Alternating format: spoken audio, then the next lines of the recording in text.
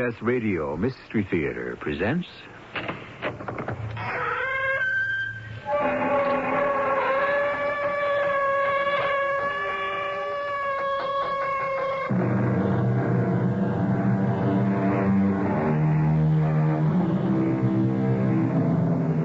Come in.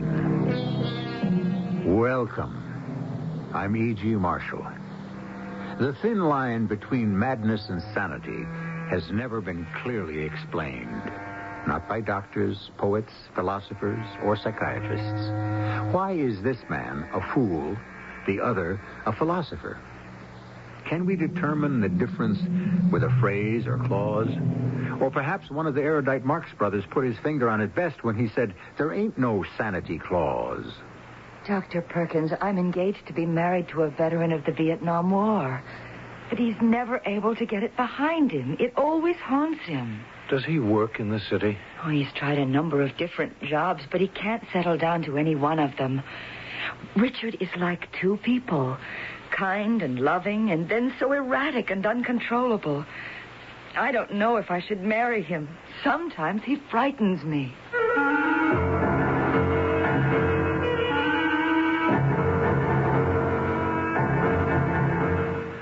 Our mystery drama, Dangerous Memory, adapted from a tale by Jacques Futrell, especially for the Mystery Theater by James Agate Jr., stars Larry Haynes.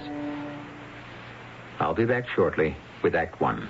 Did Mrs. Rhonda Baumert of Sterling say when Gus Marcus asked her the name of that hour's Ford Superfan driver? Yes, it's Dr. James Huckabee. She was listening to KOA and knew the answer. I don't believe you guys called.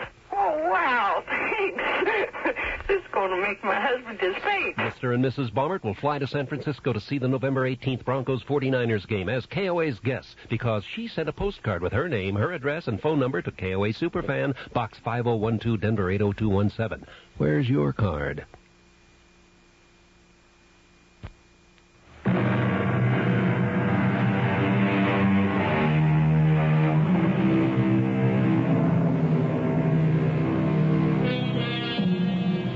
Our curtain rises on Greenwich Village, once the home of such notables as Walt Whitman, Eugene O'Neill, and Edgar Allan Poe.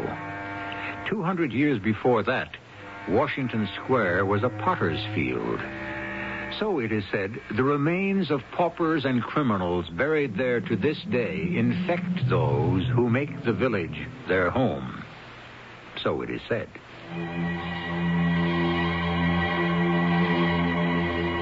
I've noticed it only happens to me when the temperature reaches 90.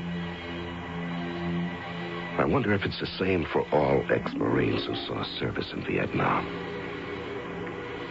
When I'm by myself in my hotel room, everything comes back. From boot camp to Army hospital. Sergeant Zaslow screaming at us, if you don't kill those gooks, they'll be in California and Cleveland and Buffalo. They're no good, he's saying. They're not people. Don't ask questions. Obey. Kill, see? Okay. Here we are today, your last day at staging battalion before shipping out. Now pay attention. I brought along my little pet rabbit, and I'm going to show you what you can expect out there in the jungle. Kill or be killed. Cute, ain't he? Peter Rabbit. This is my rabbit lesson. I hold him up by the ears, see? Now watch this! What the Sarge does to that rabbit, you never forget. Never. Or another dream. The time I stayed behind in the village. They were real nice to me, called me number 1 GI. Weeks went by. The war was far away. I couldn't hurt these people. I was one of them, helped them on their farms. Until Zaslow came down to get me in a big helicopter.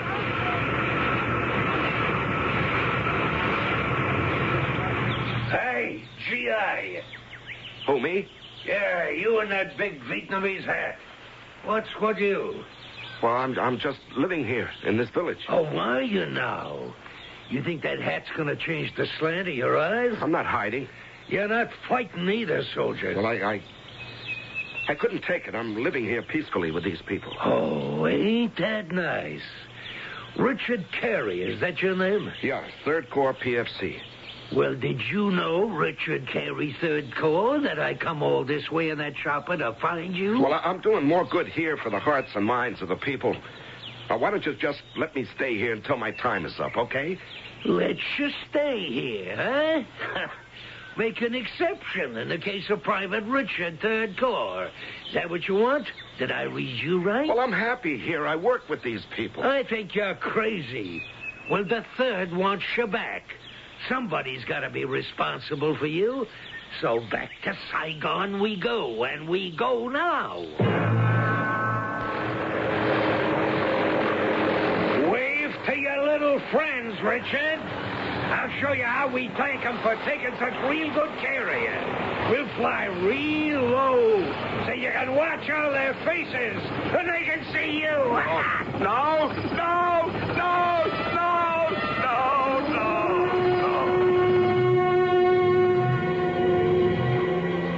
The nightmares never stop. 15 years now, and they still come. And then there's Wendy, a really bright girl I want to marry. She works in a Wall Street investment house. We go to a Chinese restaurant in the village. It's another one of those days, Wendy. I feel real lousy. Richard, it's the heat. Sometimes it gets to me, too. Besides, you don't know how to take care of yourself, darling. But that'll all change when we're married. You'll see. I wish the waiter would hurry. It's not the heat, Wendy, and you know it. Are you talking about that old war thing again? Yes, I am. But that's 15 years ago. No, not for me, it isn't. Shh. People are turning around. Oh, here comes the waiter. Let's order. No, I'm sorry. I'm sorry, Wendy. I'm not hungry. You order, and I'll just sit here with this bottle of wine. Richard, you have to eat. What am I going to do with you? Why don't you just leave me alone? Richard, you've never talked like that to me before. What is it? I told you. I'm going. You. Oh, no. Oh, no, I can't go now. I've got to stay here. You're white as a sheet. You look like you'd seen a ghost. I have. It's him. Zaslow, the Sarge. Who? He's here, Wendy, in this restaurant. I just saw him walk in the door. It's really him. Where is he? Can you point him out to me? No, I don't want to look around. He's a big man, crew cut, fierce face, ugly, a scar down his left cheek. Oh, I don't see anyone like that. But perhaps he went out again. No, he's here. He's here somewhere. I can feel it. I thought that part of my life was thousands of miles away. To think, in the flesh, the Sarge, here. It's not a dream, it's real. If there's anyone in this world I don't ever want to meet up with again, it's Zaslow, the Sarge. Dr. Perkins, I need your help badly. I have a very sick friend. Well, I don't know what I can do, Miss Hawkins. I'm a psychiatrist, not a general practitioner. Tell me about your friend. And I shall call you Wendy. I always use first names. It breaks down barriers. I'm engaged to a man called Richard Carey. Called? No, that's his real name. He's a veteran of the Vietnam War, only he's never been able to put it behind him. Well, that's a frequent malady for thousands and thousands of young men today. Does he live with his family? No, his mother and father are dead. Their yacht exploded, and they went down with it. Does Richard work in the city? Oh, he's tried to do a number of things, but he can't seem to settle down to any of them. And how does he support himself? Or doesn't he have to? No, he doesn't. And that's one of the problems, I think. He has quite a lot of money, in fact. Mm-hmm. I've been investing some of it for him through my job. So he isn't under any pressure to apply himself and make a living and set aside the past? No, he does nothing. Lives in a hotel. Dr. Perkins, I love Richard very much, but I must have him straightened out before we marry. He's like two different people. kind and loving, and then erratic and uncontrollable. He frightens me sometimes. Could you persuade him to see me? Become a patient of yours? That's what I had in mind. I'll try. I'll go to his hotel right now and talk to him about it. Wendy, he can only be helped if he wants it. And if he does, it could be a beginning. Somehow I managed to get back to my hotel. I keep hearing a ringing in my ears. And then the big chopper motor. So hot and unbearable. Sweltering August. I lie on top of my bed and close my eyes. The shock of actually seeing the Sarge hasn't worn off. We'll be back in Saigon in half an hour, Richard. You must be crazy. You can't hide out for the whole war in a gook village. I'd rather be with them than my platoon. You like them gooks better than your own buddies. They're people. They showed more feeling to me than anyone. You guys have all gone crazy. Oh, we've gone crazy. What do you know about that? Hey, wait a minute. I see a little activity down there. See them hats walking around the fields? They're farmers. Well, maybe we should pay our respects. Why, are you going to strafe them? You don't even know if they're friend or enemy.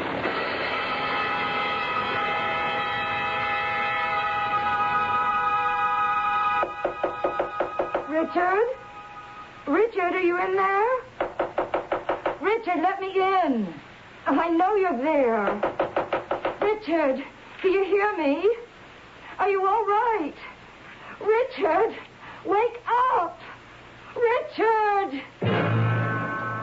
I don't want to talk to Wendy. I don't want to see her. I don't want to see anyone. The sun is going down. And wearing a black veil comes running towards me. Hey, you, stop. What's the matter? What happened back there? Let go of me. Let go of my arm. What do you think you're doing? Let go of me, you Why are you fool. running away? Did you have anything to do with that shot? Go see for yourself.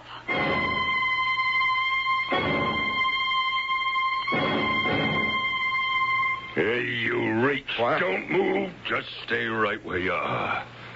What's your name? Richard Carey. I'm a guest in the hotel. What room? Who are you? Why should I tell you? My name is Gannon, in charge of security for the hotel. You the one who called the office just now to report a gun being fired on this floor? Someone murdered?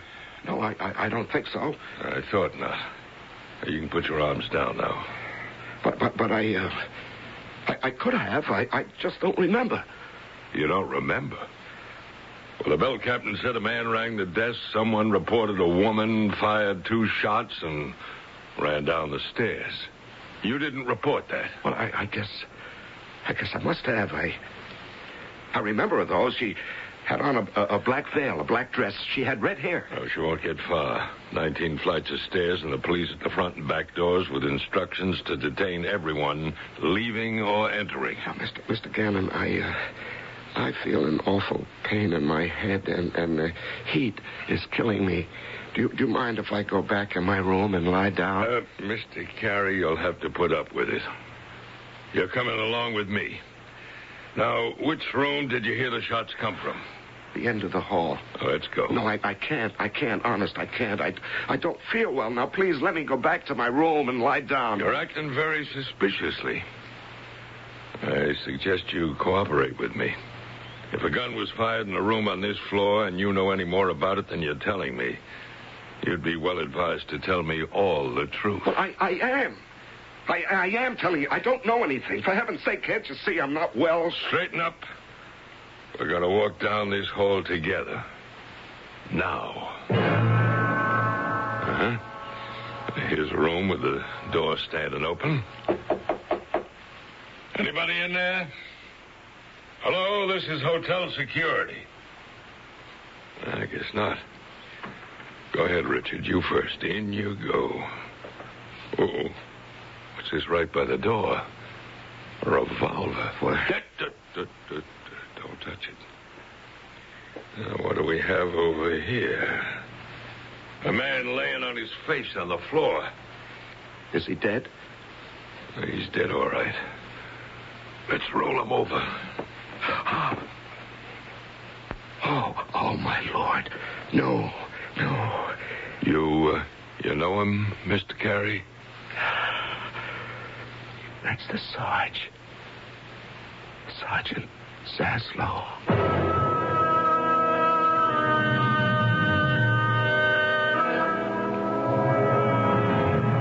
When a man is called upon and encouraged to do dehumanizing acts, especially in war, the weight of his actions can, finally, disfigure his mind. Add to that the sudden and unexpected appearance of Richard's sergeant, who now lies dead in a hotel room, and you have the elements of mystery sufficient, I'd say, to begin Act 2.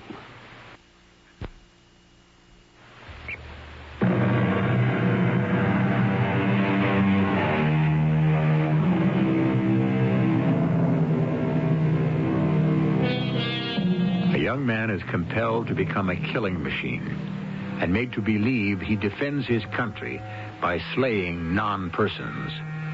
But in that very act, he too becomes a non-person. Isn't society asking too much of him, that he remains sane in an insane world? So you know the deceased, do you, Richard? I knew him. He was a sergeant in my outfit 15 years ago. I haven't seen him since. You haven't, hmm? No, wait a minute. Yes. Yes, just today in a Chinese restaurant. Oh, you keep changing your story so much I can hardly keep up with you. I better call down. John Gannon, I'm in room 1919. You get one of the policemen from the front door to come up here. Tell him there's been a murder and to call his precinct. Oh, you saw your old sergeant in a restaurant, but you didn't know he was booked into this hotel, huh? No, I didn't know he was a guest here. Was he? Martin Zaslow has been here a week. You and he are the only ones on his floor. They didn't find any woman answering your description. No one dressed in black with red hair. But I saw her. I held on to her. I stopped her. You don't believe me? I was just told that there have been several complaints about you acting rather strangely in the hotel. So I won't hold you to every word you say, Richard. What do you mean, strangely? Who said? The manager. Why, Don't get upset. It's nothing. You told me yourself you had a bad headache, the heat was bothering you. Maybe you can't remember everything you did. Well, I already told you I had no idea the Sarge was staying in this hotel. You've never been in this room? No. You weren't in here about the time the shots were fired. I tell you, no. All I know is I heard the shots. I came out of my room, and there was this woman with red hair running down the hall. I stopped her. I said, "What's the matter?" And she said, "Go see for yourself." Now, what are you trying to pin on me? You were not in this room. You never fired a shot at the deceased. No. Now, Richard, don't you know there wasn't any woman at all? It's all in your mind, isn't it? You're crazy. No. I'm not the one. Now, think, Richard. What motive did you have to murder your old sergeant? Now, what is this? Why me? Your hand, Richard. Your right hand. What? The back of it is covered with blood. Oh. Well, that must have happened when I helped you roll over the body. Oh, no, Richard, not then. I noticed it the first time I talked to you in the hall.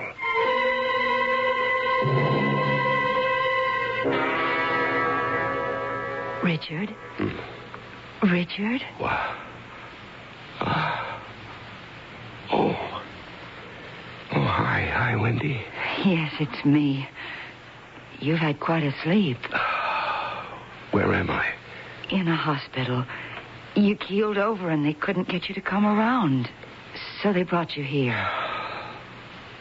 How did you find out where I was? I tried to see you yesterday afternoon. I knocked on your door. You wouldn't answer. I've been in the hospital since yesterday. I think so. When I called your hotel today, they told me where you were. Wendy, I've got to get out of here. It's like Vietnam all over. It's crazy. Nothing makes sense. I see Mr. Carey's awake. Oh, yes. What is it? You want me to level with you, Mr. Carey? Yes. We identified the gun as one you brought back with you from Vietnam. Oh, no. That's not true. I wouldn't touch those things. I had enough of killing. Maybe so. In a few minutes, there'll be an officer in here. You'll be placed under arrest and formally charged with the murder of Martin Zaslow. Guess I'm in luck. They've decided not to take me out of the hospital. The doc said leave him here another 24 hours. That gives me time. I'm sure not going to lie here and let them railroad me into life imprisonment. When everyone's asleep, I'm getting out. And I'm going to find that woman with the red hair. Who is it? Wendy, it's me, Richard. Let me in. Richard. Turn off the lights. Close the door. And lock it. Good. Now go over to the window and take a look into the street. And don't move the curtain too fast. Very slowly. Well, sure. Sure, Richard. Well? See anybody hanging around? No. The street's deserted. Okay, come on back. Sit down. Oh, I am exhausted. Well, how did you get out of the hospital? I tied a couple of sheets together and waited till midnight, and I got out the window. Do you know something funny, Wendy? From the outside, that didn't look like a hospital at all. It was a suburban street way up in Fieldstone.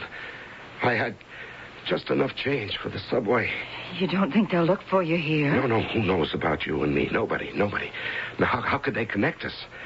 Now, Wendy, you've got to help me. I didn't kill the Sarge. I know you didn't, Richard. Oh, I'm so tired. I have been running all my life. Can I spend the night on your sofa? Of course. You sleep, and we'll talk about it in the morning. Wendy? Yes? Which way is the bathroom? Just through there. First door on your left.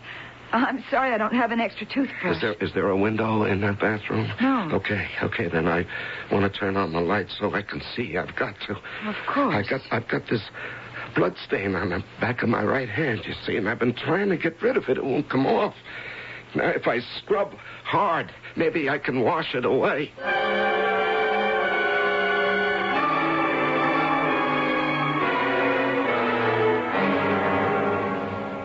Dr. Perkins, Richard's been accused of shooting a man. I'm terribly sorry. He's in my apartment now, asleep. I left him a note saying I'd be back after work tonight. Well, I'd go to the police right away. Your friend Richard may not be in full control of himself. You're not safe with him. Oh, I can't give him up to the police, Dr. Perkins. I believe he's innocent. Well, that's not for you to decide. He's depending on me. I'm all he's got.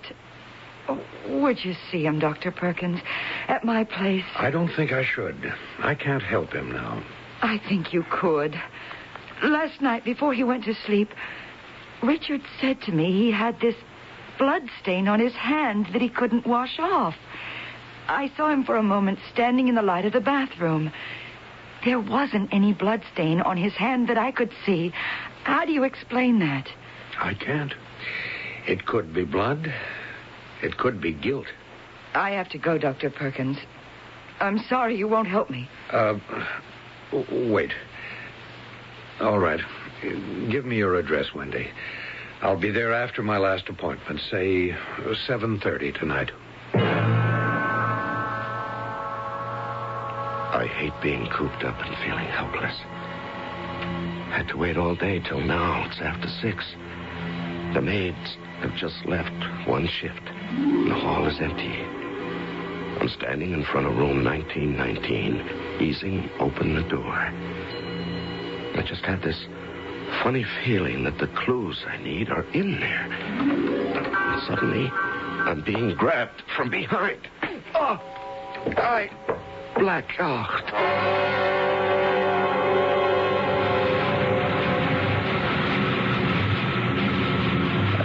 What What's with you, Carey?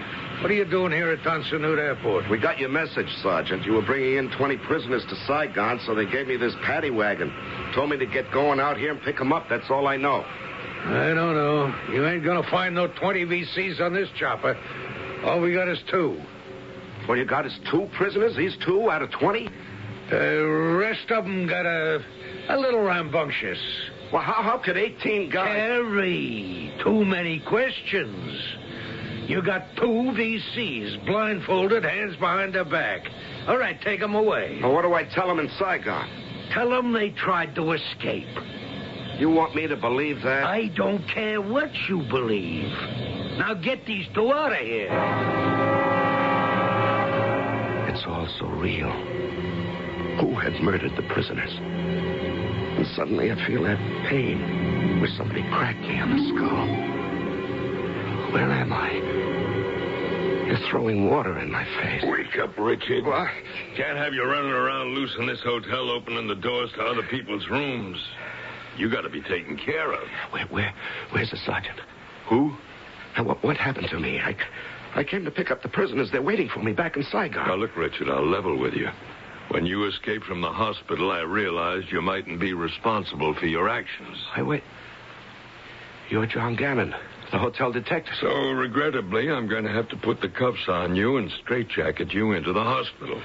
It's for your own good, Richard. No. Get away from me. Now, Richard, take it easy. Put down that pitcher of water.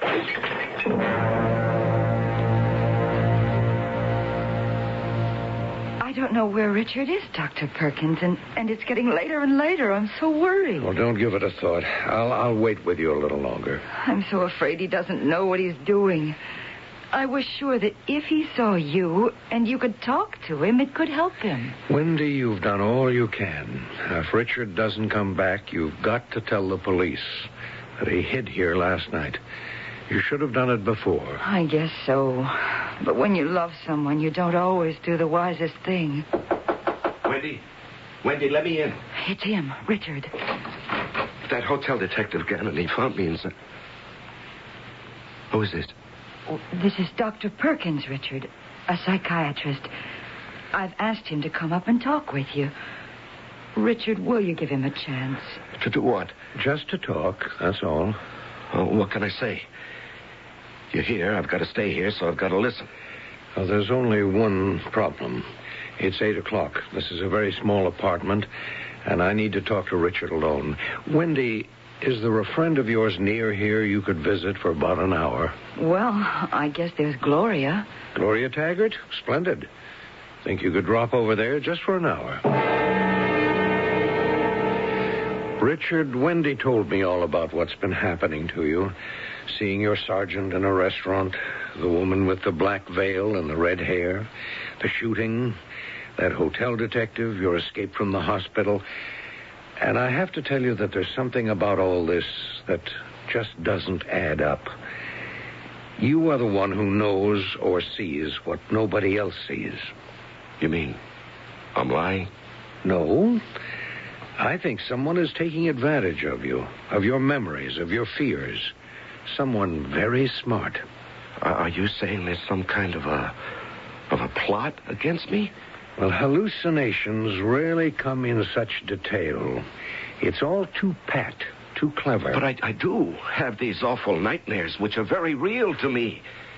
In the hotel, I dream about Vietnam, even flying in a chopper. Hey, last night, I slept on the couch you're sitting on, and there it was all over again.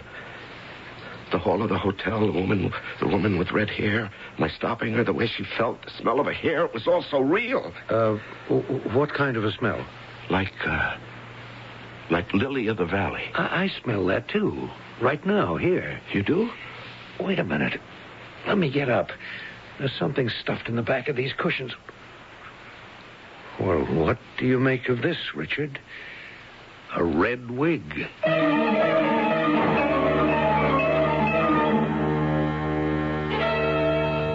The plot, it would appear, is not only sick, but blood-curdling. Richard Carey has money and terrible memories. Is he being preyed upon by the unscrupulous who keep picking his wounds open, not letting the mind heal? Or is he indeed revenging himself upon a man who bullied him through the hell of war? When I return, we shall certainly be well on the way to learn more, and I will be back shortly. Maxwell House is coffee you can count on. Maxwell House, good to the last drop. Maxwell House is... Good morning. Maxwell House is... Good company. Good to the last drop. Maxwell House. Maxwell House, coffee you can count on. Always smells good. Always tastes good. Always good to the last drop. Maxwell House is... Good coffee. Good to the last drop. Maxwell House. A message from the CBS television network. Harry Truman said it best, the buck stops here. The American presidency has been called the world's toughest job, and covering it's a non-stop challenge. That's why the president doesn't make a move without Robert Pierpoint, Leslie Stahl, and Lee Thornton, the CBS News White House team, Washington, or anywhere around the world. Cronkite and Company, only on the CBS Evening News. Hello.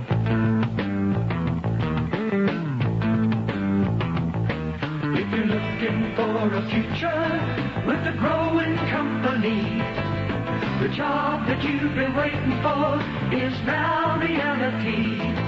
If up is where you're headed or where you'd like to be, then you are the one Sunstrand wants to see. Yes, you are the one Sunstrand wants to see.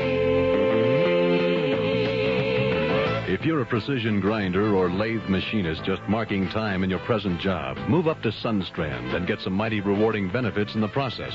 Merit increases, at least 13 paid holidays, plus all kinds of insurance. Sound good? Then call Sunstrand now for an interview. You are the one Sunstrand wants to see. Remember, at Sunstrand, the sky's the limit. An equal opportunity employer.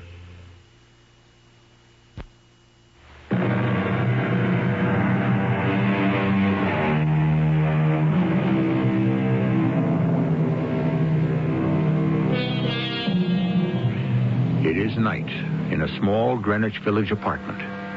A psychiatrist confronts an ex-Marine holding in his hand a red wig. Both are struck with the enormity of their conclusions.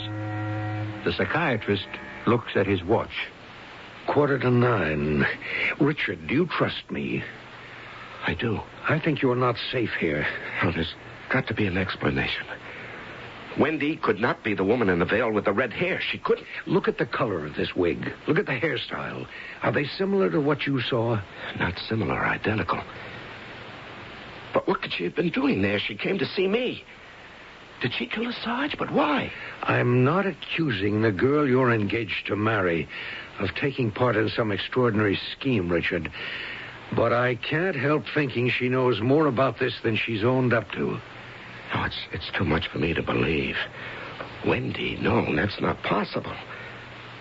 Now, Dr. Perkins, I've known you for less than an hour. I've known Wendy for 6 months. We're engaged to be married. She handles all my money. I love her. It can't be. Don't stay here tonight, Richard. Don't. I'll tell you why I've been leery about all this since Wendy first came to see me. You believe there's been a murder. Believe? I saw blood, a body with 2 bullet holes in its head. You were accused, arrested, and found yourself in a hospital from which you escaped. All that, and yet not one word of this has appeared in the newspapers. Well, is that so peculiar? I'd say very unusual. You mean it's a put-up job, a phony arrest? Why? Somebody is out to get you, Richard. You're not safe here. I'll put you up for the night in my office. That's one thing a psychiatrist has got, a comfortable couch. No one will think to look for you there. Now, you're saying that hotel detective isn't really a detective, that I wasn't really arrested? I'm saying that nothing is what it appears to be. Richard, I wish I could make you see it as clearly as I do. That I could convince you to see things as they are. Dr. Perkins, I think I do. Would you look at the back of my right hand? Now, what do you see? Nothing. It's true. It's true. Nothing. For days, there's been blood on that hand. I'm not surprised. Your mind could have put it there. Dr. Perkins, forgive me for calling you this late at home. He's gone. Disappeared again. Well, I can only tell you this, Wendy. Your friend Richard Carey is perfectly safe. He's safe? He's with you? Not with me, no, but I know where he is. When can I see him? Come to my office tomorrow. Will you do that? What time? 9 o'clock. Good night, Wendy.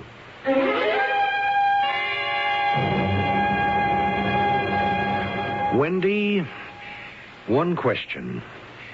Why did you come to see me about Richard in the first place? I thought I told you. Because I was afraid for him. What he might do to himself. Your coming to see me is the only piece of this entire puzzle that doesn't fit. In fact, I don't belong in your scenario at all. No more questions, Wendy, just one warning. If, as I suspect certain people are, into an elaborate plot against another person, and I get wind of it, so will the police. I'll see to that. I don't understand. For your sake, Wendy, I hope you're telling the truth, that you don't understand. If you really don't, it means you have no part in it. I've told Richard to call you at your office at 11.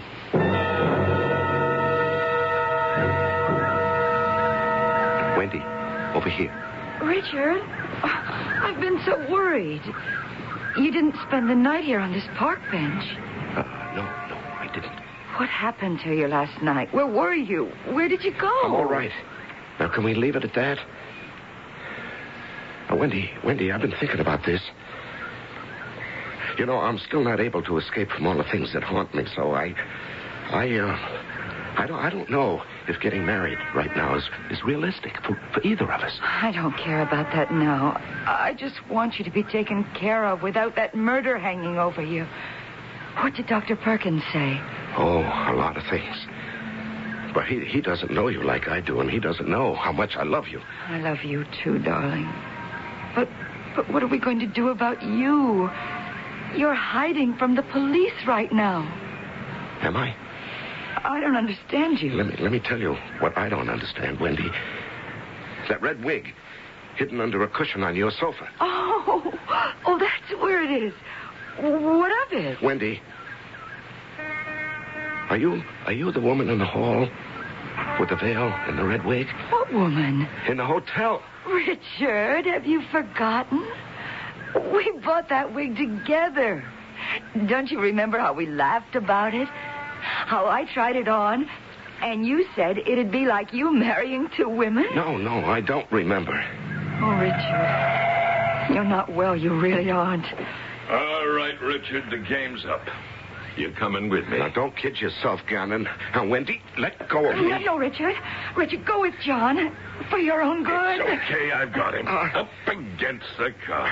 And now move. If you're twisting my arm, you're hurting me. Just take it easy, pal, till I get the handcuffs on you. Get away from me. Wendy, get out of the way. No, John, don't. Oh, John. Did you have to hit him so hard? He's quiet, unconscious. Now give me a hand to get him into the back seat. Now hurry up. We don't want a patrol car coming along asking what's going on. You coming with me, Wendy? No. I had one heck of a time to find the right road going through the park. You told me the bench, but forgot to tell me the entrance. See you.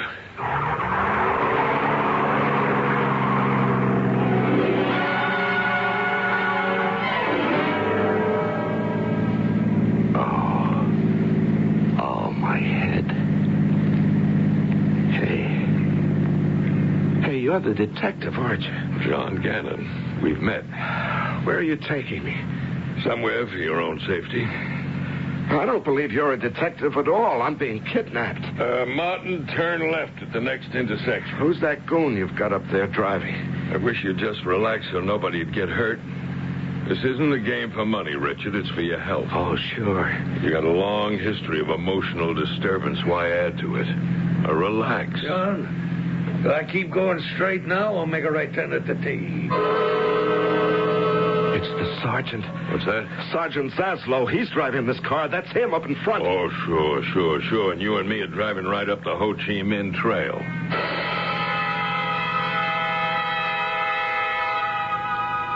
I'm in a room with a bed. And no window now. I've got to keep hold of myself. Keep saying I'm rational, insane. It was the Sarge driving the car, that he's not dead. But when he turned around, there was a bullet hole in his forehead with blood coming out. We're in deep trouble, Martin. It's not working. You've had Richard Carey in there 2 days now, Gannon. What do you mean you can't break him? We've drugged his food, run the tape sounds of the helicopter day and night. He screams, he relives the war, but he won't crack. Is that essential? What do you mean? John, your wife's got power of attorney over his money. Does he have to be kept alive, committed? Murder is not in my line. Let me remind you, there's a lot of money riding on this deal, Gannon. I didn't come in here with you guys to give up now. 50-50 split. I play the murder victim, and you and your wife do the hand-holding and bookkeeping. You gave me your word you knew how to drive Carey over the edge. It should have worked. You and that little hustler you're married to mean nothing to me. Nothing. I'll give you 2 guys 1 week, 7 days, to come up with my half. I done my share of the work. You told me this Richard Carey is worth $1 million. All right. 1 week from today, I want to know that there's $500,000 somewhere in some bank in my name. And if it isn't, Sergeant Zaslow... I learned so many ways of knocking off people in Vietnam. Maybe one of them will just come back to me. What are we going to do, John? There's too much at stake not to keep Carey here and keep working him over. I got a couple more taped effects, bombs, napalm, burning. I'll start those. I can't go through with it. Well, what are you talking about? When we went into this, there was to be no violence. All play acting. Make Richard Carey fall in love with me, get power of attorney over his money, then drive him just enough so he'd be admitted to the VA psychiatric hospital. Well, it's taken longer, that's all. You don't think Zaslow scares me. He wouldn't do anything to us. Not so long as there's a chance. Kill the goose that lays the golden eggs. You have control over the money. You don't understand it all, John. I can't go on with this. It's got to stop. We're playing with murder. I've heard enough. Now just get out. Drive back to town and go now before I do something I'll be sorry for. You take care of the financial end, I'll take care of the rest. That was the deal. And it still is. Richard Carey is staying right in this house in that room until they carry him out screaming in a straitjacket.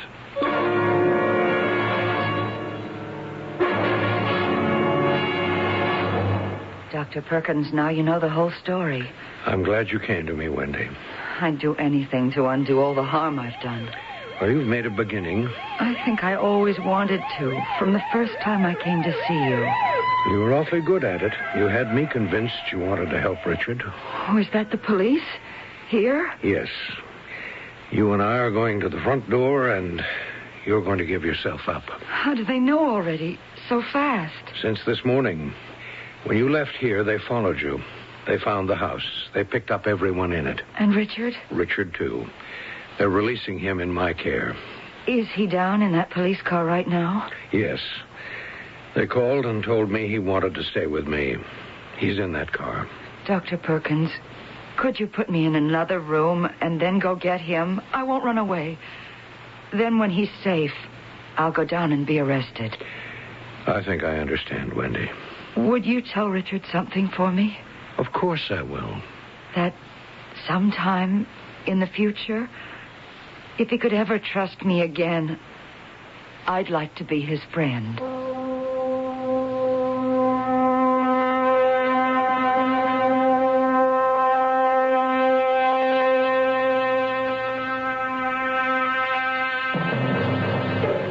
Our tale of greed, lust for money, and disregard for life took place in Greenwich Village, which, strangely enough, was the original site of public executions.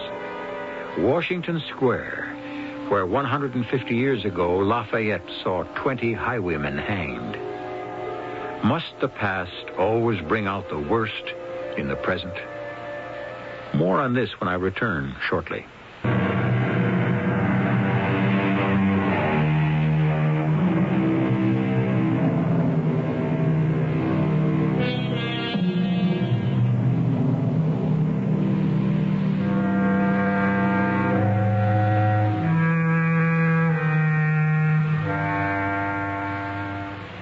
If there is anything to be said or learned from today's drama on Mystery Theater, it is that forbearance and understanding is due our fellow man, always.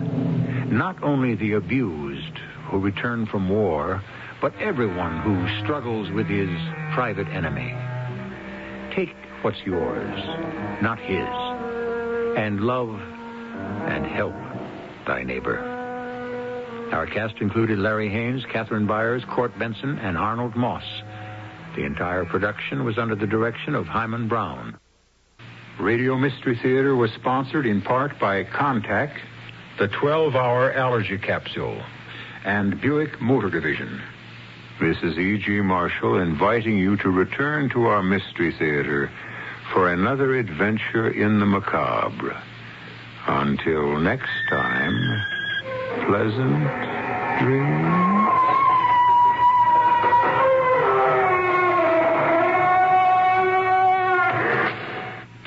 Volkswagen uncorks the Champagne Edition 2. There's something special, something we adore, with seats like velvet and plush carpets on the floor.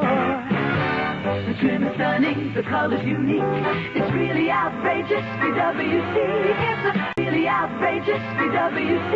It's a really outrageous, BWC. It's a really outrageous, BWC. It's a really outrageous, BWC. It's a really outrageous, BWC. It's a really outrageous, BWC. It's a really outrageous.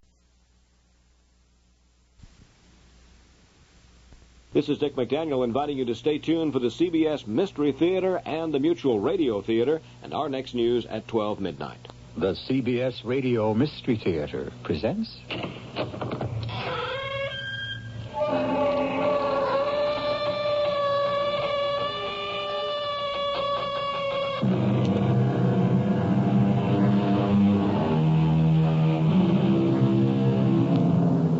Come in.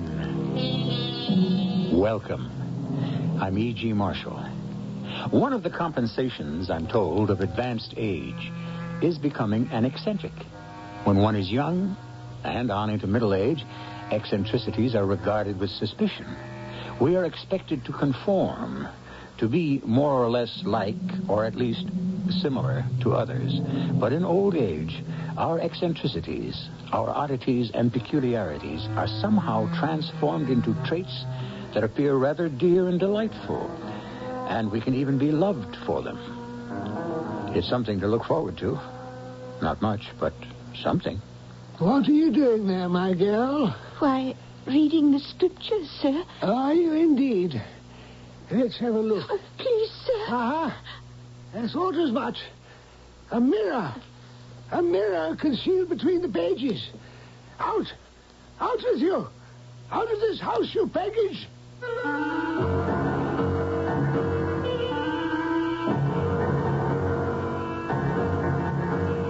Our mystery drama, House Without Mirrors, was written especially for the Mystery Theater by Elspeth Eric and stars Paul Hecht and Norman Rose. I'll be back shortly with Act One.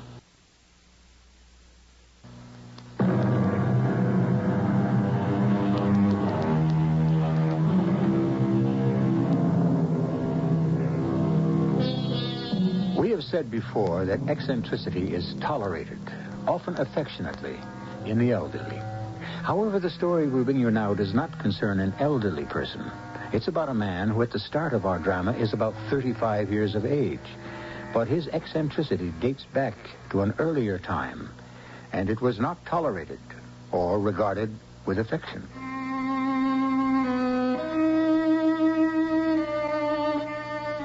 If I could have afforded a house along the riverbank, I should most certainly have lived in one. But as things stood at this particular time, I had to content myself with daily walks along the riverside for a breath of fresh air and an amount of healthy exercise. So it was that I came to notice and be interested in the man who emerged each morning from one of the houses that so happily overlooked that placidly flowing river. Sir, I beg your pardon. How's that? I don't mean to intrude, but... Is there something I can do for you? Yes, actually there is. Well, that's your service, sir. I walk along the river each morning at the same time, and each morning I see you come out of your house. It is not my house. No. Oh, I thought, well, I assumed that... I am merely a servant in that house. Oh, I didn't know. The house belongs to a gentleman named Mr. Oswald Strange. But I never see Mr. Strange.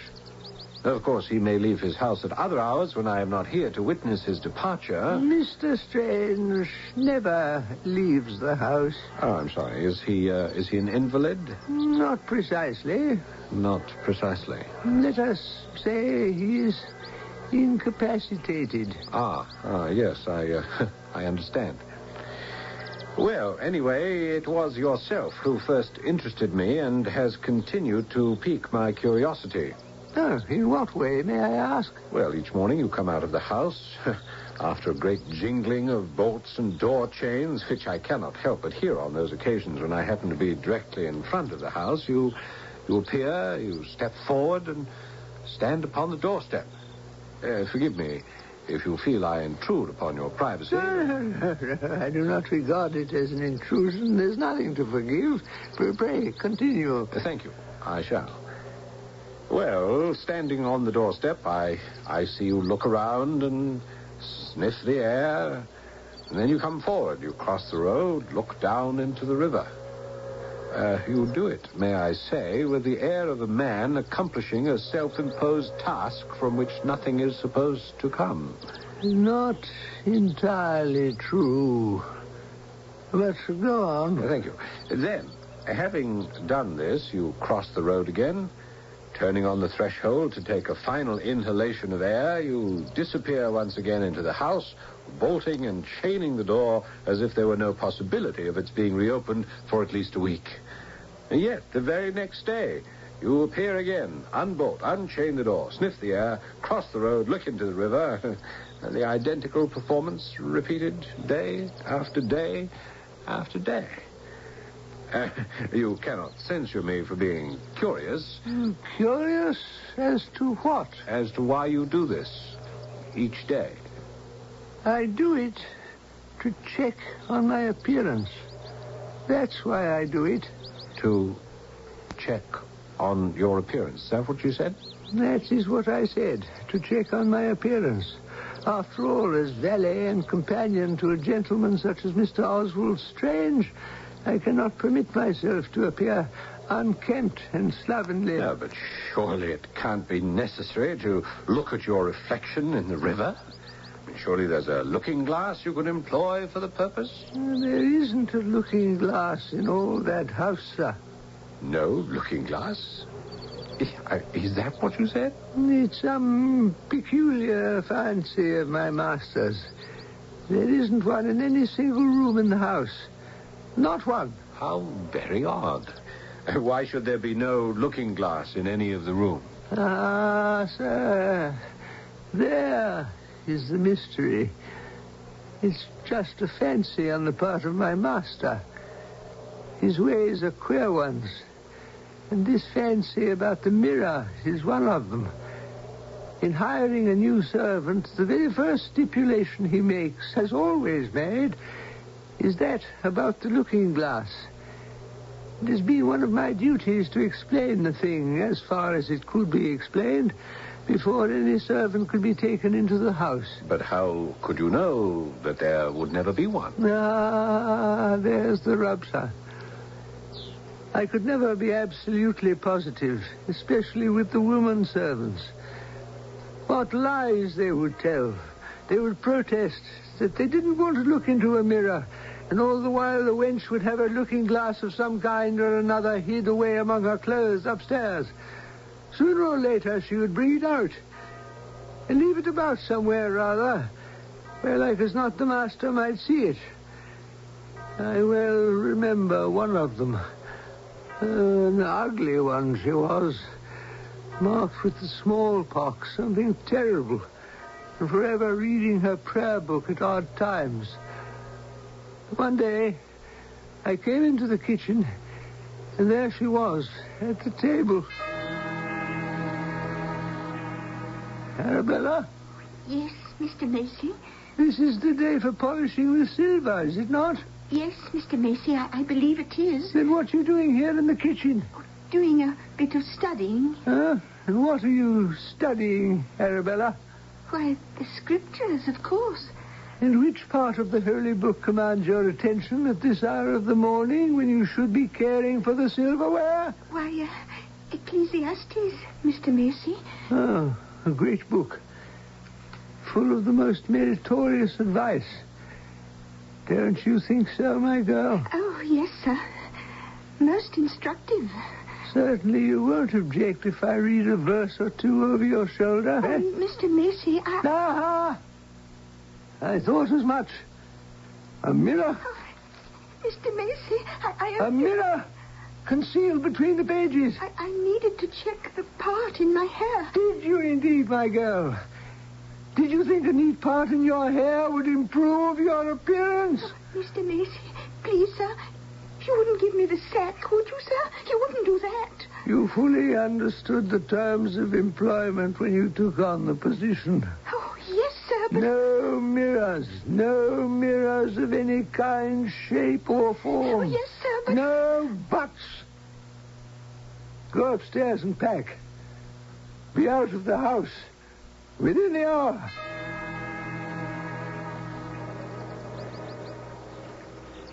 I watched the poor girl leave, carrying her poor belongings in a battered portmanteau.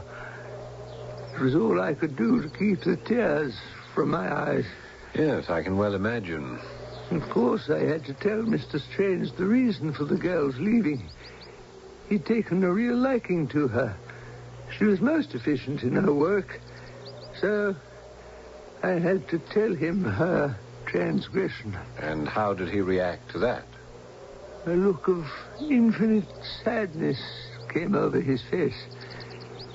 He sat for some length of time with his head in his hands, his shoulders bowed. I waited motionless until he could bring himself to speak. At last, he raised his head, rose, walked over to me. Why must I punish others for the sin which is mine own, he said. That is what he said, sir. Then he walked out of the room. Sin? What sin did he refer to? That I cannot tell you, for he has never chosen to tell me. I have a wild desire to fathom the mystery of this man who cannot abide the presence of a mirror. Is there no way you can persuade him to confide in you? Gentlemen such as Mr. Oswald Strange do not confide in their servants. But there must be someone, somewhere, who knows, who at least can furnish a clue. There is one. You might go to see Dr. Garden. And who is Dr. Garden? My master's very old friend. He's the only person who might know my master's secret. And where do I find this Dr. Garden? In that house right there. Next door to that of Mr. Strange. Yes, but how do I approach him? What is the tactful way to go about it? Well, if you like, sir, I will tell him that you propose to call upon him. Dr. Garden trusts me completely. You see, I was once in the service of Dr. Garden. And when Mr. Oswald Strange appeared on the verge of insanity, or even death, he requested me to move in with Mr. Strange and attempt to look after him. And that is what I have been doing ever since. That's amazing. Well, then shall I inform Dr. Garden that you will call at his house this afternoon? Say at 4 o'clock. I shall be there. I shall most certainly be there.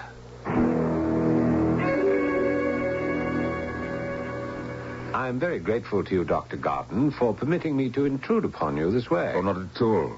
John Macy told me of your interest in the case of my poor friend. How is his health, Doctor, as of now? I'm afraid there is no amendment or any prospect of amendment. I'm extremely sorry to hear that.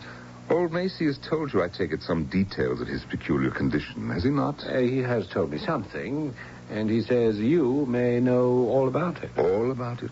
No, I'm afraid I don't know all. Perhaps I shall never know. Certainly not unless one day he elects to tell me. I only know what happens when he comes into the presence of a looking glass. But as to the circumstances which have led to his being haunted in the strangest fashion that I have ever heard of, I know no more of them than you do. Haunted? You believe him to be haunted? What else am I to call it? Haunted by the past or some memory of the past? If we could but locate that memory and bring it out into the light, well, perhaps we shall one day, if he lives to tell us. Suppose you tell me how you came to know Oswald Strange, Dr. Garden. It's as well to begin at the beginning. Yes. Our quixotic acquaintance started on board an Italian steamer bound from Civitavecchia to Marseille.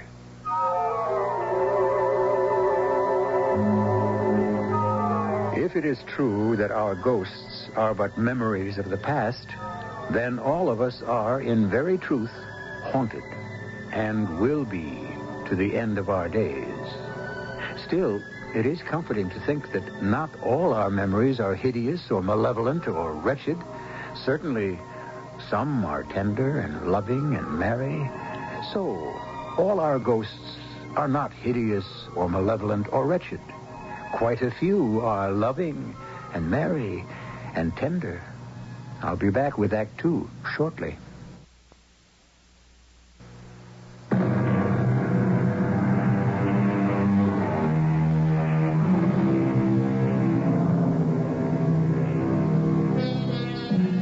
A man accustomed to walk daily along a certain riverbank has become intrigued by another who emerges each day from a certain house at a certain hour to gaze into the flowing river.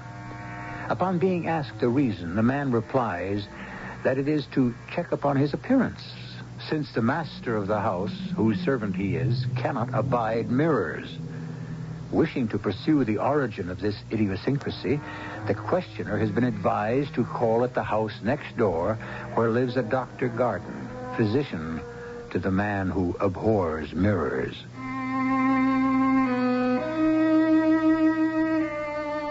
It is appropriate that I interpolate here the fact that I aspired to become a writer, a weaver of tales, perhaps one day to earn my living by such endeavors. Anything which stirred my imagination was grist to my mill, and the tantalizing bits which I had gleaned from John Macy about the man who permitted no mirrors in his house excited me enormously. So it was that I found myself in Dr. Garden's study, sitting literally on the edge of my chair, waiting for the good doctor to get on with the story of Oswald Strange. Forgive my poor manners. I neglected to ask you if you'd care for some tea. Oh, thank you, no. There's no trouble. I can ring for some. No, I'm so eager to learn what I can about your friendship with Oswald Strange that, truthfully, tea would be a distraction. Our friendship had a most inauspicious beginning, I assure you. The first morning on board the Italian steamer, after a rather uncomfortable night, I was shaving in my cabin. The door was open to improve the quality of the air. Well, sir, suddenly this stranger comes up behind me, glances for a moment into the small mirror before which I was standing, and without a word tore it from the nail and dashed it to pieces at my feet. Good Lord. At first his face was livid with passion, a passion of fear, it seemed to me, rather than anger. But it changed after a moment, and he seemed rather ashamed of what he had done. I myself was in a frightful rage. Yes, no wonder. I gave it to him in a style of language which I now regret, but which I hope was excusable at the time. clumsy, lumbering ox. Do you know you've made me cut myself? What the devil do you think you're about? I didn't mean to. You didn't mean. You walk in here like a madman, come up behind me without a word, look without permission over my shoulder, and seize the mirror I'm using and smash it to bits.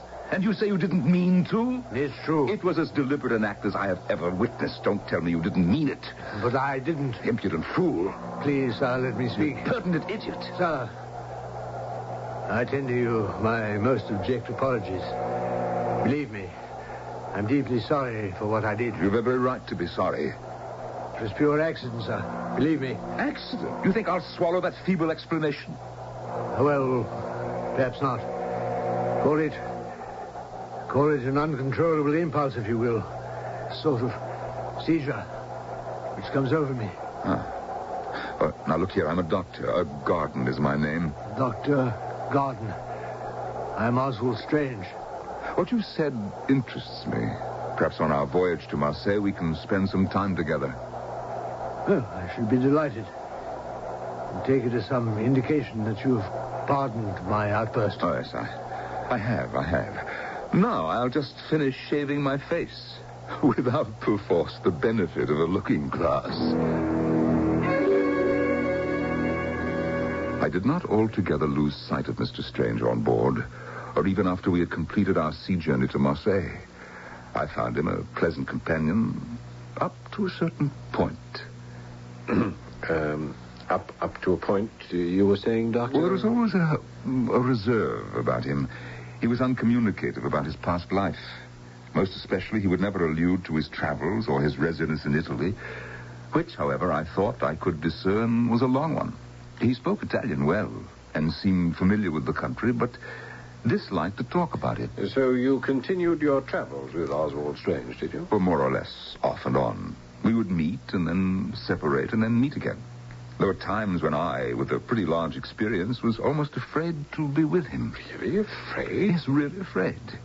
His attacks were sudden and violent, and there was one most extraordinary feature connected with them all. Some horrible association of ideas took possession of him when he found himself before a certain object. May I hazard a guess, Doctor? Was that certain object a mirror? Yes, quite so.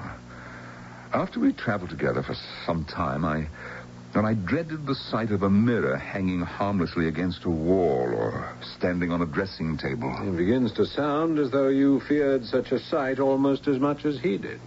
Yes, you are right. I did.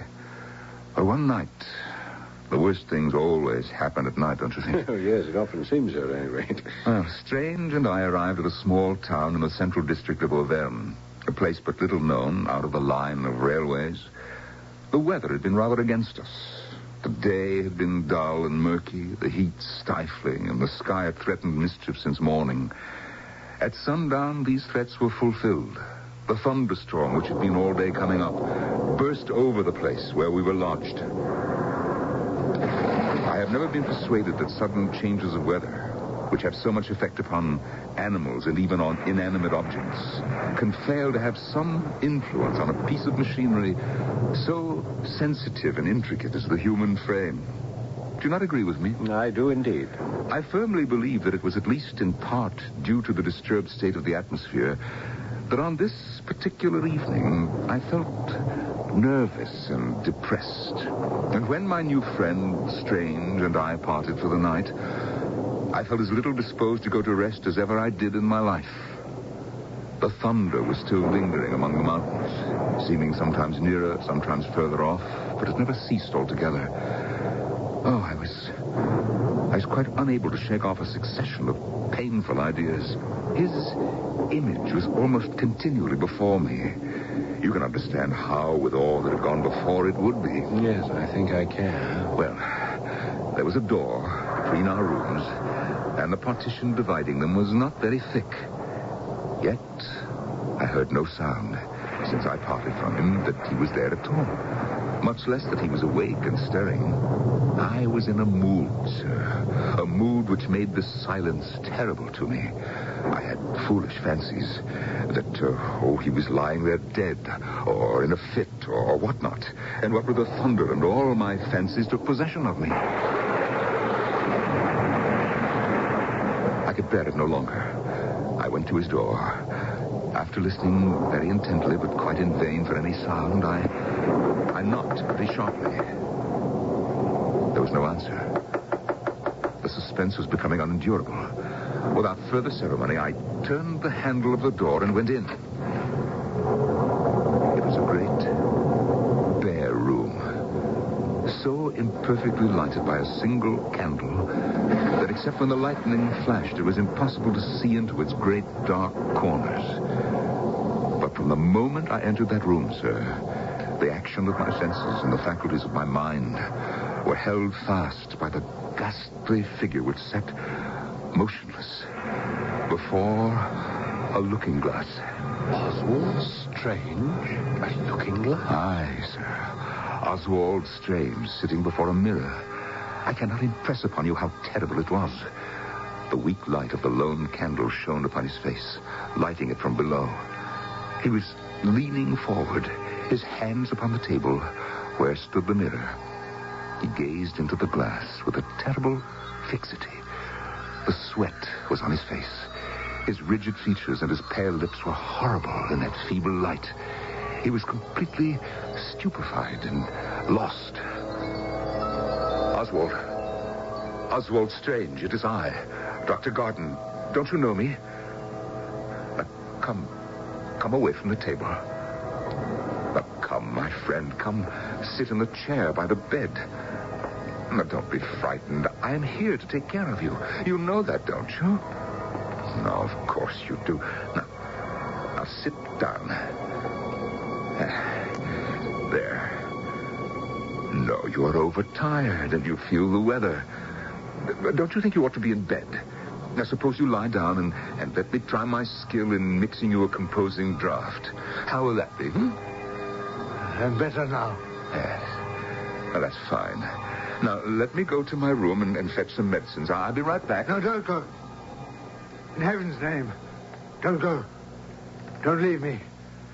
Well, all right. If you wish me to stay. I do. Then I shall. Now, tell me what I can do for you. Fetch the mirror. The mirror, you said? That mirror. There, on the table. Very well, if you insist. I do insist. All right. Now, I have it. Now, what shall I do with it? Hold it up to my face. You sure this is what you want? Directly in front of my face. Very well. Now, look into it. Over my shoulder, look into the mirror. All right. What do you see? Tell me what you see. See? Why, I see a very pale face with sunken cheeks. What? Sunken cheeks and two hollow eyes with large pupils. You mean that you see it too? See what? That face.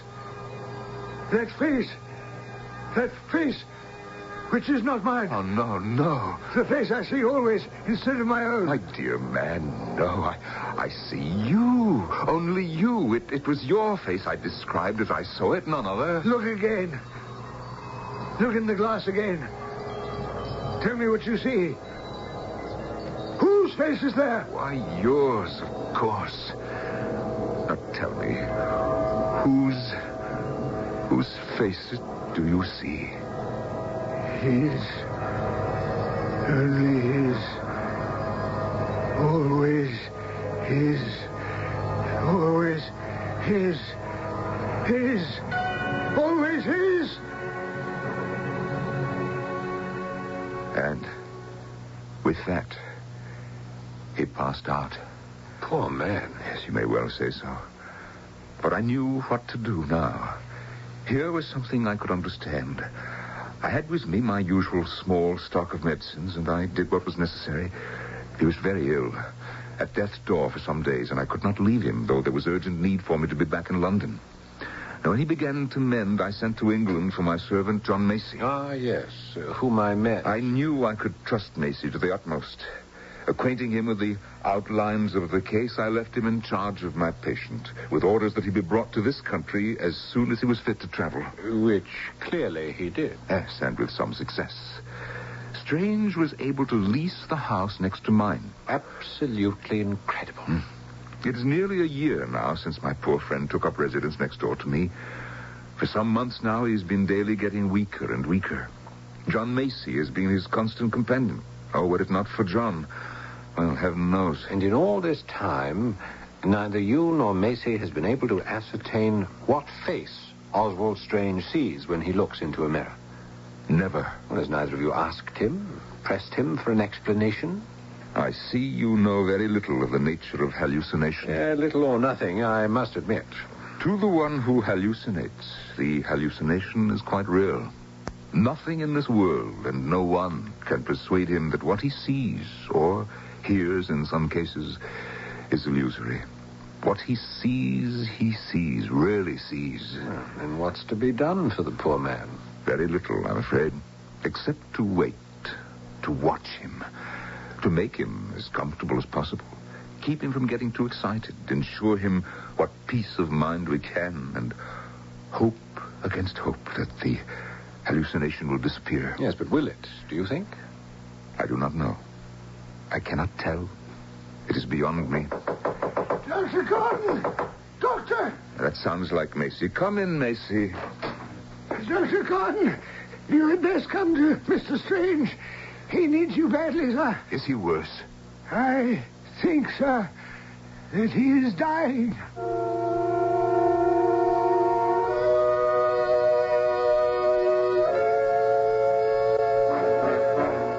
We all live with delusions. Why, there's hardly a woman alive who does not believe in her secret heart her appearance has changed only a little since she was 20 or 30. Many men share the identical delusion. But when delusion develops or degenerates into hallucination, then madness may threaten, perhaps even death. I'll be back shortly with our final act.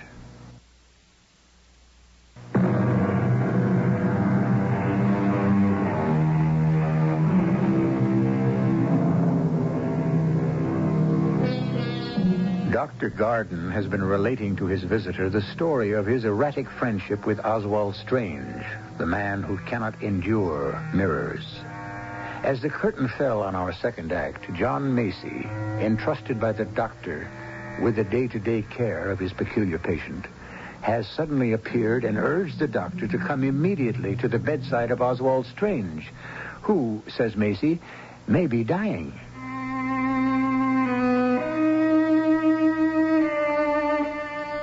The face of John Macy was ashen pale. A tremor seemed to pass through his frail body. His hands trembled and his voice shook. At this shocking announcement, Dr. Garden sprang to his feet. He, too, was clearly perturbed in the extreme. What's that? What did you say about Mr. Strange? I think, Doctor, he may be dying. You'd best come at once. Of course, immediately. Dr. Garden. Oh, yes. What am I to do with you? Would it be possible for me to come with you? Why, yes, I suppose that would be all right. Come. Thank you, sir. I've never seen Oswald Strange in the flesh. He's not a pretty sight at the moment. Yes, we'll cut across the lawn. It'll be quicker. Of course, he may be only sleeping, Dr. Garden, but I fear there may be no awakening. Where is he lying? On the chaise, in the small room on the first floor. I left the door unlocked. Permit me. Straight ahead, Doctor. You know the room. Yes, I know it well. If he still sleeps, we'd best keep our voices down. That's quite right. Speak softly. There he is, Dr. Garden. Yes. Oh. Well, he's not dead, Macy. Oh, thank heaven for that. He's opening his eyes. Oswald, it is Dr. Garden. I'm here with you, and so is John Macy. And who is that other? Do you wish him to leave? He knows something of your sufferings and is interested. But he will go away if that's what you want. Let him stay. Very well. Is there anything you want? Anything we can get you? Yes. I want a mirror. A mirror? Are you quite sure you want a mirror? I'm sure. Or do you think it wise? You're in a weakened state. I'm dying. Will you not grant me my final request? Macy, fetch a mirror for Mr. Strange. Yes, but there's no mirror in the house, sir. Well, then fetch one from my house. Yes, sir. Now, Macy has gone to get you a mirror. Ah, good. Prop me up, will you? I speak with difficulty, and I have something to say. We are listening. I loved my wife dearly. Her name was Lucy. She was English. But after we were married, we lived a long time in Italy. She liked the country, and I liked whatever she liked. She liked to sketch, too. Had ambitions to be a painter one day. So I got her a teacher. He was an Italian. I shall not give his name. We called him the Master. Yes, the Master. Little did I know. Oh, now you're growing short of breath, perhaps. Do not interrupt, please. I must finish. Very well.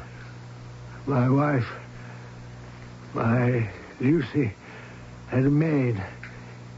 Had it not been for her, I might never have found out what I did find out. And what was that? I'll tell you. Then I can rest. One day, I sent for this maid of my wife's. You wish to speak to me, Mr. Strange? Oh, yes. Is the master in the house at the moment, do you know? Oh, yes, sir. He's in his room. Would you ask him to come down here for a short while? Tell him I'd like to discuss my wife's progress. Oh, he's sure to know all about that. Huh? How's that? What did you say? Nothing, sir. I'm not sure he would wish to be disturbed at the moment, sir. And why not? He's writing a letter. Is there any reason why he cannot break off writing a letter to speak with his employer? Is it a letter of such vast importance? It's a letter to your wife, Mr. Strange. A letter to my wife? But he sees my wife each day. Why would he be writing her a letter? It's a love letter, sir. A love letter? Is that what you said? That is what I said.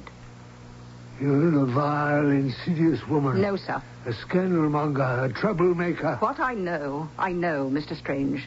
And I know more than I have told. You have told enough. Get out of this room. And out of my employ. I know what I know. How can you possibly know the things you claim to know? Because, Mr. Strange, I was once a victim of the master's wiles. In another house than this, under similar circumstances. He seduced my mistress. Then he seduced me. A treacherous, insidious man he is, Mr. Strange. Under cover of his artistic profession, he takes advantage of every opportunity to conquer and degrade whatever woman comes under his spell. And his spell is very powerful. Take my word for it. Is it possible that you yourself are still under his powerful spell? That it is the fury of a frustrated girl that prompts you to slander my wife? It's true. I did love him once. I can't believe it. My Lucy. Go upstairs now, Mr. Strange, to the master's room. There you will find the villain writing to your wife. A frenzy took possession of me as I listened to those words. I am naturally vindictive, you must know that. You must remember that. And now my longing for revenge was like a thirst. A thirst. You should rest, Oswald. No. I must go on to the end. If you must. When the woman repeated those words, he is writing to your wife. I laid hold of my pistols as by an instinct. I managed to get to his room unobserved. When I entered, I saw him immediately. He sat at the only table in the room, writing at a traveling desk by the light of a single candle. It was a rude table at which he sat, and before him, exactly before him, there was a looking glass. Ah, a looking glass. I stole up behind him as he sat and wrote by the light of the candle. I looked over his shoulder at the letter, and I read, "Oh, Heavenly Father," I read, "Dearest Lucy, my love, my darling." I pulled the trigger of the pistol I held in my right hand, and I killed him. My poor friend. But before he died, he looked up once, just once. Not at me, oh no. Not at me directly, but at my image before him in the mirror. Oh, my friend. His face, such a face, full of horror and shock. His face has appeared in every mirror ever since that moment. And mine, my face, is gone. Strange. Oswald. He's No, he's not dead. Simply exhausted. He's so still. Hand me my bag. I'll give him a stimulant. Yes, Doctor, here it is. Hey, Dr. Gordon, I brought the mirror. Hey, here, I'll take it. No, we'll just wait and be quiet till the stimulant takes effect. Yes, sir. Lucy. He's coming round. Amore.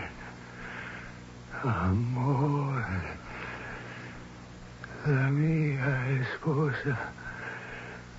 Amore. Lucy. His wife. I will. Provision for Lucy. In my will. Look, Doctor. He's opening his eyes. Huh? That man. What does he hold in his hand? It's the mirror you requested, Mr. Strange. I want it. Hold it in front of my face. Is this wise, Oswald? Is it good, do you think, to revive this misery of your lifetime when it's so near its close? Have you not punished yourself enough without this? You must let me have my way in this. For if now, when I look, I see aright once more, I shall take it as a sign. Hold the mirror before his face, then.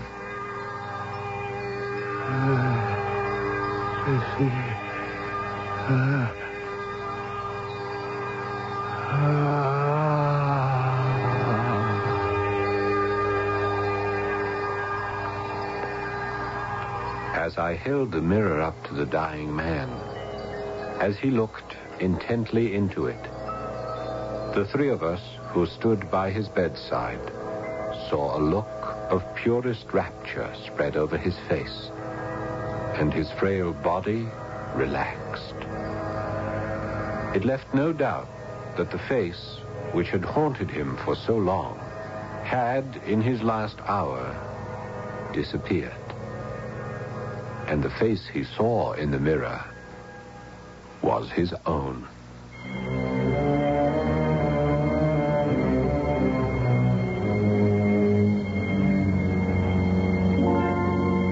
And that is the story of an hallucination. That an hallucination is self-induced makes no difference whatsoever. As is the case with all psychosomatic ailments, the pain is very real to the sufferer. For the sufferer, it truly exists. To the sufferer, as in the case of Oswald Strange, it can bring death. I'll be back shortly. Do you know why a joint savings account with your spouse, life insurance in each other's names, even joint ownership of your home could someday cause your family to pay thousands of dollars in extra taxes? For authoritative information and answers to vital questions concerning your family's financial security, you should read an important book from Dow Jones & Company called How to Save Taxes Through Estate Planning. In easy-to-understand, everyday language, it explains how to make sure your hard-earned assets are protected from unnecessary and crippling taxes. Vital information that every family should know. You can order this valuable book now and have it charged to your Visa, MasterCharge, or American Express card by calling toll-free 800-228-5000. How to Save Taxes Through Estate Planning is only $8.95 plus $1 postage and handling. And if you call now, you'll also get free a 24-page companion financial planning workbook. So call now, 800-228-5000. Toll-free, 800-228-5000.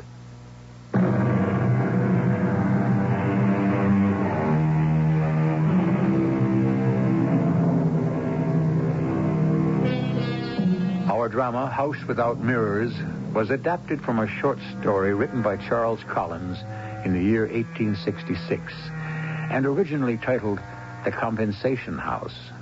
We've altered a few words, even as we have altered the title, but the plot and essence remain the same as they were more than a century ago. Our cast included Paul Hecht, Norman Rose, Robert Dryden, and Bryna Rayburn. The entire production was under the direction of Hyman Brown. And now, a preview of our next tale. Mademoiselle, I am most happy to make your acquaintance. Thank you, Lieutenant. I am aware of your father. He lived here for several years and, if I recall, married a lovely English woman, yes? That's right. My mother died a few years ago. Ah, and the professor? In good health. He's the head of the anthropology department in Ithaca. Splendid. And the missing girl, Antoinette Duchamp? Well, she lives with us. She came here on a holiday. Any clues, Lieutenant? I have one, but do not excite yourself. We have made a thorough check of all automobile accidents between here and La Chapelle. There is one that may provide the clue we seek. She was in an accident? The car was in an accident. Heavy rain, a rock slide. What about my cousin?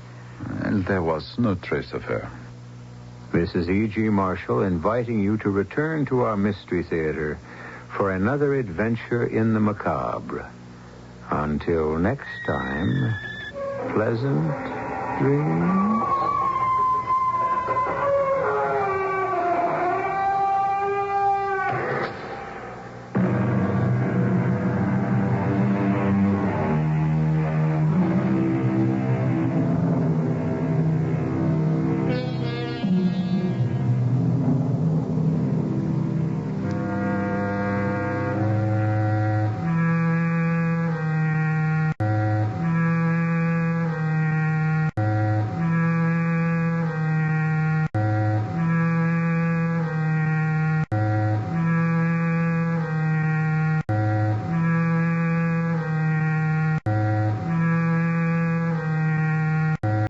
Radio Mystery Theater presents...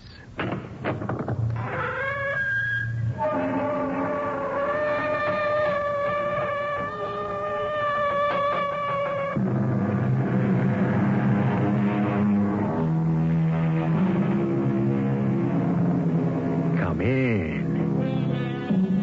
Welcome. I'm E.G. Marshall. I'm sure you'd be interested, so I thought I might define a charnel house.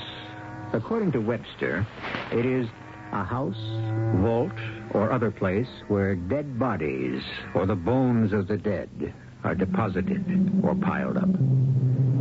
Why do I bring up such a gruesome subject? Join me in our story and tell me later whether or not I should have. Just for openers, as a case in point. What is it, Dr. Garrick? What are they? House pets, I guess. Hey, those are Doberman pinchers. Get behind me, Miss Pryor. Are they dangerous? They're attack dogs. Vicious. If I can't stop them, then you run for your life.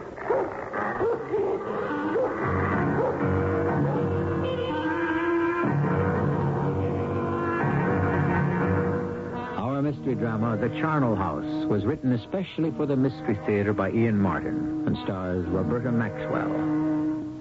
I'll be back shortly with Act One.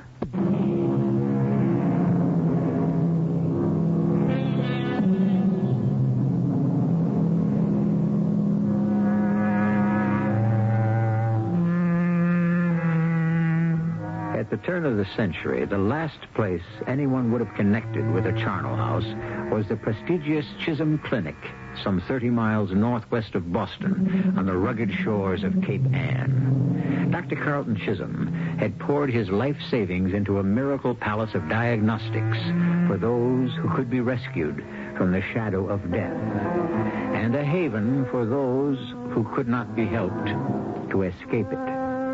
But dark shadows lurked behind the bright promise, as Jane Pryor is about to discover. By the time I got off the train at Marblehead and into the Hackney carriage, I was exhausted.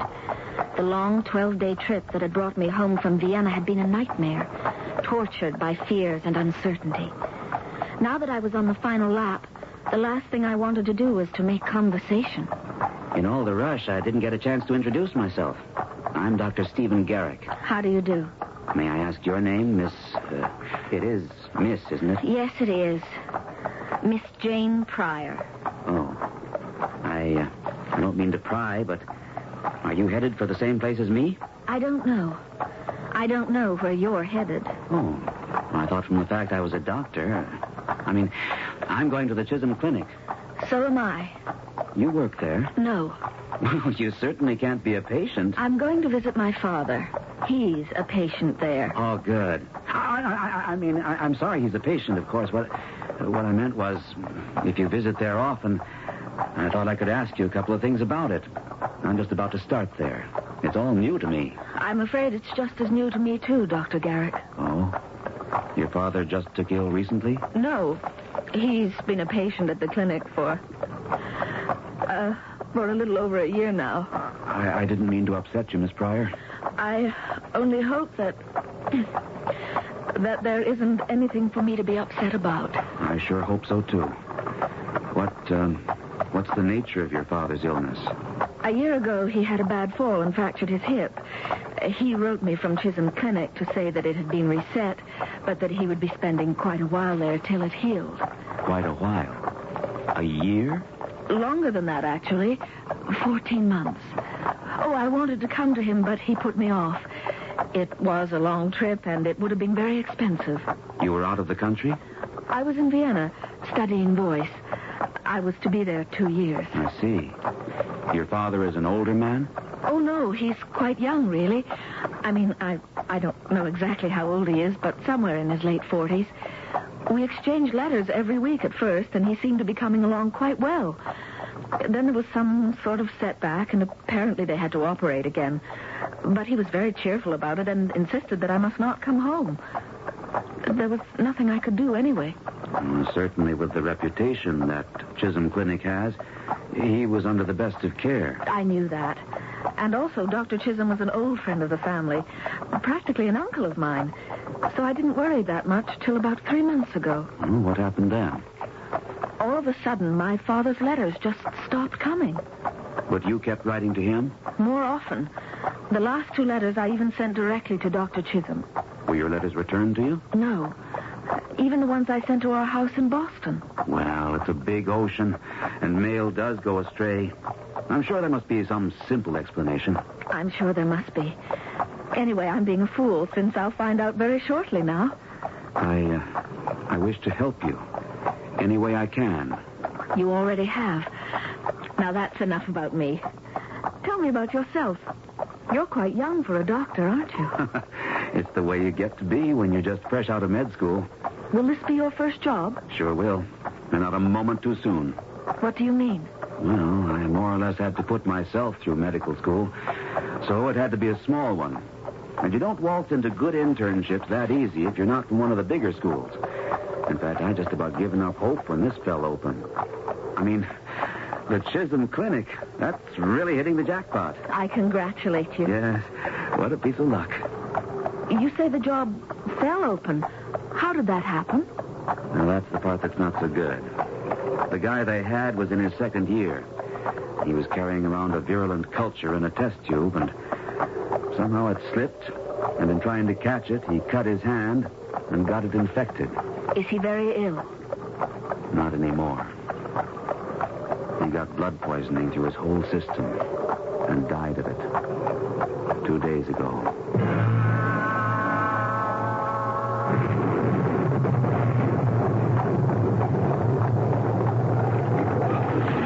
Looks like rain. Do you have luggage? Just this small bag. I can manage it. Let me help you down. Thank you. You're welcome. I suppose I won't be seeing you again. I suppose not. Will you be going back to Boston tonight? I don't know. That depends on how I find my father. I hope you find him in the best of health. I'd just like to say, if I can ever be of any help... I'm sure I can manage everything now. I don't think you understand. I'm not trying to take advantage of a chance acquaintanceship. You may need help, Miss Pryor.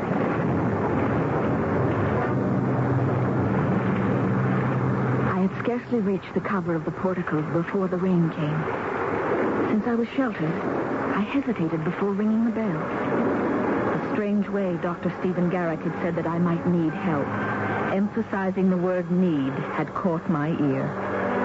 I had the uneasy feeling that had haunted me all the way from Europe, that something was very wrong. But as Dr. Garrick came up the steps carrying his bags, the door suddenly opened to reveal a tall woman in a nurse's uniform with a forbidding, hatchet face. Good afternoon. You would be Dr. Garrick? That's right. I'm head nurse Banyan.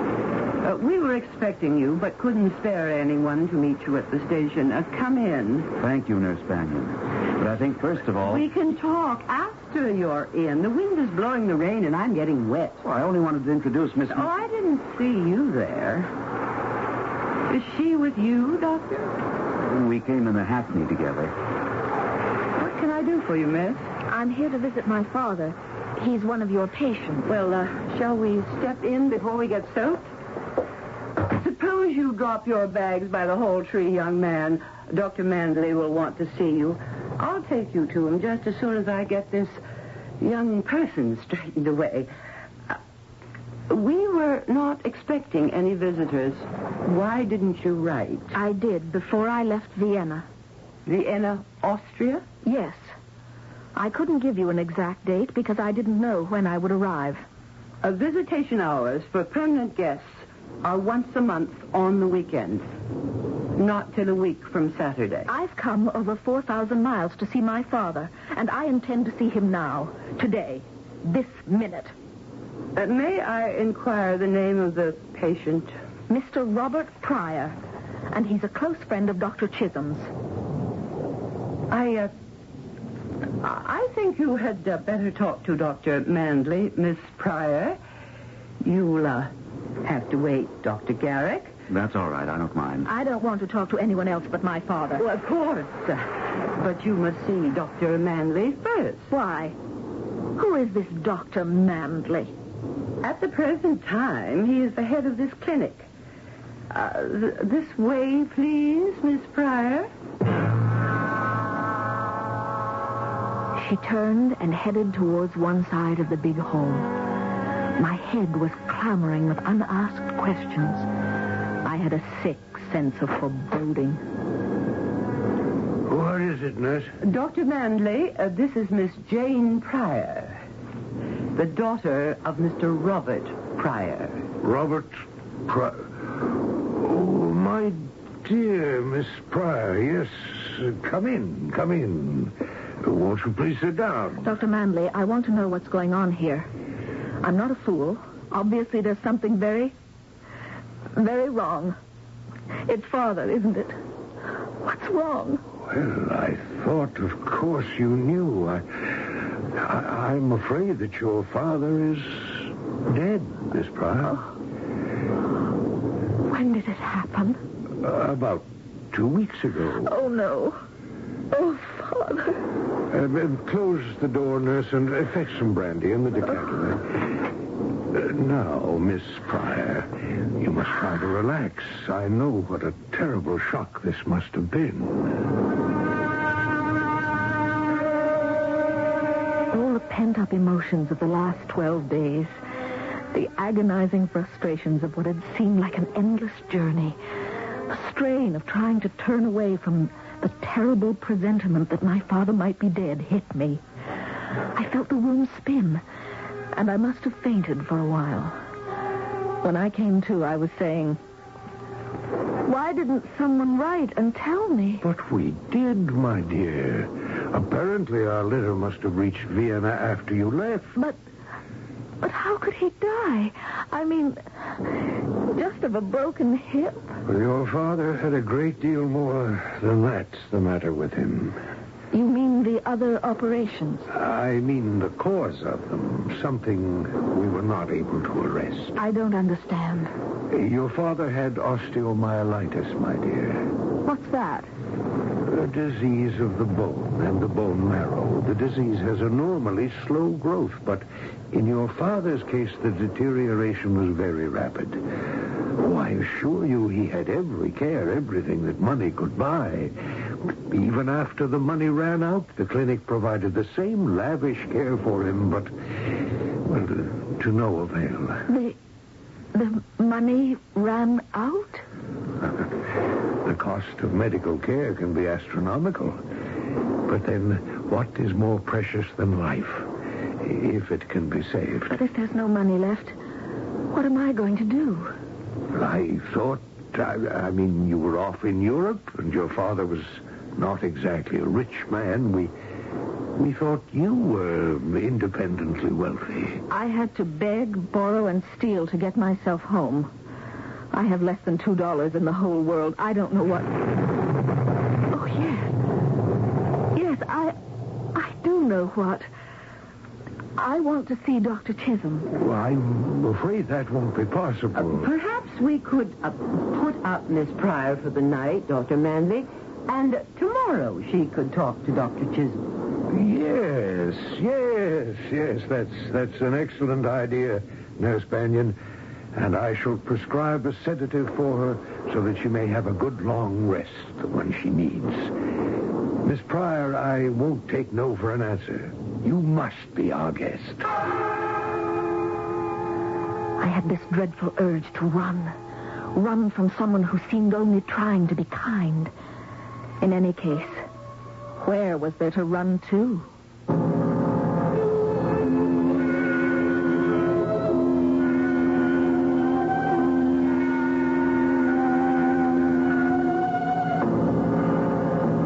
Intriguing, isn't it? I mean, are the good Dr. Manley and his somewhat forbidding head nurse just exactly what they seem, and as much the accidental victims of the slow and chancy communications of 80 years ago? Or is this, as Jane somehow senses, a case of step into my parlor, said the spider to the fly? I shall return shortly with Act 2.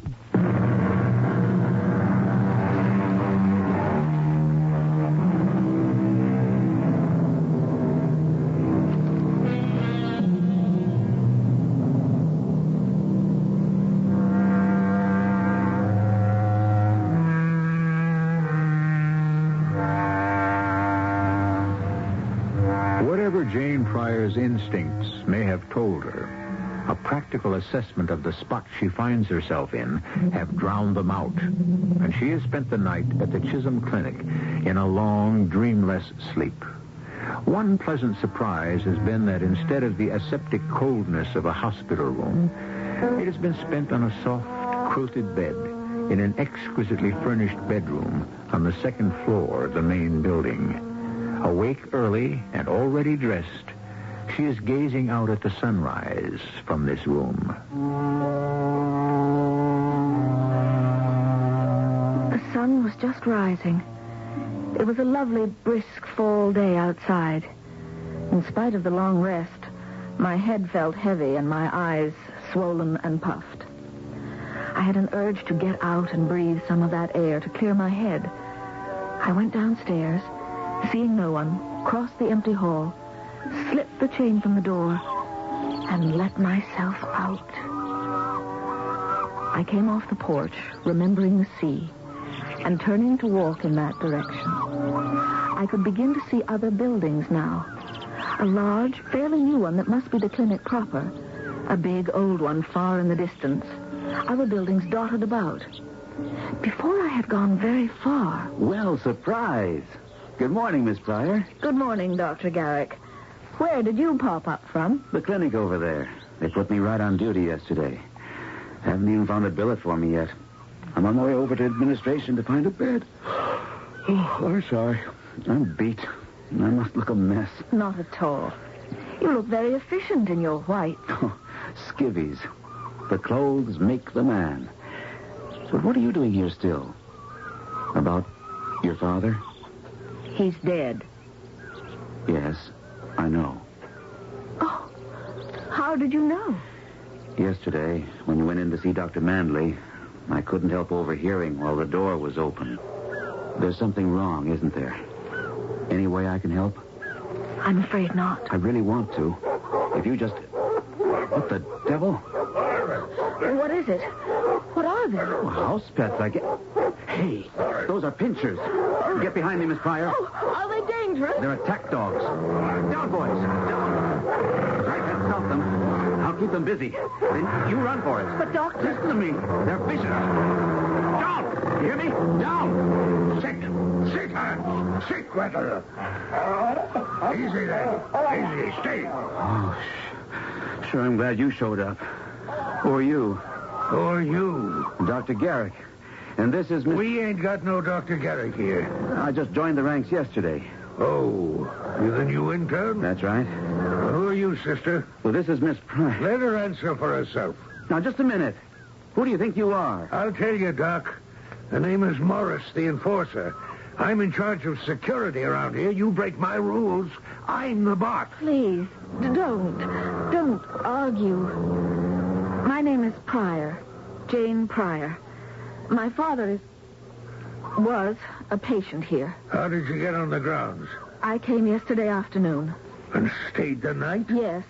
I never heard of no visitor staying overnight. It was Dr. Manley's suggestion. Oh. Well, I'll check on that, you know. Why don't you go do that, Mr. Enforcer, and take your two brutes with you? I'm not quite finished.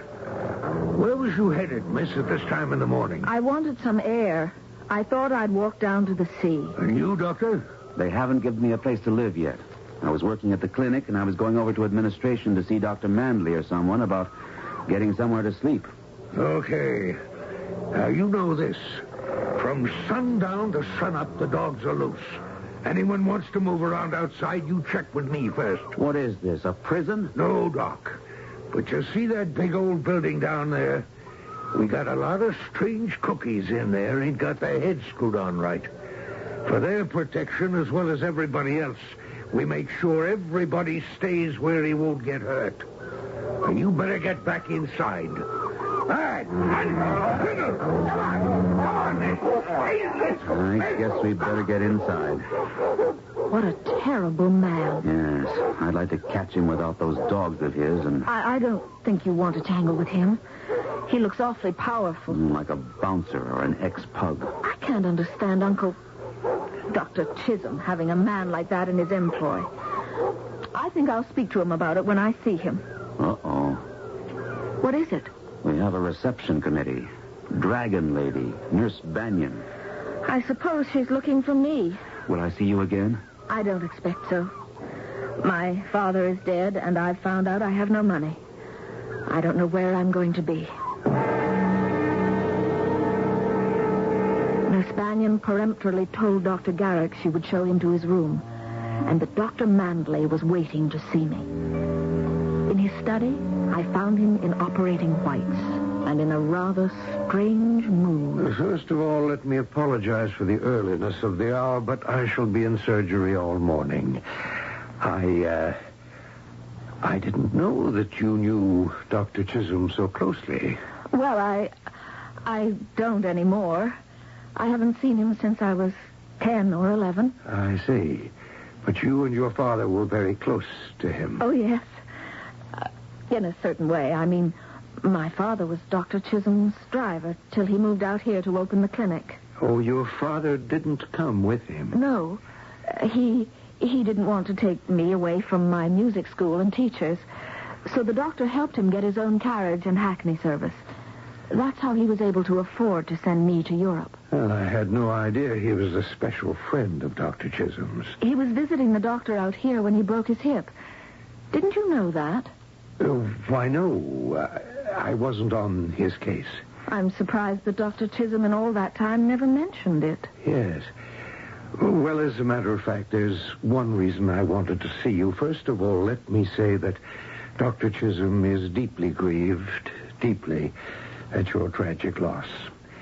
He wants me to convey to you that you must make your home here until you can make whatever other arrangements you decide. Well, I can't. I can't take charity like that. Well, I tell you what, if it'll make you feel better, you can help us here. We're always short-handed. We can make you a nurse's aide. I don't really know anything about hospitals. Oh, Banyan will take you in hand, teach you all you need to know. I must tell you, this will make Dr. Chisholm very happy. And I want to make it quite clear this was his desire. Yes, but, well, if I'm going to see him myself, why do you have to tell me all this, Dr. Mandley? My dear little girl, you say you haven't seen Dr. Chisholm in several years. Well, I'm afraid you must prepare yourself for quite a shock. He had a rather massive stroke just after your father joined us.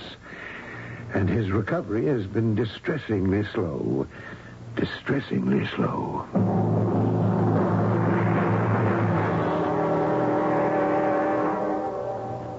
Here's little Miss Pryor come to see you, Dr. Chisholm.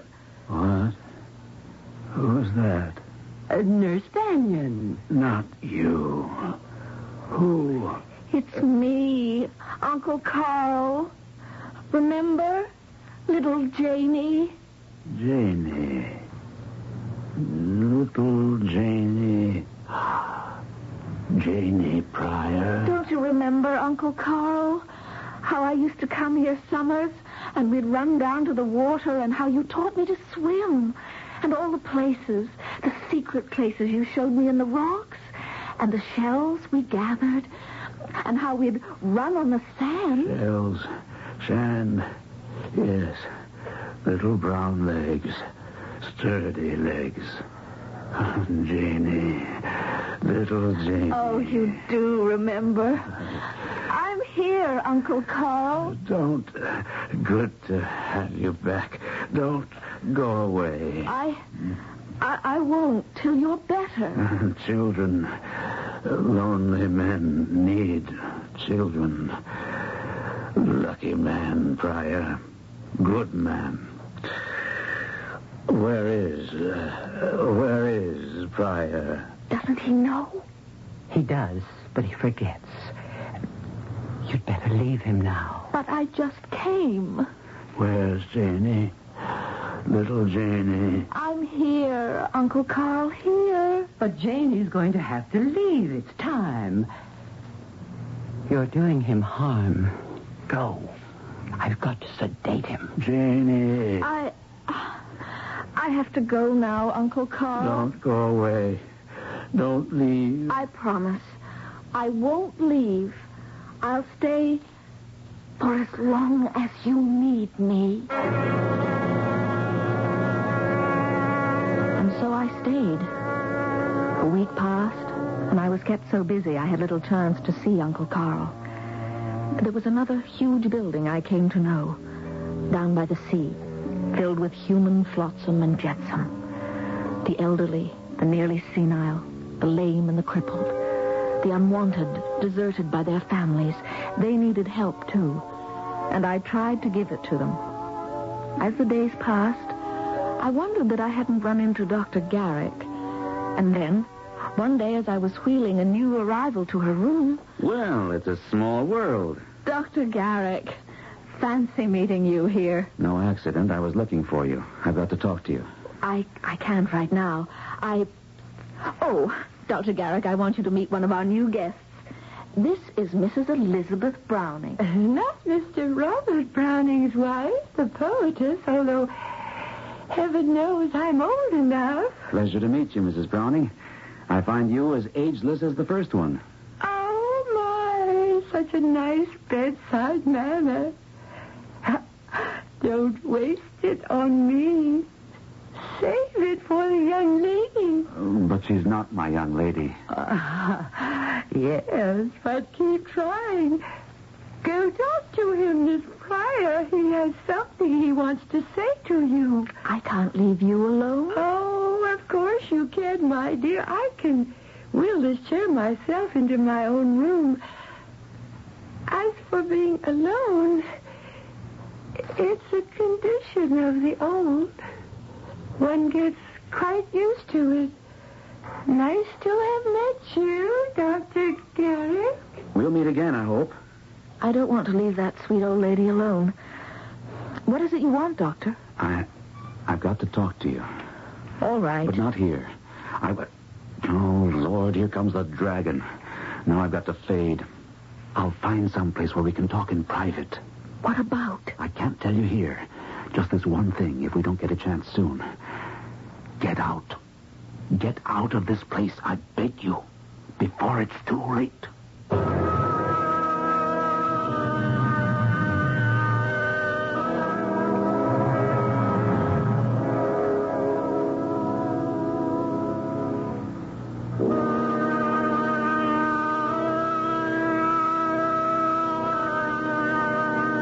What is this strange establishment with its atmosphere of mystery and decay? This land of the lost, of the abandoned, the mutilated, and the insane. I shall return shortly with Act 3.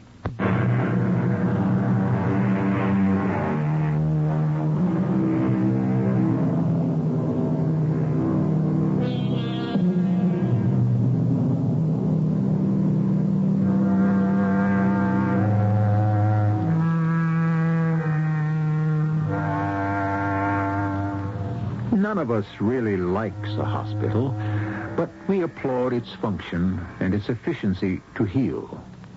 We are less fond of an asylum or a sanitarium, but again, it has a goal: to help bind up the wounds of the mind and return people to their worlds again.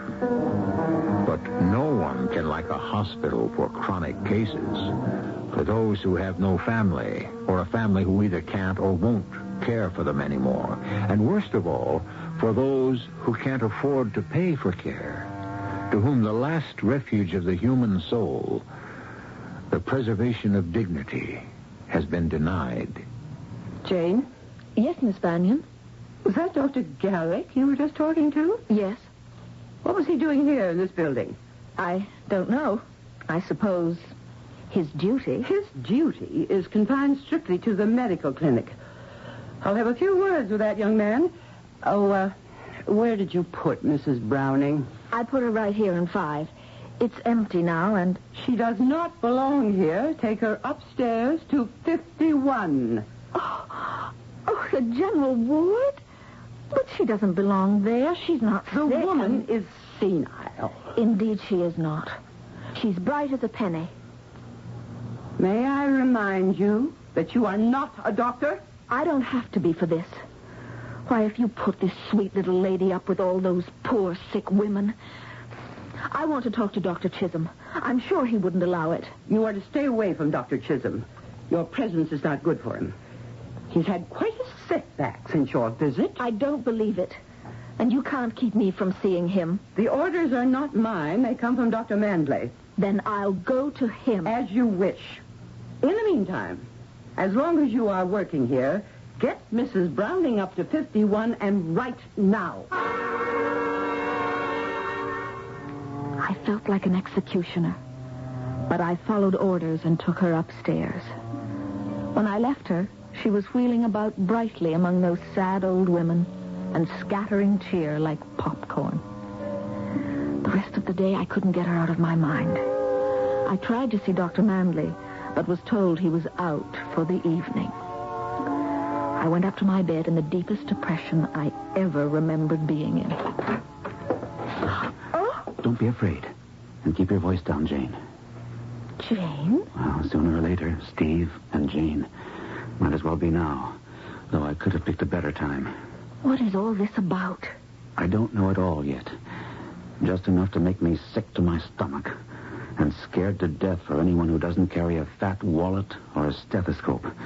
Which is why I want you out. I can't leave here. First of all, I haven't any money. I'll give you all I've got. Steve, you know I can't. What is it? This place. The Chisholm Clinic.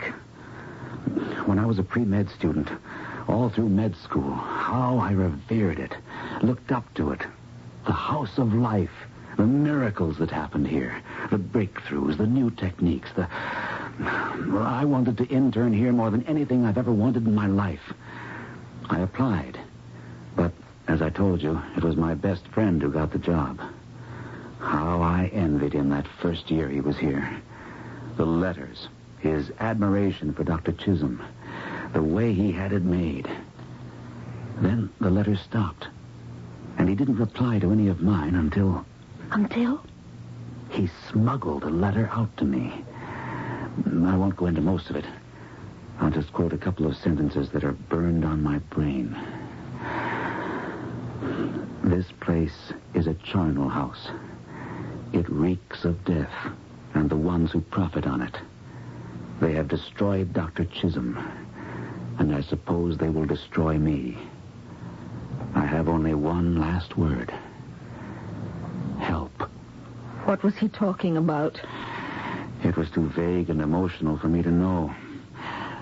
I took it to a doctor I know who is high in medical councils. I was surprised that it got so much attention. He became part of a group that enlisted my help. When my friend died suddenly, it was they who secured me my appointment here, to try to find enough evidence for doctors to move against the ones who run this clinic now. Dr. Mandley and Nurse Banyan? Yes. Evidence of what? Name a crime in the book they haven't committed. Overcharging on a colossal scale, faulty diagnosis, deliberate or through ignorance, a policy that anyone seeking refuge for old age must sign over all their assets. But isn't that standard procedure? Where the home guarantees complete service until the patient's death. Don't they hear? Sure, as long as they shall live. Only they don't live. What are you saying? I told you it was a charnel house. There are other neat tricks for making money. Carrying a patient on the books long after the patient has passed on. How can they get away with that? Simple. The people who pay the bills are only too anxious not to be saddled with the problem. They never check up. They may be paying money for people who have been dead for months? That's right. Oh, I can't believe it. You'd better believe it. There's another neat little trick you might as well be aware of. What? They don't carry anyone who can't bear the freight. What do you mean? I mean, you'd better not run out of money, like your sweet little Mrs. Browning. It's as good as signing your death warrant if they need the space and think they can get away with it. Oh, no. Now, do you see why I want you out of here? I see a lot more than that. Father. That's what happened to him, wasn't it? I mean, he didn't die just recently. He's been dead for quite a while. Ever since his letters stopped. I think his death may have been one of the many my friend had discovered. He was ready to blow the whole thing wide open. That's why he got killed. He didn't die of blood poisoning? If he did, I'll bet my hat it wasn't spontaneous. And Dr. Chisholm? Oh, there's no doubt he had a stroke. That's when Mandley had his chance to take over completely. But they had to keep him alive because his prestige was too important to the whole scheme. I'm sick to my stomach. Sick enough to get out of here like I tell you? What are you going to do? Stay here till I can gather enough evidence to prove all I'm telling you. I want to stay and help. No. Why not? Don't you see why? Because I love you. That's ridiculous. I agree, but there it is. I have since the first moment I met you. Maybe it isn't ridiculous. So have I. Oh, my darling. I never thought... What is it? Fell over something. Oh, that. It's some kind of heat register or fresh air duct or something. I tripped over it myself. Never mind it, Steve. What about us? Listen. Get down with me. Get away with it. Where? On the floor. By the register. Oh, don't run scared. But listen, our cover is gone. Dr. Chisholm just had another massive stroke. In spite of all we could do, we lost him to cardiac arrest. All right, it was inevitable. We can cover long enough to get out free. I'm not so sure. Everything is piling up. Remember the Pecula girl? I think so. Haven't we been carrying her on the secret dead roll? For over a year. So what? Her father and mother couldn't care less. According to this letter I've just received, a favorite uncle out of the blue cares a great deal. So much so, he plans to visit his niece this weekend. Day after tomorrow. The girl's been dead for 10 months. We have to offer him proof she hasn't. He hasn't seen her since she was a child. And so it appears. So, You mean the one upstairs? Jane Pryor? She's one of the loose ends we must tie up eventually. She'd never go along with it. How could you persuade My her? dear Martha, we don't need her cooperation. Only a young body. I didn't say it had to be alive. That's enough for tonight. I'm tired. That settles it. We've got to get you out of here tonight. How, Steve? Remember? The dogs. The dogs patrol the fence. They're knocked down by the water. If we could avoid the dogs, we could go that way. Not without a boat. I've checked. The fence runs way beyond low tide, built up on jetties beyond that. It's too cold and too rough to swim. No way there. But of course there is. The caves. What caves? The caves that Uncle Carl and I, Dr. Chisholm, used to explore when I was a little girl. You can find your way through them halfway to Marblehead. You think you still could? I never stopped to think about it before. But now that I do, I know I could. We had stopped only to take the documentary evidence that Steve needed, hastily bundled into 2 knapsacks and a portmanteau. Somehow, through guile or luck, we had evaded the dogs and found our way down to the top of the cliffs that guarded the south end of the beach. Then, all of a sudden, a bright torch stabbed out, pinning us in its beam. Ain't that a pretty sight? You going somewhere sunny? And your little girlfriend, Miss Pryor? We're minding our own business.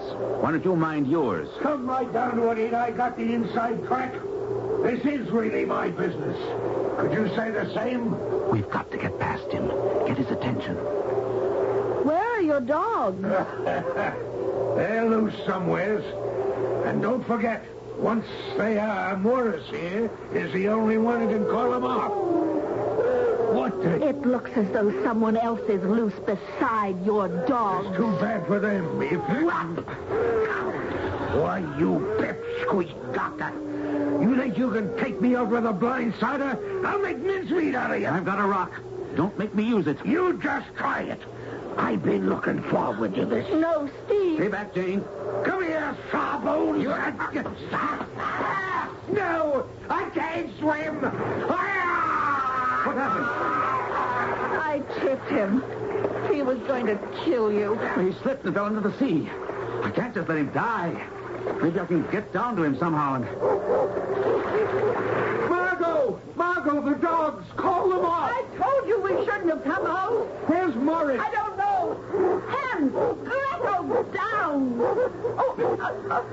I can't control them. Morris! Don't scream. You're getting them excited. Auntie, don't you see they'll kill us? Morris! Morris! No! Margot! No! Oh, good Lord! Where are you going, Jane? We've got to try to get help. It's too late. And we couldn't anyway. They're only getting what they deserve. But they are human beings. After what they've done, not in my book. Come on, darling. Those dogs have tasted blood. And with no one to call them off, none of us is safe. Let's get out of here while we still are.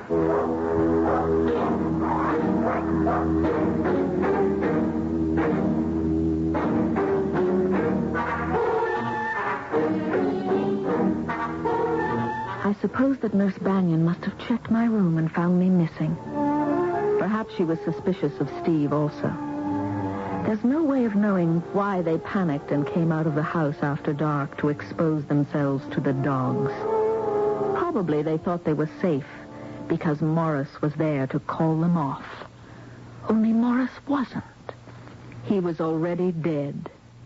And now, so were they.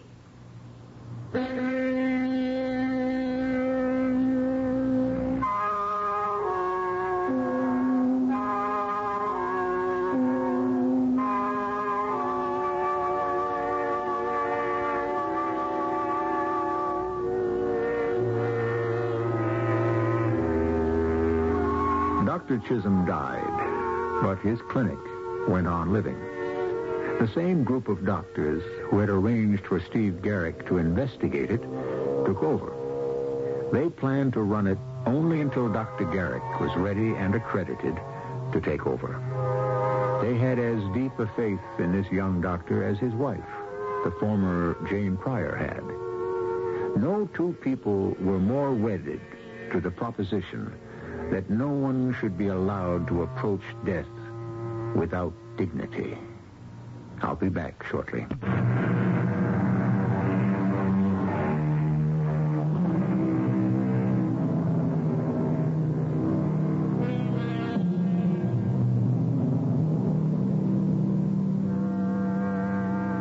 This was a story of almost a century ago, when communications were slow and unsophisticated. And you might think that many things were conceivable which no longer are today. But treatment of the elderly, as you can confirm for yourself by reading any big city daily, is always an opening for the ruthless. It's a sad fact that wherever there is money to be made, there are always people who don't care how it is made. Our cast included Roberta Maxwell, Gordon Gould, Grace Matthews, and Court Benson. The entire production was under the direction of Hyman Brown. This is E.G. Marshall inviting you to return to our Mystery Theater for another adventure in the macabre. Until next time, pleasant dreams.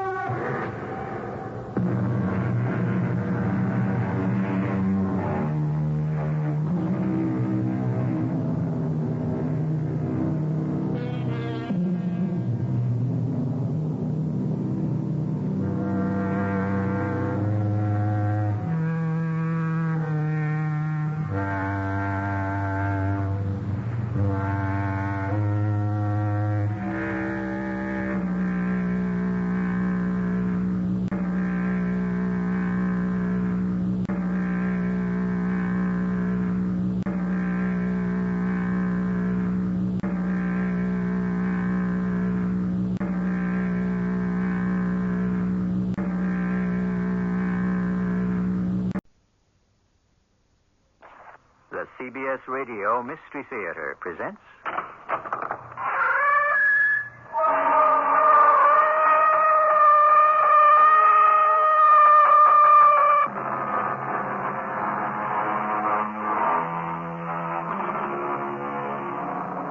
Come in. Welcome. I'm E.G. Marshall.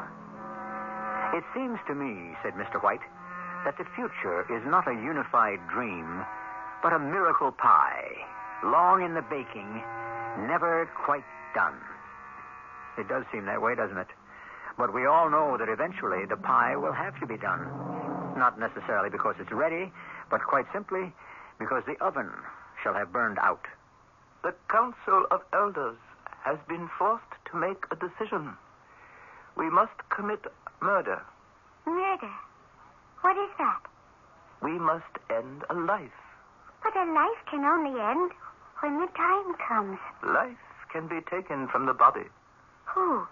Who among us could take life from a body? You. Never. Not now. But you could be programmed. Please. Why me? You have been chosen by the computer.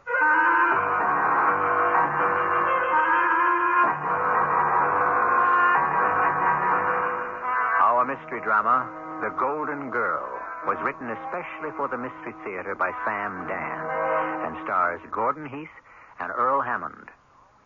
I'll be back shortly with Act One.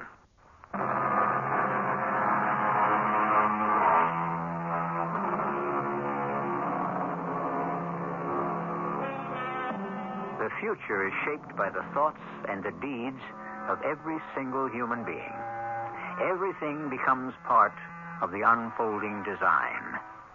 The feathered wings of the ancient Greek inventor Daedalus evolve into the space capsule of the modern astronaut. Well, our story today begins in a large and crowded auditorium. A tall, dynamic, middle-aged man is holding his audience spellbound. Yes, I am the messenger, Lawrence. And you may ask, the messenger from whom? I reply, I am the messenger from the power that has created this universe, the power that rules this universe. Speak the message! The message! You have fallen into sloth and sin. Oh, speak the message! Abomination and error. Yes, we have, yes. Therefore, you will listen to my message. Yes. Oh, speak it. There must be order. Order. There must be discipline. Discipline. There must be obedience. Order. Discipline. Or shall I tell you what there will be? Oh, tell us. Oh, there shall be punishment. The power speaks through me. Listen, I am the messenger Lawrence. Order, discipline, obedience. Say it to me. Raise your voices.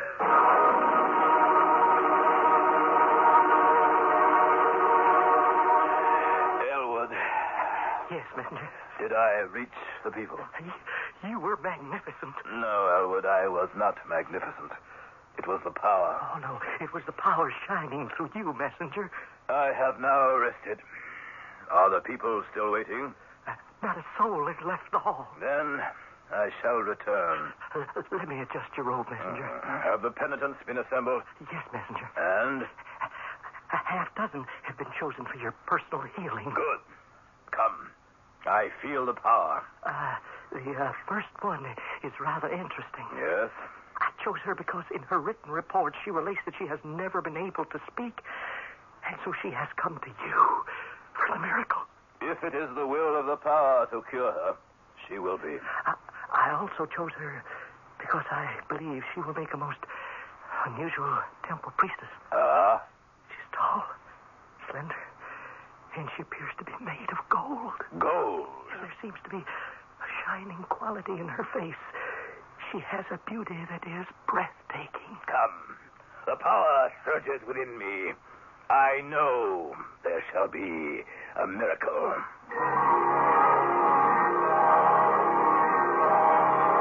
My people, it is time for the healing. It is time for the power. And here is our first penitent. What is your name, my child? Messenger, may I speak for her? Speak, and may the power hear. She has written these words. I desire the healing touch of the messenger Lawrence. Since my birth, I have known only silence. Medical science has been unable to give me a voice. I appeal, therefore, through him. Let the power give me speech. We have heard the request of this magnificent young woman. Truly a golden girl. See how the glow of goodness and purity shine in her face. Surely the power shall grant this prayer that comes directly from the heart. Step forward, my child, and let me touch you. And now... No, stop her! Oh, no!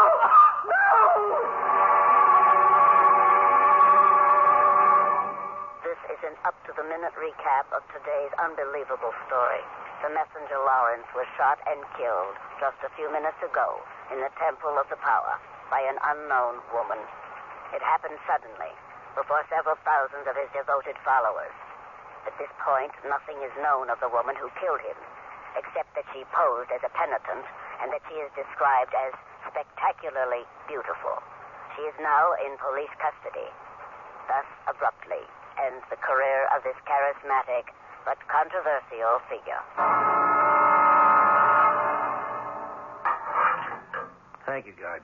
I'll call you when I want you. Oh, how do you do? My name is Stillman, Arthur M. Stillman. Well, I'm here because I've been appointed by the court to serve as your counsel. You, of course, have the right to choose your own, but evidently you didn't, so, well, shall we get to it? Look, ma'am, if you don't want me to represent you, just say so. I assure you I am quite competent. May I ask you something? Are you determined not to talk to me? But look, I'm your lawyer. Now, sooner or later, you're going to have to talk to somebody. I killed another human being. Yes, that's what this thing is all about. I committed murder. Yes, that's why we're here. So now, let's get to it. I was able to do it. I was actually able to do it. We should begin at the beginning. I killed him. We have already established that. What will they say to me when I come home? Well, the fact is, you're not going home. I mean, for a while at least. And if we don't get to work on a defense, you may never go home at all. Oh, I shall go home quickly enough. Speaking of home, where are you from? Will my life be the same? Can it ever be the same? Of course. I mean, after a while. But murder. No. You'll see. People forget. You move away. You change your name. And so, what is your name?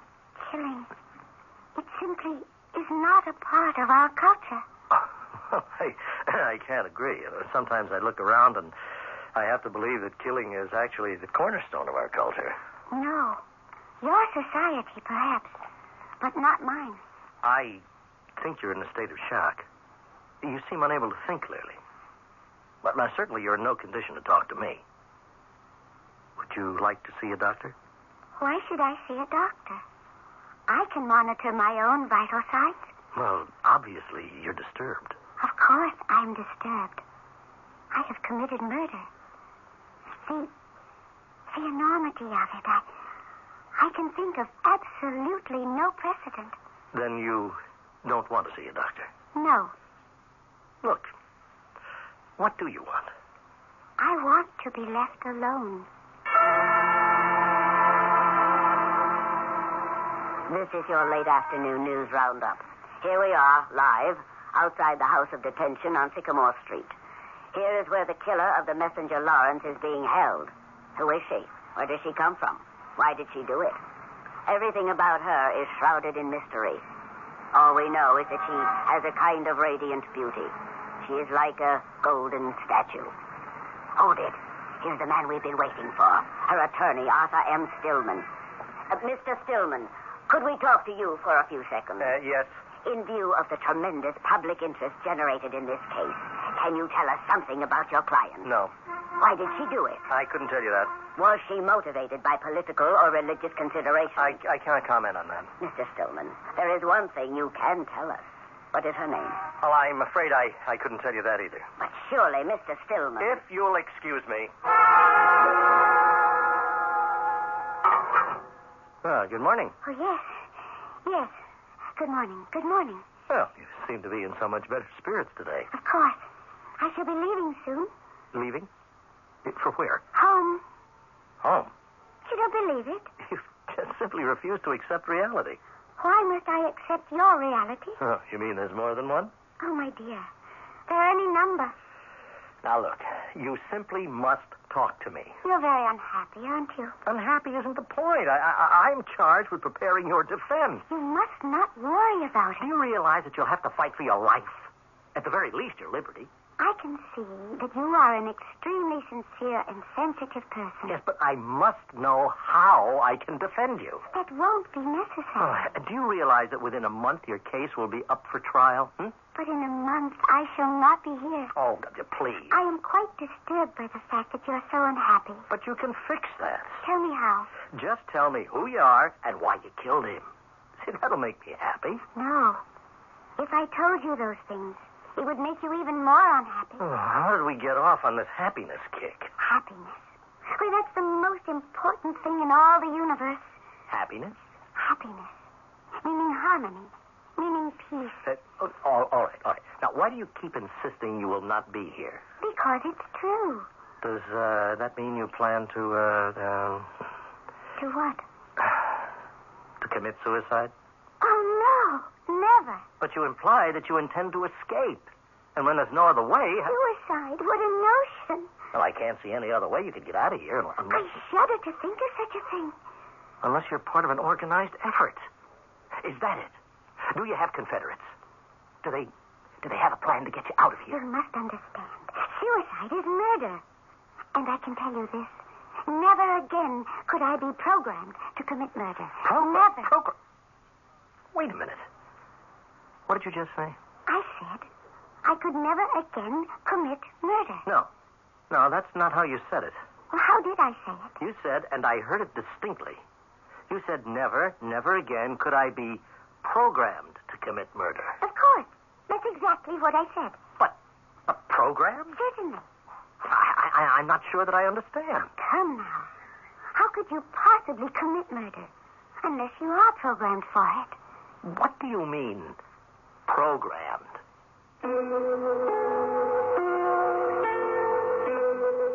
Why don't we ask Mr. Webster? He tells us that program comes from the Greek, pro and graphene, which means to write down beforehand. We also note that the word program, which commonly referred to a schedule of events, has now been given new scope by the introduction of computers. Isn't it odd how one of the oldest words in the world has become the mainstay of one of the newest sciences? But what has this to do with our story? The second act tells the tale.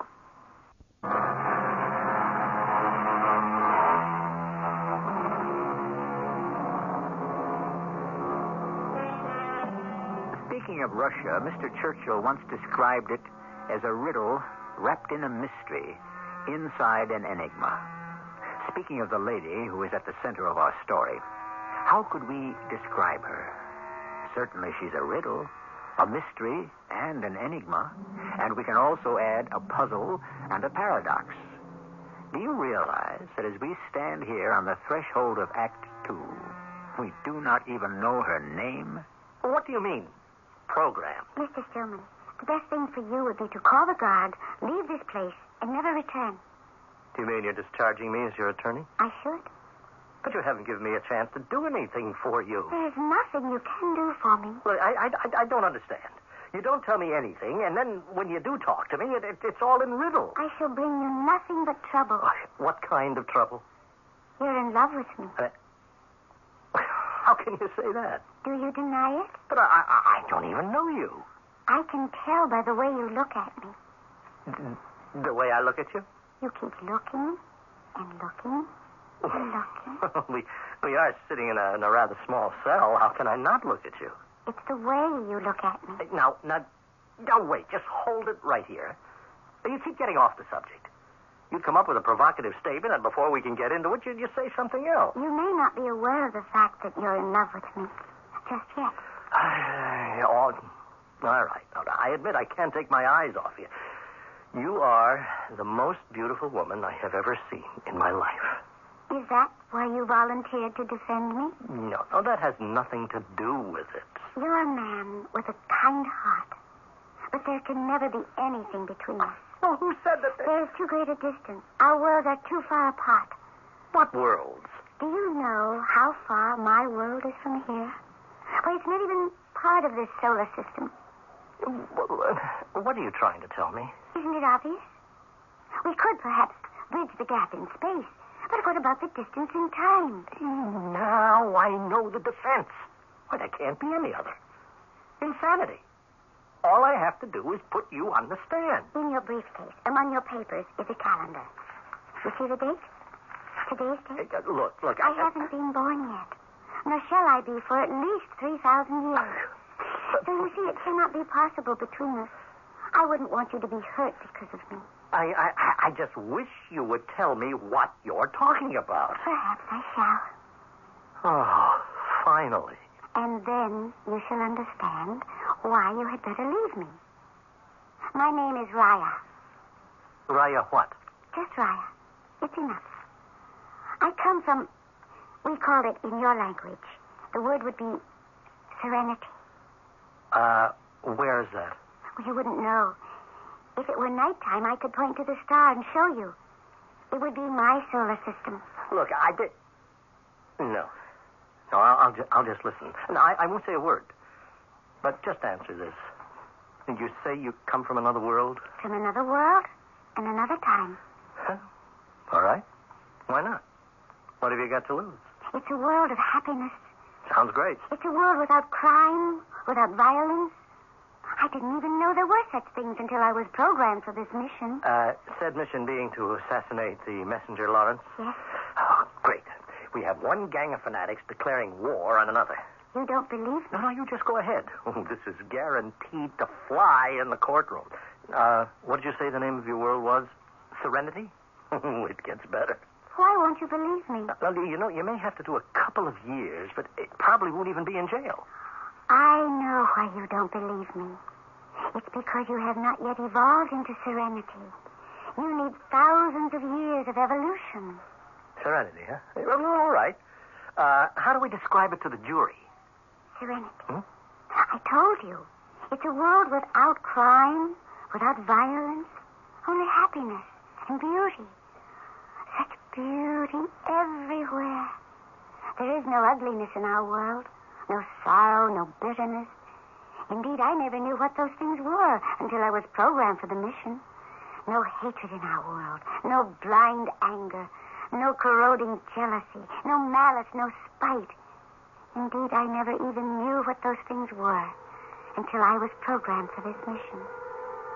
No quarrels, no conflict, no discord.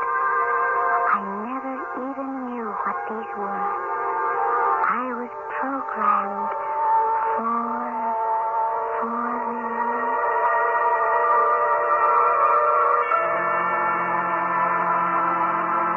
Your name is Raya. Yes, Elder? Do you know why you were asked to come here? No, Elder. To save the world. Save the world? What could possibly happen to the world, Elder? Listen. Order! Discipline! Obedience! What is that, Elder? Order! Discipline! Obedience! What is he saying? Order! Discipline! Obedience! What do those words mean? What do you think they mean, Raya? I don't know. Yes? Oh, they frighten me. Listen. There must be order! Discipline! Obedience! Or shall I tell you what there will be? Elder, I feel ill. There shall be punishment! No! The power speaks through me! Oh, please! Please! And I am your messenger! I am the messenger, Lord! No, I can't listen. I can't. All right. It is no longer necessary. Oh, what is that? Raya, it's a power that is sweeping through the universe. I don't understand. These are people. Armed people. Armed? What is that? They have weapons. I don't know what you're saying. Planet by planet, system by system. They conquer. Conquer and enslave. Each year, the armed people come closer to serenity. Soon, they shall invade us. How can we fight them? Fight? We cannot wage war. War? We have programmed aggression out of our minds and hearts. We cannot defend ourselves. Defend? See? You cannot even conceive of it. But what do they want? These armed people. He is spreading the gospel, I suppose you could call it that, of an ancient leader, this messenger Lawrence. But what gospel? power. Why is it so difficult for me to understand? Because we are different. Over the centuries, all the emotions, the urges, the drives that distort or destroy serenity have been programmed out of our hearts and minds. Why can't I comprehend what you're saying? You will, soon enough. You have been chosen to perform a mission. What is a mission? The elders of our world have been forced to make a terrible decision. We must commit murder. Murder? We must end a life. What do you mean, end a life? A life ends when the time comes, when the body has outlived its ability to... Life can be taken from a body. Taken? My poor Raya. I can just imagine the feelings that are raging inside you. All of us, the elders, were forced to go through it. But there is no other way. But who? Who among us could take life from a body? You? No. Not now, of course. Not yet. You would have to be programmed. Never. Our only hope is to make a change in the past. But to take a life. To make sure that something evil, loathsome, a seed of eventual destruction would not be planted. But to kill. Yes, we must kill the messenger, Lawrence. You must kill the messenger, Lawrence. I have no right. Or he will kill us all. How could I? My child, the technology has been unused for centuries now. But we have it. I don't want to. We can be transcended through time and space. But why me? Because the computer has spoken. The computer? Only you, Raya. Only you in this entire world of ours have the psyche that will accept the special programming. Nothing you could ever devise or even dream of could ever make me kill. The computer does not agree. I'm to be sent back somewhere in space to end a life. That is what you're telling me. Yes. After I take this life, what becomes of me? Is that to be the end of me? No, child. Of course not. After you have performed your mission, you will be brought back to serenity. How? The same way you left. You will be transcended through space and time. But how can I live here again afterwards?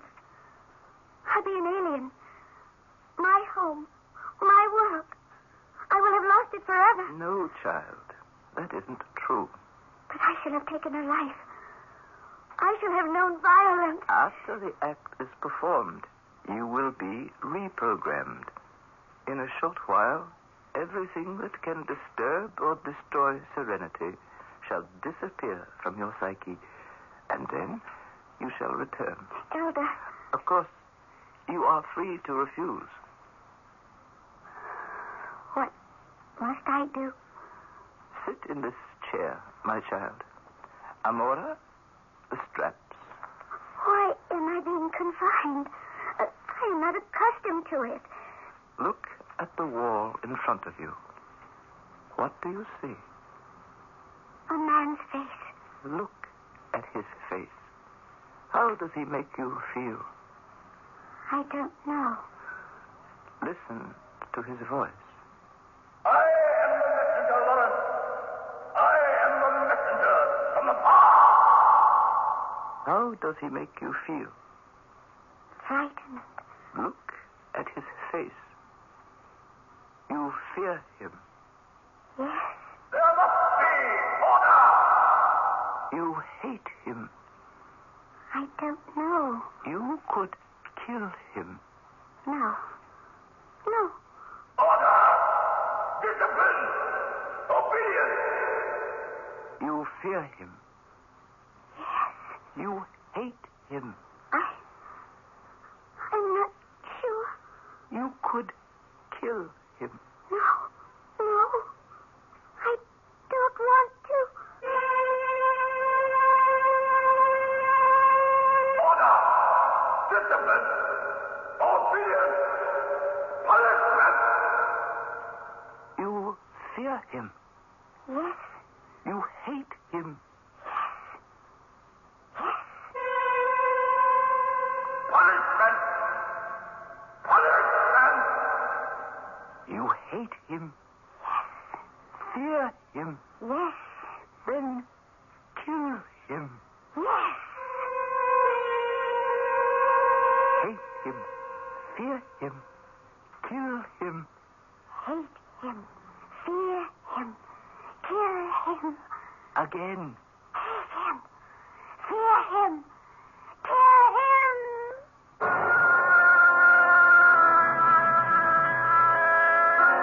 Hate him, fear him, kill him. In a frightening yet familiar way, this is the story of all the trouble we know in this world. All the trouble, all the problems, all the stresses and strains, the feuds, the fights. Without thought, we fear. Without reason, we hate. Without mercy, we kill. I shall return shortly with Act 3.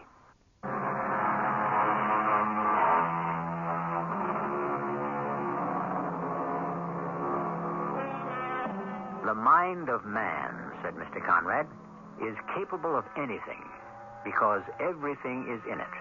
All the past as well as all the future. Yes, everything is in the human mind because everything can be put into the human mind. Everything that's good as well as everything that's evil. And who we are, what we are, depends on how we control the mixture. Which is why some of us are saints. And some of us are sinners.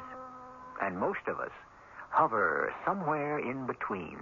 Hate, violence, false ambition, violence, vanity, intolerance, violence, malice, violence. Do you hear me, Raya? You will go back there in time, across the galaxy, to the dwarf star Sol, to the third planet. I understand. To meet this man, the messenger, Lawrence. Yes. And you know what a weapon is. Yes. This weapon.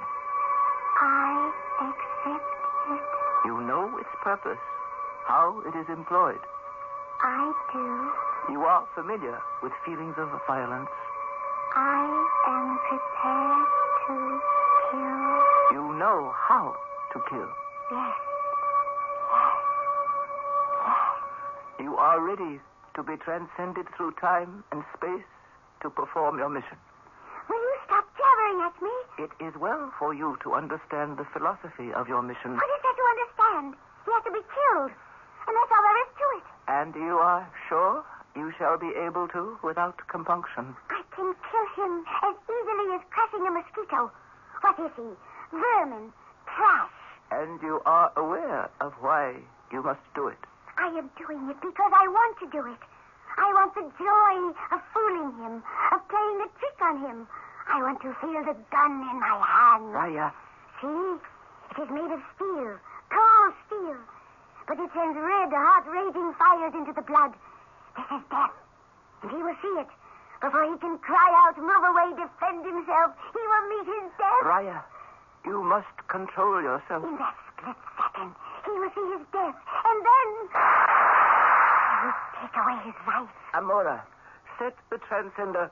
She must go now. Right now.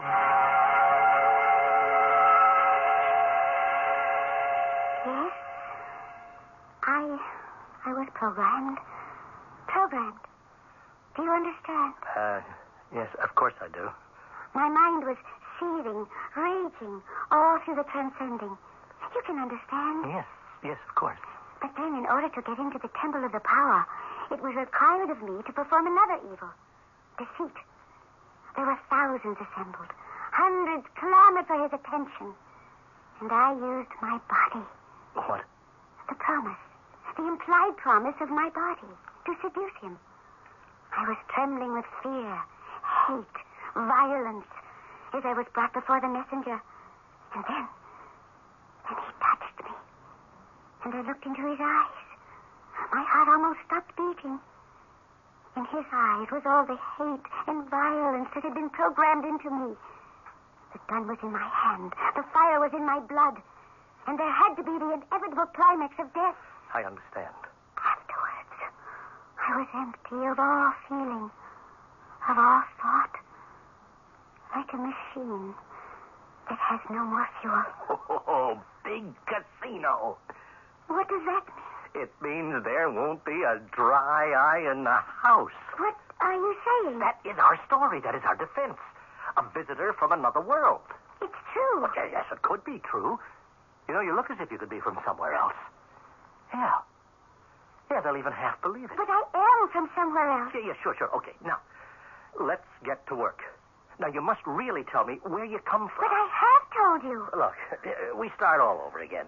Your picture. It's been on the news and the papers. It's been all over the media. A face like yours, well, somebody will be bound to recognize it. Now, the first thing you know, the prosecutor will say, Raya from the planet Serenity? Now, isn't it a fact that you're actually Gertrude Smith from Jersey City? Now, look, I have to be ready for that. But I am Raya from Serenity. Yes, but what if you are Gertrude Smith or Judy O'Grady? But I am not. Well, what if he has the documents to prove you are? There are no documents. Well, there has to be a Social Security number. What is that? You mean you've never had a job? A job. Oh, let us get elementary. There has to be a birth certificate. No. Now, wait, are you telling me you were never born? We must not do this. Do what? Fight. This isn't a fight. We're having a discussion. But there's violence in it. We only want to arrive at a meeting of the mind. There's violence and anger. Look, now, there is nothing personal. This is how I was programmed. Oh, come on now, will you? From anger to violence Just to listen, murder. listen. The steps are logical. Simmer down. The way is programmed. Don't let me take it again. I can kill. I killed once. I can kill again. Right now. Right here. I can kill. No. It's all right. It's all right. No one's fighting with you. Everything is all right. It's just fine. You'll see. I don't know what's the matter with me. I don't know. The elder said I would be reprogrammed, brought back home. When are they going to do it? When? The elder wouldn't lie to me. Oh, no, of course not. He wouldn't break his promise. No, never. Oh, maybe he can't keep it. This kind of thing, it's never been done before. Maybe they don't know how to reprogram. Look, I'll take care of it. I want to go home. Make the best of it. You're home now.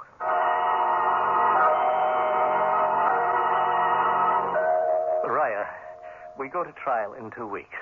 If I play this right, half the jury will actually think you come from another planet, and the other half will think you're a nut. But nobody will vote to find you guilty. Oh, what a trial that's going to be. There's going to be a trial. I'm leaving. Oh, now don't start that again. Last night, it happened.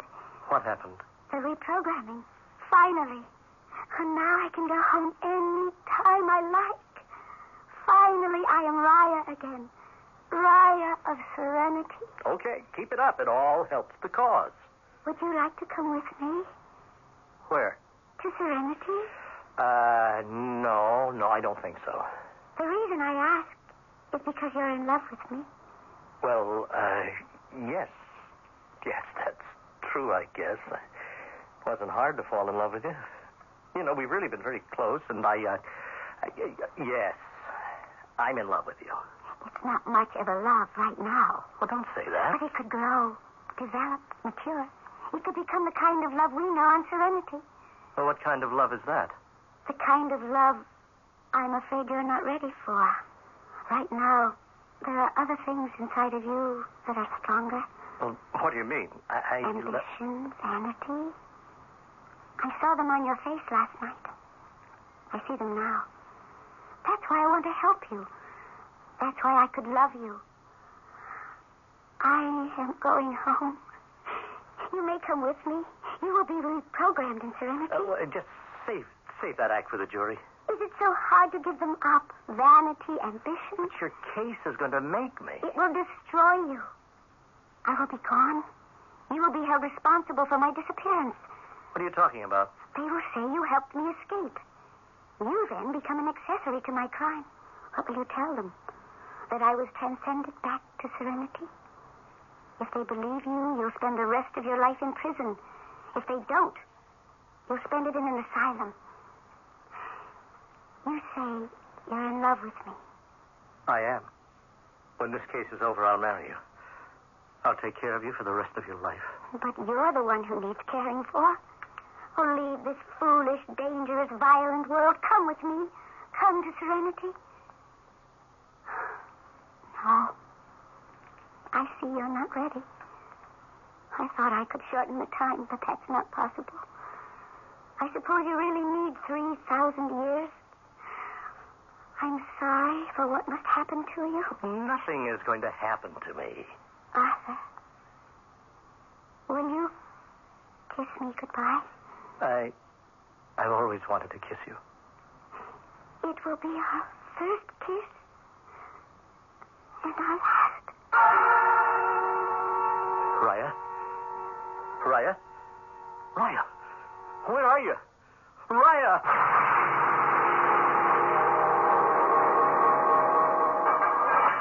I'll call you, guard, when I want you. Mr. Stillman, can we talk this morning? About what, Lieutenant? Why don't you make it easy on yourself? The fact is, you did help her to escape. The fact? Well, the guard, Jerry, right down the corridor, he heard her say, "Will you kiss me goodbye?" Yeah. All right. Why should you believe me? After all, I refused to believe her. Do you want to give up everything? She asked me to, and I said no. And in the end, I had to give it up anyway. And for nothing. Doesn't have to be for nothing. You're a lawyer. You know how things go. One hand washes the other. You give, you get. How did she escape? Where'd she go? She returned to Serenity. Yeah. Jerry, I'll come back later. Meanwhile, Mr. Stillman, you just think about it. I mean, really think about it.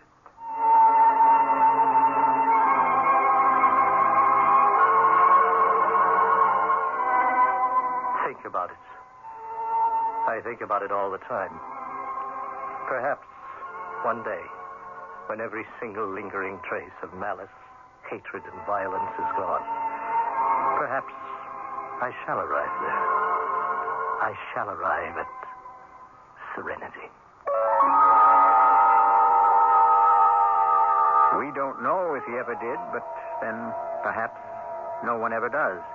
It could very well be that Serenity is not a place, but an idea, a challenge, a way of life. I hope things remain serene until I return in just a few minutes.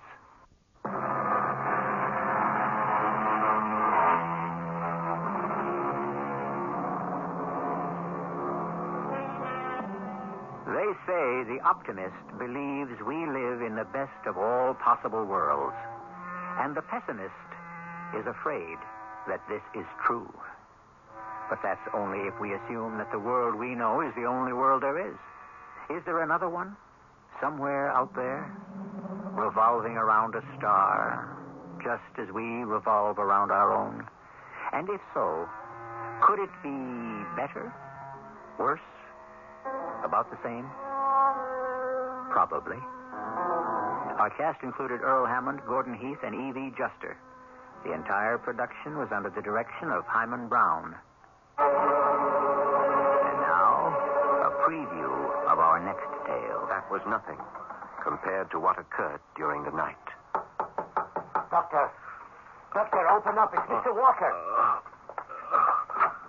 It's 3 o'clock in the morning. What is it, man? Come up on deck and you tell me, Doctor. Well, wait till I get some clothes on. I'll be right up. Oh, for the love of heaven, make it quick. Right. I'm afraid to stand watch alone. Well, Mr. Walker, what's this all about? Quiet, man. Listen, and you'll hear it. I don't hear anything. It came from the bow. I came in the sobbing of a little child. And then it changed as I went forward to look. I swear it came aboard and went down below. I was afraid, but I followed it. Oh, Doctor, I tell you, it went right into the captain's cabin. This is E.G. Marshall inviting you to return to our Mystery Theater for another adventure in the macabre. Until next time, pleasant dreams.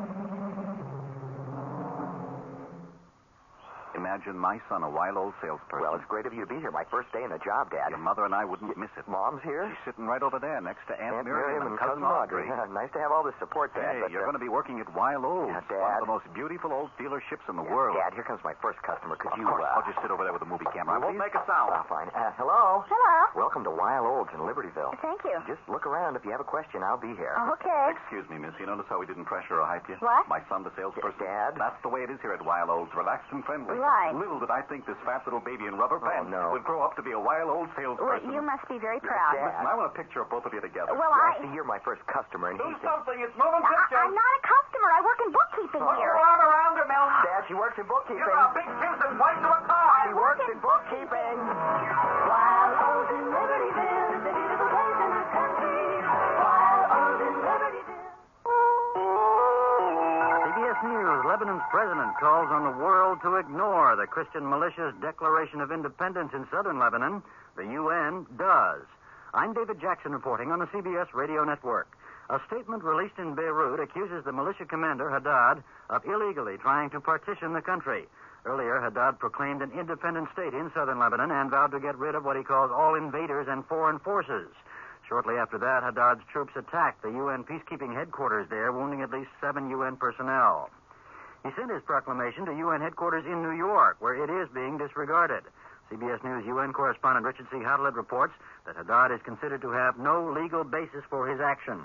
The militia has asked for U.S. help, but was quickly turned down, the State Department saying it still supports the Lebanese government in Beirut.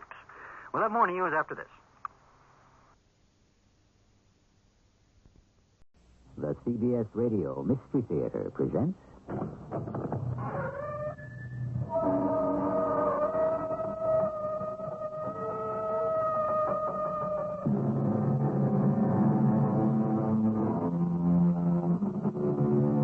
Come in.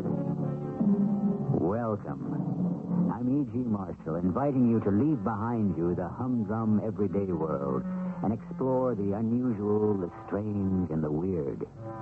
The experiences we encounter here happen to persons just like us. One of you, I'm certain, has seen a flying saucer. Another has had an extrasensory perception. Haven't you seen a ghost or an apparition? Don't take the question lightly. Some things happen that cannot be explained. Listen to the doubt in Claire Porter's voice as she says to her husband, "It makes no sense, Tom. You dreamed it. And I know why. You've never gotten over the robbery of First Federal. Darling, you have to forget it. You were questioned and freed. And lost my job. This is retribution. Look at all this money. Old John Sutter sent it to me. Impossible. He's been dead for years, Tom. Then you explain where the money came from.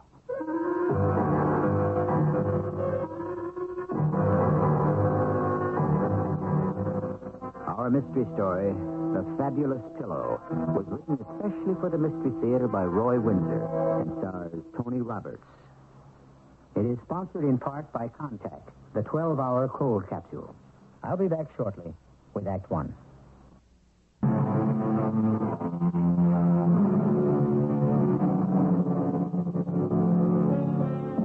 There's an old proverb that goes, the mills of the gods grind slowly, but they grind exceedingly fine.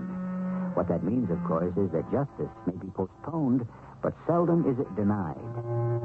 What's cruel about injustice is the suffering a person endures from false accusation. Once accused, he is tainted, even though innocent of the charges made against him. And that, as we will hear, is a burden that Tom Porter has borne for many years. He and his wife, Claire, are driving home from a dinner party at a friend's home in the country outside Hartford. Did you have a good time, Claire? Oh, yes. What a beautiful estate. Nice people, good food. Rich, rich, rich. Mike has done very well at the bank. What's his salary? Any idea? Plenty. He's a vice president now. He runs their investments. If I still worked there... Big word. If... Water over the dam, darling. Yeah, but some of it spilled on me. We are doing all right. If you think so, I'm content. But I did have a rosy future planned for us. Money isn't everything. You tell him. I mean it. Then you're not only pretty, you're silly. Pretty silly. Who wouldn't like to have Mike's money? I would. Instead, we're always squeezing just to meet the bills. You have the summers off, Tom. Yeah, but on a teacher's salary, where can we afford to go? Assuming you give up your job. No. It's subsistence, baby. It's not living. You still think the security guard was innocent? What was his name? I don't remember right off.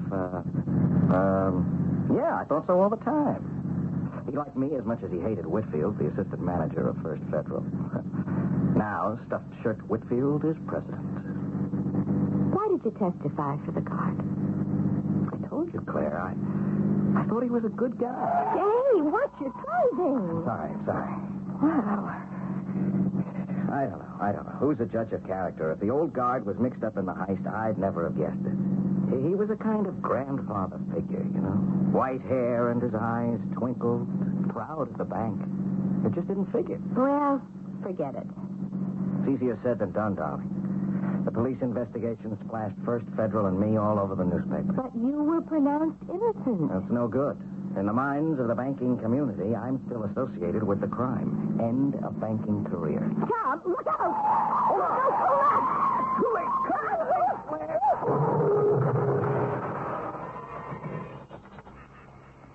Tom? Oh, he's bleeding. He's unconscious. Battery went dead. What? Lock it up. Lock yourself in, Huck. I'm going for help. Lock up. I'll be back soon. Tom, stop it! Stop it!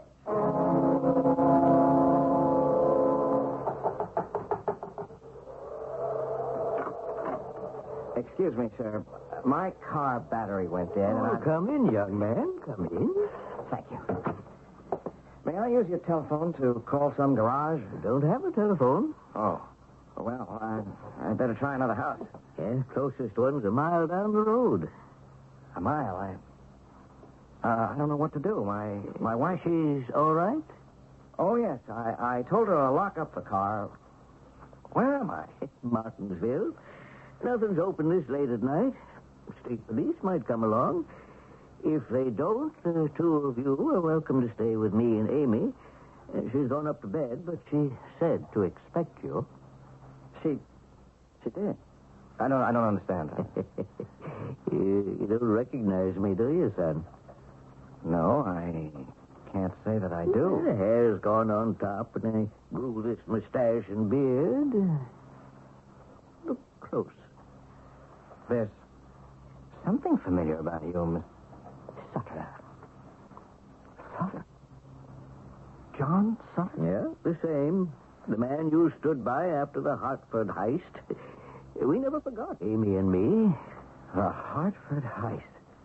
That's what they called it. 10 years ago. Well, I'm glad you're both alive, John. What have you been doing with yourself all these years? Well, the bank pensioned me off, and Amy's made a good thing of her needlepoint and quilt making. Look around you. Yes, I've been admiring them. Then, of course, there was the money. Oh? The boys made off with $500,000, Tom. Yes, I know. The police recovered most of it. Yeah, I read about it. 2 of the gang were killed in a shootout. The third, as I recall, tried to involve you. Yeah, that he did. And the police pounced on me like a blue jay on a June bug. They couldn't prove a thing. 90,000 was still missing. A lot of money. About 60 is left, Tom. 60? Left where? Well, son, this will come as a shock to you, but I wasn't as innocent as you thought. You were in on the heist? Yeah. And you have the money that's still missing? Oh, but about 30 grand. I don't know what to say. Why are you telling this to me? You want to hear how I masterminded the robbery? No. I feel bad enough having been a character witness. Then I feel worse because that cost you your job. I was innocent. You were not. True enough. Well, Amy and I talked it over. You were hurt bad, and we want you to have the money that's left, about 60 grand. The money belongs to First Federal. Oh, forget the bank. The money that was stolen was recovered, and what wasn't was covered by insurance. Still, it's their money. 2 men were shot down, Tom. Well, they should have been. Will you listen to my proposal? I won't touch the money. You lost your career. If you hadn't, maybe today you'd be the vice president in charge of investments. Instead, you're teaching high school mathematics. Will you listen to my proposal? Go ahead. I want you to invest the money in your name and pay the interest to me. When Amy and I die, the principal is yours. You won't have long to wait. I'm 76, Tom. It's dirty money. I've never taken a dishonest dollar. It's compensation for a busted career. Think of it that way. Where is the money hidden? You'll receive it in good time. Right now, it's where nobody can find it. And the police have been through our things with a fine-tooth comb. Think it over. The money's yours. Do with it what you please. The police? No, an ambulance. Remember our talk, Tom.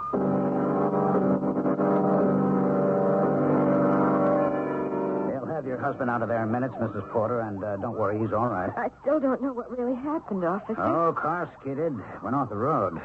Your husband was sober, wasn't he? Oh, yes. I thought he was dead. Concussion. I'm no doctor, but that's my guess. He cracked his head against the steering wheel or the windshield. He'll be all right. He said the battery went dead. What? I was to lock myself in the car, and he'd go for help. Your husband said that? And then he slumped and passed out. Well, I guess his mind was wandering. Get over there. Hi. Can you help me start my car, officer? Tom, the car's a wreck. How are you? I don't know. I don't understand. You ran off the road and cracked up, Mr. Porter. I did? Yes, I'd better give the ambulance boys a hand. We're taking you to the hospital. What for? I heard the siren when I was talking to John Sutter up at the farmhouse. The car battery... Tom, there was nothing wrong with the battery. We went off the road. Now, you're talking funny. A concussion can do that. But I was in his farmhouse, and we talked about the robbery at First Federal. Tom, you imagined it. You've been here all the time. I was frantic. And then Lieutenant Hogan came by and ordered an ambulance. It's here now. Now, take it easy. You can bring me a stretcher closer, boys. Yeah, all right. He just got knocked on the head. All right, sir. I feel faint. Well, that's all right. I'll get you to the hospital in no time. You're going to be all right. Oh, thank you. Thank you. I'll drive you to the hospital, Mrs. Porter. You know, you were lucky, both of you. How did it happen? Oh, it was my fault. I got to talking about something that happened years ago, and it must have distracted Tom. Sutter.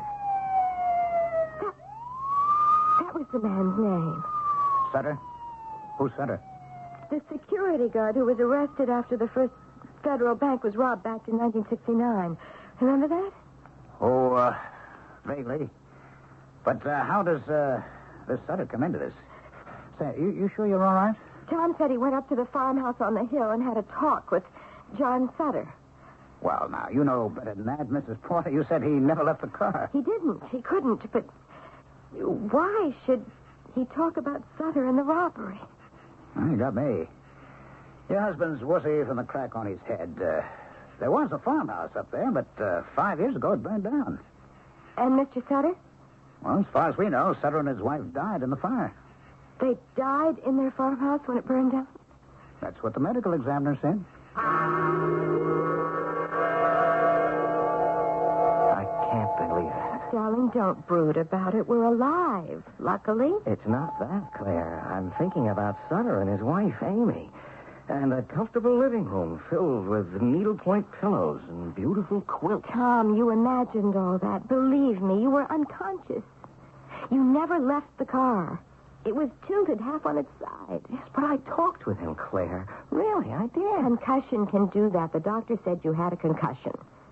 Consciousness returns slowly. Now, please, lie back and rest. It's the only cure, Tom. Now, I have to see Lieutenant Hogan and fill out some forms. That should do it, Mrs. Porter. Can I give you a ride into Hartford? Oh, no, thank you, Lieutenant. I'll spend the night with Tom. Is he asleep now? I hope so. Was he still muttering about Sutter and the robbery? Yes, he was. Why is he so hipped on Sutter and that old robbery? Well, Tom worked at the bank at the time. Oh, I see. He was a witness for Sutter's defense, kind of a character witness. Sutter was freed. Oh, yes. Yes, I remember that vaguely, too. The bank didn't like Tom testifying, so he was eased out. Why? Oh, guilt by association. Well, that's not justice. And now this, huh? He's still dwelling on the injustice. The accident brought it all out. Now he's fantasizing about visiting with the dead man. Ah. I'm sorry for him. Well, somehow he'll have to put it behind him. If he doesn't, he could go over the edge. Have you ever brooded over a wrong done to you? Of course you have. Has it ever been righted? No? Sometimes? Well, here we have a young man whose banking career was terminated because he testified for the defense of a robbery suspect. Although innocent himself, he still suffers from guilt by association. And I ask you, a conversation with a dead man? I'll be back shortly with Act Two.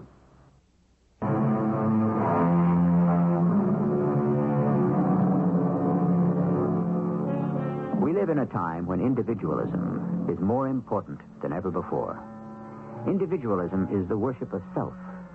To reach our goals, we lose our sense of responsibility to others. That's why Tom Porter was forced out of his banking career. The image of the bank was more important than Tom's belief that John Sutter was an innocent man. Well, he's found out differently. It's still on his mind as he is about to leave the hospital. Hey. Hey, wake up, wife. Oh, I can hardly move. I told you to go home. What, and leave you here dying? Oh, I'm fine. Let's get out of here. Oh, that chair was no place to fall asleep. Oh, Tom, you talked pretty crazy last night. No, I didn't, darling. I know what happened to me. I'm not talking about the accident. I mean about John Sutter. Tom, dear Tom, darling Tom, for the last time, will you please forget John Sutter? His farmhouse burned down and he's dead. Years ago.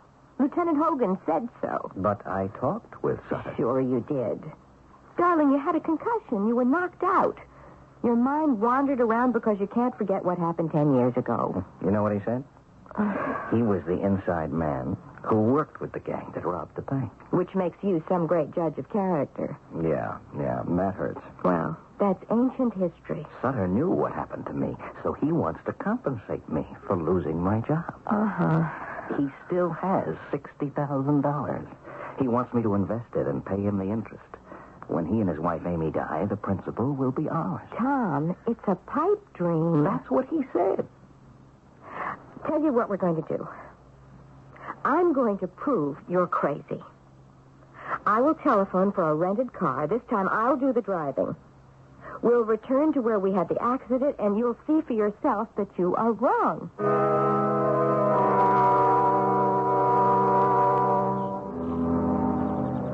Look at that car. You admit that a dead battery didn't do that. We weren't going fast, Claire. Fast enough to plow up the side of the culvert and smash the fence. It's hard to believe. When you pulled left, the car half overturned, you hanging in the driver's seat, me lying against the right-hand door. I could hardly get out. Have you seen enough? Yep. Well, now for the farmhouse. Oh, how far? I don't remember. Not far. I saw a light in the house and rapped, and John Sutter let me in. All right. Well, look around. You see anything? There's a house way back there on that rise. No. That's a mile away. I didn't walk that far. Oh, I see something. Here, look. Yeah. It looks like the foundation of a cellar. Overgrown with weeds. No house. You're right. No house. Convinced? I have to be. I'd say so. No farmhouse, no John Sutter. Just you spaced out. I give up. I did dream it, Claire. But it was so vivid. I can see the old man. And all those needlepoint pillows and quilts.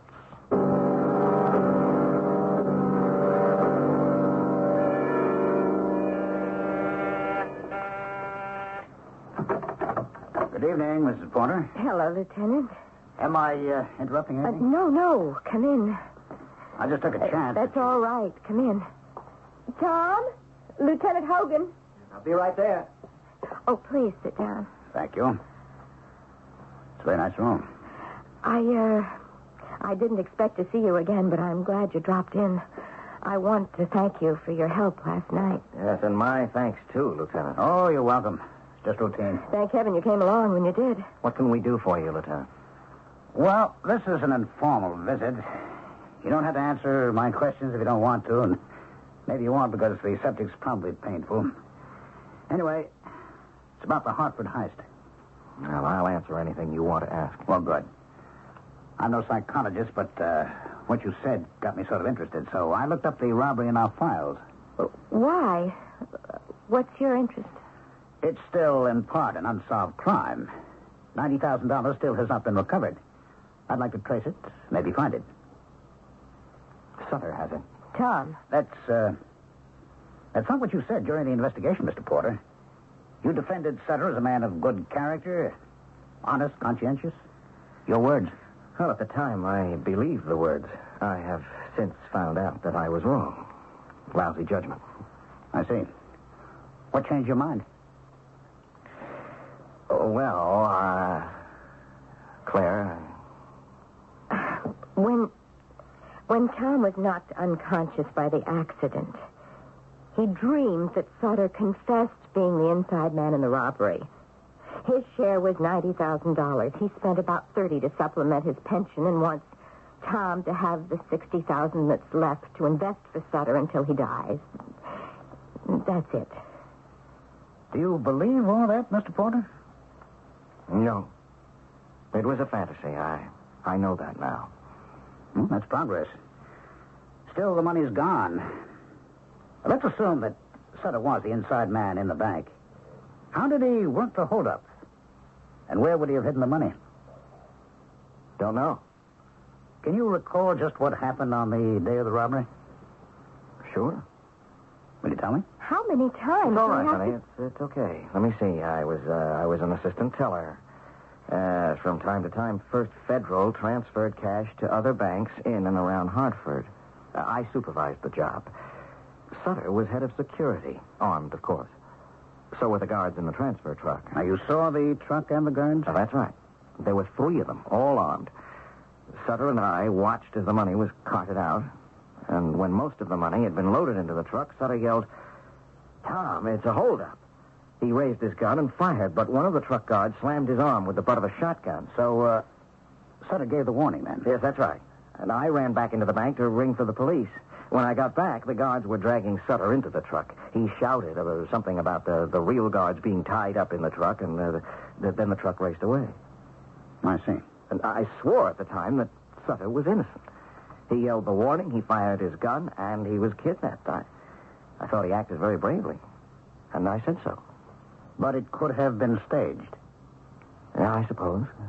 The robbers dumped Sutter blindfolded and his hands tied behind him about 5 miles out of town. A little further on, the police found the armored truck. Where the robbers evidently changed to a private car. Yes. And it was after this that you left the bank. That's right. Whitfield suspected Sutter of complicity in the robbery, but he never said so. Mm-hmm. And now you teach school. Yes. After the robbery, no other bank was interested in my services, so I teach school. Of course, Whitfield, and it kills me to admit it, was right. Sutter was part of the gang. Because he said so to you? Tom? I retract that, Lieutenant. That's something I dreamed.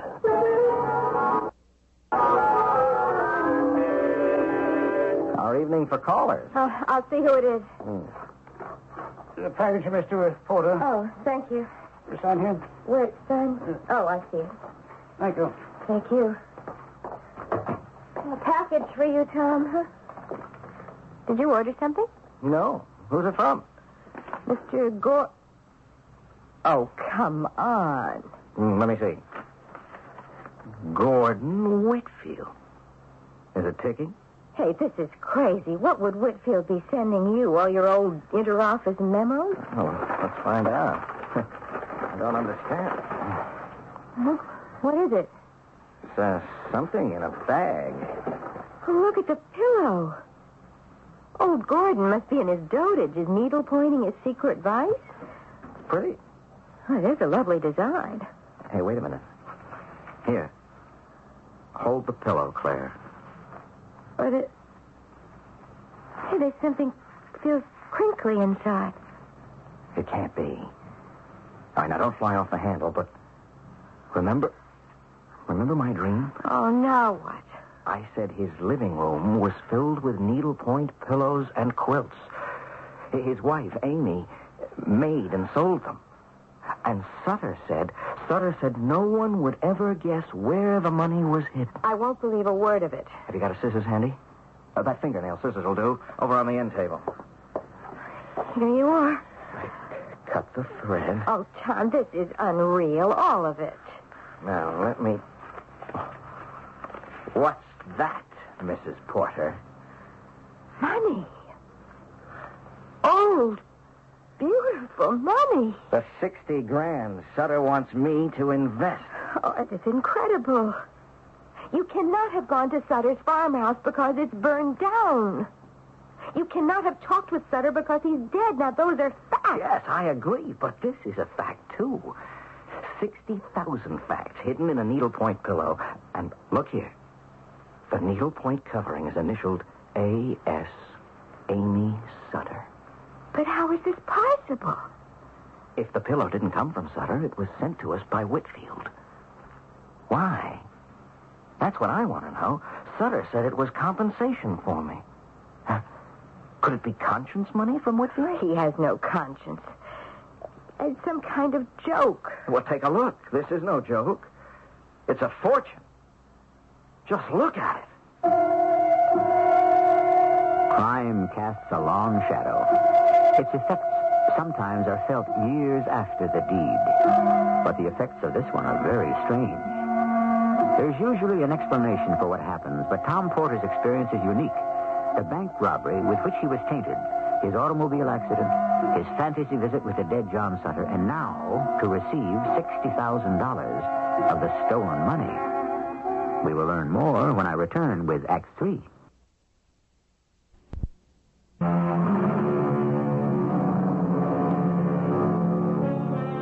Have you ever made a mistake in judgment? Of course you have. I have, I know. A Welsh proverb holds that experience is the fool's best teacher. The wise do not need it. In Tom Potter's case, substitute judgment for experience. He was mistaken about John Sutter, and his life was changed by it. Tom has just opened the box containing the pillow and the stolen money. Sutter is dead. How many times do you have to be told that, Tom? Well, then we're mixed up in something supernatural. There is no such thing. Anyway, there's some rational explanation for this. Sure. Sutter's alive. But he isn't. Will you trust me with the rented car? Where are you going? Back to the site of the accident. I'm going with you. No, ma'am. Why not? Only if you stay in the car and let me walk up that hill alone. And all you will find is a foundation overgrown with weeds. You saw that this morning. Yes, I did, but if I talked once with Sutter, maybe I can talk to him again. What do you say? All right. I owe it to the man, or to have it your way, to his ghost. And then what? Well, then I'll decide one way or the other. Agree with Sutter's request or call in Lieutenant Hogan. You really think there's something supernatural about this, Tom? Why not?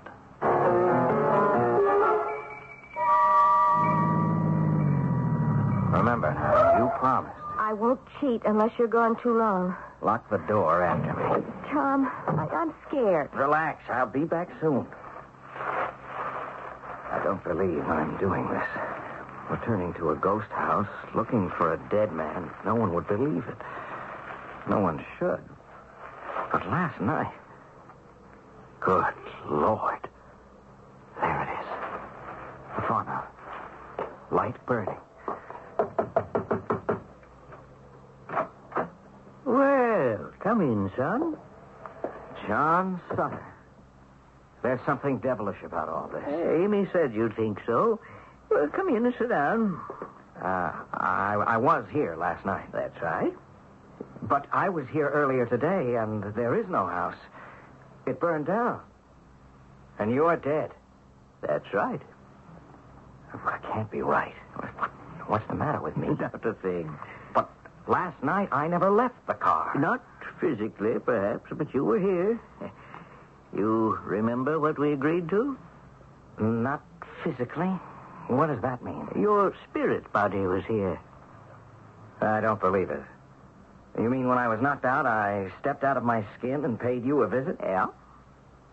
Well, why would I find myself talking with you? Twice. I'm atoning for my sin against you. Uh-huh. And I suppose you know why I came back tonight. Oh, yes. Amy and I figured you would. You wondered what to do with the interest on the money you're going to invest. You bring it to me here. But if you're a ghost... I'll see that it finds its way into needy hands.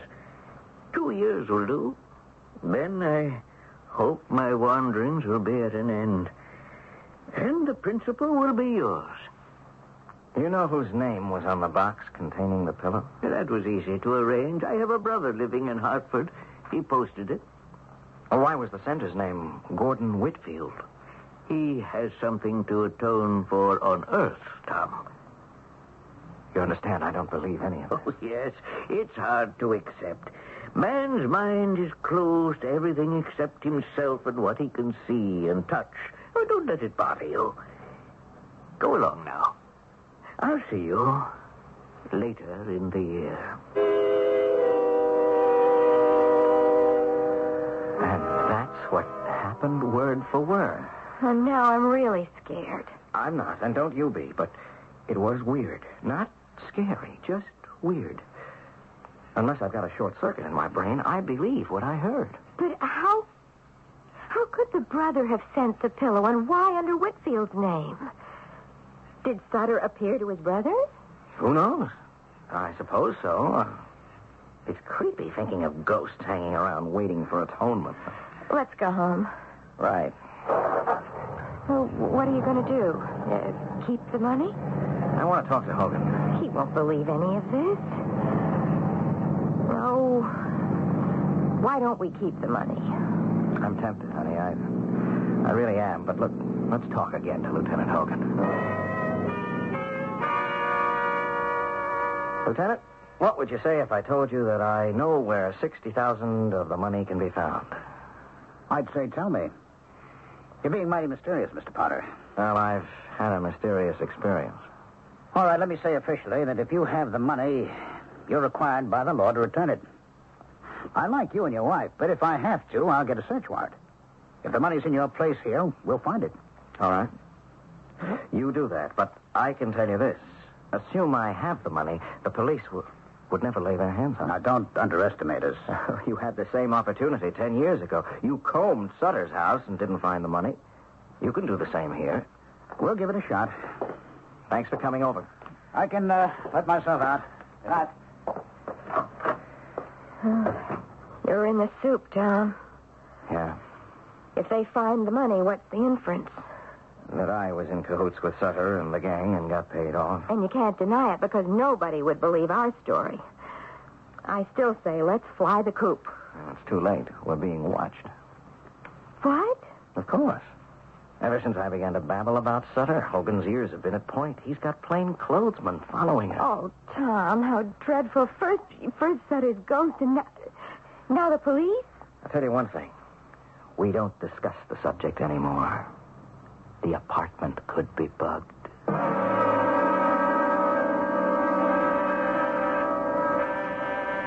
That's Whitfield, Claire. I'll go. Do you want me to stay? Of course. Hello, Mr. Whitfield. Just what is this about, may I ask? Come in, you'll find out. You've met Mrs. Porter? Good evening. Yes, I have. Well, please, won't you sit down? For a minute. I'm expected at the Century Club in 20 minutes. Will you please explain your mysterious telephone call? What if I told you that I know where to lay my hands on 60,000 of the bank's missing $90,000? Lieutenant Hogan suspected that you could. Well? I was wrong about Sutter. The prosecution thought so. He went free because of your stubborn insistence that he was innocent. I paid for it. Indirectly, Whitfield, you, too, seem to have been mixed up in the robbery. You'll excuse me? No, not yet. About $60,000 was sent to me. Meaning, obviously, that you, as well as Sutter, participated in the robbery.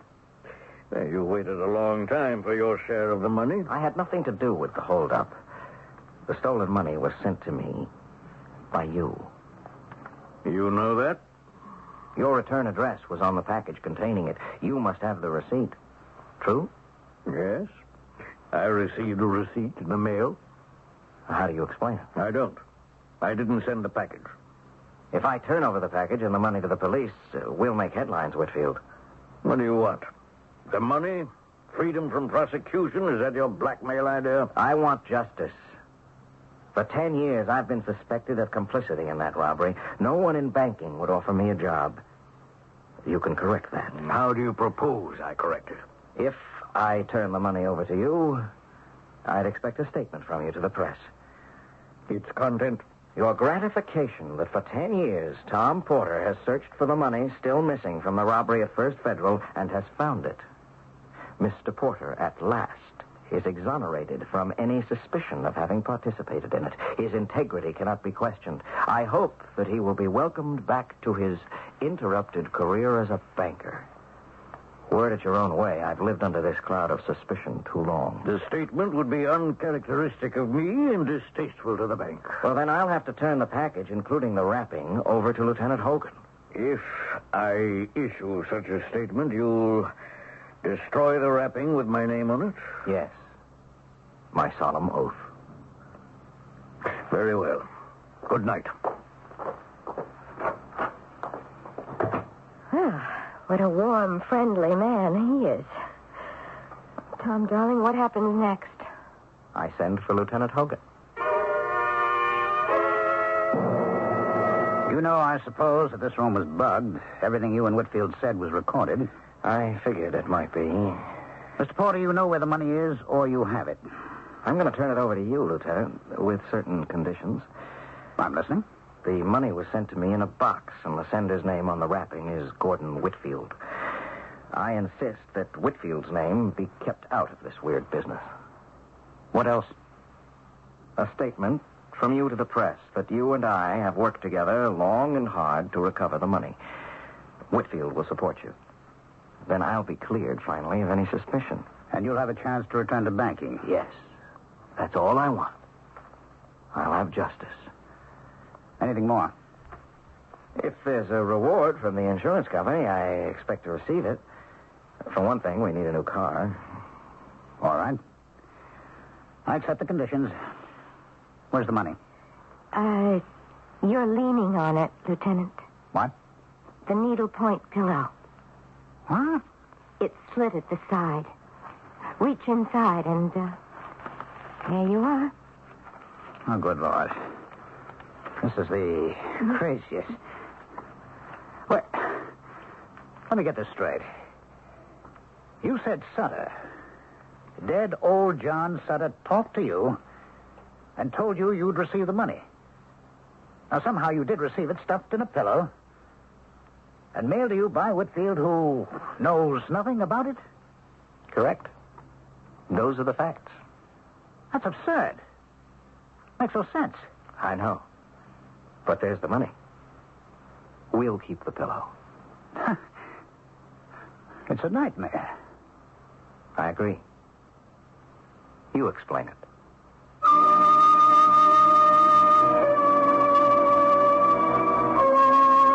Can you?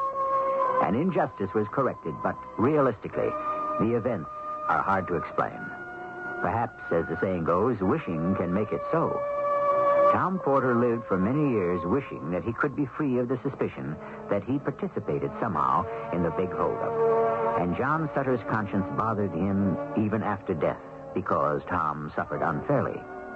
Combine the two wills and wishes, and a solution followed. Strange? Yes, indeed. I'll return shortly.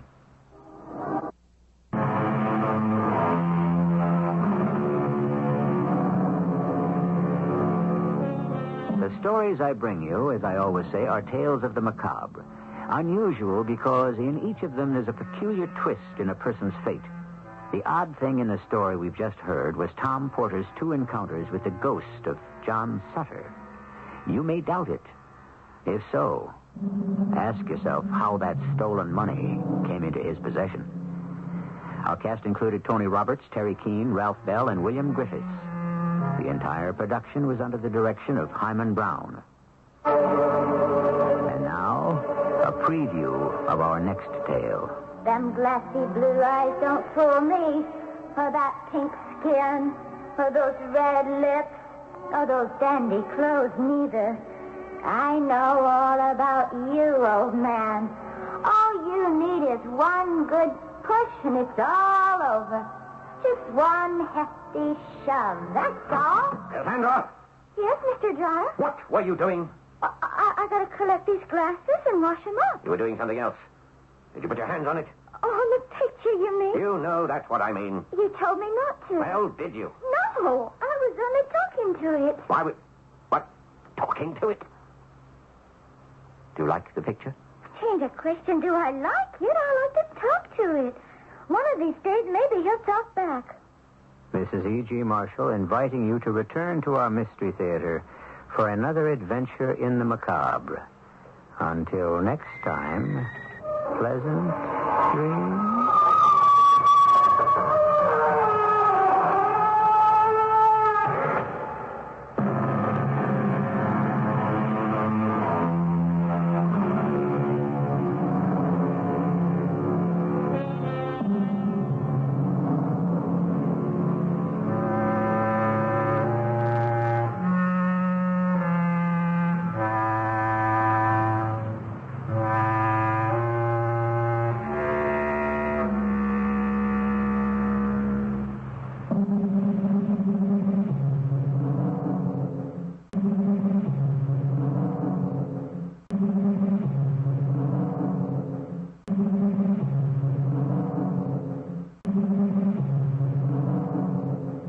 CBS Radio Mystery Theater presents...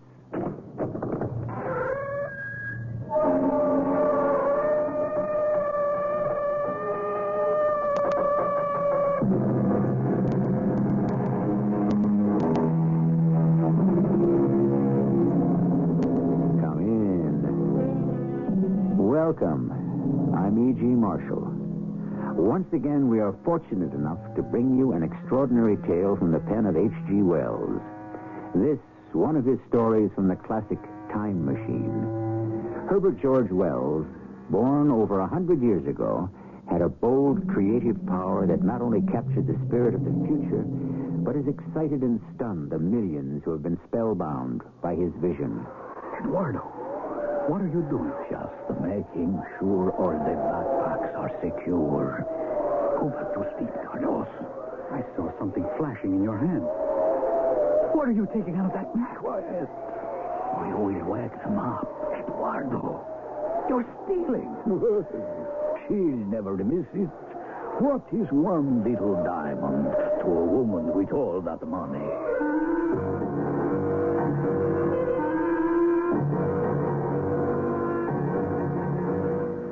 Our mystery drama, Search for Eden, adapted from a story by H.G. Wells, written especially for the Mystery Theater by Gerald Keane, stars Lloyd Battista. I'll be back shortly with Act One.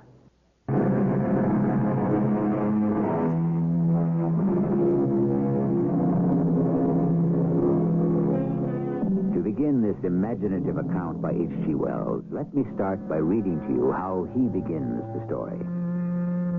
300 miles from Chimborazo, 100 miles from the snows of Cotopaxi, In the wildest wastes of Ecuador's Andes, there lies a mysterious mountain valley cut off from the world of men.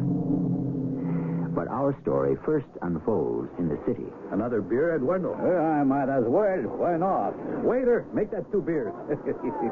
Carlos, I must be crazy sitting here in this street cafe. I've never accused you of being completely sane. No, I'm not joking. Here we sit, 2 mountain climbers, on these uncomfortable little chairs at a dirty little table in a cafe in the middle of the noisiest, smelliest city in all Ecuador. Why are we here? What in the name of St. Sebastian are we doing here? Drinking beer. Drinking beer. When we should be on some high mountain. But to enjoy our profession, one needs money. And while there is beauty on a mountain pass or clear water in a brook, there's no money in it. Money. I despise it. I've noticed that about you, Eduardo. That's why you're always at the racetrack or with the moneylenders or gambling. My old friend, I know you. You'd do anything for money. Maybe what I hate is not having it. All our equipment needs repair. The cleats of my boots are worn down, useless. Our rope's too heavy. We need a new lightweight kind. I'm not even mentioning a whole new set of pitons. But we don't belong in the city. You will agree to that. You haven't heard a word I said. This is where the money is, at sea level. This is where you find the tourists. At the Excelsior Hotel, there is a Mr. and Mrs. John Murray from San Francisco. San Francisco, USA? Don't interrupt. Mr. and Mrs. Murray are looking for a guide. They wish to climb the Andes. Not all the Andes, just the nearest. And how do you know all this? I've already talked to them. Tomorrow morning, you and I together will meet them. Is this definite? Who do you think is paying for these beers? Mr. and Mrs. Murray.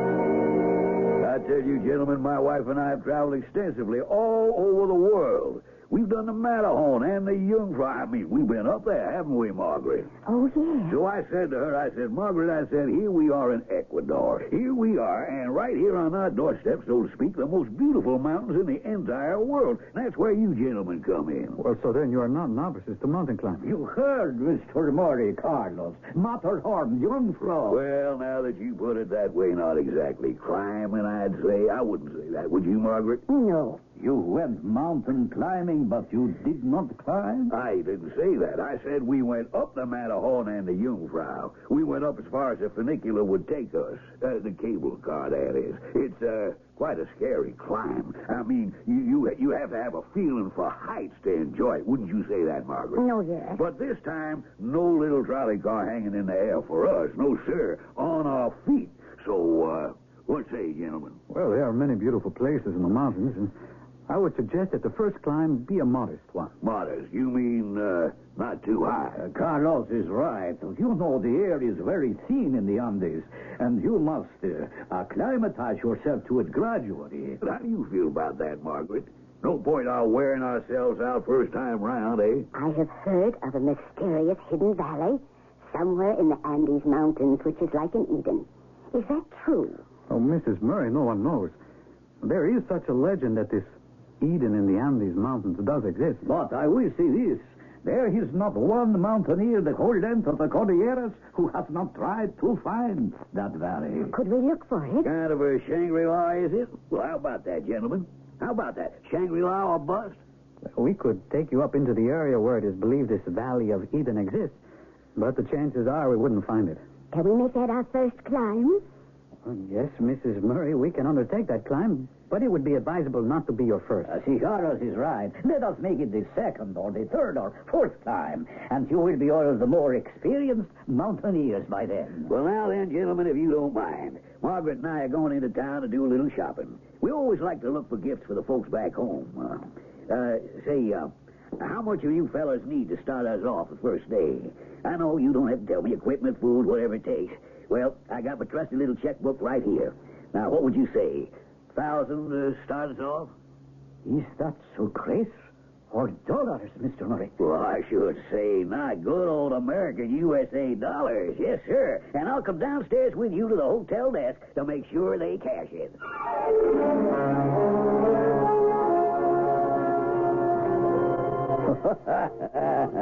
There is nothing like being rich. Oh, in the 10 years we've climbed together, you spent 9 of them talking about money. I have. I know I have. That is because I never had much. Did you notice the size of that diamond Mrs. Murray was wearing? Oh, it flashed like the lighthouse at Guayaquil. I saw it. You never stop, do you? You can talk about the love of mountaineering and let them believe there is an Eden somewhere which everyone has been looking for since the Incas. But I climb for money.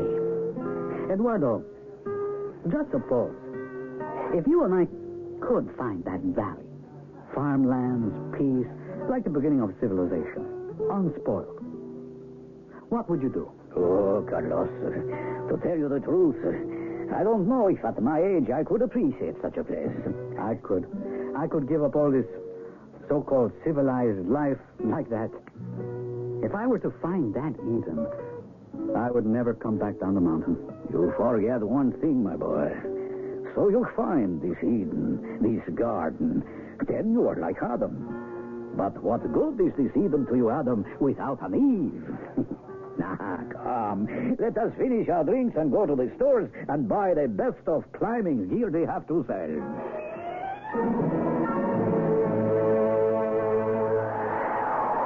I must say, Eduardo, I never thought we'd be caught in a blizzard sitting in a tent miles up on the side of a mountain. How long do these blizzards keep up, Eduardo?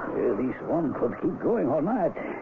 But we will know better when Carlos gets back. How can he tell traipsing around out there? Well, why don't we ask him when he gets back here? I would advise the both of you to climb into your sleeping bags just in case. Just in case what?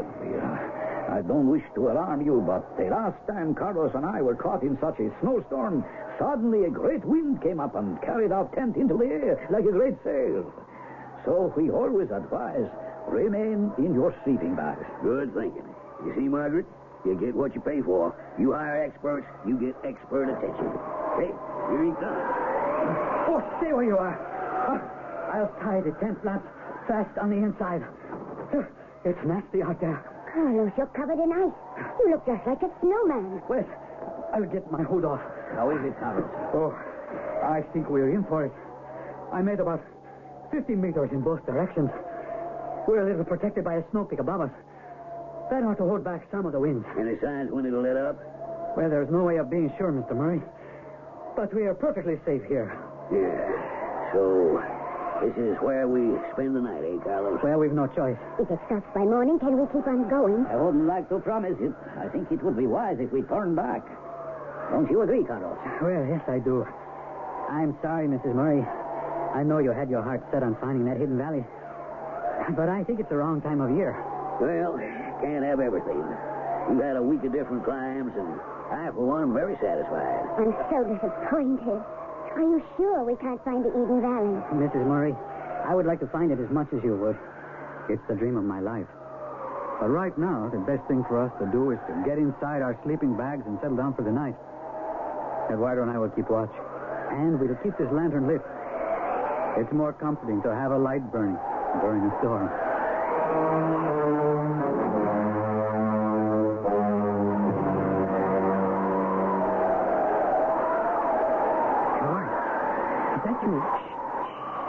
Go back to sleep, Carlos. What are you doing? Just making certain all the packs are secure. I saw something flashing in your hand. What do you have there? It is nothing. Now, be quiet or you will wake up Mr. and Mrs. Murray. I'm getting up. Eduardo, let go of me. You're twisting my arm. Give me what's in your hand. I will not give you. Eduardo, you're stealing. We'll never visit what is one little diamond to a woman who has all that money. What is that noise? It is nothing. No, It is something. An avalanche. An avalanche? I'm going outside to see which way it's heading. Eduardo, keep everyone here. It's coming from the snowpack.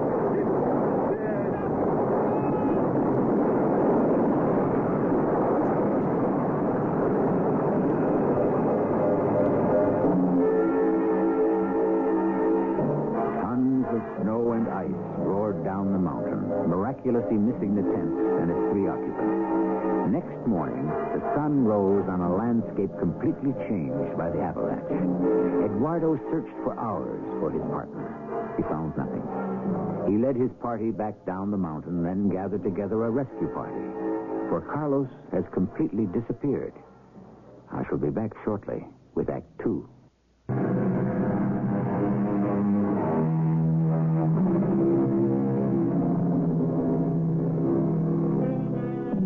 To paint the scene for us, let's turn again to the author of this tale, Mr. H.G. Wells, who tells us that the mountaineer fell 1,000 feet and came down in the midst of a cloud of snow upon a deep snow slope. Down this he was whirled, stunned, and insensible, but without a bone broken in his body, and then at last lay still, buried amidst the white masses of snow that had saved him. I heard an animal fall over here. No, Doctor. It was over here. Put your hand down and touch the big hole in the snow. Yes, Miguel, you are right. Perhaps it is good for eating. Whatever animal will have broken its neck, so we have no fear of it. Reach down with me into the snow. Hey. Hello. Well, what is it? Listen. This animal speaks without tongue. Oh, where am I? Am I dreaming? Hello up there. Can you pull me up? A mile from the snow. Miguel, if we reach far down, we can both lift him. You hold him by one arm. I'll hold him by the other. Ready? I have him ready to lift. Where am I? Who are you? Oh, he is a poor creature, this man of the snow. He knows nothing. It's a miracle. Nothing broken. I can stand. Speaks like a man. But you don't have to help me. I can stand alone. Touch his face. Oh, what are you doing? Feel the coarseness of his hair. Yes, coarse like a llama's hair.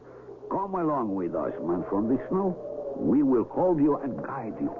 A man. Oh, you are walking well. That's it. I don't know why you don't let me walk by myself. I am a doctor. I decide. You are imperfect, snowman, and you will fall. We will take care of you. You've fallen into our world. He must have come from the roof. Well, I've come from over the mountains, from way up there on the other side, halfway up to the sun. Way up where? There is mist, and above that, the roof. I assure you, you don't have to drag me along like this. Oh, he is a stubborn one. I have a good mind to let him find his own way. Oh, no, Doctor. The elder says we must be kind to the imperfect one. What are you talking about, imperfect? If I wasn't in such good physical shape, I'd be dead now in that avalanche. I see where we're going. The snow line ends, and there's a path through green fields. Yes, I can see.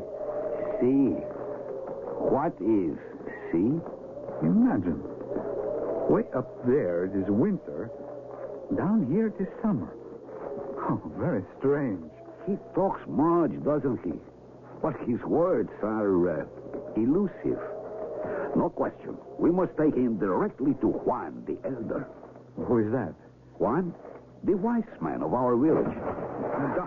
There you are. You stumbled. If I hadn't caught you, you would have fallen again. Well, I'm a little shaky, that's all. I've been caught in an avalanche, fallen thousands of feet. Naturally, on an unfamiliar path, I'm not very steady, but I can see where I'm going. You are doing very well. I think we needn't hold him by the arms. We can lead him by the hands. Oh, I beg your pardon, gentlemen. Now that I look at you closely, I understand. You are both blind, aren't you? Blind?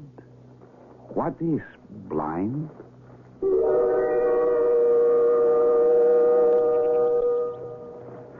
Oh, we've walked a long ways. It's beautiful, and your little village is most quaint. But I don't understand why the houses have only doors and no windows. Do you know what he's talking about, Doctor? It does not matter. One can't pay attention to every aberration of the mind. Well, why are we standing in front of this big cave at the end of your big street? Go in, Snowman. You first. In there is Juan, the elder. Why, it's so dark in here. I can't see a thing. Oh, help, I'm falling. Who is it? Who fed on me? What are you doing? Oh, I'm terribly sorry. It's pitch black in this cave, and I can't see a thing. I'm sorry I fell over you. Doctor? Miguel, who is this? A poor unfortunate we found in the snow. He's full of contradictions. He says he can see, or now he says he cannot see. Sit up, you. I'd be glad to. I don't understand why you're here in the dark. What means dark? Of course. So stupid of me. I beg your pardon. You, Juan the Elder. You are also blind. I am so sorry. You see what craziness he talks, Juan? Leave us, Doctor. And thank you for bringing him to me. I wish to talk with this man.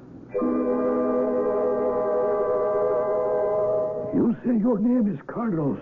Well, yes, I'm a mountaineer. Last night, or it may have been the night before, I was caught in an avalanche. I was carried miles and miles and then dropped in a snowbank not far from here. So by the grace of God, I am alive. May I call you Juan? By all means, Carlos. I cannot see your face in the dark, but your voice is warm and comforting. It is by voice, sounds to our ears, touch to our fingertips, that we know one another. So you cannot see either, Juan. You are also blind. Try to explain to me what is this see. There is no one in this valley who would understand you. Sound and touch, yes, and smell and taste, yes, that we know. It is all there is between men. We love, bring children into the world, farm the fields, harvest the crops. We lack nothing. Your whole village uses only their fingertips and their voices to know one another? Young man, there is no other way. Ah, so you are all blind. Give me your hand. I will guide it to the edge of a post of wood that has always been in the center of this cave. Can you feel it? Yes, I can. Now, as you move your hand, count the cuts in the wood. Go on. 2, 4, 5, 7. Go on. 12, 13, 14. 14 generations have left their mark there. 14 generations have kept together, farming, weaving, building, all by sound and by touch. There is nothing else. Good Lord. This is the country of the blind. Ah, Carlos, I am asking too much of you. You have fallen from great height, and you said your brain is, of course, somewhat muddled. One can expect that. Do not draw away. I put my hands to your face. This is your nose, yes? We have noses, too.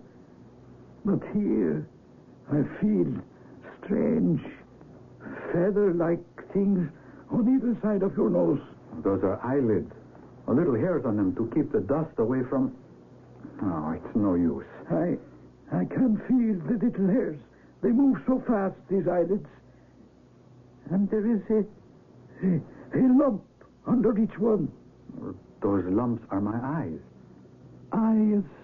Oh, they are what I see with. We will be kind to you, Carlos. We are a good people. We shall make space for you to live and give you food. And perhaps you will work in the fields with everyone else. Living there in that dark cave? Oh, no. This is the village meeting place. My daughter, Eva, will show you 2 quarters of your own. Eva, will you come out, please? Are you always this kind to strangers? There have never been strangers. You were the first visitor in 14 generations. But because a man comes to us from the snow, a man who is not whole, who has deformities of the face, or talks in meaningless gibberish, we will not send him away. You are welcome here. This is my daughter, Eva. Eva, this is Carlos. He came with the snowfall. An avalanche dumped him into our valley. You will make sure he has a place to sleep and food to eat. Yes, Father. I shall. You are Ava? And you are Carlos. Oh, your hair is the same color as mine. Color? What is color? Well, you have brown hair. So have I. Is brown hair something special? I knew it is, Ava. You say that in a nice way. You must have had a nice thought with it. The sound of the voice tells the feelings in the heart. You turn here, Carlos. But how do you know? There is a notch in the curb which tells me all our streets are made at right angles. But I have lived here all my life. Of course, I know my village. It's a miracle to me how an entire village can live so harmoniously and so well without fear. No one here feels deprived of anything. Whatever this feeling is, it doesn't exist. This is your door. You go in here. What? None of these houses, none of them have windows. Why? Windows? What are they? Well, to look out of, to let the light in. Oh, what can I be thinking of? Of course, you would have no need for them. But I would like to learn what windows are. I better hide if we are going to be friends.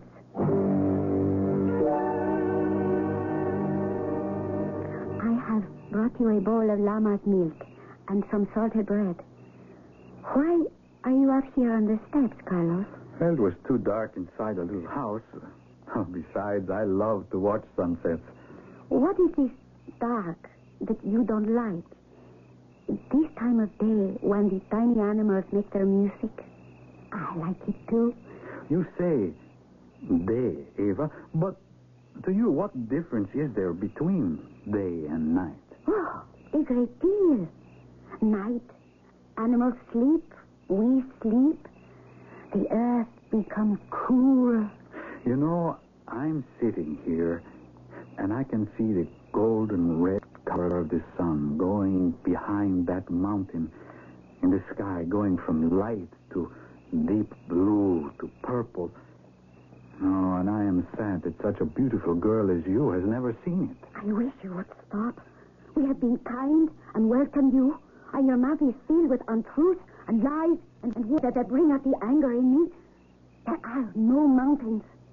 The end of the rocks where the llamas graze is the end of the world. Oh, no. And over all of us is a smooth roof of stone from which the dew and the snow and the rain fall. Ava, it isn't so. There is a sky millions of miles high and clouds and stars and a moon all turning in space as we are. No. There is no roof. The world is a round ball spinning in a limitless void. Stop it.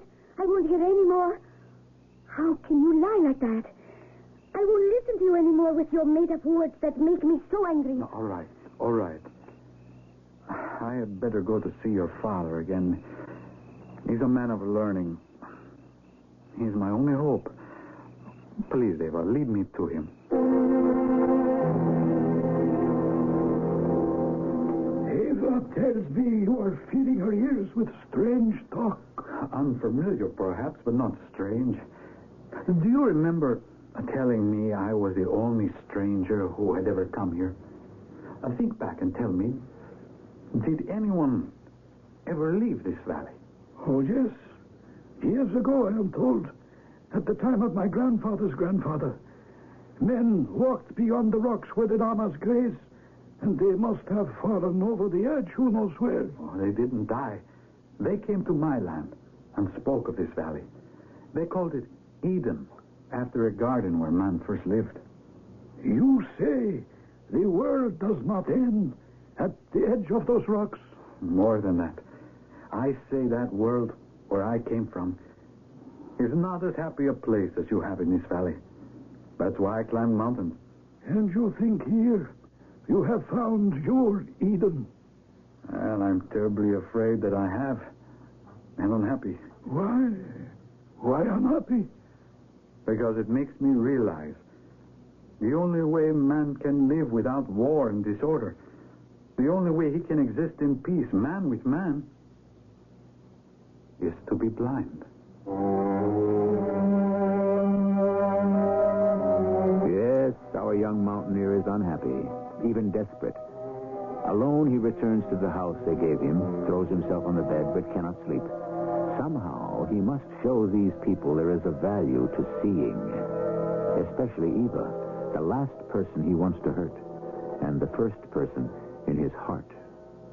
I shall return shortly with Act 3.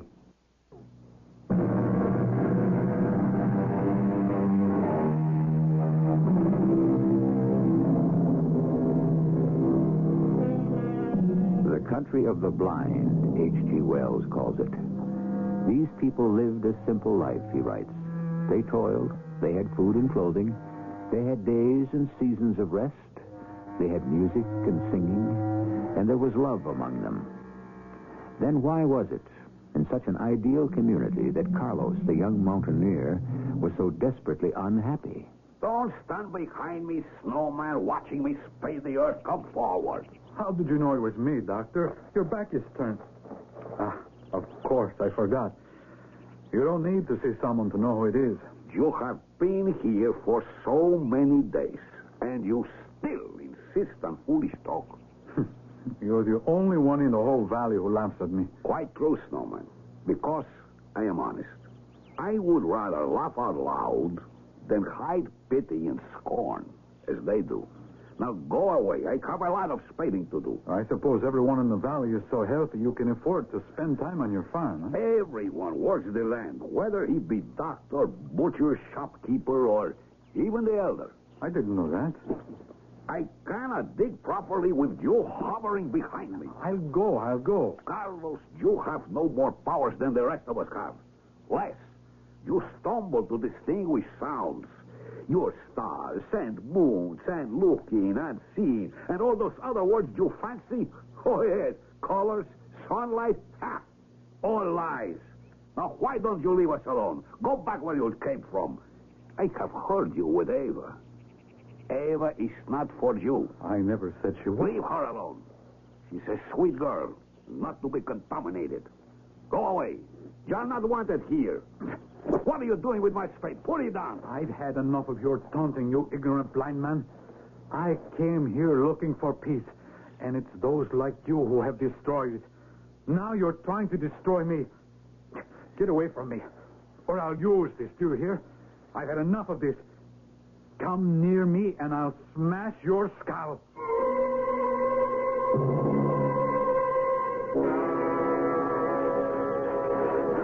I must get away from him.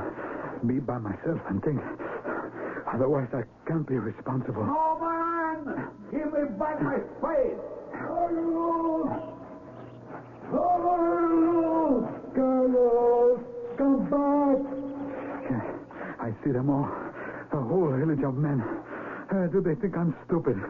They're circling around me. Snowman! Give me back my spade, Snowman! My name is not Snowman. My name is Carlos. Snowman, we're coming! Put down the spade, Carlos! Juan, don't you understand? Tell them to go away and leave me alone. Snowman! We have come to take the spade from you. You will hurt yourself. Snowman! Crazy Snowman! You can't see me. Any of you stupid blind bats. But I warn you, I am swinging this spade about my head. And if anyone comes any closer, they will be hit. Do you hear me? You will do as we say, Snowman. I'm going to do what I like in this valley. Do you understand? I am going to do what I like and go where I like.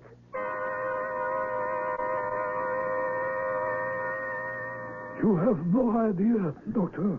I don't know where he's got to, Juan. Have you searched the village, the farms? Good riddance, I say. He was a troublemaker. We can't let him wander around alone.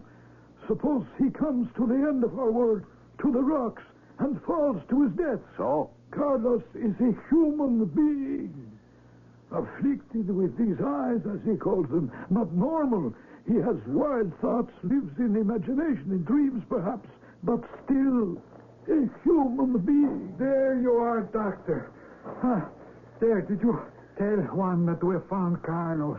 You found him? Yes, both of us. I was just about to. Doctor, that was sinful of you to pretend you didn't know where the poor man was. I am human, too. It was my spade he took and threw in the tall grass where I can't find it. My spade he tried to attack us with. Doctor, is there not some other reason you have for hating our visitor? I have no other reason.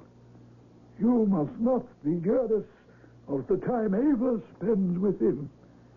Jealousy is not for us. We are all above that. Now, where is Carlos? He's on the furthest farm where they'll almost find the sweetest grasses. He must be very hungry. It has been 3 days. He won't starve. If the llamas can eat grass, so can he.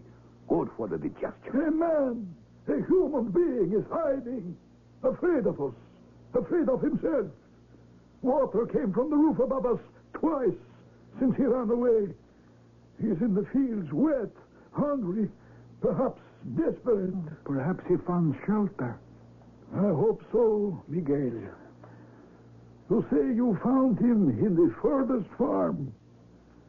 Very well. I shall go myself. I am sorry, Juan. I brought so much ill feeling to your village. Good. You are wiser now. And you are sorry. Yes, I am sorry. And do you still think you can see? No. No, that was folly. That word means nothing. Less than nothing. Ah, good. I am glad you have realized that. Juan, before you ask me any more questions, for pity's sake, give me some food or I shall die.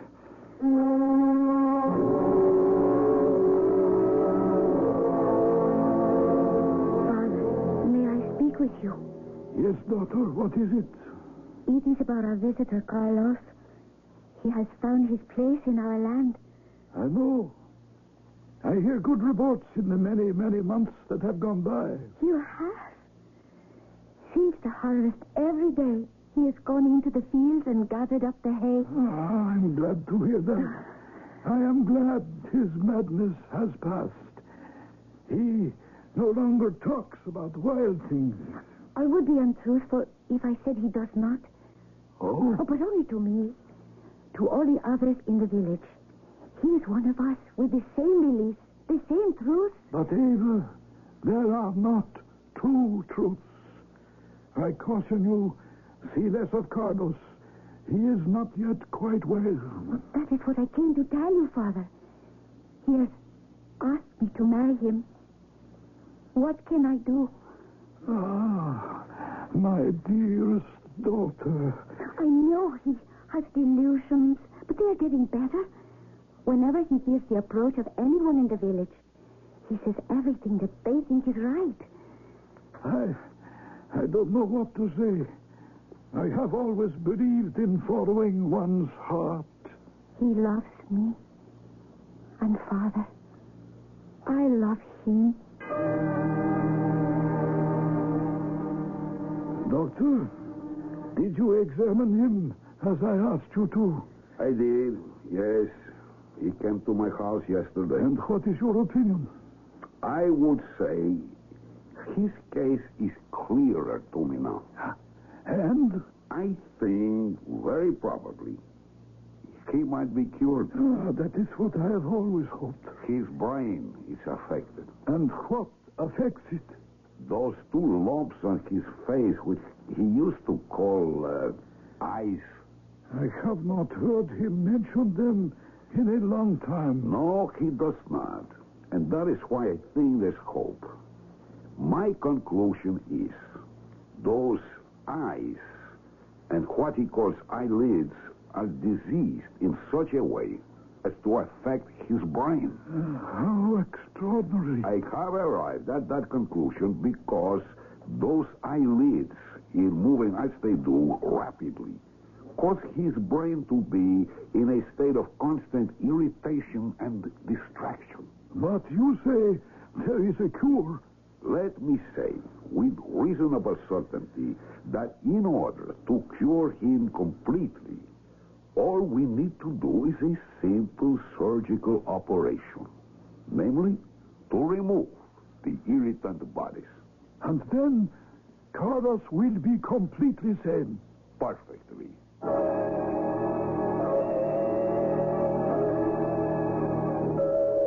Eva. I have come out to the field to talk to you. Well, did anyone see you? No. No one. All right, let's sit here. The high grass will hide us.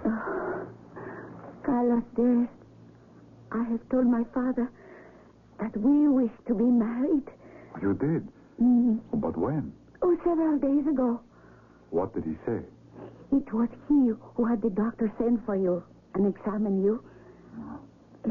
He was still a little worried that you were not completely like the rest of us. Would you want me to be? I don't know. But my father would. So he had you examined and then sent for the doctor. Oh? He has told Father that what you call your eyes could be removed and that you would be completely sane. Oh, remove them? Is that what you wish? To have my sight taken from me? Our marriage would be assured, my darling. Father says so. Take away my gift of sight. Well, you haven't spoken of it that way in a long time. Eva, my world is sight. I pretend it isn't so, but we both know it is. I want to be your wife. What of all the beautiful things I would see no more? The flowers, the far sky with its drifting down of clouds, the sunsets and the stars. And there's you, Eva. For you alone it's good to have sight.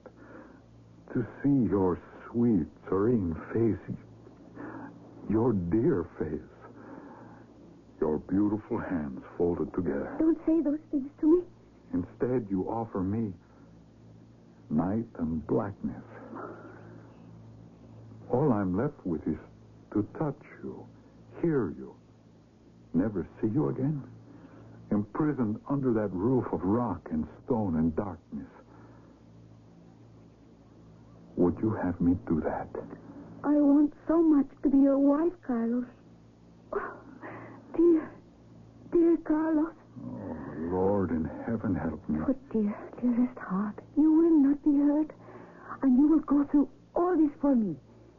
You will. I swear to you, my loving Carlos. Then we shall be happy forever. And when must this take place?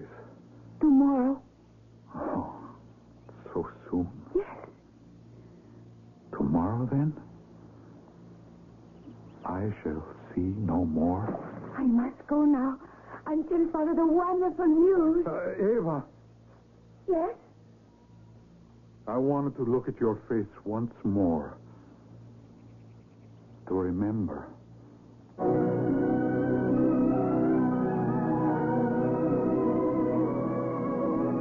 Carlos bent down and picked up a flower. He didn't know its name, but he marveled at its petals and its color. Eva had almost disappeared from the field. Holding the flower, Carlos turned away from the Valley of the Blind and started to the mountainside where the snows began. He was a mountaineer, and he would climb again and search for another Eden. I shall return shortly.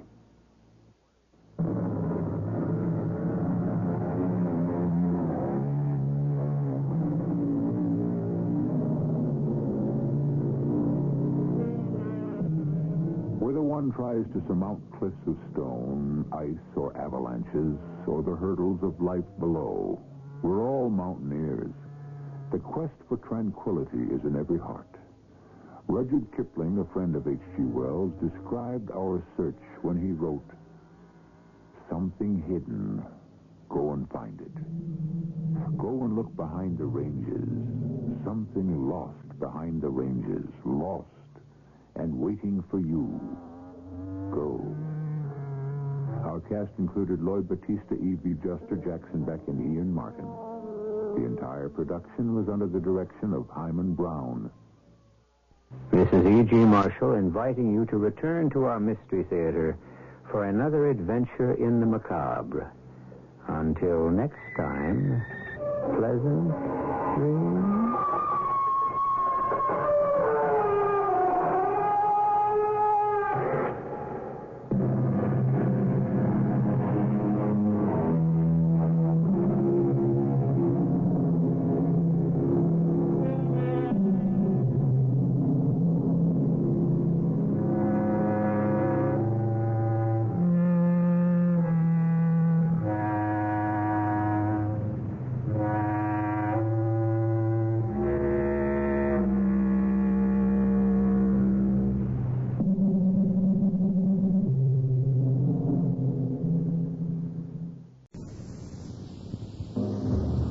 CBS Radio Mystery Theater presents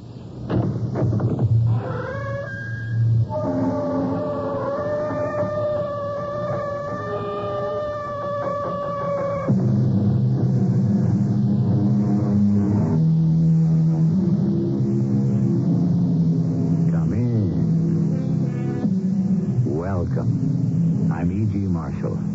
I have a detective friend who from time to time gives me the inside story, a behind-the-headlines report on how the high become mighty, how robbers become barons, and the grand larcenous. This tale of skullduggery I'm about to reveal to you has never been surpassed or even equaled in the annals of crime. But then they don't make crooks like Donald Harvey anymore. At least I hope not. Mr. Kellogg, will you please stop asking me questions? Mrs. Rusk, investigation is my job. There's no way around it. I don't care what your job is. Please, go away. How can I talk to the police when 2 days after my husband's been killed, I get a letter from him as if he was still alive?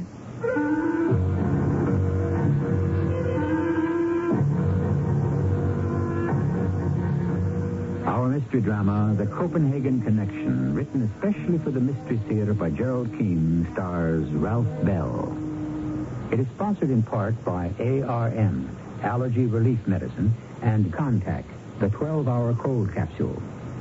I'll be back shortly with Act One.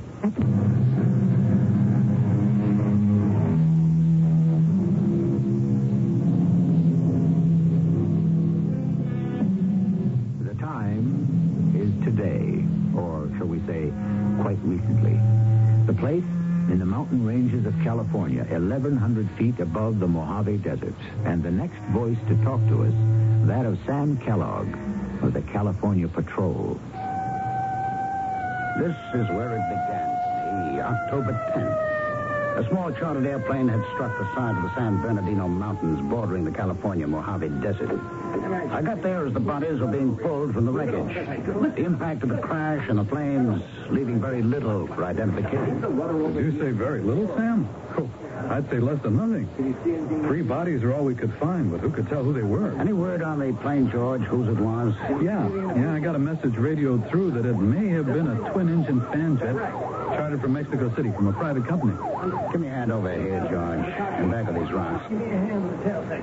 Yes, I thought I saw the sun shining on a piece of metal. Grab that end. Let's turn it over. Hey, what looks like a piece of the tail. Can you read it, Sam? Letters are sort of scorched. Is that an N? And an L. NL109. Yeah, that's a 9, or is it an 8? 109A. Get that onto the radio, George. Yeah, will do. 109A. Now, what do you think, Sam? Feel like guessing what happened? I hate guessing. Better wait and see what the FAA reads out of the flight instrument recorder. Yeah, you're the boss. George, send out that radio description, and then let's head back to town. There's nothing else we can do here right now. Interesting thing about that flight instrument recorder. Our boys searched 3 miles in all directions. It never turned up. That was my first clue that something funny was going on. Then clues 2, 3, 4, and 5 came in mighty fast. Sam, I've got more on that plane crash. The guy who hired the plane was Donald Harvey. I wonder if it was the Donald Harvey. The one who's made a deal to sing to the Attorney General? Yeah, the king of the dope empire. He's not exactly the king, George. More like a prime minister. Hey, who heads up that big smuggling combine? It's a dame they call the Viking. The whole Copenhagen connection is his baby. A Viking? Yeah, I've never heard of him. Now, a few people have. The Viking stays out of sight. He's never even been photographed. How do they know Donald Harvey was on that plane? Well, his brother identified the remains. Doesn't that beat all? Not even the FBI knew he had a brother. Anyone else identified? Yeah, the two others in the crash were, Juan Rodriguez, a pilot who worked for the Mexican Charter Air Company, and a man who's probably Harry Rusk, Harvey's assistant. It's not much to go on. We do know Harvey was a fugitive. He was indicted in Miami. He got his lawyers to try to cop a plea and has been on the run ever since. Well, that's not all, Sam. I just got a call from a man and his wife who live not 10 miles from where the plane hit. They swore they heard two sounds. One was an explosion in the air right over their heads, and then minutes later, they heard the plane smash into the mountain. Remember asking me yesterday, George, if I wanted to guess? Well, if I was to, I'd say it looks like somebody had a contract out on Harvey and scored a direct hit.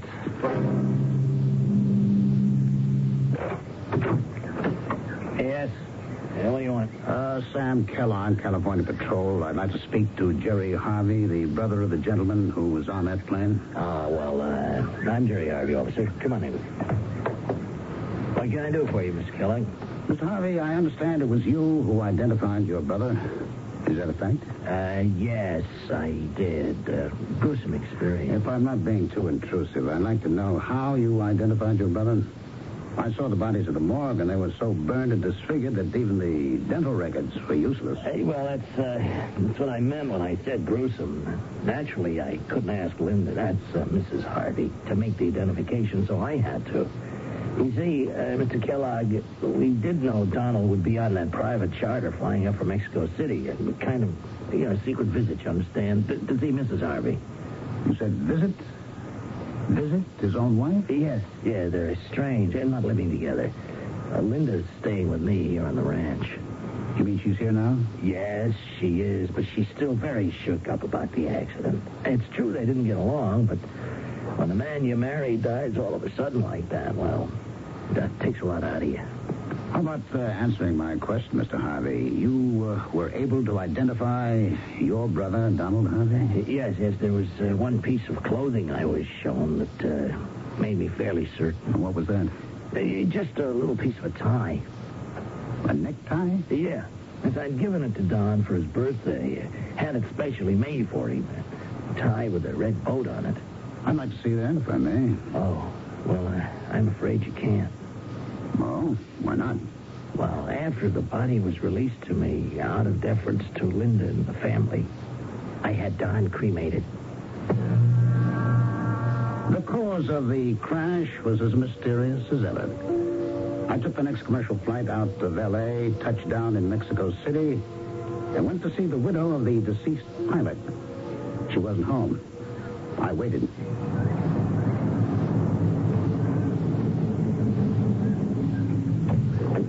Mrs. Rodriguez. Mrs. Juan Rodriguez? Yes, that is me. And who are you? Sam Kellogg, California Patrol. I'd like to ask you some questions about your husband. My husband? Oh, yes, of course. Anything. We should go into my house. Oh, I've lost my front door key. Where did I leave it? Perhaps you put it on the seat with the ignition key of your beautiful new car. Oh, I see. You are right. That is what I did. I'll get it. I'll come along with you, Miss Rodriguez. I've never seen one of these big babies close up. Oh, I like it, too. With your husband? Oh, no. I just picked it up. Oh. Suede leather seats. Sure must have set you back a couple of pesos, eh? Oh, here are the keys. Just as you said. Mr.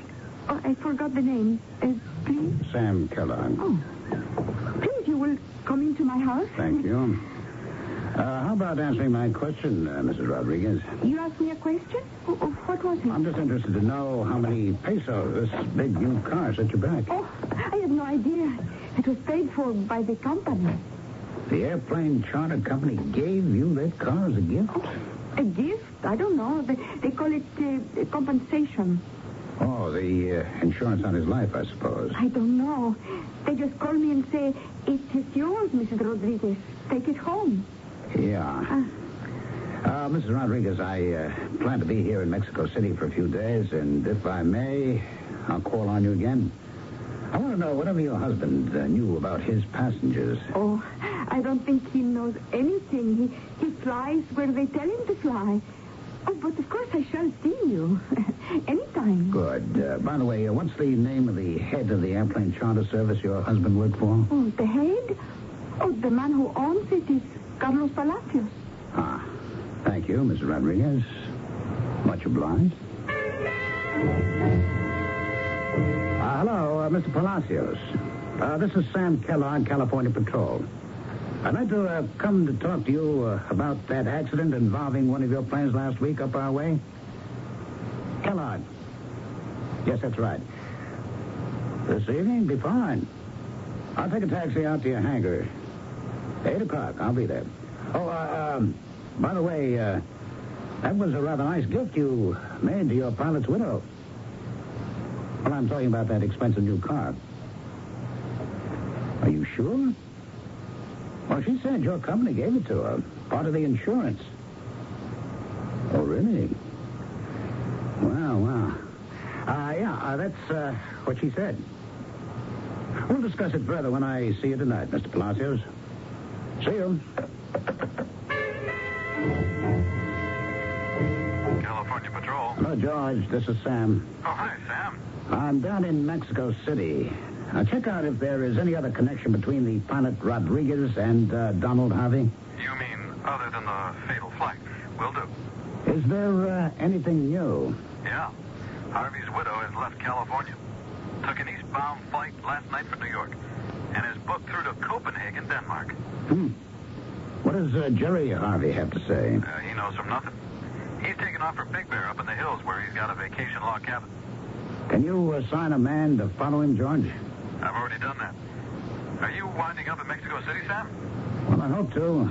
Maybe the day after tomorrow I'll go on to Chicago. Chicago? Yes, the third man on that plane may have been Harvey's assistant, Harry Rusk. Chicago was his home base, and if he's got any relatives in the Windy City, I plan to talk to him. I'll call you from there, George. It checked out. Harry Rusk's wife, or perhaps widow, lived in a fancier part of Chicago. You're sure I can't give you a cup of coffee? Thank you, no, Mrs. Rusk. I know it's a bad time to start asking questions when one has suffered the kind of tragedy you have, but it is my job, and I'll try to be as tactful and as delicate as I can. I understand, Mr. Kellogg. I'll tell you whatever I know. Good. First of all, you did go to the morgue to identify your husband's remains? To California? No. I just couldn't bring myself to do it. They sent me a photograph, but I tore it up. But I telegraphed back that it was Harry. So you don't really know then? What difference does seeing him make? Harry was always with Mr. Harvey. No question about that. You're basing your identification on the assumption that Donald Harvey was on that plane. Well, why shouldn't I? If Harry wasn't on that plane, why hasn't he been in touch with me? It's not very tactful or delicate of you, Mr. Kellogg, to imply my husband may be alive and pretending to be dead. One last question. Has your attorney been in touch with you about your husband's will? He's not our attorney anymore. I mean the one we used to have here in Chicago. I see. Can you tell me more? No, I can't. I don't want to talk about it. Do I understand correctly? You changed attorneys? May I ask why? No.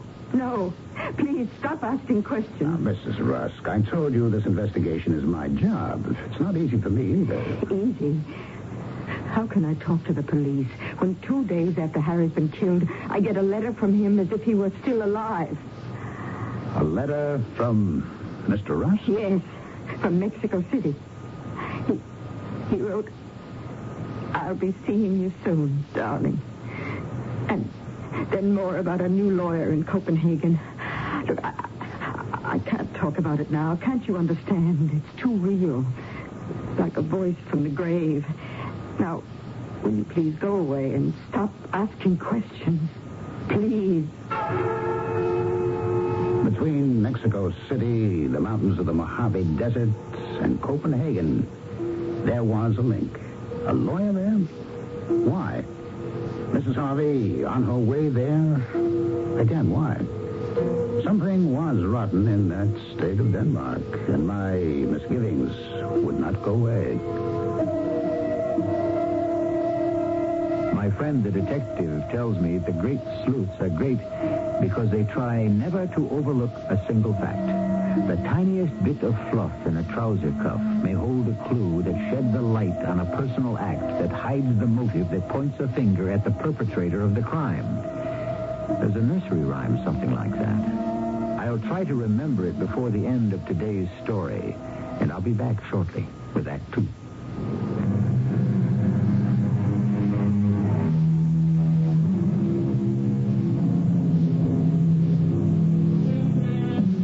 Again with Act 2, the second of what may be an extraordinary series of acts to disguise a triple murder. The how it was done, the why it was done, is the mystery that confronts Sam Kellogg as he weighs the evidence in his California office with George Towers, his deputy. You know, George, when the facts don't dovetail, I work from the end back to the beginning. Take Donald Harvey. Tell me about him, George. Indicted in Miami. Implicated in a multi-million-dollar cocaine traffic. And got away to Mexico before the marshals could grab him. All right, that was step one. Then his attorneys got in touch with the FBI and the Attorney General and offered to squeal on the entire worldwide operation for a grant of immunity. Now, suppose Harvey had gotten safety for blowing off the lid. Who would want him dead? Well, the guys he was going to rat on. Exploding his plane could have been their solution. So, who do we look for? Well, whoever'd been afraid of him. Yes, whoever they are. In the meantime, what do we know? I studied this FBI report. They say the proceeds are laundered through Denmark. Uh-huh. The Copenhagen connection. Is there anything else? Not that I can see. Take a good look at that report. It doesn't hit you? No photograph of him? Not a single one? Well, I don't see how that matters now. Oh, you don't, huh? Okay. Now, let's count up suspects who may have had a hand in that crash. Any suspects? Everyone. Starting with his brother Jerry, who cremates the body in a real hurry. Well, let's see. Harvey's estranged wife, Linda, who takes a sudden, unexplained trip to Copenhagen. Well, those two are it. Oh, no, there's more. The pilot's wife, Carmen Rodriguez, who gets a gift of 100,000 pesos worth of a new automobile. Who gave it to her? She lies. Yeah, not a very bright dame, I'd say. Well, she's suspect number 3. Perhaps not directly involved, but she knows more than she says. 4, the widow of Harry Rusk. She gets a letter from her husband telling her his new attorney lives in Copenhagen. Copenhagen again. Now, have you got a report on the conversations between the L.A. control tower and the NL-109A before she crashed? Well, you're not going to like this, Sam. Well, all right, hit me. When I checked there yesterday, they told me the taped conversation had been accidentally erased. The plot gets thicker and thicker. What about the flight recorder? It never showed up. Now, we combed the crash area. That doesn't smell good either. Those flight recorders are virtually indestructible. Conclusion? It was never on the plane. Oh, what's behind this? A lot of money. Somebody had to make it worthwhile for Rodriguez in Mexico City. Somebody else had to monkey with the tape in L.A. And somewhere, a great big cocaine empire is still doing business as usual. George, get yourself down to Mexico City.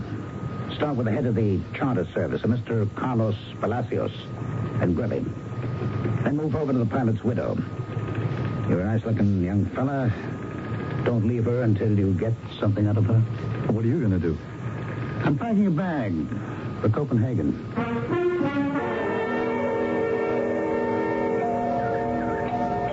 Who is it? Well, don't you open the door and see, honey? George! Oh, darling! What are you doing in Mexico City? Not out here, Carmen. You can hug me inside. Oh. I'm here on official business, baby. Oh, well, come in, you big fool.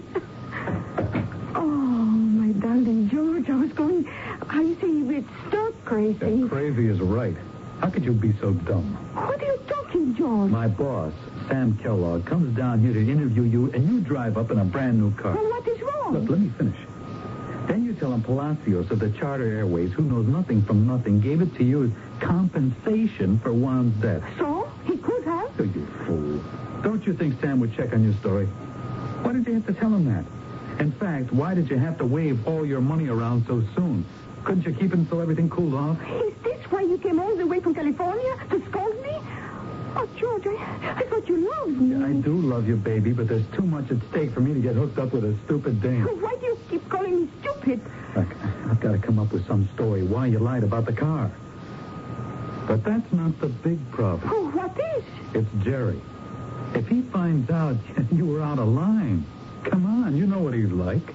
He would do nothing for a little mistake. Aren't we partners? Let me set you straight, Carmen. Right now, the number one man in the USA is Jerry, taking over from Don. Well, did he make the accident? Jerry had nothing to do with it, believe me. Then who? A Viking. Copenhagen. From the top? They gave the order? Who else? I mean, Jerry's trying to find out. He's afraid, I think. Maybe Copenhagen doesn't like Jerry either.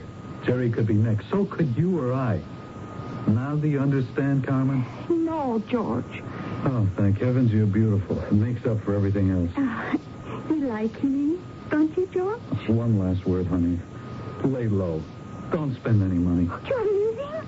But you just got here. Got to put on my shield and go back to California and go see Jerry.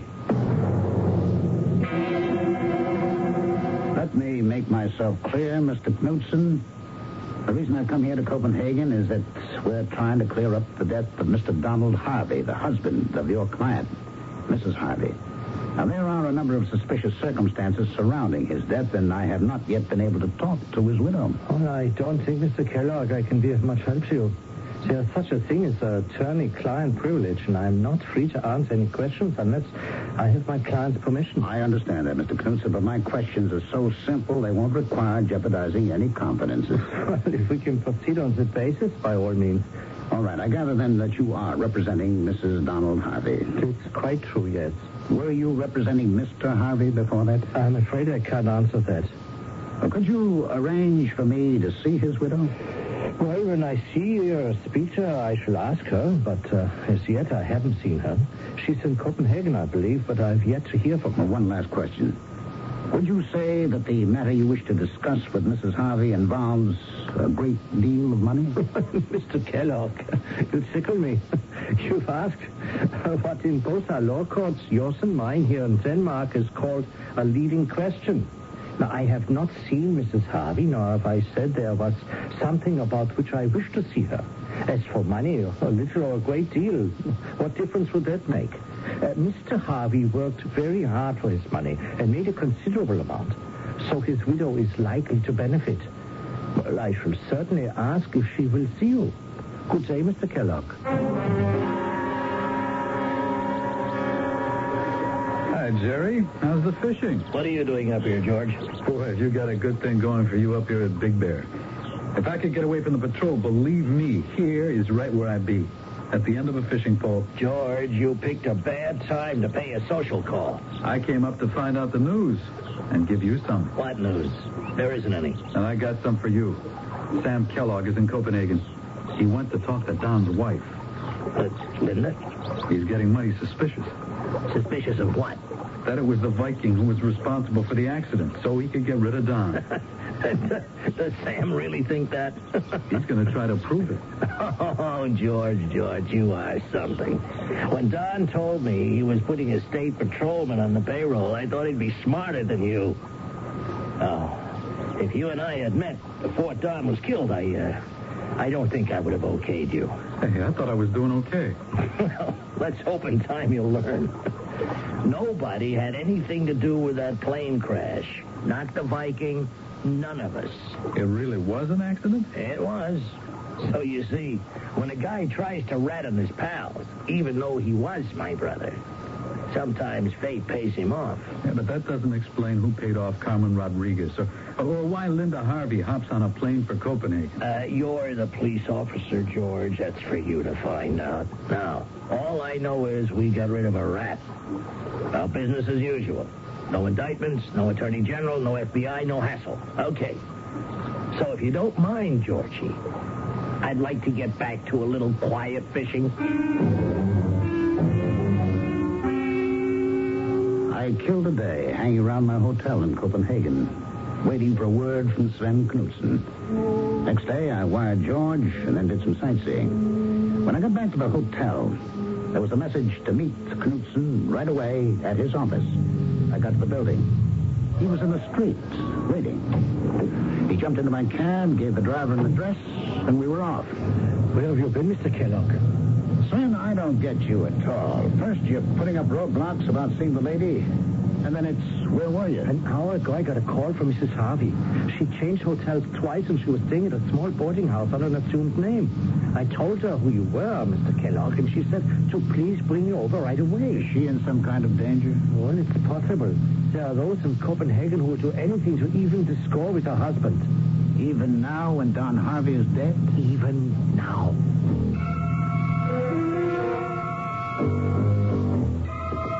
This is it. Room 313.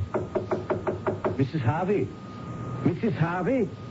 It's me, it's Sven Knudsen. Try the door. Yeah.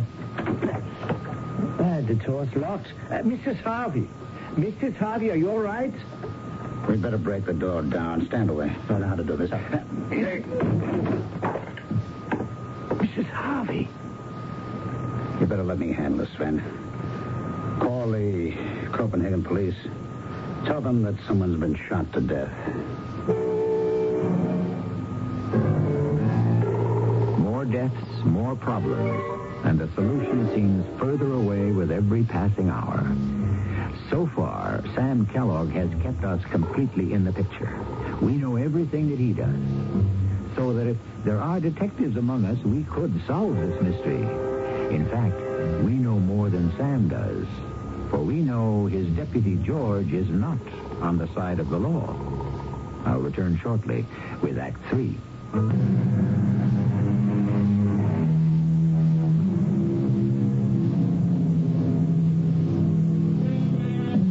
That nursery rhyme I was trying to remember that applies to the detection of crime goes like this. This is the farmer sowing his corn that milked the cow with the crumpled horn, that tossed the dog, that worried the cat, that killed the rat, that ate the malt that lay in the house that Jack built. In other words, all clues are irrevocably linked in a chain. It was nice of you, Sven, to drive me out here to the airport. Oh, it's nothing, Sam. You helped me with all the paperwork details over the late Mrs. Harvey. When a foreigner is murdered in Copenhagen, it presents so many problems. What stumps me is that the coroner reported she'd been dead 24 hours. Yet you said she called you the day we went there. Yes, she did. I'm prepared to swear it. Not an hour before. Well, obviously, whoever called you was not Mrs. Harvey. I wish I could stay on to tie up all these loose threads, but I've got to get back to California. Yes, well, I wish you could too, Sam. I learned a lot being with you. Well, let's hope the Copenhagen police come up with something. One thing I haven't resolved, Sven. That is the matter of Mrs. Harvey's money. Oh, you mean the $1 million deposited in her name? Exactly. You have no idea why that money was put there? No, none whatsoever, Sam. I received my instruction from Mr. Harvey before he died, and I followed them. From where was it sent? Mexico City. When? It was mailed 8 days before the plane crashed that took his life. Then what did you do, Sven? Well, Linda Harvey was still legally Mr. Harvey's wife. I telephoned her and told her to come over and claim the money. Well, why didn't you merely have it transferred to her account in California? It didn't occur to me, and she didn't mention it. That's hard to believe, Sven. Couldn't it have been because you were not certain it was clean money? I beg your pardon? No, never mind. You wouldn't tell me anyway. You will make sure that $1 million does not leave Copenhagen? It may very well belong to Uncle Sam. Oh, certainly. I'm only the trustee. Oh, by the way, do you have your plane ticket? Yes, I'm on the Intercontinental noon flight with a stopover in New York. Well, why don't you give me your ticket? I'll have it validated, and so you won't have to stand in line. All right. There you are. Good. And your passport? Yeah. Thanks. I'll be right back. You wait here. Sven, where are you going? Well, what is it? What's the matter? Intercontinental's ticket counter's around to your right. We walked past it. It's not that way.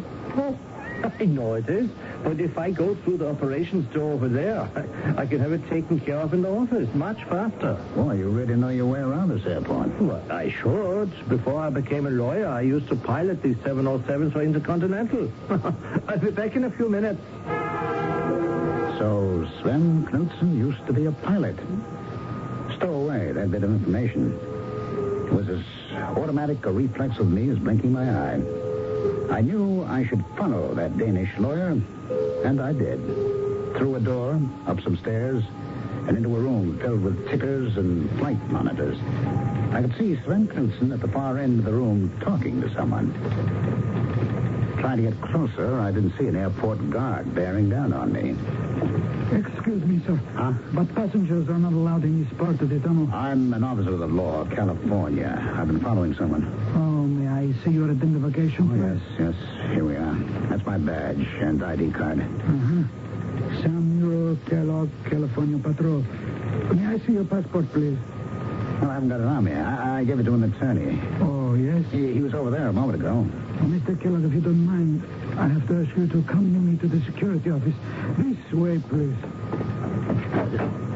Which way are we headed? Oh, no, not that way, Mr. Kellogg. Not up the escalator. Follow me. Well, that woman halfway up the escalator, I'm sure I've seen her. Mr. Kellogg, let's not play games. Through this door, please. Say, where have you been? I've been looking for you everywhere. Your flight leaves in a few minutes. Guard, this is the attorney who has my passport. Sven, will you show it to the airport security guard, please? Of course. Here you are. I can vouch for this man. He's an American police officer. Yes, very good. Have a pleasant journey back to America. Good day, sir. And here's your ticket and your boarding pass, Sam. Yes.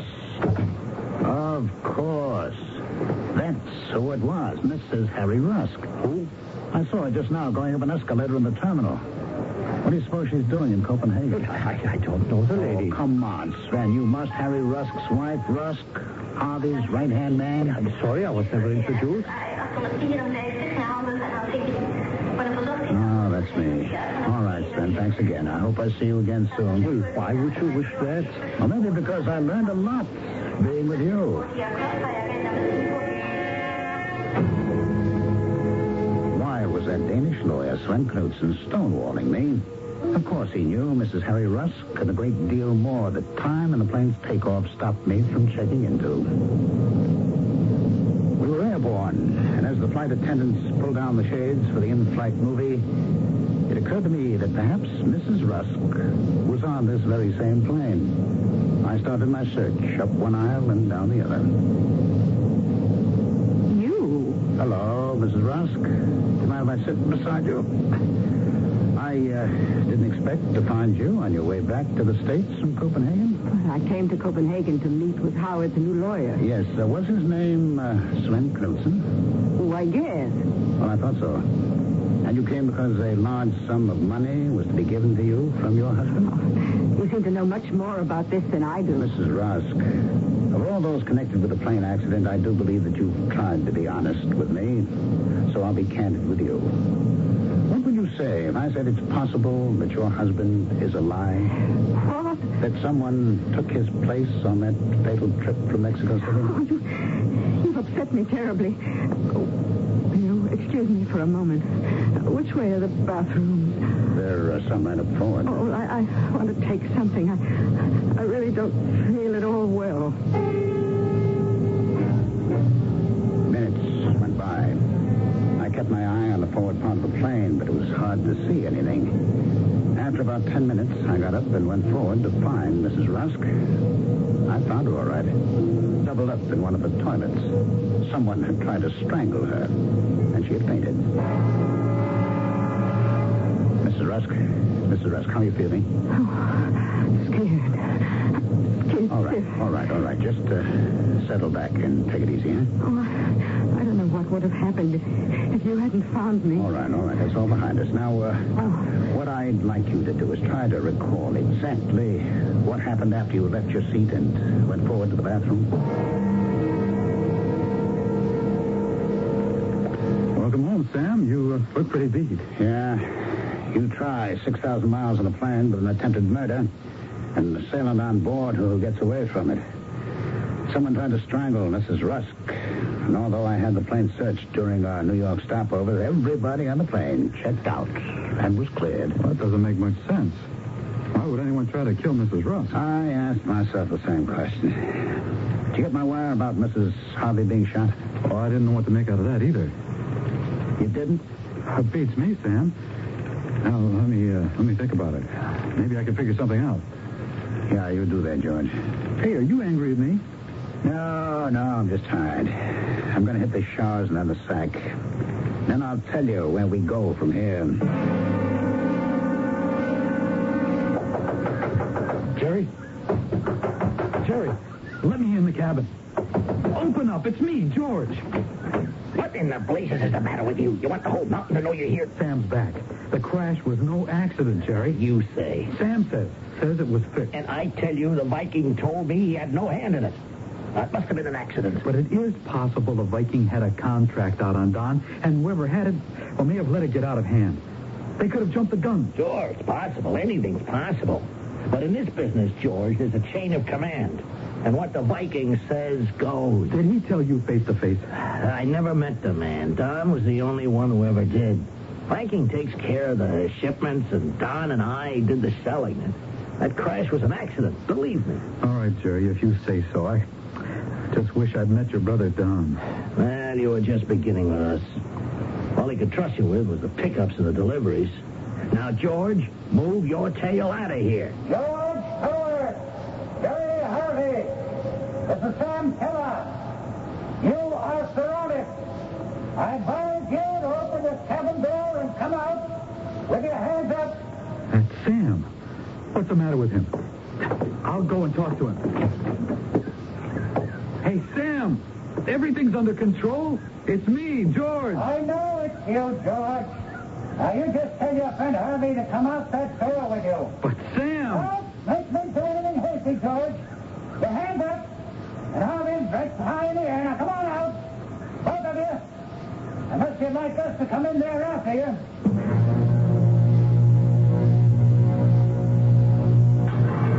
I'm sorry I had to put you both in the same cell, but we're a little crowded. Sam, what are you locking me up in here with Jerry Harvey for? Are you out of your mind? I have a right to see my lawyer. Oh, well, please, one at a time, gentlemen.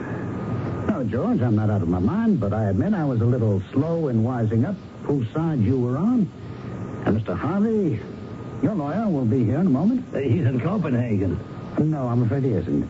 Guard, will you escort the gentleman with the briefcase to the cell block, please? Mr. Harvey, your lawyer is Mr. Sven Knudsen, isn't he? Yes, but how did I... He'll be here in just a moment. Sam, can you tell me one single thing I should be put behind bars for? All right. How about conspiracy, George, just for openers? Here we are. Mr. Knudsen, I'm glad you could join us. I believe you have a client in this cell. Guard, would you unlock the cell door, please? If you would be so good as to step inside. Thank you, sir. Gentlemen, this is going to be quite a session. I advise the three of you to make yourselves comfortable and listen. I should like it understood that I'm in your jail under protest and as a Danish citizen, I demand to be released. Demand? You can demand all you like, Sven, but I think you'll not want to miss what I have to say. You see, there was once a man called Don Harvey.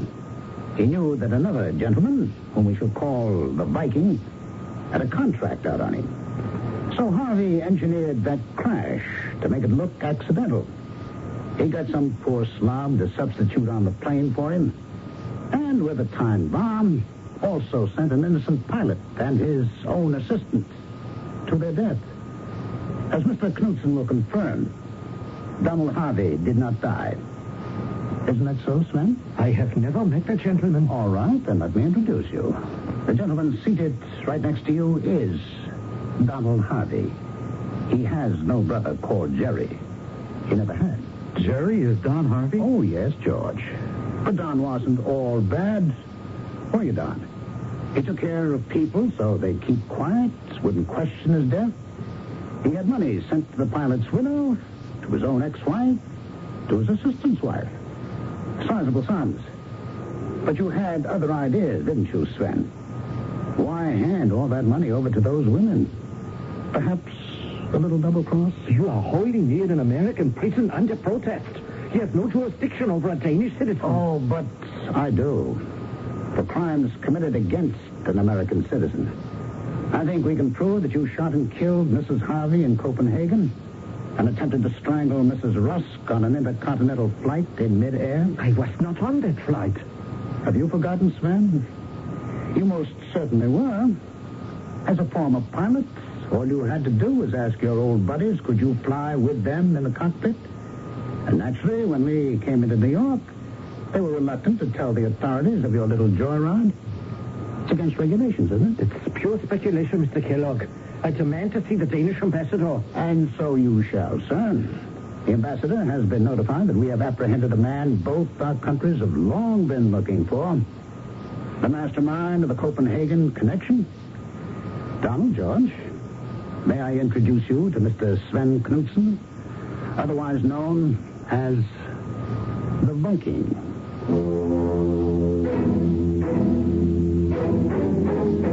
By way of postscript, I'd like to reassure you about one thing. Should you run into any person with a similar name to the characters just portrayed on Mystery Theater, don't be alarmed. Their real names I have kept secret. So you can shake hands with any Sven Knudsen or Don Harvey or George Towers without any hesitation. They are all quite innocent. I shall be back shortly. I'm Susan Anton, and there is a better way to sleep. The perfect sleeper. It's a good feeling to sleep the night away on a perfect sleeper. Faster to be a perfect sleeper. By a perfect sleeper, faster firmness that feels good. Every perfect sleeper has it. From the Signature One to the fabulous Avanti with Pillow Soft Top. Choose from a full range of comfort and firmness combinations and enjoy firm, deep support for your back and luxurious comfort on top for you. Be a perfect sleeper. Buy a perfect sleeper, faster up. Be a perfect sleeper. Buy a perfect sleeper, faster up. Take your contact, take it now. Give your code to contact. Before you choose a cold medicine, you should know that no cold tablet, no cold liquid has found the way to give you Contact's continuous relief. One Contact works after 12 hours. Helps relieve all your congestive symptoms. All day, all night. That's the wonder of Contact. Give your code to contact. Take O'Neill's direct. I'm not at all old-fashioned, except about my thirst. 'Cause when I need refreshment, old-fashioned days come first. One thing I can depend on when I get parched and dry to take the good old-fashioned lemonade. Right in country time. Tastes like that good old-fashioned lemonade. Not too tart, not too sweet. With natural lemon flavor. Country Time lemonade flavored drink. Tastes like that good old-fashioned lemonade.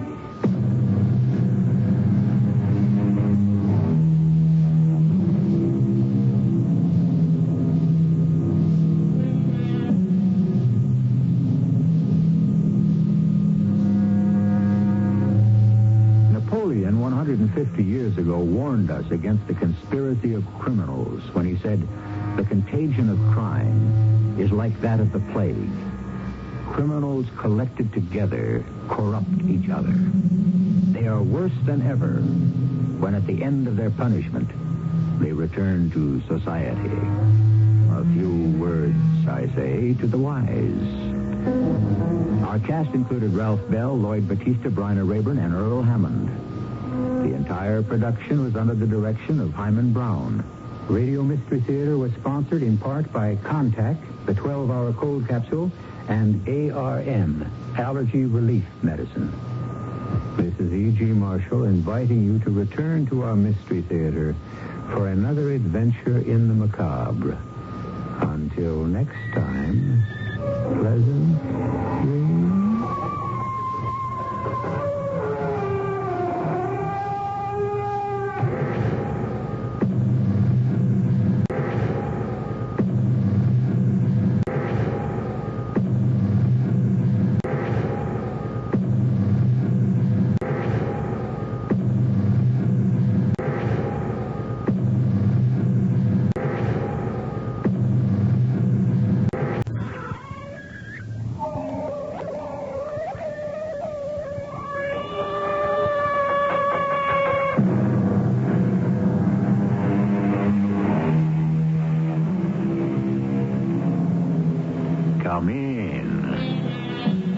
Welcome. I'm E.G. Marshall.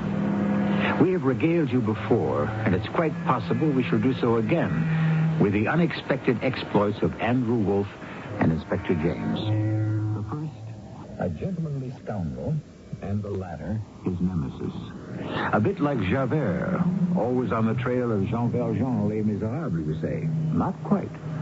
For in the case of these two antagonists, seesawing on opposite sides of the law, each gives as good as he gets.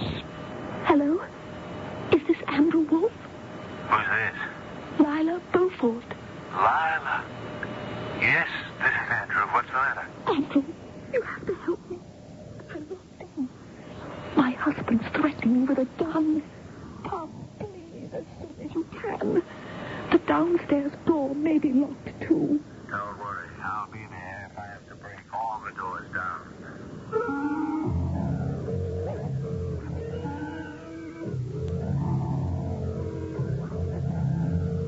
Our mystery drama, The Case of the Forced Divorce, was adapted from an adventure of Arsène Lupin, especially for Mystery Theater by James Agate Jr., and stars Robert Dryden. I'll be back shortly with Act One.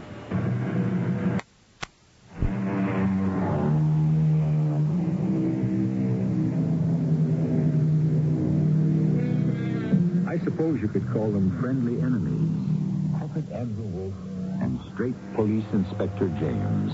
Wolfe has the advantage, however. The inspector is based in Washington, D.C. Andrew is footloose and free to roam the world. He's turned over a new leaf, he says.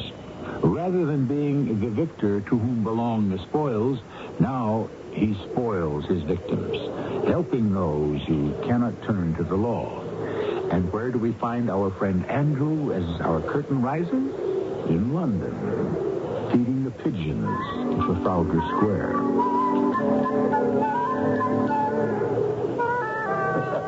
Andrew Wolfe, is that you? Well, I've never seen you giving away anything in your life, even birdseed. Aren't you feeling well? Inspector James, what are you doing in London? I was going to ask you the same thing. 10 of us police inspectors took this charter holiday. 2 weeks in England.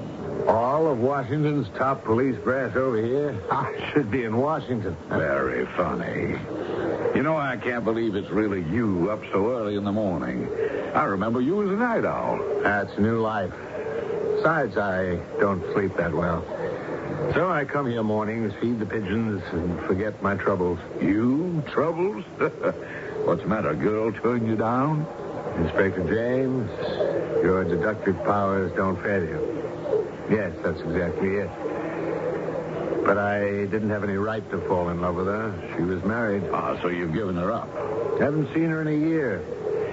Hey, Inspector, the pubs and bars are closed this early, but let me take you for a cup of tea to welcome you to London town. Cup of tea at 8 in the morning? Why not? It's an old English custom. Come on, we'll walk across the square. Andrew, tell me truthfully, this lady who gave you the heave-ho, Are you sure you weren't setting her up for a heist at some future time? Ooh, Inspector, what a suspicious man you are. You've got me dead to rights. I'll confess. I was interested in a certain necklace belonging to the lady. That's how I wangled an invitation to a little party at her house. Then I learned everything she had was paste. Her husband had sold the family jewels, and she hardly has any money of her own. You used to pick your pigeons much better than that in Washington. You'll find, Inspector, here in England, titled people are often stone broke. Titled people? Dukes, earls, barons, even those of royal blood. Oh, this lost love of yours, Andrew, she wasn't by any chance a princess. You flatter me, Inspector. No, but she is a countess.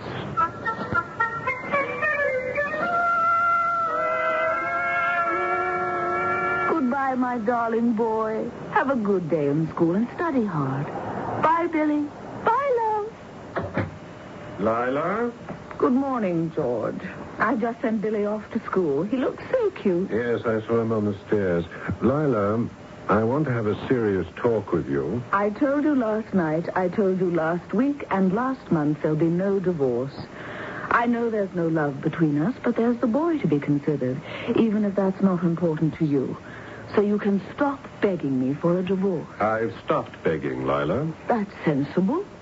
Come to the window, would you? Look down into the street. Whatever for? Have a look. There's nothing in the streets of Wood. No. Just wait a moment. Oh, there's little Billy. Oh, look at him marching along, swinging his books. Isn't he a lamb? Keep watching him, Lila. He's walking to the corner. Now he's waiting for the traffic light to change. Oh, there's a good boy. A car is stopping next to him. Isn't that... Well, that's your office car, George. Isn't that Mr. Pfeffer, your secretary? Oh, he's pulling Billy into the car. What's he doing? The car's driving off. What's happening, George? Do you think Pfeffer is just giving Billy a lift to school? He forced Billy into the car. George, what have you done? Now perhaps you'll look more sensibly on my request for a divorce. I'm having Billy taken to my mother's. You've had Billy kidnapped. He's your own son. How can you do that? Let's say he'll be away for an extended visit with my mother. Is there anything wrong with that? Are you crazy? Billy won't stay at your mother's. He'll just get on a bus and come home. I don't think so. Her mother is taking him to the country with her. Where? Oh, a place I've rented. You don't think I'd tell you. I'll get a lawyer. You can't get away with this. You're mad. You may need a lawyer. What are you doing? What's that you're taking out of your pocket? There's some very strong bandages, my dear. And unless you want to get the beating of your life, you will do exactly as you're told. Oh, don't. You're hurting me. I need to know where you are and what you're up to for the next 24 hours. That's why I'm tying you up and why I shall lock you in. And let me warn you, you can scream, but all you'll cause is a scandal. So I advise you to keep quiet until I return. There. Is that tight enough? Do you see this revolver? Oh, no. Yes, I agree with you. I'd rather keep it in my pocket than use it. I'll be back in a few hours.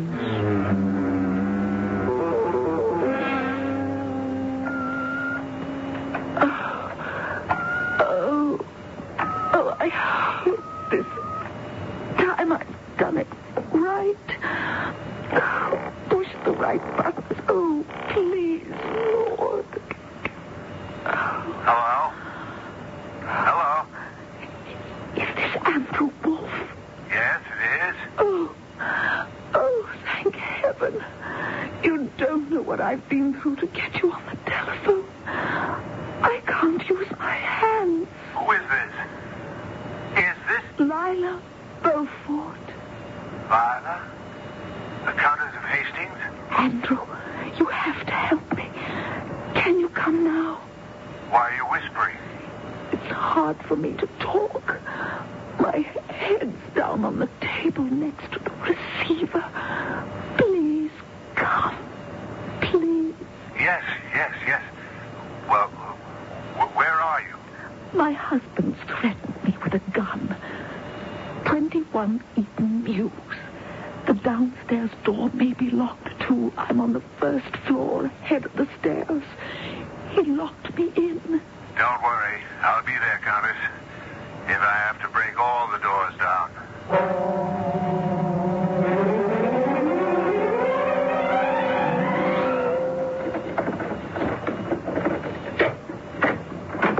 Countess. Good Lord, who tied you up? George did. The Earl, your husband? Yes, sit still. I'll untie your wrist. Look at this room. Chairs overturned, books on the floor. That was me, Andrew. You remember you gave me your card and said if I ever needed help, I'd put it in one of the books up there. I had a hard time getting it down. Everything fell. I fell. Then I had to push the phone off the hook. And the push buttons? I took a pencil in my mouth and pressed each one in turn. Oh, you are something. There. Now you're untied. Oh, I don't know what I would have done if you hadn't answered the phone. Feel all right? Want some water? Brandy? No, I'm fine. First of all, where is he? The Earl, your husband? George is either at his office or his mother's. He said he'd be back in a few hours. George wants to divorce me and marry someone else. But he also wants custody of little Billy. Whatever for? Not because he cares about our son, but Billy will inherit a great deal of money from his grandfather, and George wants control of it. What are you afraid of, Countess? Let him take you to court. The man's barbaric. I'll tell you what. Do you see this ring on my finger? My wedding ring? I used to look at it often when we were last together. That's not the ring I had last year. I lost that ring somehow. It fell behind something. I could never find it. I was afraid George would be upset. So I had another ring made, just like it, by the same jeweler. Only I did a stupid thing. There was once a man in my life who meant everything to me. Instead of having the date of my wedding to George inscribed as we had before, I had something else written there. The name of the man I truly loved and could never marry. Does George know? I'm not sure. He's asked me a few times to take this ring off, just for him to see. I couldn't do it. Not because I wouldn't, but because my knuckle has grown so I can't. And is this what he's threatening you with? What right has he to be jealous? He wants to marry another woman. And he wants Billy's money. So he'll do anything to prove I'm an unfit mother. What's written in the ring is only the beginning. This morning the worst happened. He had his secretary kidnap Billy right off the street on his way to school. I saw it happening. Oh, that man is mad. You said right now he's at his office or his mother's? He was going to have Billy taken to her after school, and they were going off somewhere to the country. Well, surely Mrs. Beaufort would listen to reason if you explained this to her. She's never liked me. George has filled her ears with all kinds of lies about me. George, is he still in the book business? World Distributors, wasn't it? Yes, on Friar Street in the city. What are you going to do? Pay him a visit. Oh, but he'll know you, Andrew. The dance of the ambassadors and the party in this house a year ago, remember? George has a very good memory. No, I'll go see him as someone else. A lot of your face can be hidden behind a walrus mustache. Andrew, I don't know what you're planning, but be careful. George carries a gun. I follow my instincts. Don't worry, Countess. He won't know me. I'm going to do my best to free you from this intolerable situation. What do I do when he comes back? I'll tie you up again so he won't know anyone's been here. Oh, I'll have to lock the door from the outside, too. Oh, and the telephone receiver. Back on the hook that goes. I may just want to call you. You've tied my hands again. How can I answer? What did you do before? When you called me? How did you get the phone off the hook? Very, very carefully. With my nose.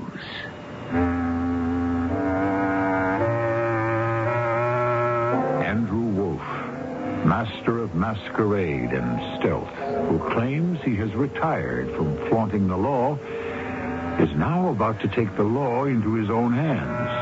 How this reckless, daring, and uncatchable outlaw succeeds, we shall hear for ourselves when I return shortly with Act 2. Discover the Dermasoft formula for hard, callous skin. Apply Dermasoft cream to feet, hands, and elbows as directed. Dermasoft gives you the same callus-removing ingredient that doctors use most. Now you can soften and remove hard, callous skin without painful cutting or scraping. Dermasoft cream.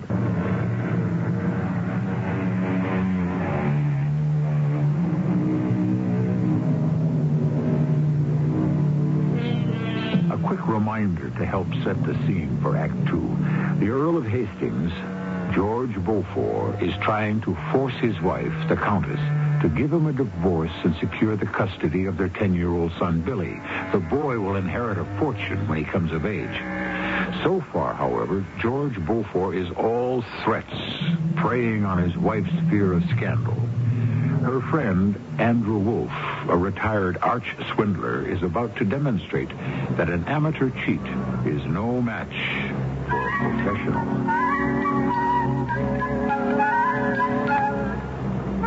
Inspector James. Hello, Andrew.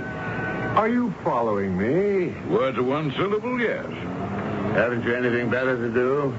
I thought you came to see the sights of London. Andrew, I'll tell you a little secret. Whenever I see you, wherever it is, I know that something's going on that shouldn't be. So I'm curious. Inspector, where are you staying? The police boys and I are at the Hampstead Hotel. I may need your help later on. There may be trouble. Oh, no. I'm a visiting lawman. I have no jurisdiction here. If you need official help, why don't you ask Scotland Yard? Because I may need unofficial help. I'm in kind of a rush now, if you don't mind. See that red glass door? I'm going in there. Well, I've seen those all over London. The street telephone booths, aren't they? The English call them telephone boxes. Right now, I call them mighty useful.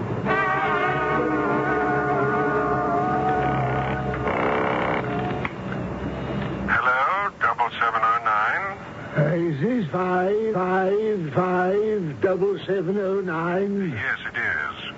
George Beaufort? Yes, speaking. This is the GPO. We've had a report your telephone is out of order. Will there be someone there to let repair service in? I haven't noticed the telephone out of order. Well, that's our report, sir. Will there be someone there? We can send a man up directly. Yes, I'll be here for another hour. Thank you. We'll tend to it right away.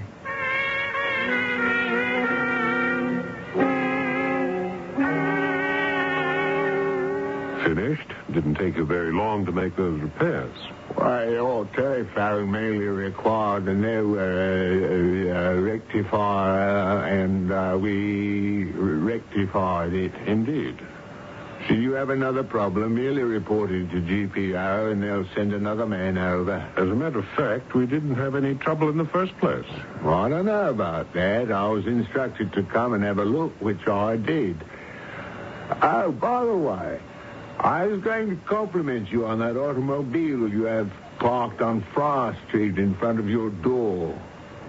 It is yours, isn't it? Yes, it is. Now, if you don't mind... Beautifully styled, if I do say so. Thank you. Now, I have to get back to work. Don't we all, sir? Well, thank you kindly. Have a good day, Governor. Yes, sir. What can I do for you, sir? I see by your sign you rent cars by the day or week. What type of car did you have in mind, sir? Do you have any small jobs? Oh, yes, we can let you have a mini by the day. That'll suit me fine. If you'll just have a seat, sir. Thank you. And I'll fill out the usual form. Your name? James. James. Inspector Harold James. Inspector? Oh. Are you with the yard, sir? No. I'm a visitor. I'm with the Washington police. That's Washington, D.C., America. Here's my ID card, my badge.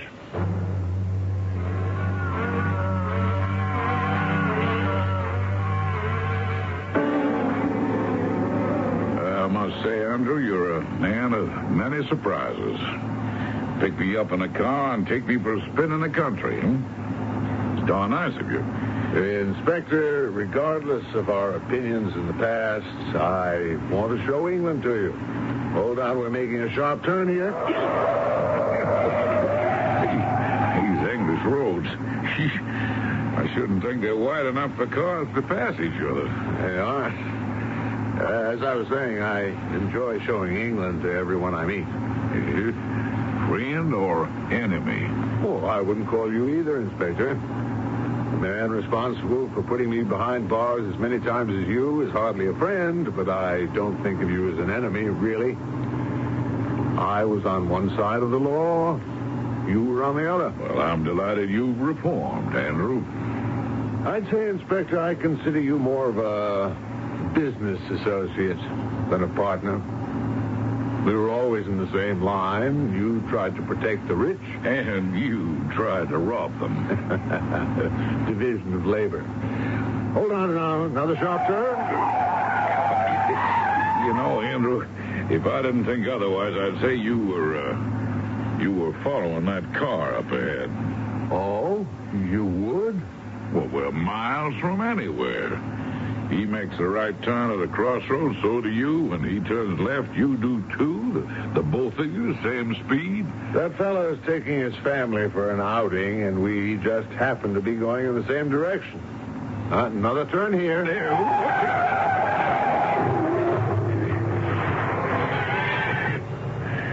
You all right, Inspector? Yeah. Thanks to that safety belt. That was a nasty bump. Better back my car up and get onto the shoulder. I'm sorry. It was a blind corner. How did I know he was going to stop short at his house? When I came around that corner, there he was. Lucky for him, his passengers were out of the car. Passengers? Well, didn't you see them? Elderly woman and little boy. Oh, there, going into the house. I'm afraid we're in for some trouble. Inspector, remember I said I might need a little unofficial assistance? Let me borrow your driving license. What for? It's a D.C. license, American. You can't use it here. I don't have mine with me, and it might become sticky driving without some kind of license. Okay? Well, I know I'm going to regret this. But if you hadn't been driving me around, I don't suppose this would have happened. I reckon I owe it to you here. Now, don't lose it. Thanks, friend of my youth. Hello? Yes. Much damage? I've just been taking a look. The back bumper's a bit dented. Fog light smashed. I'm not sure. There may be damage to the boot, too. I'm sorry about this, but I didn't have time to stop. Your house is awfully close to the corner. I guess we'd better exchange licenses. Yes. Here's mine. George Beaufort. Here's mine. Harold James. Inspector James. My ID card and badge. Washington, D.C. Oh. Look, I don't... Well, what I mean is there's not that much damage to my car, and you're a visitor, so... Well, why don't we forget it? Huh? Oh, that's very kind of you, but what about your passengers? How are they? Were your son and your wife hurt? That's my mother. Billy is my son. They were out of the car before you hit me. I feel badly about this. Yes, let me take a look around your car. There may be more damage than you think. No, really, Inspector. There's really no damage to speak of.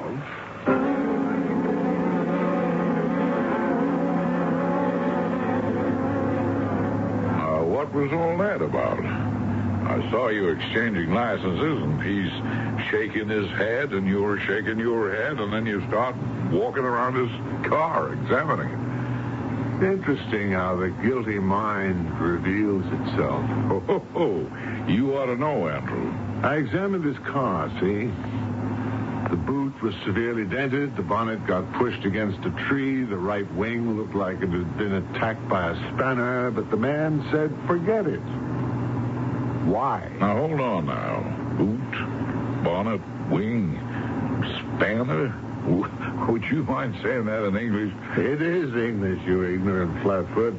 Boot is trunk, bonnet is hood, a spanner is a wrench, and a wing is a fender. Oh, what a country. You need a dictionary to speak English over here.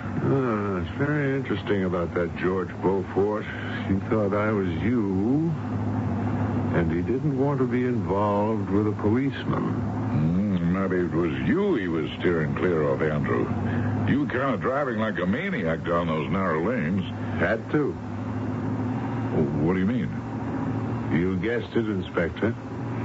I was following him. What for? By tomorrow, I'll pick you up at your hotel, and I'll let you in on the whole story. Here, thanks for the loan of the license. Yeah, probably illegal letting you pass for me. Well, it's always the first time, Inspector, involving a good cause. Do you remember my telling you about the woman in my life, the beautiful married one, whom I said goodbye to a year ago? Ooh, and they say the wicked aren't romantic. That man we ran into, he's her husband.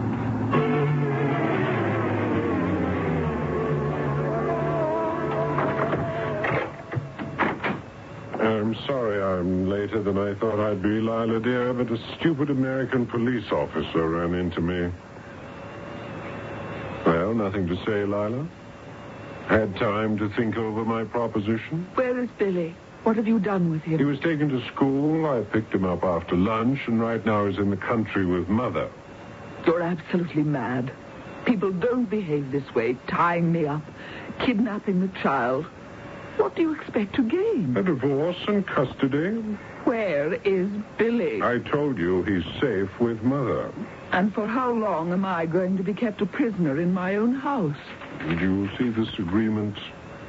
Well, when you sign it. That I'll never. Perhaps you need a little persuading. Don't be ridiculous. Put that gun away. An accident, that's all. It went off. Makes a big hole in that lovely white leg of yours. George, stop that. Are you sure you won't sign? Certainly not, until I have a lawyer. All right. Of course, you might not wish anyone present when we have your wedding ring removed. You keep talking about the ring. It's the one we were married with. Is it? Why should I lie to you? Precisely what I want to find out. I can't get it off my hand. Yes, that's why the jeweler is coming tomorrow morning. Snip, snip, and then we shall see. George, be reasonable. I'll never sign anything that will separate me from Billy. Never. Let me show you something that may change your mind. Have a look at this. Do you recognize it? A ring? Not an ordinary ring, but the ring, the original. I found it in the house where you'd hidden it. Don't ask me why, although I can guess. Now, do you see? Inside, it's engraved with the date of our marriage. That's all. So the one you're wearing... What ring is that, Lila? Don't tell me. I love surprises. And when old Conroy comes with his jeweler's tools, we'll find out. Of course, before morning, you may decide against that. Excuse me, my dear. Hello? Is this the Beaufort residence? Yes, it is. The Earl of Hastings? Yes. May I speak to Mr. Beaufort? This is the telephone repair service of the GPO. Speaking. Just checking, Mr. Beaufort. Did our man come round to your office to check out your telephone? Yes, he did. Thank you very much.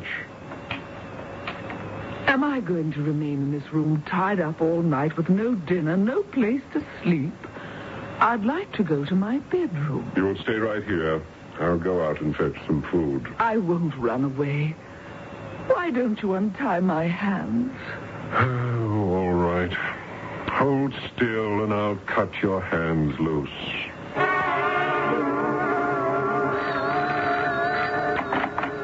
Hello? Countess? That was you, wasn't it, a few minutes ago? Your husband's not in the room? He just went out to get some food. I hadn't expected he'd be picking up the phone. Andrew, I think he's gone mad. He waved that pistol and threatened me. He's out of his head. I've located your son. Billy, you have? How? Is he all right? I'll tell you when I see you. I have a feeling about your husband, and I want to get inside your house tonight. You think he might be dangerous? I don't want to take that chance. Any ideas? Andrew, could you pretend to be my lawyer? Your lawyer? Yes, of course I could. I'll be there in an hour. What's your name? Harmsworth Blackburn.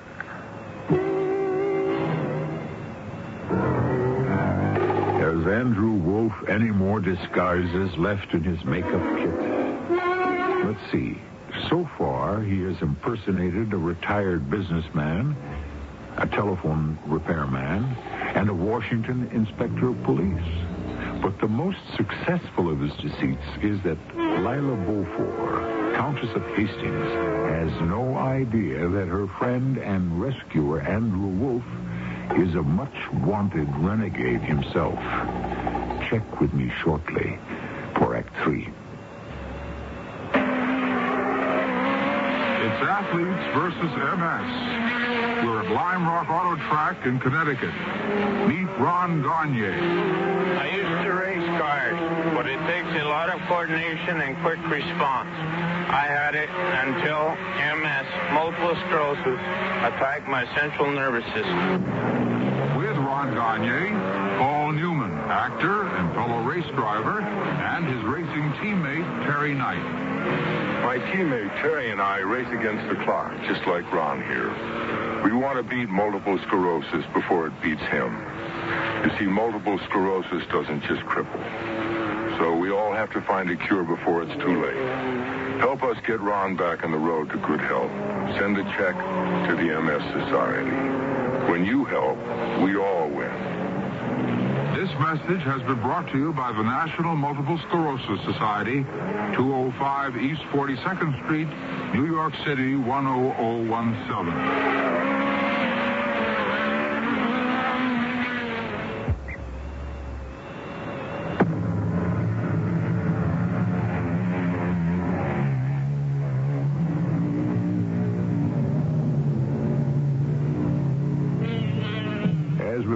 Tales of punishment for crime, there is always a time limit. At such and such an hour, the boom will be lowered. The execution will take place. The shot will be fired. So it is in this case of the forced divorce. It is 9 o'clock in the evening. In exactly 12 hours, a jeweler is expected to arrive at 21 Eaton Mews to remove a ring from a finger, unmasking a deception, and placing the Countess in a dilemma. Sir? I see you looking at these house numbers. Can I help you? Well, thank you, sir. You can. I'm looking for the residence of the Countess of Hastings. I seem to have mislaid the address. Well, you are fortunate. I happen to be returning home. I am the Earl of Hastings, George Beaufort. Ah, Mr. Beaufort, indeed. I'm Harmsworth Blackburn, solicitor. I'm afraid I don't have my card. The Countess called my office on a matter of some urgency, she said, and I was at home and came directly after dinner. I think I heard Big Ben striking 9 just now. Yes, I believe my wife has been expecting you. If you'll be so good, Mr. Blackburn, I'll just unlock the front door. The Countess is well, is she? My office said she sounded, shall we say, perturbed. Do step inside. Yes, I would say under the circumstances, my wife is well enough. These matters, when solicitors become involved, are never very happy. Are you also represented by counsel, Mr. Beaufort? And, if so, is he here? No, I shan't be needing a lawyer. This is a matter of a simple agreement between two parties, and that's all. Well, then, shall we go out and join the Countess? Countess, I think you've explained the case very well. You wish your son returned. Your husband desires a settlement to be followed by a divorce. Mr. Blackburn, he also wants custody of my son when the divorce becomes final. Mr. Beaufort, might I ask why you desire custody? Surely a mother is better fitted to take care of a young child than his father. I don't happen to believe my wife a fit person to be entrusted with my son's upbringing. Oh, indeed. And you have evidence to support such a belief? And by tomorrow morning, I think I'll have it.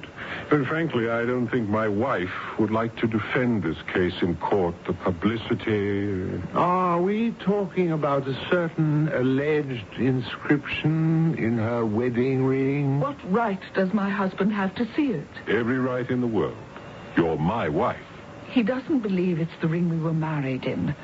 He has some idea, some mad idea, that it's a symbol of love between myself and some other man. Well, we shall see, shan't we? Countess, my advice is have the ring cut from your finger tomorrow morning. What? It will prove that your husband's accusations are without foundation. Mr. Blackburn, I'd like to talk with you in private. Mr. Beaufort, if you don't mind? Of course. I'll be downstairs if you need me. I don't know what to do. I really don't. Let's make sure he's going downstairs. Yes, he's out of earshot. Andrew, you did marvelously. But why did you side with him? There is a name inside my wedding band. I told you that. What's the name of the jeweler coming here in the morning? Conroy. His store is just down the street, Ebury Street. He lives over the store. Good. Do you mean I should go ahead with it? Face it? I do, absolutely. Countess, trust me.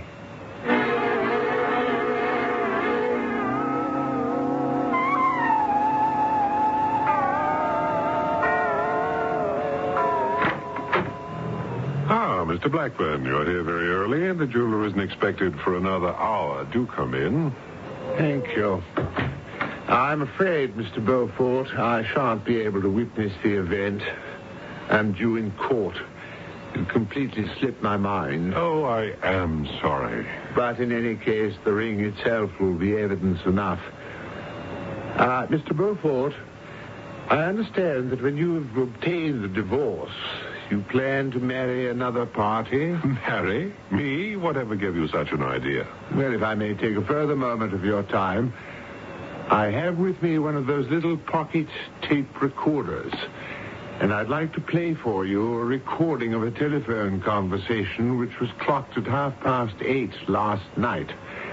It emanated from the exchange on Friar Street, and the number dialed was in Bromley. Now, I'll switch it on. Angela, it's me, George. George, sweethearty, I never thought you'd call. What's happening? I think we have my wife exactly where we want. I have the boy, and I'm bringing real pressure on my wife to sign the agreement. If she signs the agreement, when do we get the money? Now, darling, I told you it won't happen that fast. First of all, there's the divorce. Then I get custody of Billy, you see, so I'm the guardian of the money he's going to inherit when he's 21. The court appoints me, see. Now, someone has to sign the checks and so on. When your son is 21,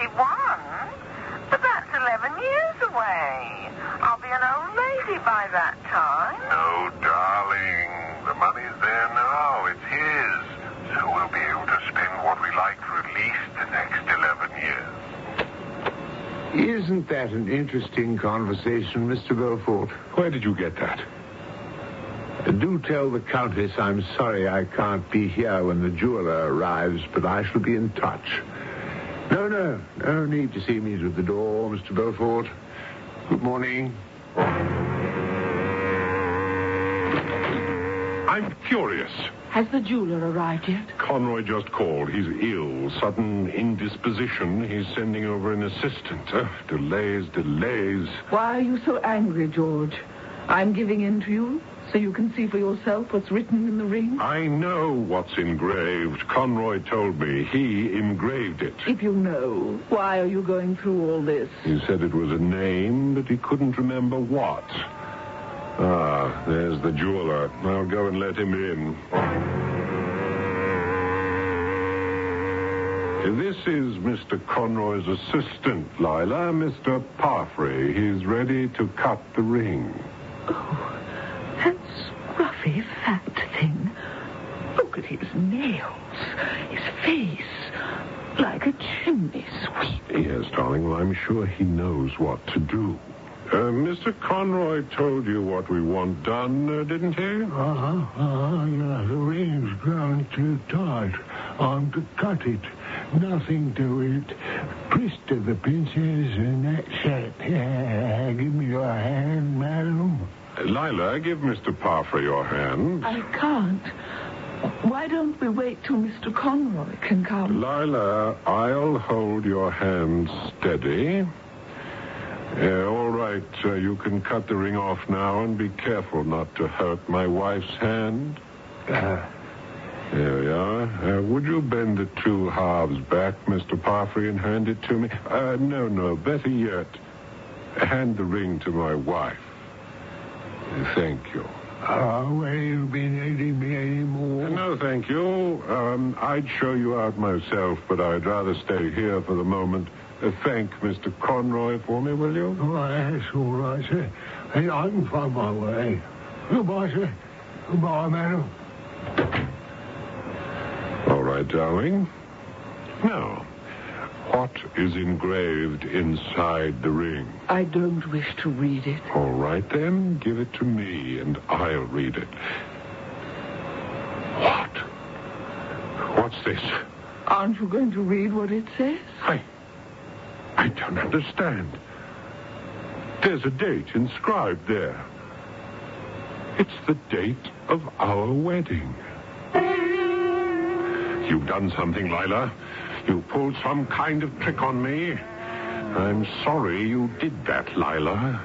It would have been much easier for everyone all around if you hadn't forced my hand. George, I wish you'd calm down. There's nothing to get excited about. Please, put that gun back in your pocket. Well, there's no one here. No one in the house. I'll say it was an accident. I was showing you the gun, and it went off before I could do anything. George, don't! Are you all right? Mr. Parfrey? No, it's me, Andrew, in this awful getup. Andrew. Let's have a look at George. I didn't even hit him when I fired from the door. Just singed his wrist. He's fainted dead away. Oh, by the way, Countess, let me introduce you to an old friend of mine. A friend of my youth. He saw the whole thing. How do you do? Inspector Harold James. He's from America, Washington, D.C. Pleased to meet you, Countess. I asked him to come along. He was standing outside the door the whole time. I thought we might need a witness. That was a narrow escape. This gentleman on the floor, your husband? Yes, he is. That's quite a weapon he had pointed at you. He wasn't himself. He really wasn't, Inspector. Oh, Andrew, I was afraid I'd never see you again. You didn't leave me alone after all. I knew that when George realized he'd made a mistake about the ring, he might turn nasty. But the ring? How did you... I shouldn't ask. Any man who can be so many men must have his reasons. What's going to happen to me now, Andrew? I don't think you have anything to worry about now, Countess. Attempted murder in any country carries with it quite a stiff sentence. Right, Inspector?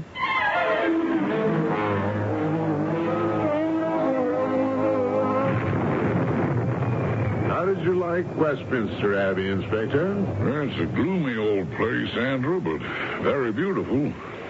I really appreciated the guided tour, but remember, you did promise me an explanation. There's nothing much to tell, really. Oh, the ring business and the husband who was so dead sure it had another man's name in it. Do you know this sleight of hand trick, Inspector? I take one coin in my hand. You see it? What is it? Oh, a small brown coin. Right. That's 1 penny, English. Now you see it? Now you don't. What's in my hand? Huh, nothing. Correct. But look again. What's in my hand now? Oh, a larger silver coin. 10 pennies. And that is how the ring I cut from the Countess' finger was replaced with the one I had inscribed for the occasion. You cut from her finger? Oh, yes. I'm Paul Finger, Joey's assistant. Goodbye, sir. Goodbye, madam. So the Countess wasn't as innocent as all that, huh? But did you know whose name was in her ring? She told me it was a man she'd loved and who had died. But she wasn't telling the truth. She didn't love him. No. He's still alive. That was her. That was her. That was her. That was her. That was her. That was her. That was her. The CBS Radio Mystery Theater presents...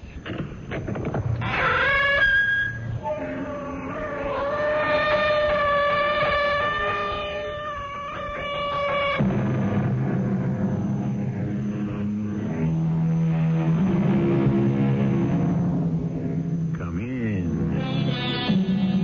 Welcome. I'm E.G. Marshall. It does no good to argue with the inevitable. Actually, the best rebuttal you can present to a frosty north wind is a fur-lined overcoat. But isn't that the way we go through life? Arguing with the inevitable, the imponderable, the incomprehensible, and the unchangeable. Who are you, Ralph? Who am I? Well, I fell in love with you. I thought you were what I wanted, an average guy, but that's not what I wanted at all. But I am an average guy, Sylvia. No. Oh, you're dangerous, exciting. And I don't care if you go with other women. Why, a man like you, Ralph, no one woman could be enough. Sylvia. Well, I don't care about the others, as long as I'm the one you come home to.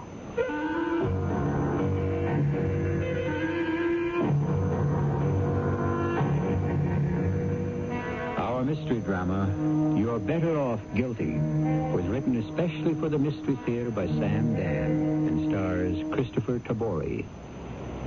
It is sponsored in part by ARM, Allergy Relief Medicine. I'll be back shortly with Act One.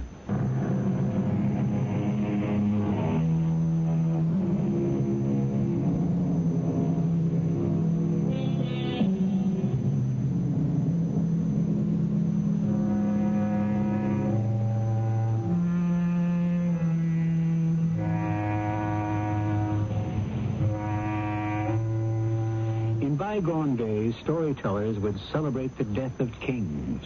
Today, kings being generally in short supply and basically out of favor, we have a brand new breed of hero, or more accurately, non-hero. You see them on the screens. You read about them in books. They're just ordinary, everyday, average fellows. They dream no great visions. They set no impossible goals. They neither challenge fortune, nor do they defy fate. Well, what can you do? It's the age we live in. And these are the materials we have to work with. Who got the report? Come and get in the car. For crying out loud, Bunny. Shut the door. How can a entree. Oh, what's the matter with those guys? You'd think we never had a murder around here. Inspector Thorstad. Oh, come on now, will you? Give me a break. She's not even cold. How do I know who killed her? Sure thing. Absolutely. The exact split second we get even a glimmer, I'll get right on the horn so you can carry out your sacred obligation to keep the public informed. Oh, what a pack of ghouls. Hey, Paul, send that guy in. You know, what's his name, whoever he is. And don't put through any more calls from reporters, huh?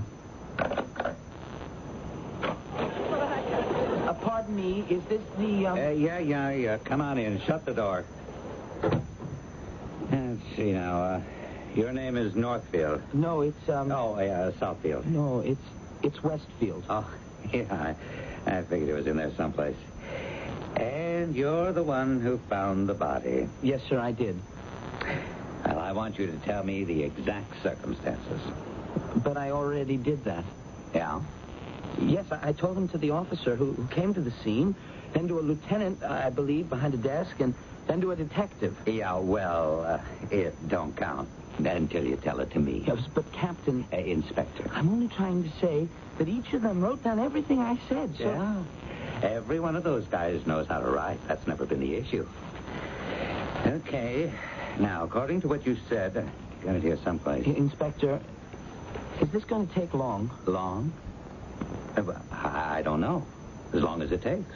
You see, the thing is, I was due at my office at 8 o'clock. Yeah? It's 10:30 now, and... It's a local call? Yes. Pick up the phone and dial 9 first. Thank you. Oh, Inspector, what am I going to say? Say you'll be late.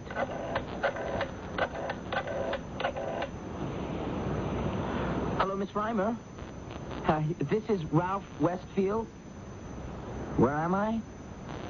Well, you'll have to tell Mr. Stratton that I'm at police headquarters. There's been a murder, and I'm being asked... No, wait a minute, Miss Reimer. Miss Reimer! Inspector, how am I going to explain this? Explain what? Oh, what I'm doing here. Oh, Mr. Stratton. No. Am I what? No, please, wait a minute, sir. Inspector, am I being held? You're being questioned. Mr. Stratton, I'm being questioned. Oh, no, sir, I didn't do anything. I just happened to find the body. Just a minute, sir. I'll ask. Inspector, when will I be free to go? I don't know. Then I'm being held? You're being questioned. They're just asking me some questions, Mr. Stratton. Oh, I don't know anything about it. What? Well, if I don't know anything about it, why are they asking me questions?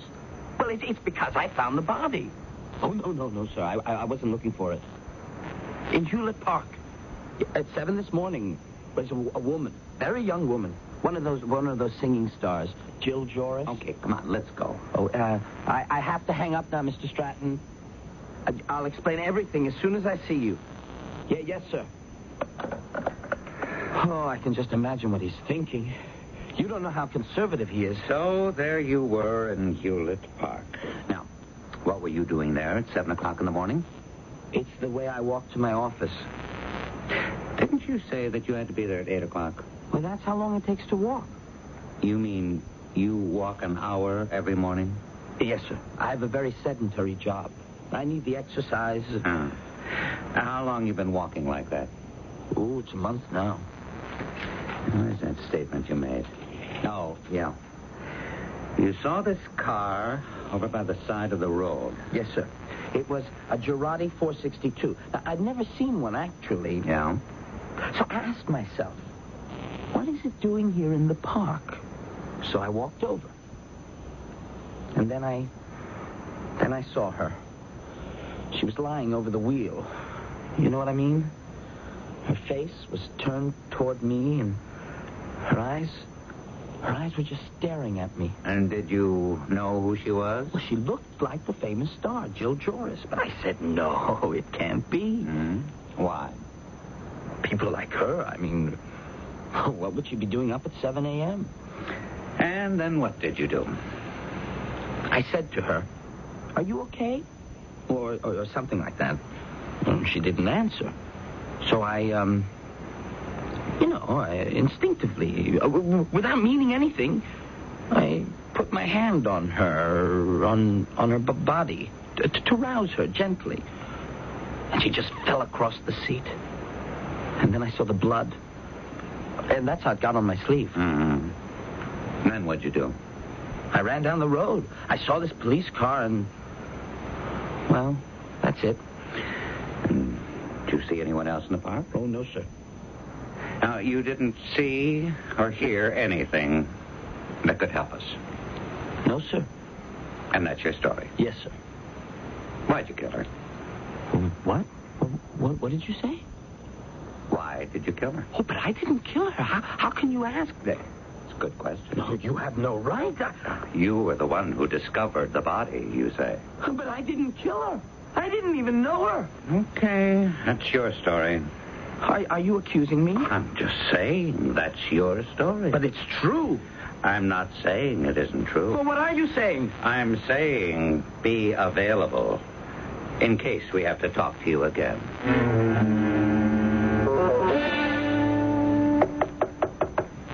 Come in. Miss Reimer, Mr. Stratton said for me to come in. Oh, yes, he's waiting for you. Mr. Westfield is here. Yes, Mr. Stratton. You're to go in. Is he upset? Well, what do you think? Come in, Westfield. Come in. Close the door. Yes, sir. Now, what sort of business have we here? It's been on the radio, television. And I suppose by tomorrow it'll be plastered all over the newspapers. I'm sorry, Mr. Stratton. What sort of image is this for a company like ours? Oh, I didn't mean to create any problems. What were you doing in the park at that hour anyhow? Just walking. Walking? Now, Westfield, I want this thing to end right here. Do you understand? Yes, sir. The sooner it's blown over and forgotten, the better for you. Yes, sir. I'm giving you the benefit of the doubt. Sir? I'm assuming, of course, that you're innocent. Oh, but I am. Because if it should come out that you... No, Mr. Stratton, believe me, I'm innocent. Well, at best, you were indiscreet. Oh, why couldn't you take a bus to work as normal people do? I hope we've heard the end of it. Yes, sir. That's all. For now. Thank you, sir. Well, how'd it go? Oh, Miss Reimer. Is it possible that he believes I killed her? Oh, man Stratton? Who knows what he believes? I still don't know what hit me. There I was, just walking along. Sure. And now? Now what? I don't know. You know, I never noticed you before. I'm not a very noticeable person, I guess. Oh, yeah, we had a Ralph Westfield buried deep down there in research, but I'd never suspect you. I came up here sometimes to deliver something personally to Mr. Stratton. Yeah, that's what I mean. And you're really not a bad-looking guy, either. Oh, thank you, Miss Reimer. Yeah, why don't you call me Belle? Sylvia. I don't know if I should see you, Ralph. What are you talking about, Sylvia? Let me in. Ralph, what are we going to do? Everybody's talking about it. It's all you hear at the office. When my mother called me long distance, what's this about your fiancé? Ralph, why did you do it? Do what? Whatever it was. Well, all I did was I discovered the body. All right. Why did you do that? But because you see a body with blood? Please. Well, then what I'm trying to say is I did what a citizen's supposed to do. Sure. I had an obligation, a duty. Ralph. I had to do it. The law says that if you don't... I know all about that law. But there's another law, Ralph, the law of common sense and experience. Now, Sylvia, please listen to me. I was just walking to work. That's another stupid idea. And I saw this great-looking sports car, this Girardi 462, and I saw someone slumped over the wheel. So? Somebody could have been asleep. Why didn't you just mind your own business? No, Sylvia, this person wasn't asleep. I could tell. How could you tell? There's a kind of sprawl, you know, to a dead body. I just knew she was dead. All the more reason for you to keep walking. I thought of that. Then why didn't you do it? Because that could have been worse. How could anything? Suppose, after somebody else found the body, suppose the cops started asking around if anyone had been in the vicinity. Suppose someone had seen me, described me. It almost could have happened. I had a narrow escape. What are you saying? After I had a good look at her, I ran down the road. I hadn't got more than 100 yards when I saw a police car. He was headed in her direction. So? He would have found her. Yes. And he would have remembered a man running down the road. If I hadn't stopped him, he would have taken a good look at me. It was 7 in the morning in the park. Oh, if only you could have taken a bus to work like normal people, Ralph. He would have seen her dead in the car. He might have turned around and come after me. Then where would I be? I don't know, Ralph. Oh, Sylvia. It's been a very rough day for me. I'm sorry, Ralph. The cops have been at me. And then at the office, old man Stratton had me on the carpet. And everybody's asking questions and making snide remarks. I'm sorry, Ralph. You're the only person. And this is the only place in the world where I can expect to find some peace and some quiet. Yes, Ralph. This crazy episode, I just want to forget it. I don't want to talk about it anymore. Please, Sylvia. All right. Do you want to go out to dinner? No. I might run into someone I know. Well, then I can prepare something here. All right. Besides, we should be talking about the arrangements. The arrangements? We set the date, didn't we? Oh, yeah, well, certainly, yeah. Now, you have to decide if you want to go back and be married in your hometown church or whether to invite the minister to come here. It doesn't make any difference to me. Did you make up your mind? Well, Sylvia, what do you want to do about it? Sylvia? Ralph, I want you to tell me. I have to know. Did you kill her?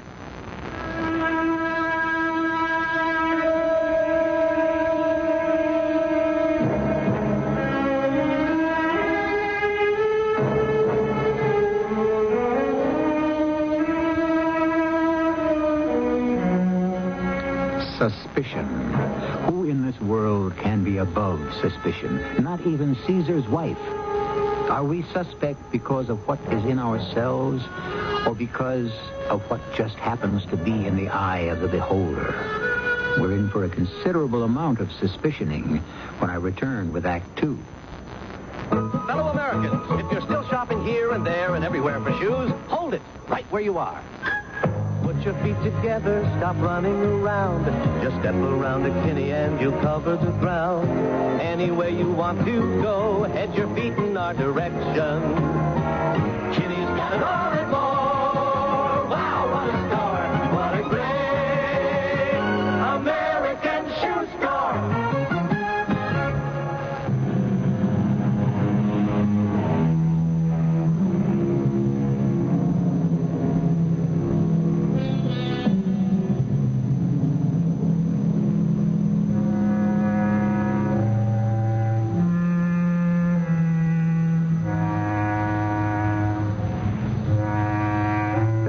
Call it the idée fixe, the fixed idea, the obsession.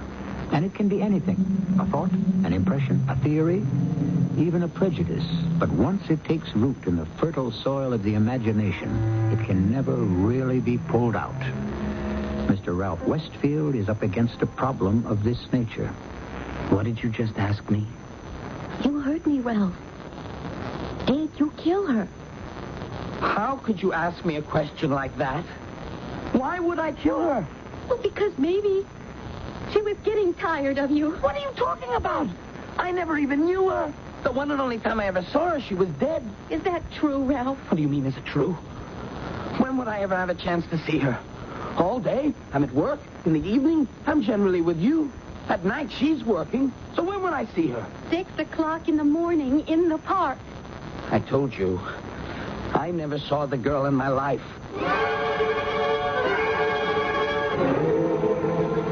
Inspector, you've got to give us something for the evening news. I don't have a thing. We're checking out Miss Joris's past. Well, how about this fellow Ralph Westfield? Yes? Is he a suspect? At this time, we have no definite evidence. Well, that's not the same as saying yes or no. I don't want to mislead anybody. Well, what's the department doing? At this time, the department is following a certain line of investigation. Now, if you'll all excuse me... What was she doing out in the park alone at that hour? That question will be answered in due time. You were Miss Joris's companion, Miss Evans. Yes, Inspector. I was her manager. Now, let's see. I know I've asked you a lot of questions. Yes, Inspector. But I have to place her out there around 6 o'clock in the morning in the park. Now, how can you help me? Well, she'd been very restless lately. Trouble sleeping. Sometimes she'd come to my room and talk to me. This would be 4 or 5 in the morning. Sometimes she wouldn't. Sometimes she'd go out. Where? I don't know. I'd hear her return about 7 or so in the morning. And I'd say, where have you been? And she'd say, out, driving around. And she wouldn't tell you where? No. You said she was restless. Would you know why? Well, it could be a sign that her love life was in trouble. Can you tell me about that? I don't know very much about that myself. Miss Evans, I'm working on a homicide here. Well, it's the truth, Inspector. Dozens of men were in love with her, but she had problems. Yeah, what kind? Oh, finding someone who could be serious about her and whom she could relate to. That's why she never went out with men in show business. It would all be too public. So, who did she go out with? Men she would meet here and there. I think underneath all that high-powered glamour, she was a very domestic little girl. She liked men who were average every day. Middle-class, white-collar types. Teachers, accountants. Accountants? Something like that. She must have been very deeply involved with one. Because I had to talk to her about something very important. She just never had the time to sit down with me. What was so important? Her investments. Yeah? With this inflation, she should be doing something with her money. But she would keep saying no to me. Don't worry about it. It'll be taken care of very soon. Do you know what she meant by that? No. No, Inspector. Well, thank you very much, Miss Evans.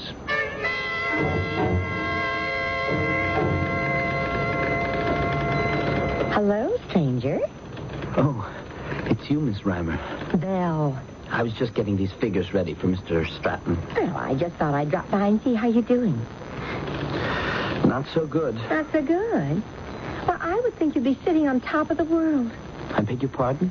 Every day your name is in the paper. Your picture. Oh, incidentally, Ralph, get a haircut. Better, a styling. Oh, but you don't understand. My fiancée is very, very upset. Oh, I didn't know you had a fiancée. I think she wants to break it off. Why? Because she just can't help supposing I had something to do with Jill Joris. And you think that's why she's mad? Well, sure. You don't know women. Actually, she's excited. What? The whole idea. It stimulates her. I don't understand. Naturally. See, here's Jill Joris, the sex symbol, the sex goddess. And whom did Jill Joris want out of all the men in the entire world? Why, Ralph Westfield. Hold on now. Do you see how much more desirable you become to your fiancé? Actually, to just about any woman with imagination. Huh.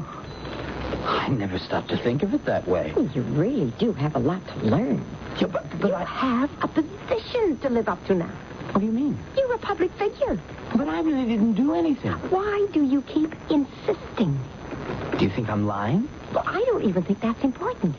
It doesn't matter what you did or didn't do. Well, it certainly does. What matters is that you are a celebrity. You're going to be photographed frequently, and you're bound to be on TV. Oh, you ought to dress better. Well, why should I have to dress? You have a very square look. Now, that's not at all in keeping with the public concept of what the lover-killer of Jill Joris. I am not the lover-killer. Well, at least you're the lover. Well, now, will you stop accusing me of... The public now knows that Jill Joris would go riding in the park along about sunrise, yes? And that you go walking in the park at the same time? I'm only on my way to work. No. We have a considerable body of opinion out there that insists you were her lover. But it isn't true. It fits. It fits what? You and Jill would meet early in the morning for your little tete-a-tete. On this particular day, some jealous lover got there before you did. And None of what you're saying makes sense. Hey, you want to be the killer, too? Fine with me. I'm neither killer nor lover. That's your story. And I won't let people believe it. What do you say, lover? Buy me a drink. And we'll work on your image.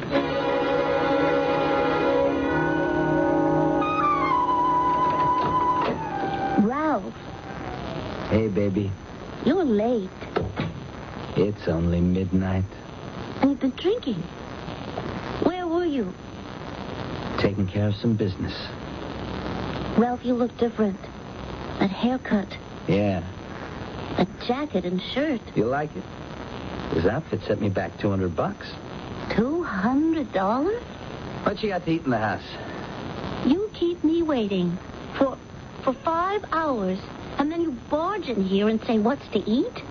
Is that what I'm supposed to do, wait around and cook? Honey, you got a complaint? Forget it.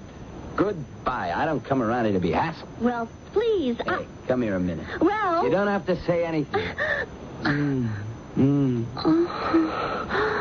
Oh, Ralph. Oh, please, Ralph. Don't leave me. Never leave me.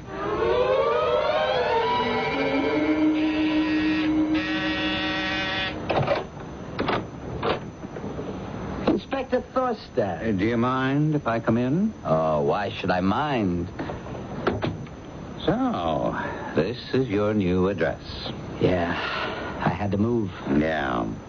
I've been thinking about it for a long time, and I decided I needed a bigger, a more comfortable place. Besides, you're a celebrity now. Fix you a drink? No. Oh, I forgot. You must be on duty. No, it's just that I don't drink. Well, what can I do for you, Inspector? You can save us a lot of time. You can sign a confession. A confession? You want me to confess to the, To the murder of Jill Joris. Inspector, you have no proof. You're singing a different tune now, aren't you? When I first accused you, you insisted you were innocent. Now you say that I have no proof. Well, that's the same thing. No, not really. It describes two different kinds of situations. But we're getting there, slowly and surely. Getting where? You work for a brokerage house, don't you? It's an investment banking firm. Mm-hmm. You know about stocks and bonds. Well, I do research. Jill Joris needed some investment advice, according to her manager. Well, what has that got to do with me? Well, you would know how to advise her. All we're doing now is narrowing the gap. What gap? A guy comes running to the cops and says, "Hey, I just found a lady who's been murdered," right? Yes? Well, on the face of it, there's nothing between them, nothing in common. They're from two different worlds, okay? That's the gap. Get it? Yes. We find they both would be in the park at the same time every day, early in the morning. That could be a coincidence. Sure. Then we find she needed investment advice, and he was in the investment business. Oh, but that still doesn't mean that... Little by little, the gap gets narrower. The more we dig, the more we'll find. And we're digging. Now, you want to make it easier on yourself, on everybody. But I'm innocent. I would know if I killed somebody. We get this every day. Guys like you want to forget it. You're trying to believe it never happened, so you insist you're innocent. But the evidence is out there. We're going to find it. Save us a lot of trouble. Confess, Ralph.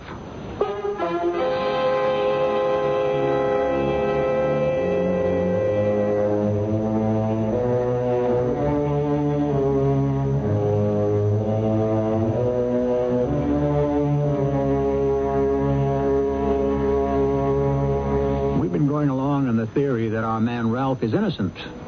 Why are we so sure? Or is everybody so sure? All we have is Ralph's word. And can we depend on it? Well, we can depend on finding out in Act 3. At the store, they told me there's a powerful anti-itch drug I can buy without a doctor's prescription. Now, I use Bicozine cream as directed. No more burning, embarrassing itching. No more scratching. Bicozine actually speeds healing. Bicozine cream. What a relief. For constipation, remember X-Lax pills, the overnight wonder. X-Lax pills, the overnight wonder. X-Lax pills, for occasional use only as directed.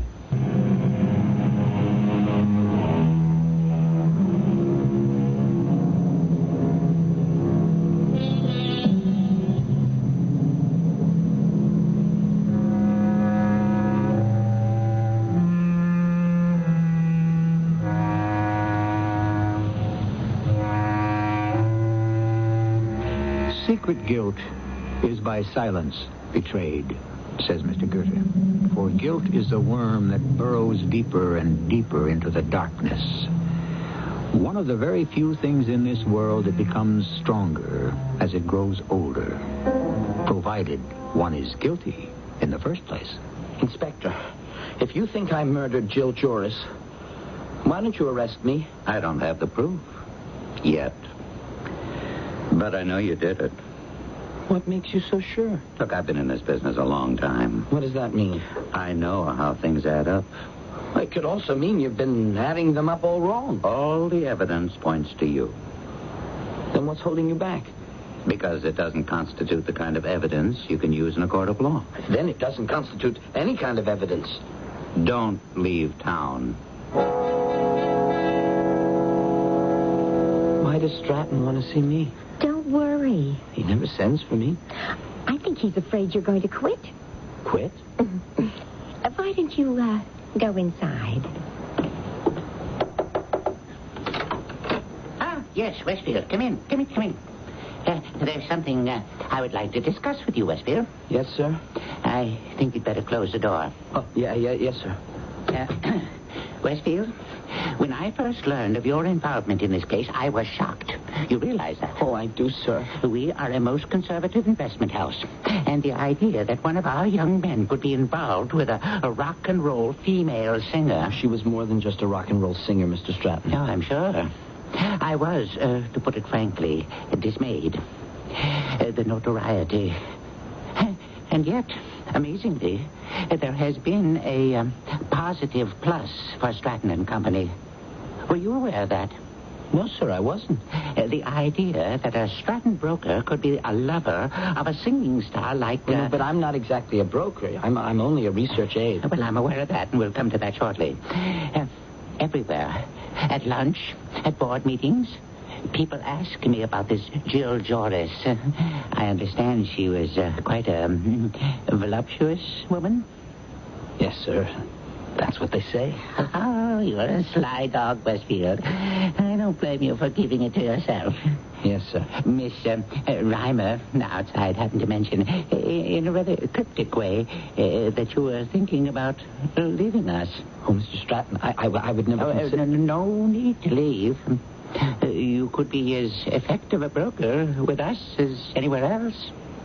Are you offering me a promotion, Mr. Stratton? I'll match any reasonable offer. Ralph, man to man, just between us now. How was this Jill Joris? She was marvelous. Oh, I would have bet on it. May I quote you? I'd rather you didn't. If I do, it'll be off the record. Oh, yes, sir.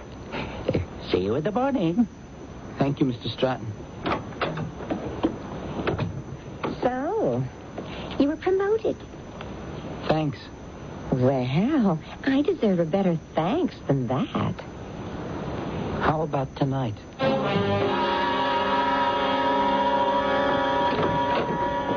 Ralph!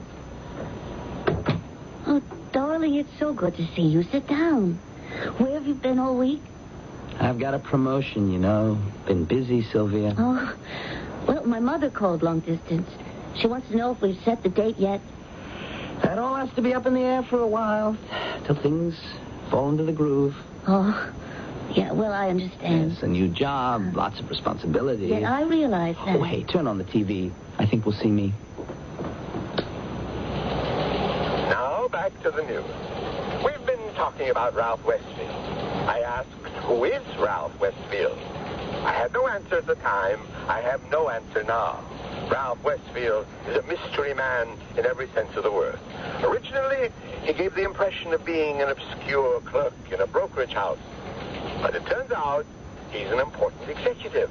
He frequents the top night spots, always with some beautiful young lady. Ralph! Very often he is seen in Larangays with the cool, blonde, beautiful lady who is his new companion. Turn that off.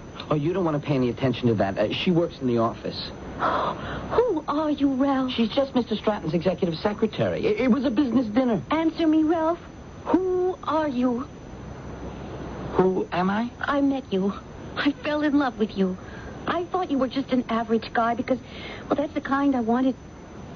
But maybe that's not what I wanted at all. I don't understand. Maybe that's not what you are. You're dangerous, exciting. Maybe that's what I want. I don't care if you go out with other women. Oh, but I don't. But a man like you, no one woman could ever be enough. I don't care. As long as I'm the one you always come home to.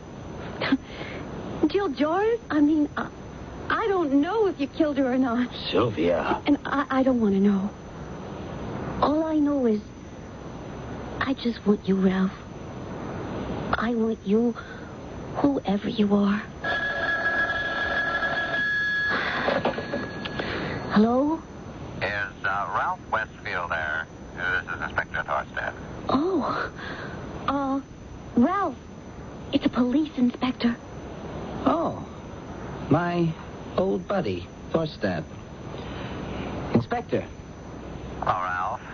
Busy? Well, yes. I thought we'd have a little chat. About what? Oh, the usual thing. Tonight? How about tomorrow morning? It's a waste of your time. I got all the time in the world. It's a waste of the taxpayers' money. If you're just going to go over the same old ground, Inspector. Oh, we're breaking some new ground. For instance, Ralph, the gun. What gun? The gun you killed her with. You had to hide it. And you had to hide it in the park. You had to get rid of it quickly. So you had to bury it nearby. Inspector, We'll find it. We'll turn over every rock, every stone, every blade of grass. What do you say, Ralph? You want to make it easier on all of us? Come in tomorrow morning. But How about 9 o'clock? Make it 10?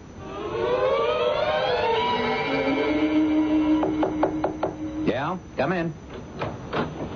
Inspector? Oh, yeah, you're, what's her name? Miss Evans. Yes, Miss Evans. Jill Joris's agent. A manager. Yeah, same thing. No, not really. Well, Miss Evans, what can I do for you? Well, you must be very busy. I am.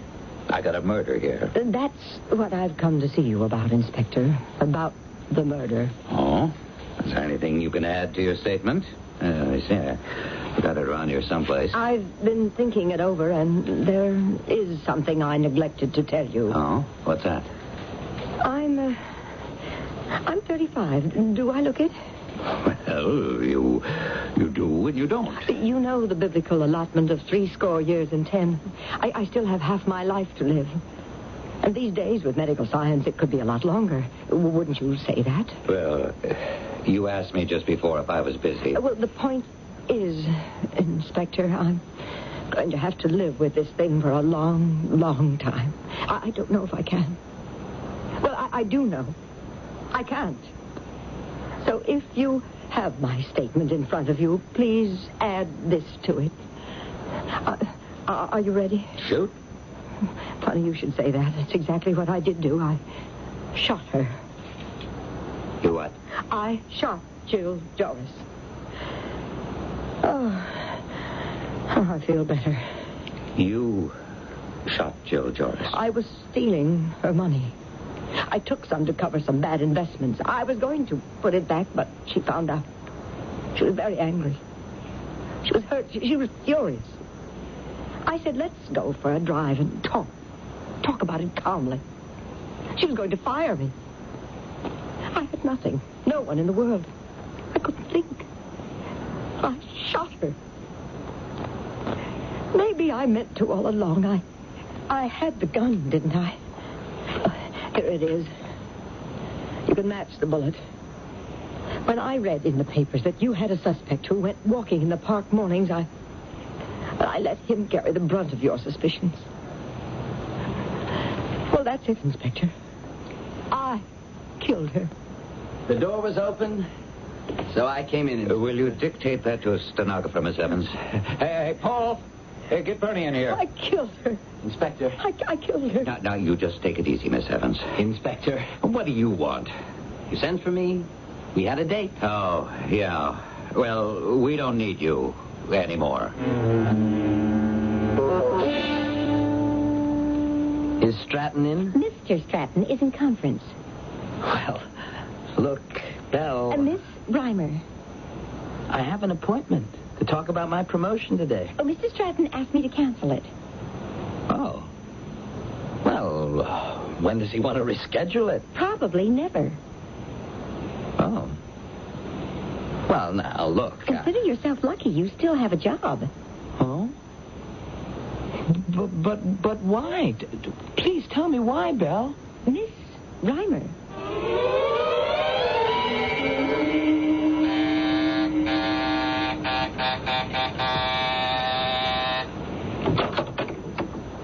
Sylvia, I've been ringing and ringing. I know.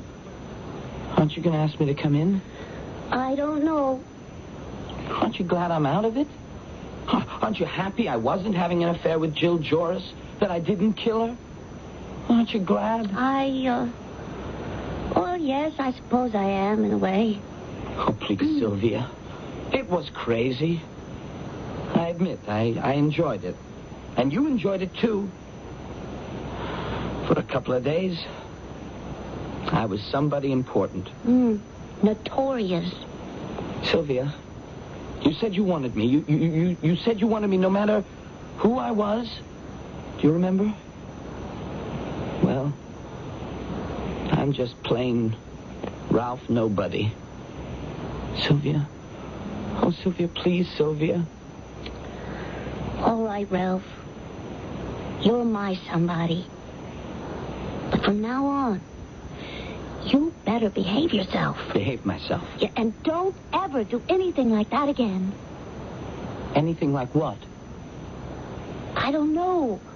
But whatever it was, just don't do it again.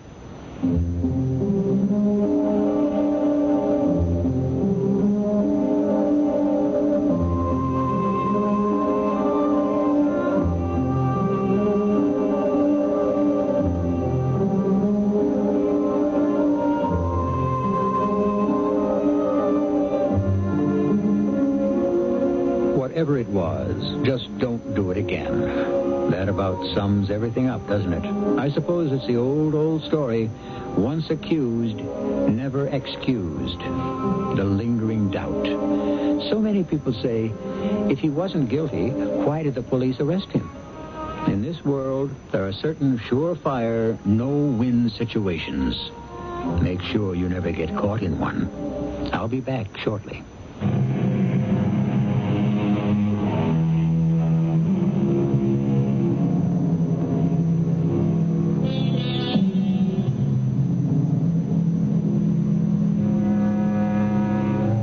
Guilt on earth is punished, said Mr. Goethe.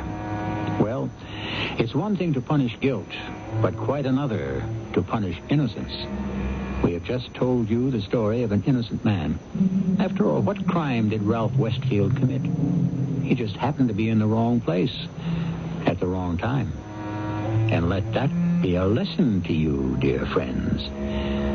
Our cast included Christopher Tabori, Marion Haley, Joan Shea, and Ray Owens.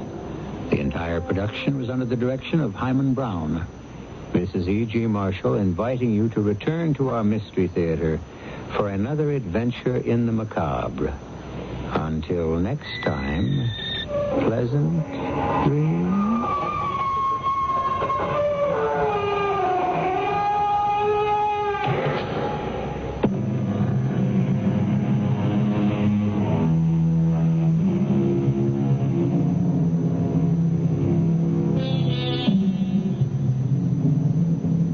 Mystery Theater presents...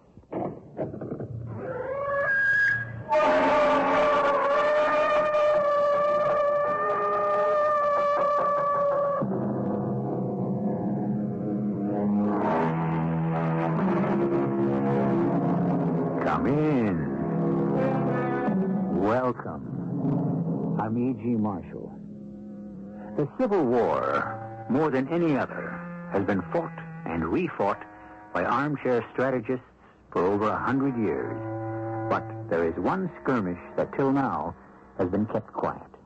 It has been kept dark and hidden in a fog of secrecy and the mists of mystery.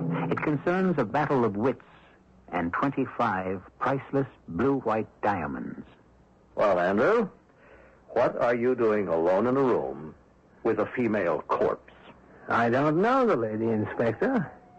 I arranged to meet her here, came up to her apartment, and found her dead. You just found her? Inspector, you know shooting people isn't my line. There's always a first time, Andrew, if there's motive enough.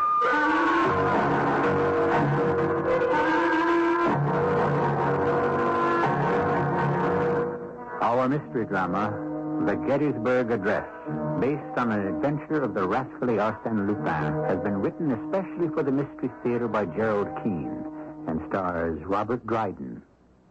It is sponsored in part by Sign-Off, the sinus medicines. I'll be back shortly with Act One.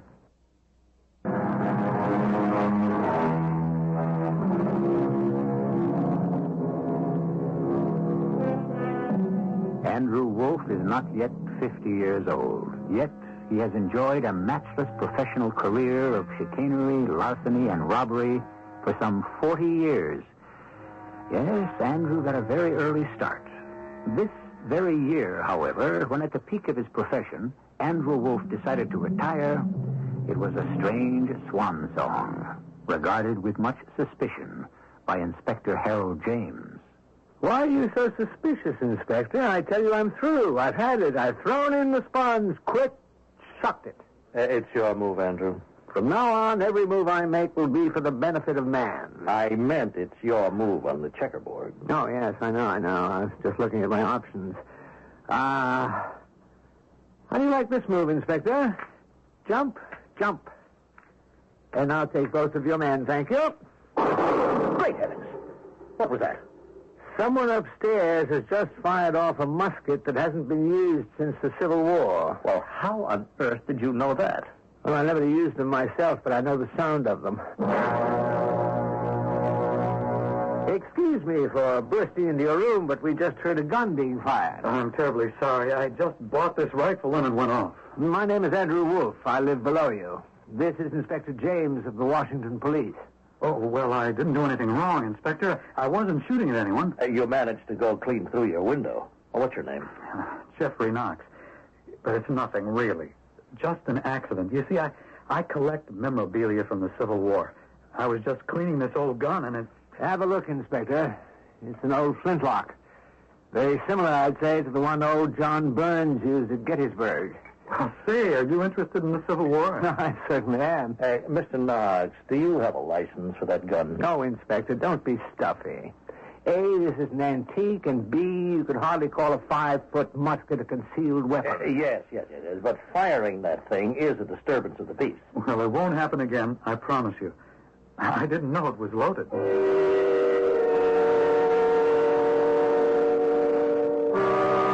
Wolfe? No, come on in, Knox. I'm just reading. Oh, what's that you've got, a painting? Remember me? The day before yesterday, I shot off that old musket, and you came upstairs with the inspector? Yes, of course I remember you, Knox. The Civil War buff. I want you to look at this painting I just found. Well, I'm no expert on art value. Jewelry and gems, yes. Paintings, no. Well, I thought because of your interest in the Civil War. You see, it's not much of a picture.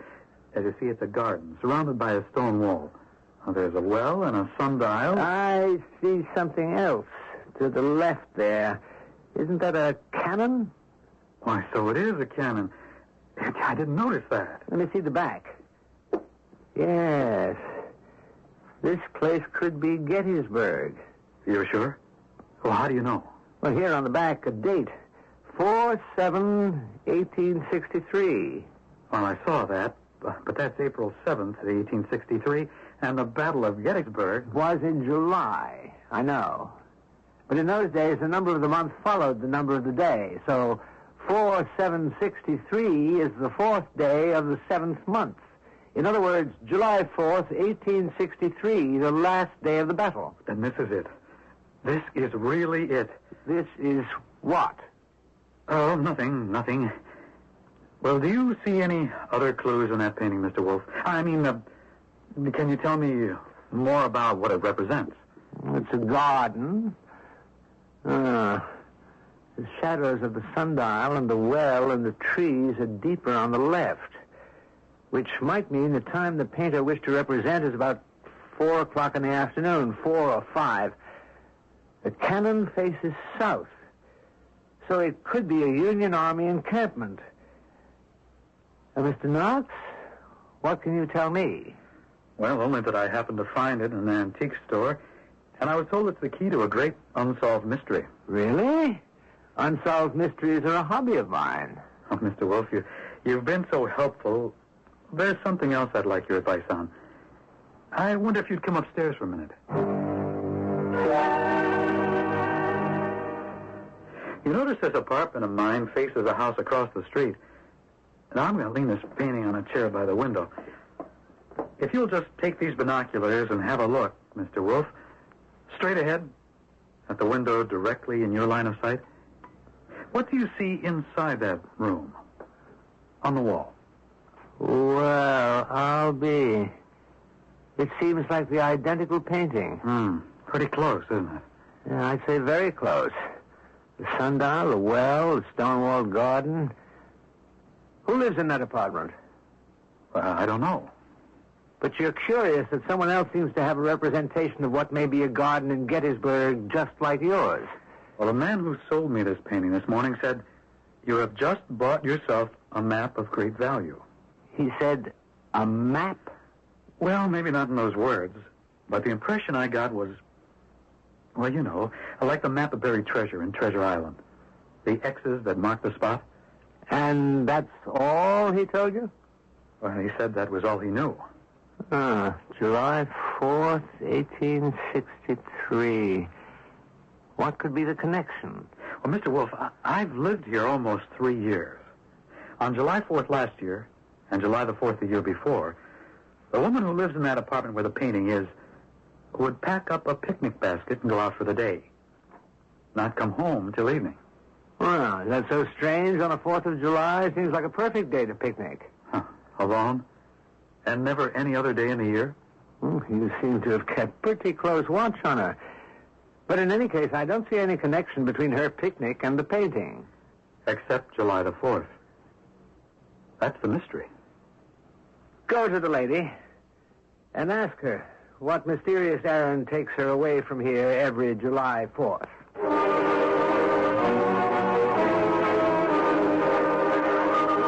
Well, look who's here. Andrew Wolf himself. Inspector? I didn't expect to see you. Yes, I'll bet you didn't. Where's the body? In the next room. Well, let's have a look. Oh, my. Tell me, what's your lady friend's name? I don't know.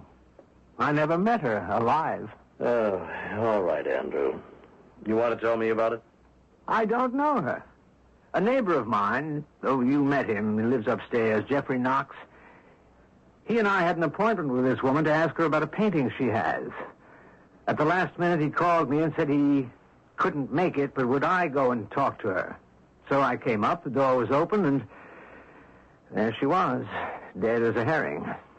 So I called the station house. What was the reason you were visiting a lady that you didn't know? Now, look, don't pretend you didn't hear me, because she had a painting I wanted to ask her about. I see. Well, where is it? See that rectangular mark on the wall, Inspector? That's where it hung. The painting is gone. Oh, well, isn't that too bad? Yes, it is, Inspector. In fact, very bad. Would you mind if I followed my own hunches in this case? Well, you've done it before, Andrew. Sometimes with pretty good results. Your neighbor, Knox, who was going to meet you here, did he know the lady? He told me they'd never met, but he'd watched her for 3 years from his window. Interesting. Yes, I agree. I was going to drop around to see him.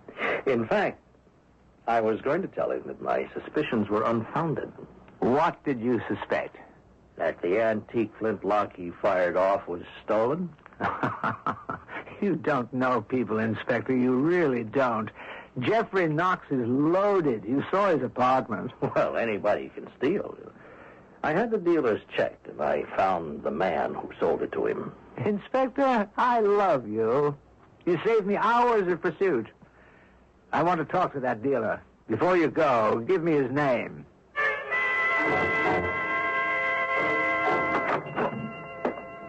Hello? Anybody here?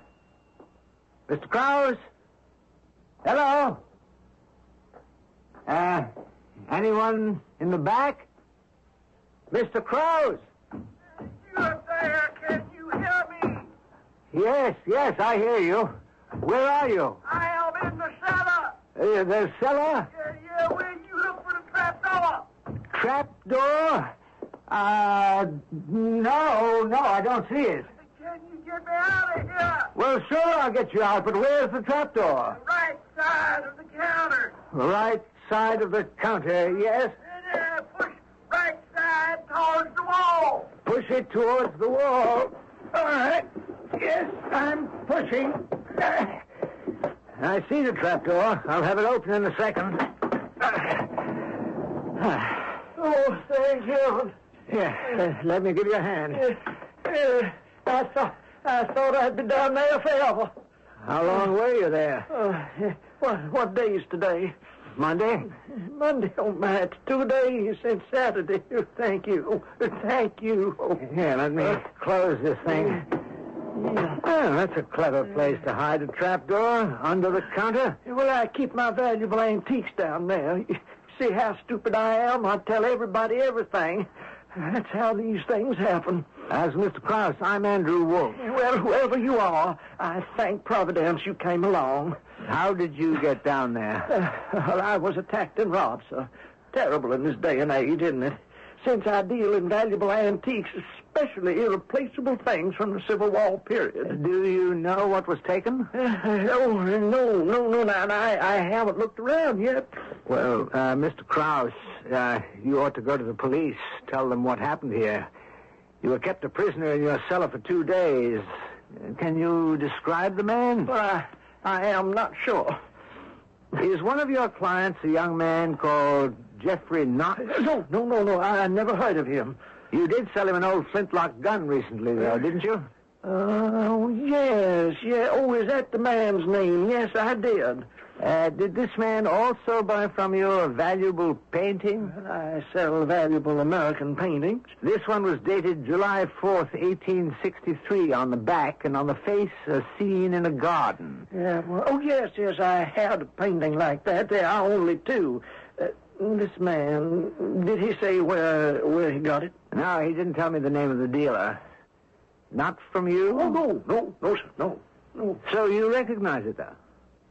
A painting with a sundial and a well? Yes. It's dated July 4th, 1863. I know it very well. It has a long history. If you'd lived in Washington 100 years ago, you would know the story. Today, very few know about it. Well, could you tell me, Mr. Krause, in confidence? Well, I suppose I owe my life to you getting me out of the cellar. You promise it will go no further than these 4 walls? I promise. Well, on July 4th, 1863, a man was about to be hanged. Now, he had hidden enough wealth to have purchased the entire city of Washington. Now, since that day, many people have looked for it, and some have died, but it has not yet been found. But that fortune exists somewhere near Washington. So far, it's hard to tell who is on what side, who's lying, who's telling the truth. What's the score so far? A man called Knox has fired a flintlock. An antique dealer has been locked in a cellar. A woman has been murdered. Now, fortune and death seem to be fighting for the upper hand. Who loses? Who wins? Check the players with me when I return shortly with Act 2.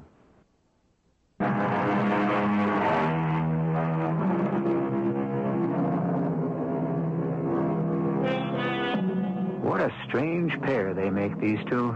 Andrew Wolfe, the rogue rascal turned Robin Hood, and straight-laced Police Inspector Harold James, who wouldn't trust Andrew as far as he could throw his badge. Just the same, their friendship is cemented by one sole motive: to track down crime. Now, one of them, Andrew Wolfe, has been stopped in his tracks by the words of an antique dealer. Mr. Krause, where did this fortune come from? Well, on July 4th, 1863, a wealthy southern plantation owner was traveling north behind the Confederate Army, hoping to lose himself in Washington and hide his money. Now, he'd seen the handwriting on the wall. The Confederacy was doomed. Now, unfortunately, he hid in a farmhouse near Cemetery Ridge. It was discovered and arrested. In a last-minute effort to escape, he killed a Union soldier guarding him. Now, he was brought to Washington, tried, and sentenced to hang. Now, while in prison, he painted 2 identical pictures which were bequeathed to his family, but his wealth was never found. Are you sure you don't remember who it was who came in here, stole that painting, and managed to push you into the cellar, possibly to die? No. I do not remember anything. Would you agree with me that the paintings must have been a clue to where this escaped Southerner had hidden his wealth? Yes. By the way, what was the name of the escaping Southerner? Harley Knox. Is that also confidential, Mr. Krause? Oh, no, sir. He is in all the history books. Andrew, this cockamamie story of buried treasure somewhere near Washington. How can a grown man believe that? Inspector, are you going to talk or play checkers? Well, it's your move as always. Oh, yes, so it is. All right. How about this? Hey, you always do that to me. I didn't see it. Well, don't you think I'm right? About the Confederate hidden treasure? No. I can't agree it's an illusion. I've seen evidence that the hiding place may be somewhere in Gettysburg. In the battlefield? In 125 years, don't you suppose the Park Service would have dug it up? If it's in the ground. But suppose it's under a rock or in a tree. I know what you're going to say. The painting missing from that woman's apartment. Yes, I know all about it. Did I tell you that she'd swallowed poison? No. For a time before she'd been examined, I thought it might have been your upstairs neighbor with his doggone Civil War blunderbuss. But up to now, though, no one has turned up to claim the body. We can't find out anything about her. Why don't you go and ask Jeffrey Knox? Huh? Go find Jeffrey Knox. He's disappeared. He's not upstairs anymore? No. It's cleaned out, empty. Your landlord says he paid up the rest of the year and left no forwarding address and departed. Inspector, why don't you take the day off tomorrow? Why? What's tomorrow? The 4th of July. Let's take a picnic lunch and head out for Gettysburg for a nice al fresco meal. Bring our own food? Oh, why bother? They've got snack bars out there where we can get hot dogs and drinks. Hot dogs and sodas, you uncivilized peasant? I wouldn't insult my stomach. No, I'll pack the food, you bring the beer. You've worked hard enough, you deserve a day off. Andrew, you are not usually so concerned with my well-being. What's up? Don't be so suspicious, friend. I enjoy the pleasure of your company. Okay, you're on. Tomorrow morning, then. Meet me here at my apartment at 7 o'clock. 7 in the morning? I thought it was a day off. Andrew! Andrew, where are you? I'm up here, Inspector. 1 flight up the stairs. I'm in Jeffrey Knox's apartment. Your door was open, but I didn't see you. What are you doing in this man's apartment, huh? Well, there's nothing like getting off to an early start.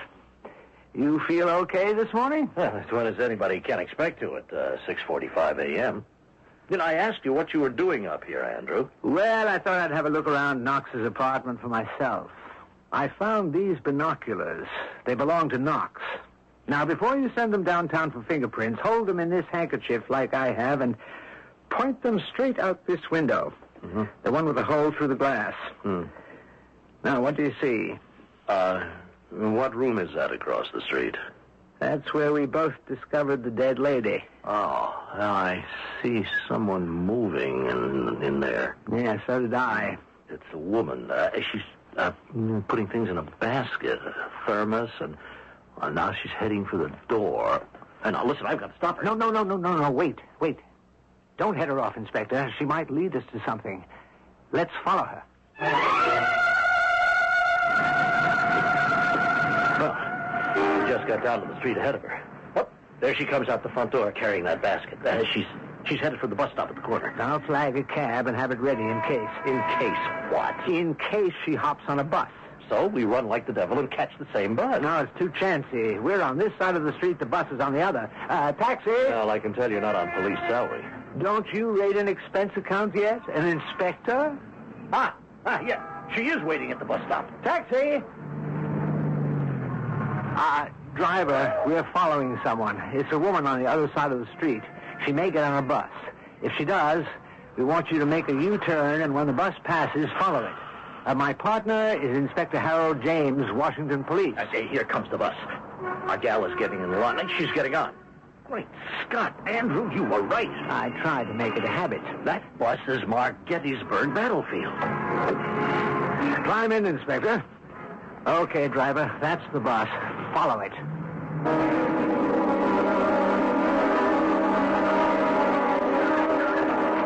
Well, am I glad we're finally here. This battlefield never looked so good to me. Yeah, it did take a little longer than I'd planned. Hold it, Inspector. What is it, Andrew?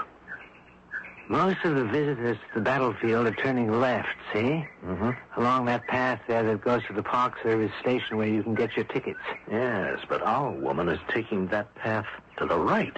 Yeah, and she's not the only one. Yeah. Those two other women right behind her. And here comes another one, carrying a baby. They're all turning right and going past those trees. Let's go, Inspector. Will you look at that? You can't teach the public anything. Right along the path here, these signs say private, no trespassing. Nobody pays any attention. Hey, look, past those trees. An old farmhouse. Let's get closer. Andrew, there's a whole bunch of female picnickers behind us walking single file. There's about a dozen. Okay, we'll duck off the path and pretend we're looking over toward Cemetery Ridge until they pass us. Andrew, that woman, the one we were following, she went right up to the front door of the farmhouse and went inside. Yeah, so are the rest of them. Look at them, all going in that door. Maybe it's a private party. Wouldn't I look foolish if it was? All the way out here in a cab for that? No, there's something fishy about all this. Have you noticed, Inspector, how intent their faces are? Yeah. And no one talks to anyone else. Look, almost all of them have gone into the farmhouse. Another few minutes just to make sure they're all inside. And then what? Why, then we follow.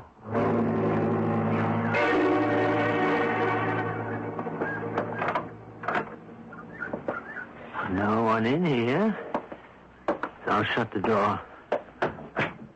You see that sign outside? Meade's Farm. Yes.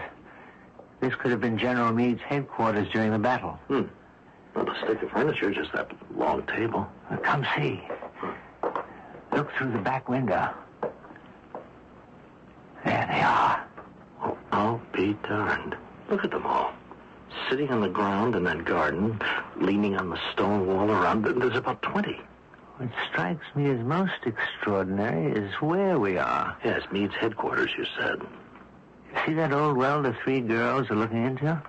Yeah. See the sundial? Well, What I'm saying is that garden we see, the sundial, the well, This is the garden in those two paintings. No kidding. This must be the house where Harley Knox was captured on the 4th of July, and that garden is the one he painted before he was hanged. Then you figure that some of these people must know that, and they come here to find the buried treasure? Maybe 100 years ago, Knox's children looked. But I don't think these people are doing any more than hoping. Oh, and you figure that those women are all his descendants. Who else? That woman we were following. She's still here? Yes.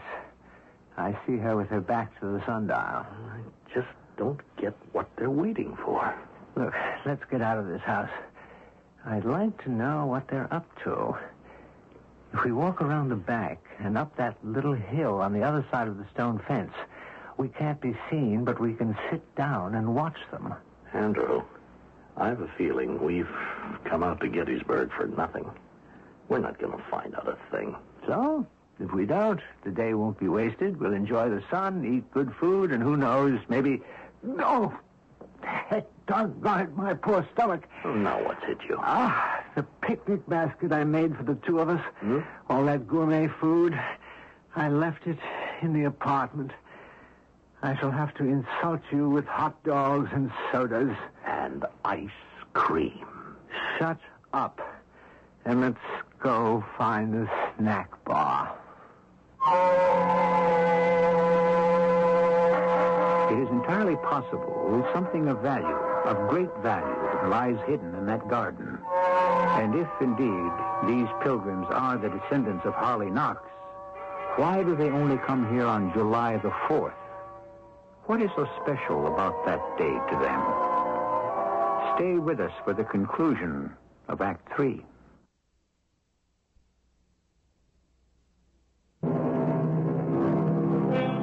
There's more truth than poetry in that old maxim. It takes a thief to catch a thief.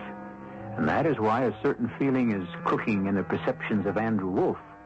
The stew before him does not smell quite right. We'll stand aside now and see what transpires as Andrew and Inspector James watch the goings-on in the garden at that Gettysburg address. Inspector, you've been standing on that rock for 15 minutes taking pictures of those women with your telephoto lens. Taking pictures is my hobby. Do you really want to know what I think? I think we're keeping watch on an outing of inmates of a mental home. The whole morning, they've sat there, and most of them staring off into space, and now half the afternoon's gone, and nothing's happened. Good Lord, look. Those two women under the tree. Huh? They're on their knees. They're crying. Now, look at the whole group. It's like they're saying their prayers. Something's upset them a great deal. Something these women expected would happen, but hasn't. Of course. How stupid of me. Come on, Inspector. Let's make a run for it before it's too late. Are you crazy, Andrew, running 200 yards to the gatehouse? But it suddenly came to me. I've got an old friend who works here. He's the park supervisor. He'll know what all this means. Yes, but why the rush? It's 4 o'clock, closing time. All right, let's go in. I'll introduce you. Jack Little? Jack, where are you? This is where they sell guidebooks and admissions, Inspector. Jack! He's probably gone for the day. Carn, darn it. Hey, who's that? Come on out. Come on. Oh, my Lord, just my luck. All right. What were you doing? Hiding back there. Then a whole shelf of guidebooks fell on me. Pinky Little. Andrew Wolfe. Oh, Pinky, when did you get out? Well, I've been out a year, Andrew. But I'm clean honest, clean as a whistle. Oh, Pinky, I didn't mean to be rude. I'd like you to meet Inspector Harold James. Oh, hello, Pinky. I'm glad to see you've got an honest job. You two know each other? Well, the inspector sent me up twice. Oh. Well, that's why I hid when I saw him come in. Well, there goes the ball game. Bye-bye job. Pinky, we just came in to get some information. No one's after you, I swear. Are you sure? I came in to see your father. Is he around? How is old Jack? Well, Dad's retired. That's how I got this job. He recommended me. This is what we need to know, Pinky. What is with that gathering in the garden in the back of the Meade farmhouse? What are they waiting for? And why the 4th of July? Well, those people have special permission from the Defense Department to get together at the Gettysburg address once a year. Just one day, the 4th of July. No one else is allowed in there. Only the relatives of a Southerner the Union Army hanged. There's supposed to be something this guy hid. Well, who knows? The deal is, if any one of them relatives find anything, they all get to share. And Dad told me. They used to come here with shovels and metal detectors. Women, yeah. Yeah, but that's all died out. If there was something there once, well, it sure ain't there anymore. Well, Pinky, many thanks. Tell your dad that Gettysburg is in good hands. Well, I hope I was helpful. Believe me, you don't know how helpful you were.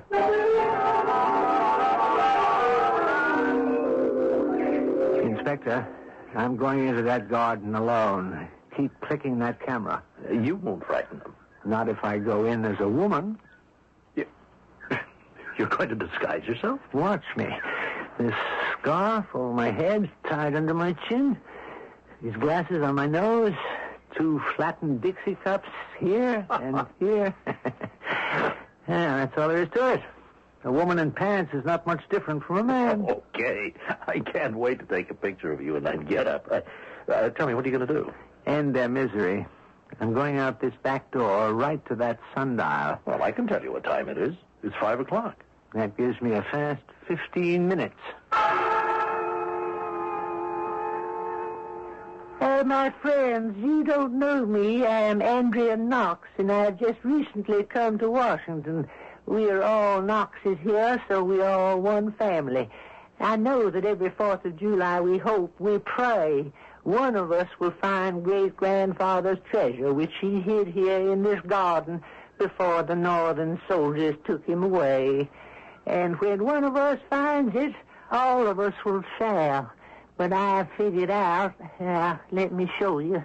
I take my little penknife, open it, and pry up the corner of this little old metal sundial on this marble column.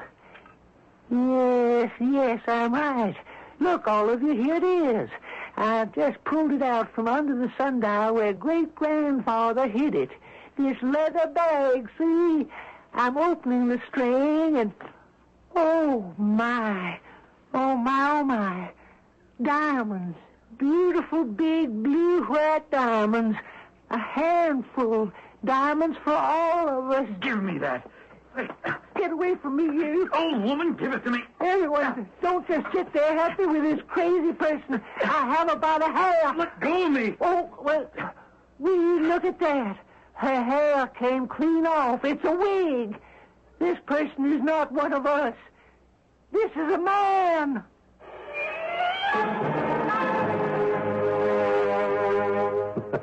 I had to laugh. I really had to laugh. There you were, Andrew, doing a superb piece of acting. A man with only a scarf tied on your head, making everyone believe you were a woman. And you get into a fight with another guy disguised as a woman. And when you ran out of there with that bag of diamonds, I never saw such a picture of collective female shock in all my life. Wait till you see the pictures I took. How is the prisoner? Jeffrey Knox? I can't keep him here much longer. Impersonating a woman is still not a federal offense. But I am holding him for questioning. Okay, let's have him in. He's still in that dress, so don't laugh. All right. Harry, show Mr. Knox in here, will you please? Well, thank you. Hope I won't be held here long. I'm sorry we all meet again and under these rather painful circumstances. Jeffrey, I'm very disappointed in you. You told me you had bought that painting showing the garden behind Meade's farmhouse, and Mr. Krause told me someone had stolen it from him. Well, I don't know why Krause lied to you. He must have had his own reasons. I bought it from Krause because I persuaded him he couldn't pass up $25,000. He was reluctant because male descendants, I understand, are prohibited to have the painting. But money talked. Why was it necessary to remove the identical painting from the apartment across the street? Why did you need 2? Well, remember that morning, Mr. Wolf, you and I were to meet her? Well, I'm afraid I set you up. I went there 2 hours earlier. She was also a Knox. Old, desperate, and unhappy. And as I knew before I went, convinced the painting had ruined her life. And she asked me to remove it and burn it. You see, this meant I would be the only one with an evidential positive claim. I did as she asked. Moved away to another part of town, and that night, well, I learned that she'd taken her own life. And the following day, the 4th, you returned to her apartment, put on her clothes, and disguised as a woman, went out to Gettysburg. To Meade's farm, which you helped identify for me, Mr. Wolf. The irony of all this is my disguise didn't help me. You, Mr. Wolf, not even related to our family. You found the treasure. No, I didn't find it. If there really is a fortune hidden in that garden, it's still there. Just a minute, Andrew. I saw you with the diamond. All you saw was a bag. I said it contained beautiful, large, blue-white, perfect stones, but how do you know? Andrew, I give you just 24 hours to come up with those diamonds. I'll be waiting for you here, right at my desk.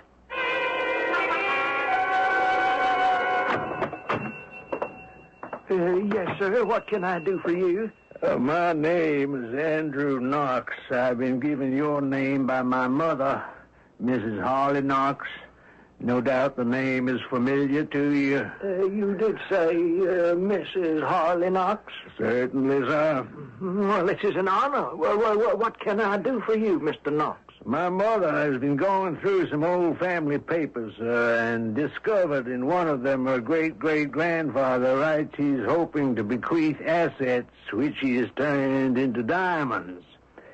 Bequeath them to his descendants. Is that really true? I understand you believed it was. Well, for a number of years, Mr. Knox, I have been trying to assist those entitled to share the fortune. How have you gone about it? Well, I have sold them a painting which I believe was done by Harley Knox in prison and showed the exact spot where the fortune is hidden. Over the years, how many of the Knox family have you assisted in their search? 2 dozen or 3 dozen or so. Are there 36 identical paintings? Oh, no, sir. Only 2. How do you circulate them? Well, after a year or so, the Knox relative has a very good general idea of where to look, and once a year they all gather. Now, if the painting is no longer needed, they return it to me, and I give them their money back. You do? Mm-hmm. How much do you charge for the paintings? Well, I can't reveal that, Mr. Knox. It would embarrass your relative. Yeah, Mr. Krause, I show you photographs taken this 4th of July in the garden behind the Meade farmhouse.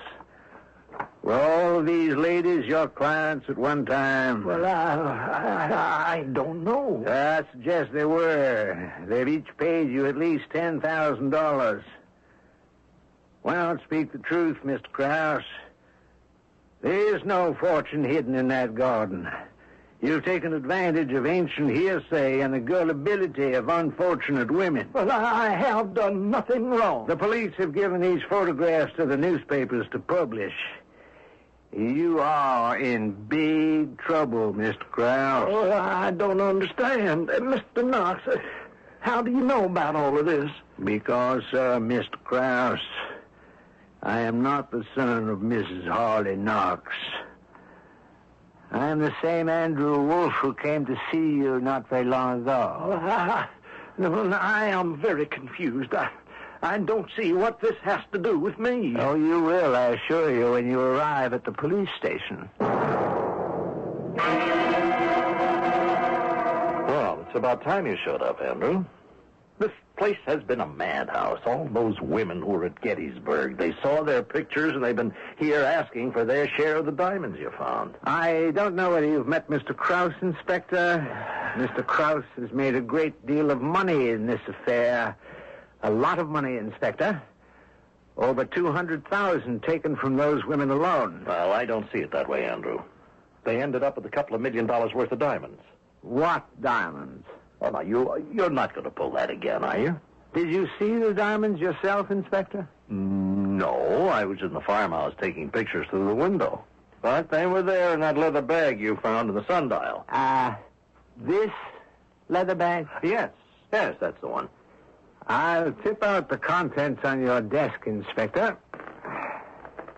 What's that? A jeweler's glass. It's my own. I take it everywhere to detect flaws in arguments, like a rabbit's foot. Where are the diamonds? There aren't any. There never were any, and Mr. Krause knows it. I suggest, Inspector, that you obtain a full statement from him, and I shall bring suit on behalf of all the injured ladies to recover the money they invested in this dreamed-up scheme. I imagine Mr. Krause has sizable assets. Oh, sir, there was something you wished to say?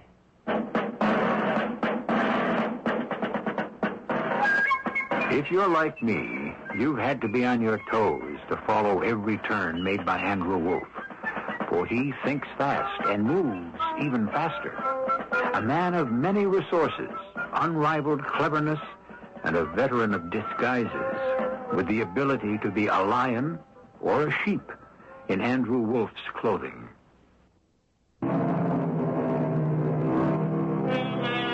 There are those who live by their wits, and there are those who feed from others' plates.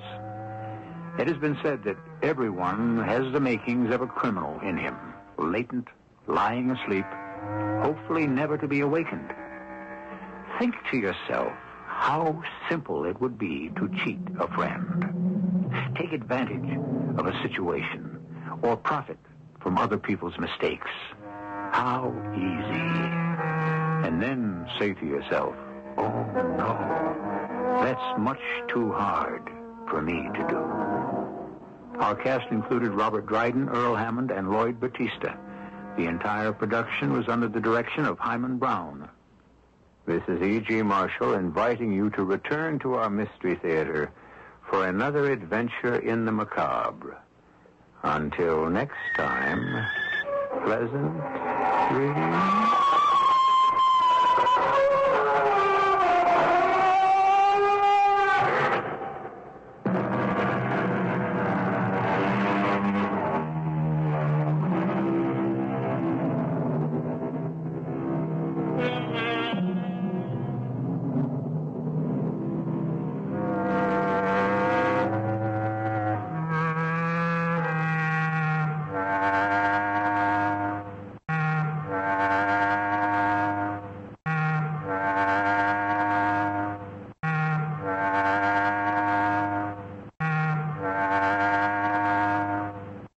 The CBS Radio Mystery Theater presents...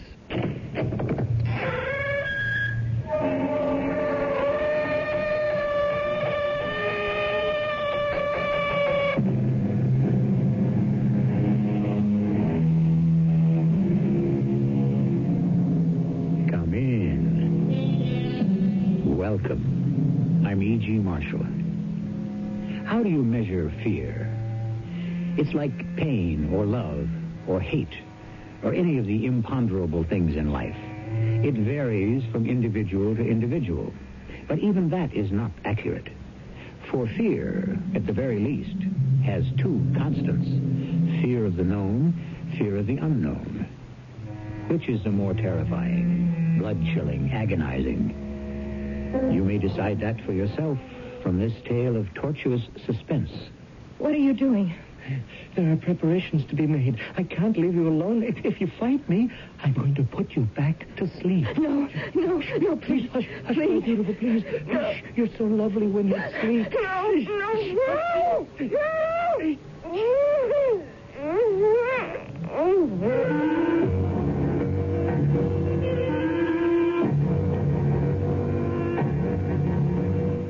Our mystery drama, Sheer Terror, was written especially for the Mystery Theater by Ian Martin and stars Terry Keane and Larry Haynes. I'll be back shortly with Act One.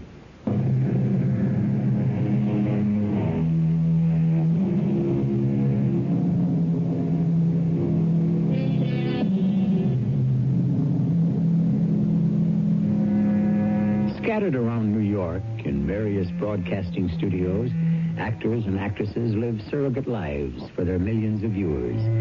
The TV daytime serial, 5 days a week, is a central point in the average housewife's life. Only recently are we discovering that men share its vicarious lures in ever-increasing numbers and identify just as strongly with the characters from this make-believe world as women are supposed to do. TV actors like Betty Campbell and Pete Hale are far less real to the viewer than the characters they play. Vicky Banks and Drake Haywood. Who is it? It's Pete, Betty. Oh, come on in, Pete. I'm all changed. Well, it's getting real dark out. Looks like it might rain, so I'm going to grab a cab. Can I drop you? Hey, that'd be great. Jim and I are going out to dinner, so I told him to go on straight home from the precinct and change. Can you wait long enough for me to take off the false eyelashes? I hate to wear them home. They bug Jim. Oh, no, I'm in no rush. How is that big lug you married, huh? Best captain on the detective squad. Oh, you mean he hasn't made police commissioner yet? Yeah, just give him a couple of years. How's Marge? Want to know a secret? She already told me last week. Congratulations, Pops. Well, maybe this time it'll be a girl, huh? Well, if at first you don't succeed. Yeah. But this one's number 3. And how long can you keep on trying? Hey, wait. You'll have to talk about that with Marge. Well, one day soon, we'll catch up. Yeah. Hey, with the big day coming up Monday, you've got no contract to hold you back anymore. Yeah, I wish we'd pre-taped the wedding scene this week like I asked. Jim has accumulated leave, and we could have left by today and had a whole extra weekend in the Bahamas. Well, you can't fight the powers that be, Betty, or let down the fans. When dream girl Vicky Banks and a dashing millionaire from Philadelphia, Drake Haywood, get married up, it's got to be live in person, not a picture. There. Darn lashes are off. I'll just put them in the box and save them for lights, camera, action on Monday. Okay, leading man, let's travel. Okay, leading lady, but only as far as home. You don't get me on the road again. I like it too much right here in the Big Apple. Oh, hey, make sure it's locked, huh? I promised Wardrobe I'd guard that bridal dress with my life. Oh, it's locked. No precaution is too great to guard against any hitch about Vicky and Drake getting hitched. Yeah, it's kind of scary, isn't it? Scary? I mean, that two made-up people that you and I act out could be so important to so many real people. Doesn't scare me. Keeps me laughing all the way to the bank. Oh, darn it. What's wrong? I left my wallet upstairs in the dressing room. Hey, can you wait till I run up and get it? I'll do better than that. You go fetch it, and I'll go outside and round up the cab. I won't be more than a minute. Oh, hey, it's kind of dark outside. Why don't you wait for me? Don't be silly. I'm a big girl now. Besides, like you say, 1/3 of the nation loves Vicky Banks, to say nothing of being married to a detective. What do I have to be afraid of?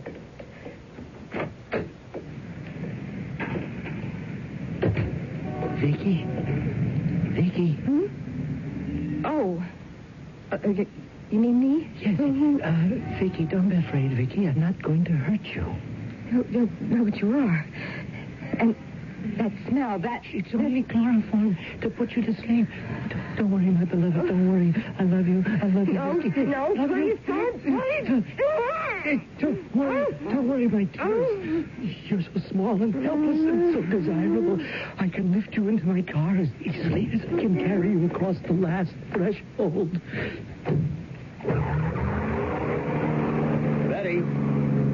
Betty, I'm sorry. Betty? Where in the heck could she have gotten to? That was her pulling away in a cloud of dust. Why the heck would she stand me up?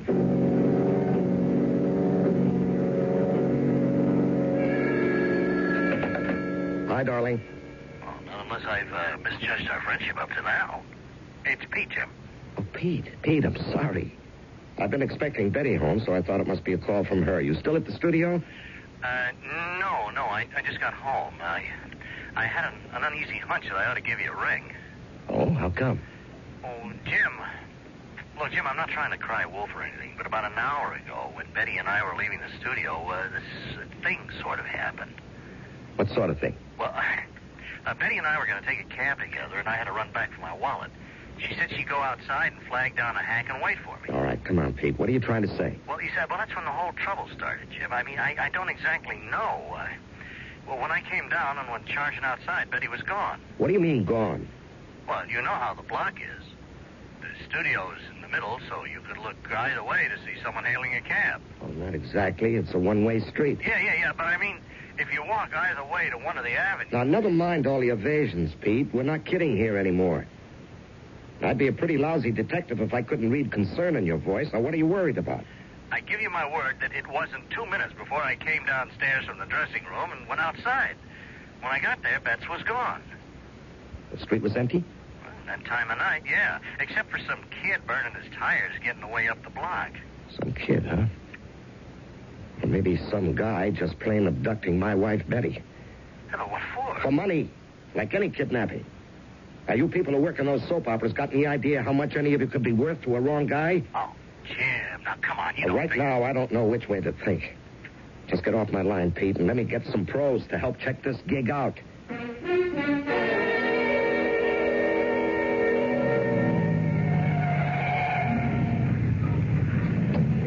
What do you got, Warthog? Hey, don't call me Warthog. All right, pardon me, Sergeant Watowski. You, Captain Campbell. Oh, that's all right. You could call me Warthog. I only do when I'm worried. What do you got, Sergeant? I don't want you should get mad, Captain. All right, what do you got? Nothing. I mean, that's so far. No witnesses? No. Nobody saw Betty come out of the studio, hail a cab? Hales and Everest are combing the block. Anything overlooking or any residents who might have been going and coming.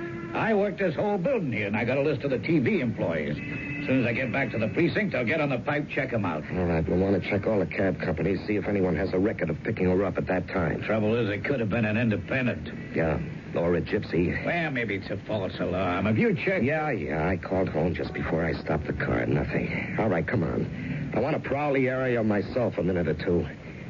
I got a notion in the back of my head, Sergeant. There's some lead hanging around that I'm not following up.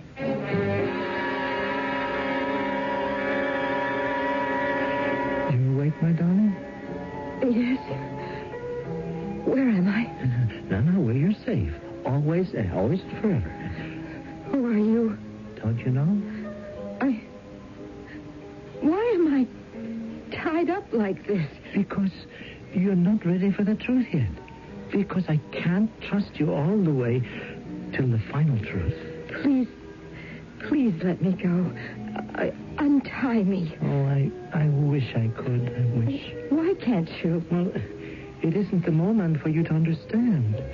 I have to go now. Where? Well, there's so many preparations to be made and so little time. If you want me to untie you, I could put you to sleep again with the chloroform. No.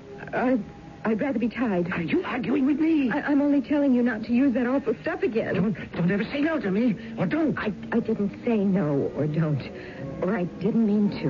Good. Now, please, you must never cross me. That's when I start to get violent. I don't mean to. It just happens. You see? Well, you didn't answer. I didn't know how to. What is it? What do you want? Is it money? Money? You can have all you want. I mean, all I have. All you have? If I could just make a phone call. No, Vicky, no. Why do you keep calling me Vicky? That is not my... Yes, that is your name. It's not my real name. My name is Betty. Don't contradict me. I warned you. I can't stand to be contradicted. What are you doing? I told you. There are preparations to be made, and I can't leave you alone if you're going to fight me. Now, I'm going to have to put you back to sleep. No, please. Please. Hush, my beautiful. Oh, hush, you're so lovely when you sleep.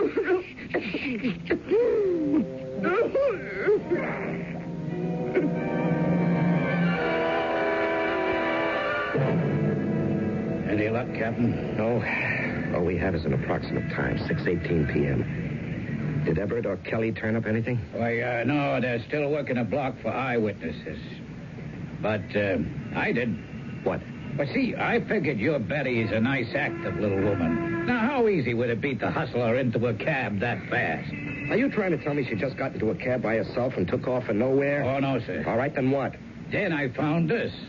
It's, a rag for cleaning like. My old lady calls it cheesecloth. That's just what it is. Only it's been soaked in something, and... It's chloroform or ether or something like that. Yeah, you said it. Now, where'd you find this? Well, in the corner of those 2 steps from the door, right out of the building. It caught my eye like somebody, threw it away in a hurry. Yeah. Right here, where Betty came out. Now, let's see. Would have had a car running by the curb, right where that street light is out. They take her from behind, out of the shadows, smother any cry for help, and by the time they got her in the car, she'd be out. Sure looks like a snatch, all right. What are you going to do, Captain? I'm going to get back to my apartment and wait for him to make the contact. Now, you call off the boys, and everybody sit tight till you hear from me. Call them off? Why didn't you just let the department go ahead? No, this is my wife.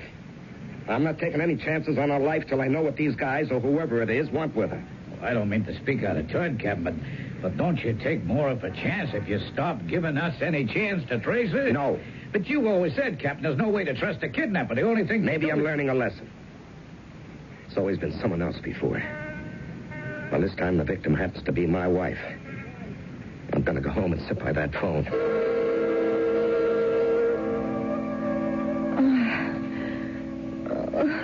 Jim?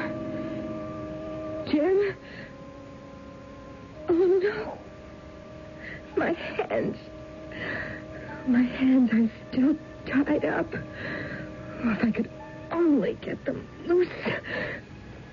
I can't. What does he want with me?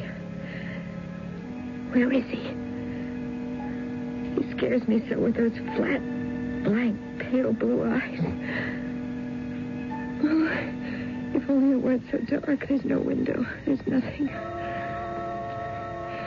Why does he keep calling me Vicky? I'm afraid he's mad.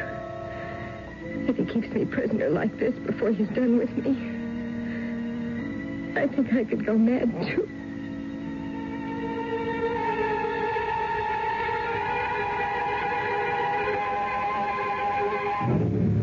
The seeds of terror are sown. What does the man with the pale blue eyes want of Betty? Or, as he insists on calling her, Vicky? Is this a kidnapping of a girl named Betty Campbell?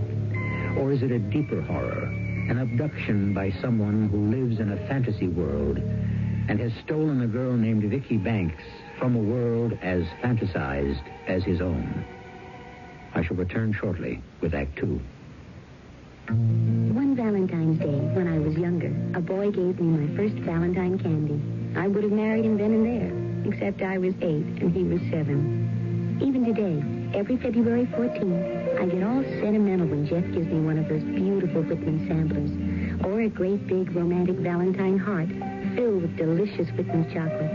It may sound corny, but Valentine's just isn't Valentine's for me until Jeff shows up with that Whitman's heart.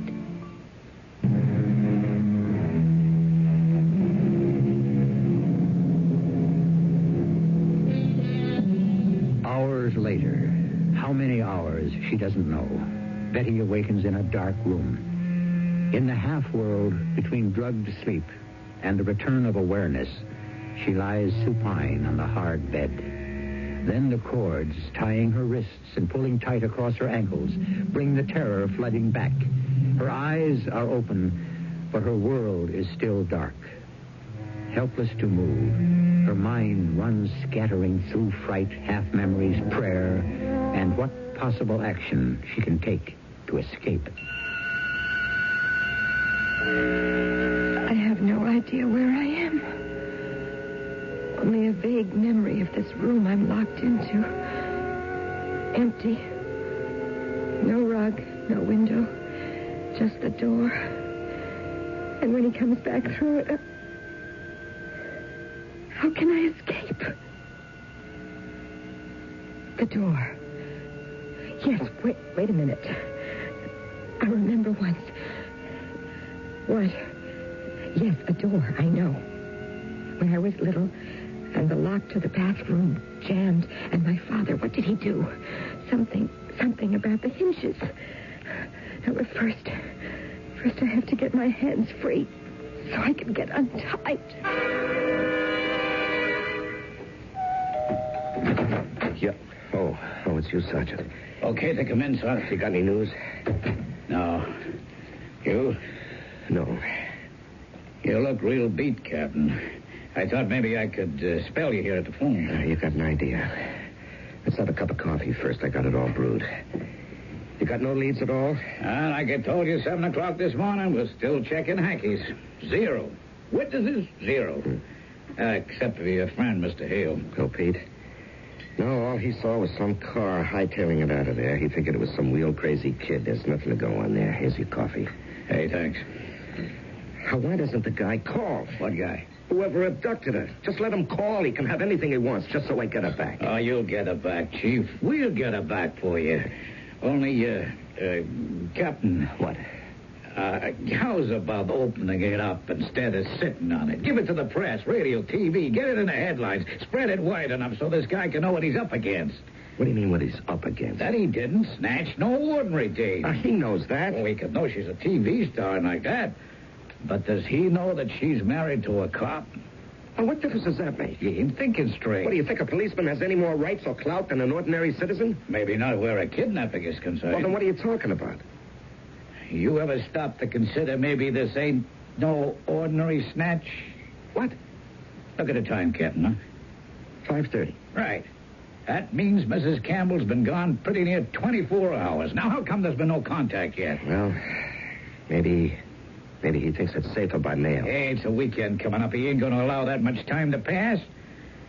And here's another thing. I don't know how much money someone like Mrs. Campbell makes in daytime TV, but it's hard to figure it's all that heavy bread. Now, what are you getting at? But there's 2 other possibilities. You must have thought of them. You mean someone like Ferrara or Big Charney might want to get back at me because I busted them and had them sent up? Yeah. Well, I thought of that. I had their files pulled. They're still doing time. Well, there were others who promised they'd get you as soon as they got out. Yeah, I know. I'm having the precinct check them out right now. You don't have to, Captain. That's where I've been all day. I dug them all up. Mad Dog Perrine, Charlie Deadbeat, Jimmy Valdez. They're clean. At least as far as this is concerned. So, that leaves the last possibility.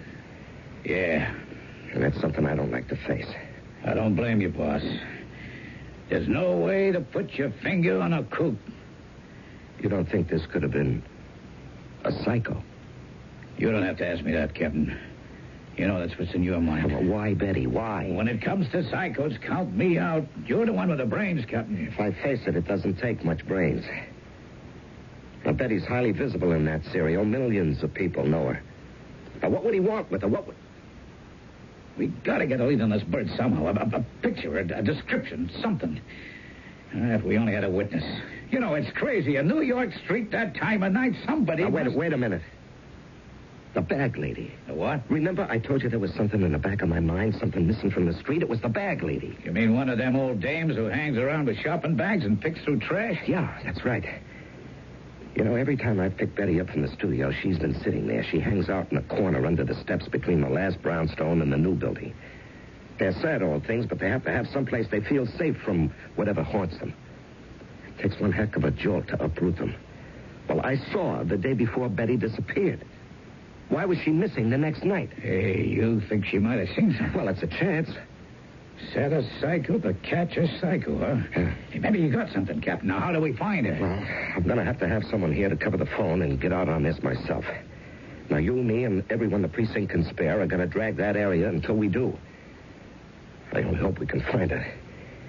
And if we do, that she saw something, and if she did, she can remember what it was.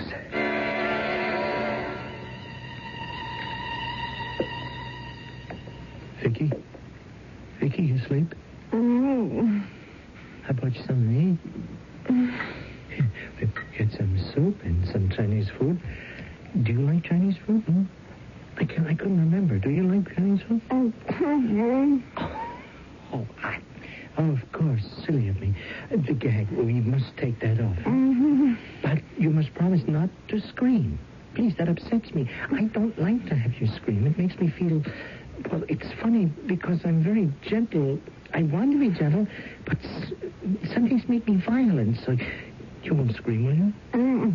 No. Oh, good. And if I do it quickly, it shouldn't hurt. I don't really want to hurt you. Did that hurt? Did it? Oh. I don't know. Everything hurts. being tied up like this. I'm so cramped. Oh, there, poor darling Vicky. I'll set my little bird free for a moment here. Now, let me see. Why, you almost had your hands free. You were trying to escape. Oh, I don't like that. Now, why should you want to escape from me, Vicky? You know what I should do because of that. I should hurt you back. No, I was not trying to escape. It was just that, the ropes hurt so. I wanted... Oh, my poor Bill. Oh, yes. I don't want to treat you so. My ankles hurt, too.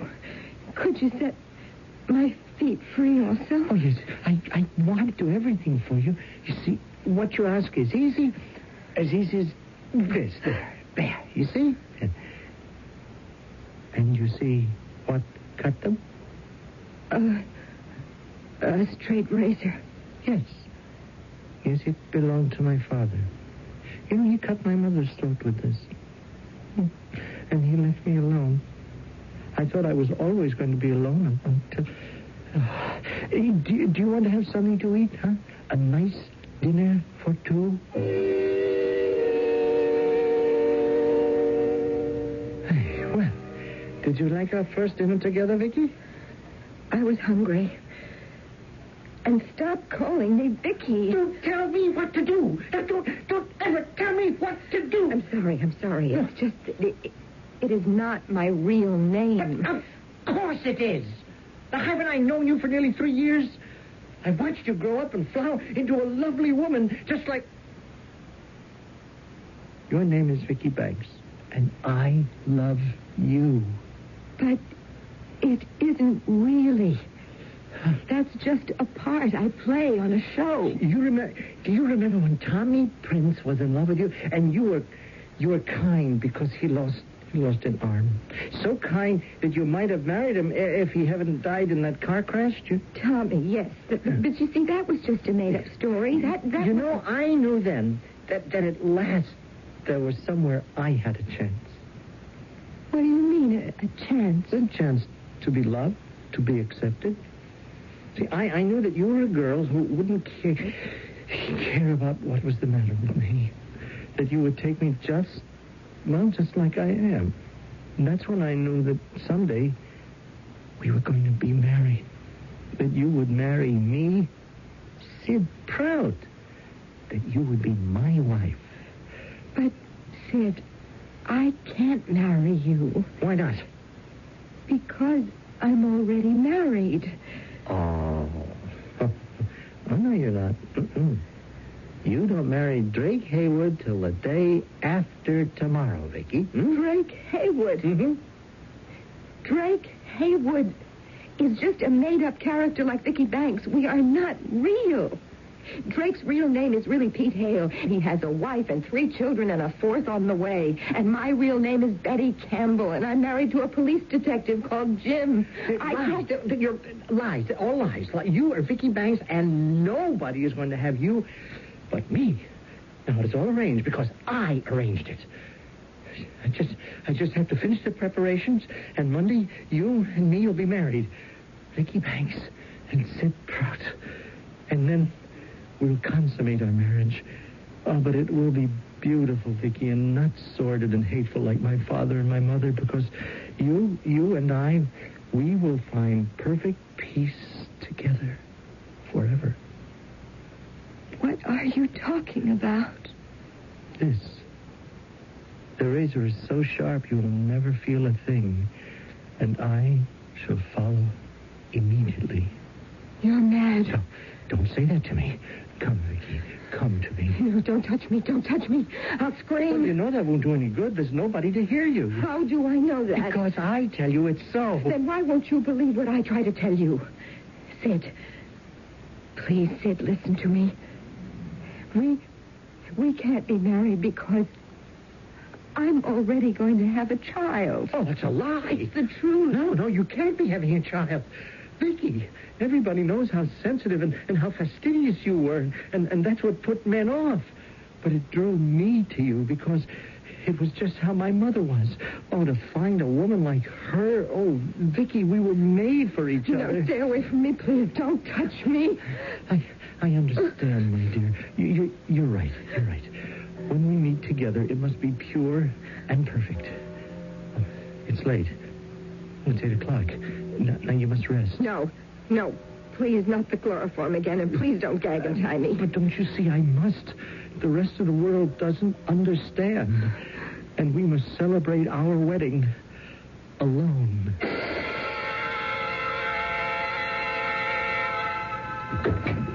Oh. Hi, Jim. Pete, no calls? No, nothing except the precinct and, And what? Well, a couple of reporters. They seem to have gotten wind that something's up. Oh, brother, that's all we need.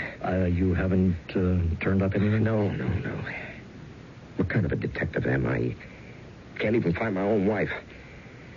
She's in terrible danger, Pete. I know it. I can sense it. Now, what am I going to do? What am I going to do?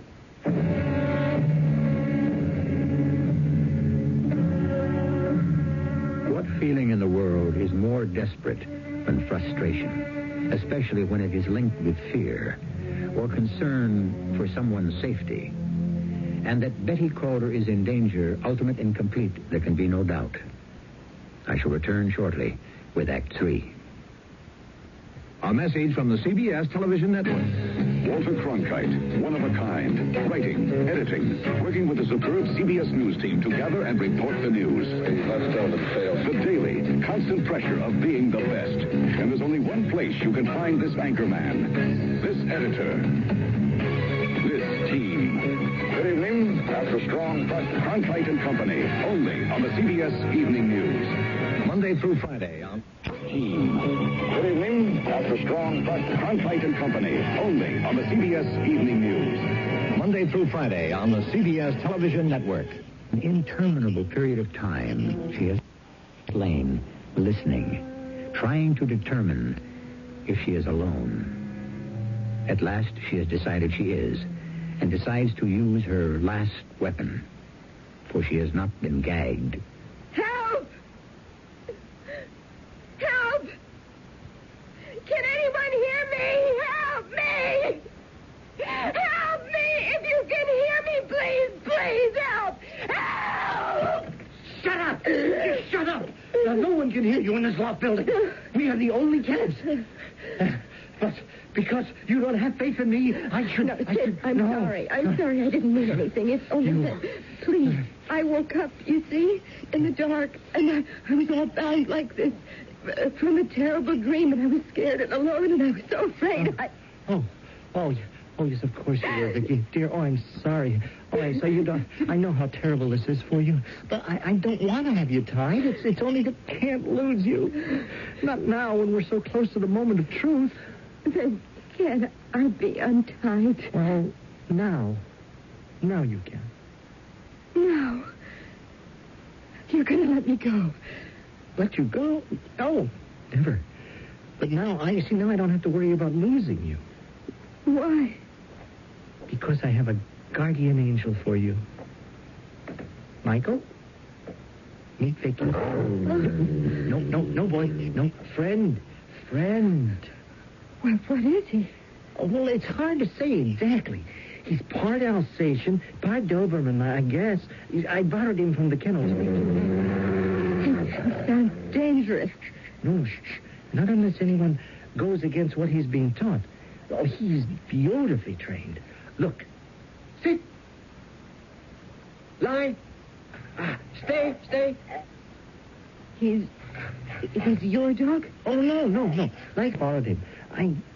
I don't want to keep you tied up, Vicky, but I still have so many things to do before it all happens for us. So I brought him to guard you. To guard me? Yes, oh, no, he's very, very friendly. He is an attack dog, but unless someone is threatened, he's a nice boy. Aren't you, Mike, huh? He seems quite gentle. Yes, that's his nature. But don't be fooled. He's been trained to be a killer. Here, let me have the pillow. What for? Here, I'll show you. Here. Now, here, boy, here. Attack. Okay, now, freeze. Please, good boy. Good boy. Good. Tore that pillow apart. Yes, or anything else he was ordered to attack. You see, training. You seem to know a lot about dogs. Well, I should. It's been my profession. Been? Yes. You see, come Monday, you and I start a new life, married in the true faith and dedicated to eternal life together beyond the curtain. Please let me talk to you. No. I'm sorry. No. I must go to work for the last day. And then there are so many things still to get ready for tomorrow. You're going to tie me up again? No. There's no need with Michael here. He'll be your guardian. I will be back tonight to say my last goodbye. Then we will join the long sleep together. Don't try to run from me, or Michael will stop you. I'm leaving him on guard outside the door. Now, he's better than any lock. Now, for your safety, my darling, I warn you not to try to leave.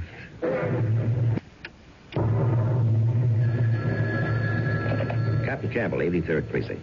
It's the old Warthog, Captain. I think we got your back, lady. Where are you? On the south side of the Bible building, just off Broadway to the west. Okay, I'll be right there. Great. And, Captain, Yeah, what? why don't you bring us all some coffee, huh?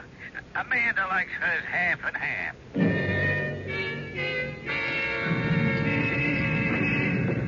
Hello, Sergeant. Captain, this here is Miss Amanda Schutz. What are you on, ferries, tugs, Hudson River Line? I told you, Amanda, he's a cop, just like me. Another one. I don't like cops. We only want to ask you some questions, Miss Schutz. That's why I don't like you guys. And don't call me Miss Schutz. Isn't that your name? It is. Just say Amanda. All right, Amanda, I need your help. Then do I get left alone? I hope so.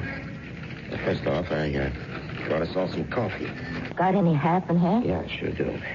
Just like Sergeant Watowski told me. In that case, maybe I'll answer. Give me the coffee first. Okay, you are, madam? Miss. I'm sorry, miss. You are what? Oh, thanks, boss. That's good, Java. Now, what else can I tell you I ain't already told this lug? What did she tell you, what? Your hunch was right, boss. She seen this guy drive up and park. She seen him there before, hanging around. She saw the missus come out Friday night, and this guy hustles her into the wagon and took off. You got the license plate number? I don't see good. I got glasses, but they're not my prescription. I found them in a trash can. All right, what kind of car was it? The best she remembers is it was a station wagon. Station wagon, that's just great. Well, there's something more. She said it had bars, like, in the back. Bars? What kind of bars?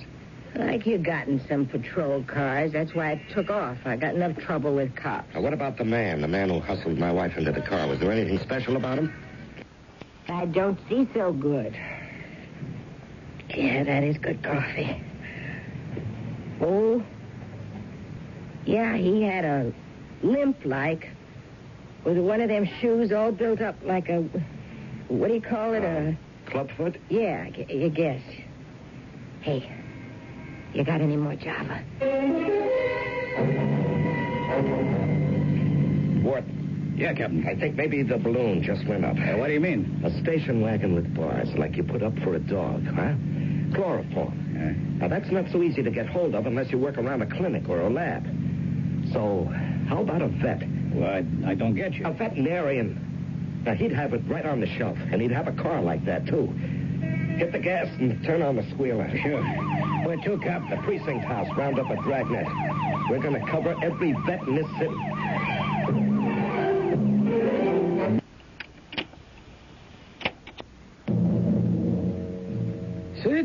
Sid Trout. Yes, Dr. Montrose. Yes. I just came up from the kennels. There's a dog missing. A dog? When you hear me, what kind of an idiot are you? They're our stock in trade, aren't they? The Stewart's dog, the one that prowler knifed. He's not in his run. He's not? Are you listening to me? Now, that's a valuable dog that Joe Stewart invested a long time training, and he'll be here tomorrow to pick him up. What happened to him? Oh, excuse me, Dr. Montrose. I've got to go. I have an appointment. Well, wait a minute, you clumsy idiot. I'm talking to you. Sid, you come back here. I want to know... Oh, now, who in heaven's name could that be on a Sunday afternoon? Yes? Captain Campbell and Sergeant Watowski, 83rd Precinct. Here's our IDs. Oh, all right. What do you want? It ain't him, Captain. He walks all right. Just a minute.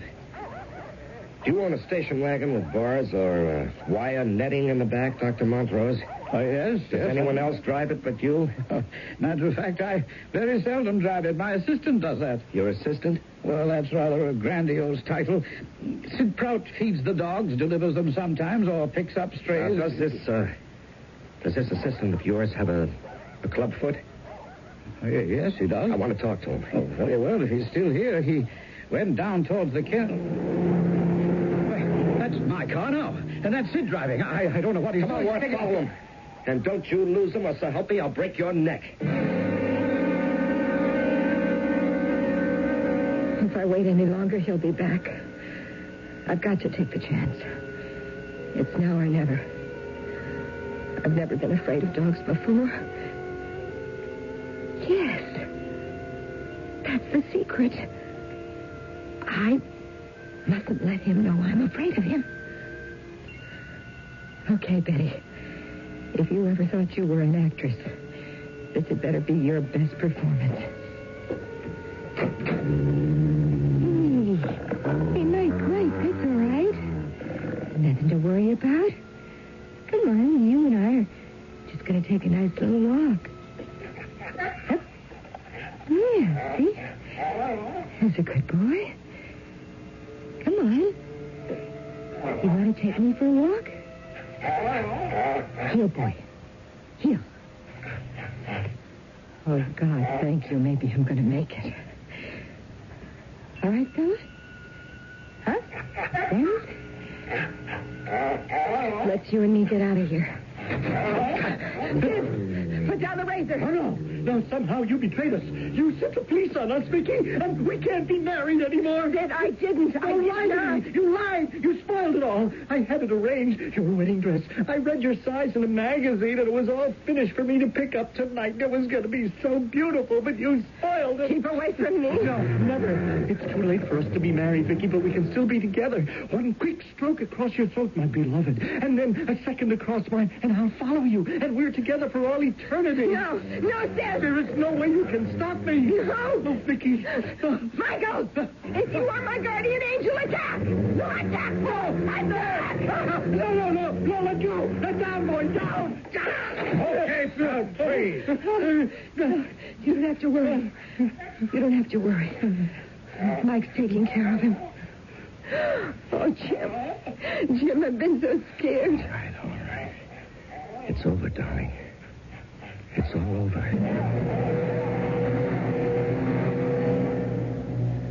What I'll never quite understand, Jim, is about the dog. Yeah. It's what Sid Prout didn't understand either. See, Mike wasn't an attack dog. He was a guard dog. His training taught him to attack only when someone was threatened. So he really was my guardian angel. Yeah, well, only for one time around, darling. But from now on, I'm taking the job full time, and I promise you, you'll never be threatened again.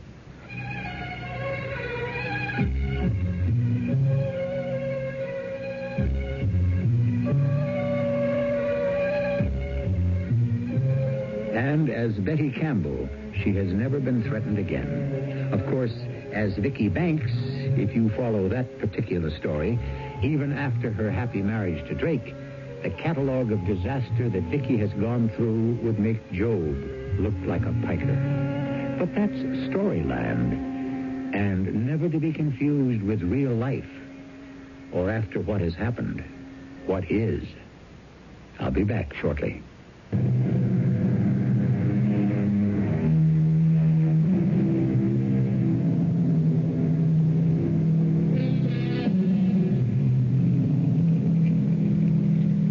Shakespeare said, "Tell me, where is fancy bred? Or in the heart, or in the head?" What wild fancies swarmed in Sid Prout's tortured brain. And how fortunate that in this case, no one was the victim.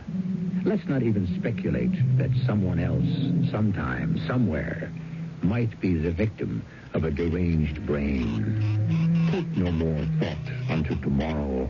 Sufficient unto the day is the evil thereof. Our cast included Terry Keane, Larry Haynes, Ian Martin, and Earl Hammond.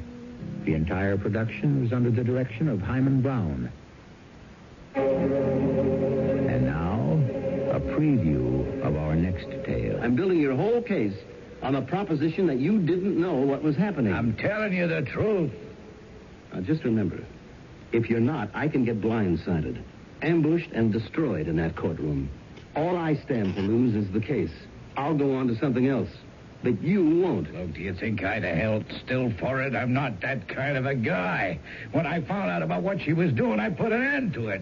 Right then, right there. Did you ever argue with your wife? How can you be married and not argue with your wife? Loud, angry arguments that the neighbors could have overheard? No, never. I mean, I have to make sure that they can't spring a witness on us to testify that he heard the two of you having some serious shouting matches. Whoever says anything like that would be lying. All right, that's what I have to know. So, how does it look? If you're telling me the truth, you've got a chance. This is E.G. Marshall inviting you to return to our Mystery Theater for another adventure in the macabre. Until next time, pleasant dreams.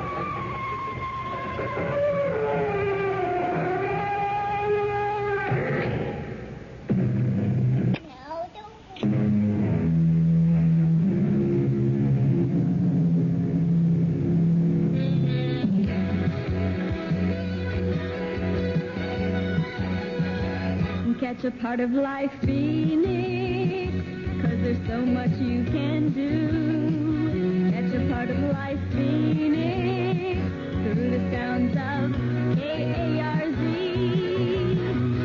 Oh, the world and all that's in it, every minute there's a lot to me.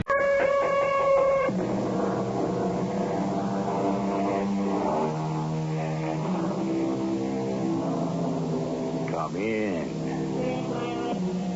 Welcome. I'm E.G. Marshall.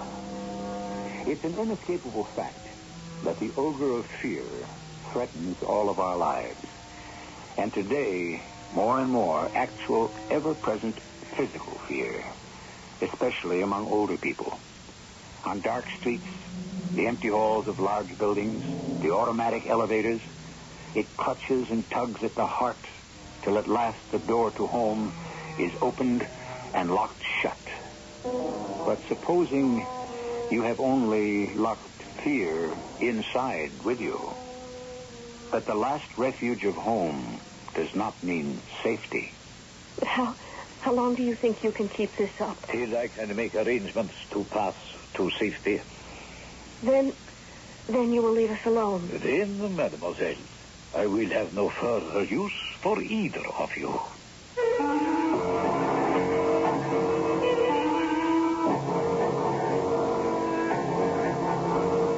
Our mystery drama, The Terrorist, was written especially for the Mystery Theater by Ian Martin and stars Jada Rowland and Russell Horton.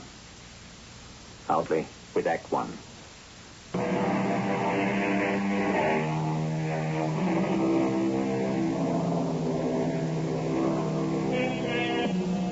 There's a little town in Turkey called Chesme, in a colorful bay off the Aegean Sea.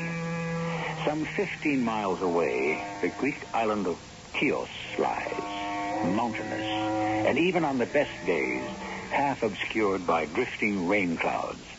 In the summers, the vacationers stream in from Izmir, from Istanbul, and on charter flights till the town bulges to a population of 50,000.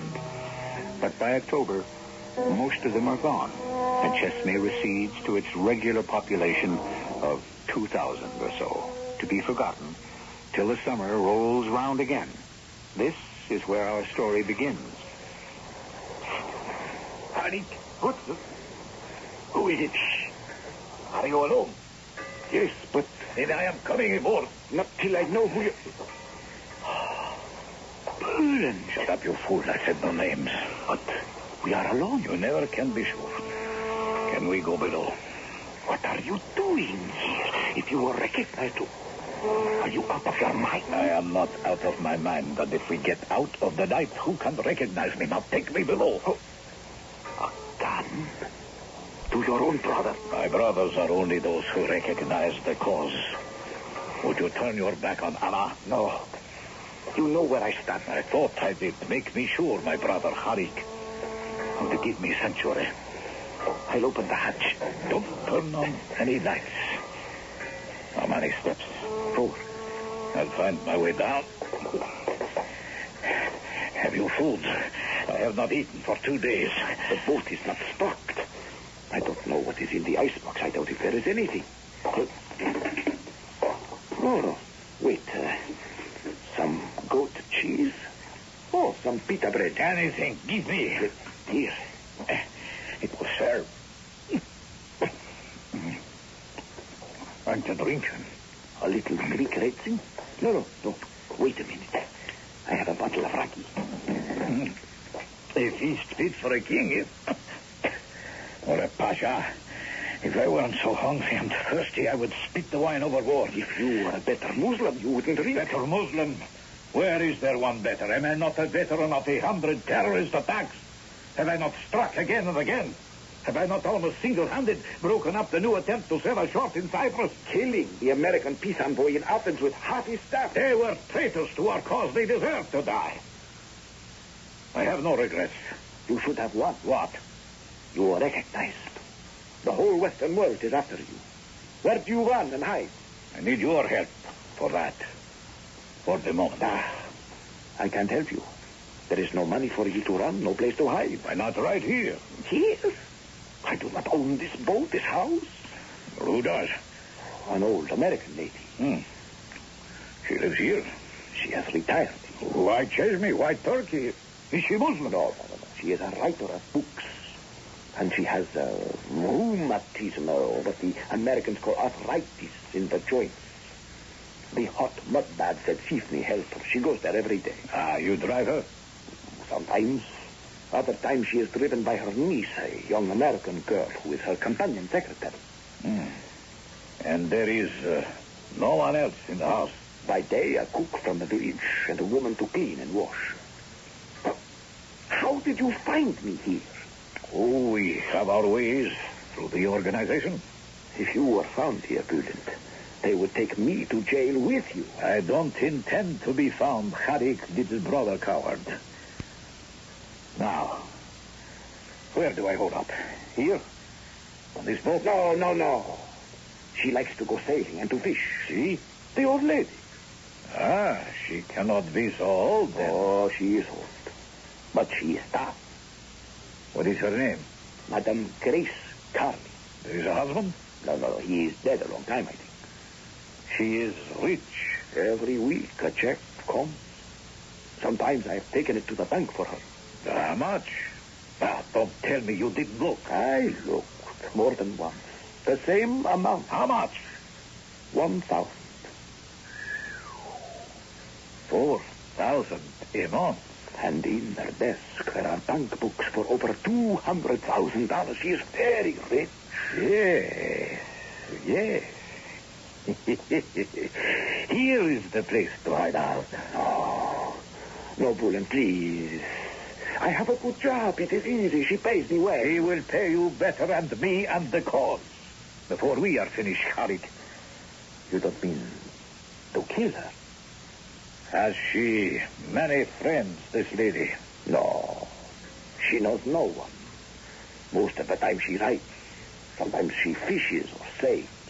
Does she get much mail? From the bank and from her, how do you call it, the people who print her books? Her publisher. Yes. Even better. Yes, I think Allah is smiling on us.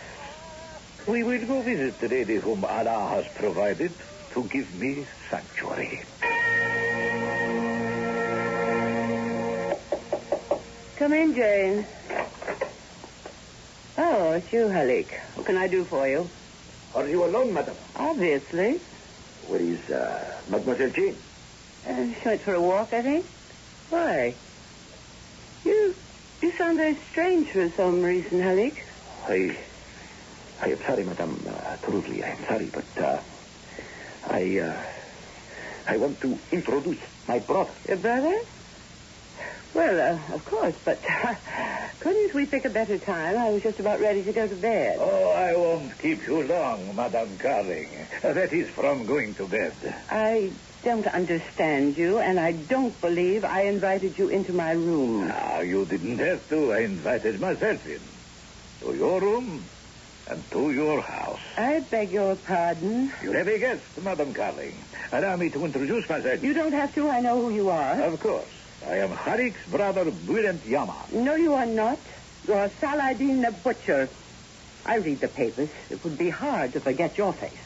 You flatter me, madam. On the contrary, I despise you. You are a cold-blooded murderer.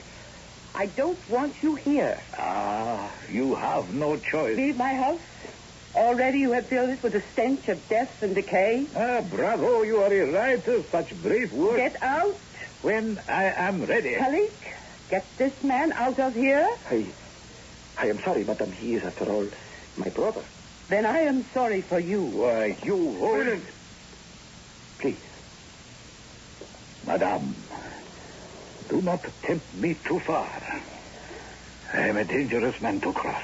I am not afraid of you, Saladin the Butcher. If you mention that name once again, I will break your arm. Please do not provoke him, madame. He means it. My cover name of Saladin I bear proudly.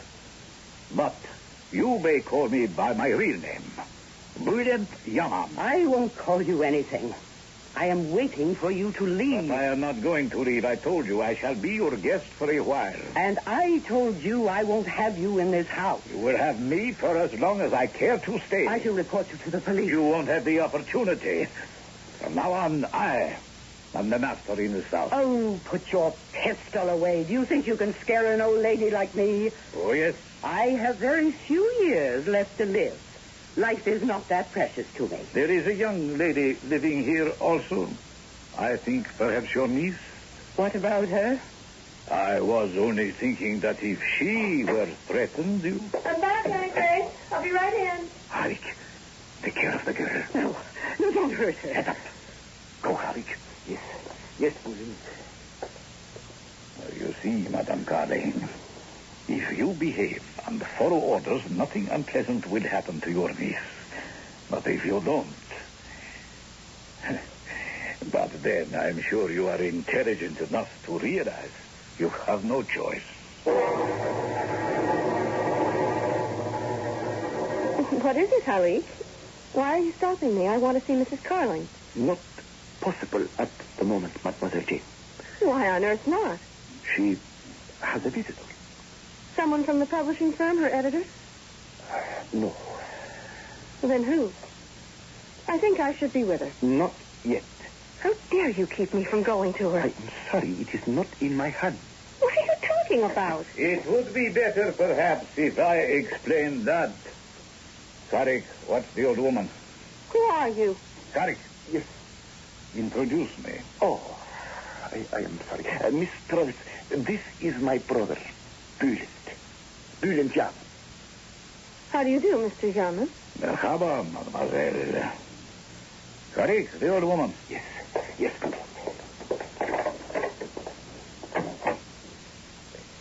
You were going to explain something to me, Mr. Yaman?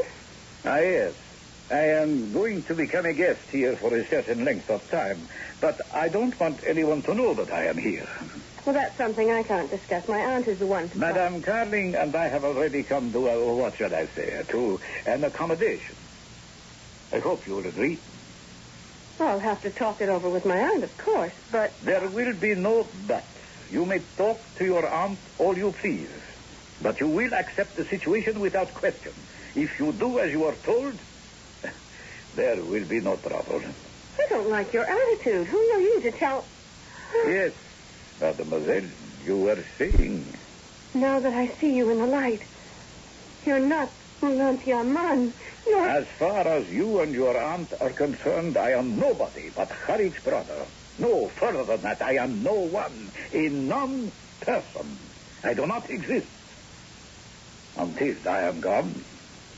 And when will that be? When I am ready and the time is right. Well, what do you expect us to do? Stay locked up here as if we were in jail? Ah, by no means. You may come and go as you please. That's silly. How could you trust us under the circumstances? Because one or other of you would be here with me, one false step, and at least one of you would be dead. Do you believe me? I believe you. But you can't just make us prisoners, have us disappear. Why? Who would be looking for you? Well, for me, no one. But my aunt, her editors, her bankers. There will be no problem. Everything will go along just as it has. Your aunt must write and send in her pages. You will continue her correspondence, go to the bank, continue as usual. But how long do you think you can keep this up? Till I can make my arrangements to pass to safety. Then you will leave us alone. Then, mademoiselle, I will have no further use for either of you.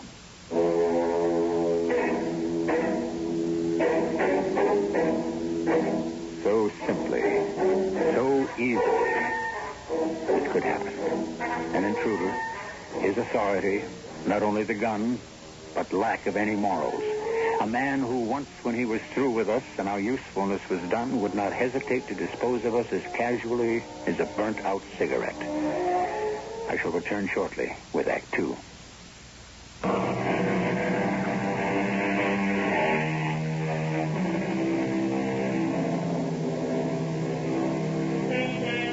The best-laid schemes, the fly in the ointment, the unexpected.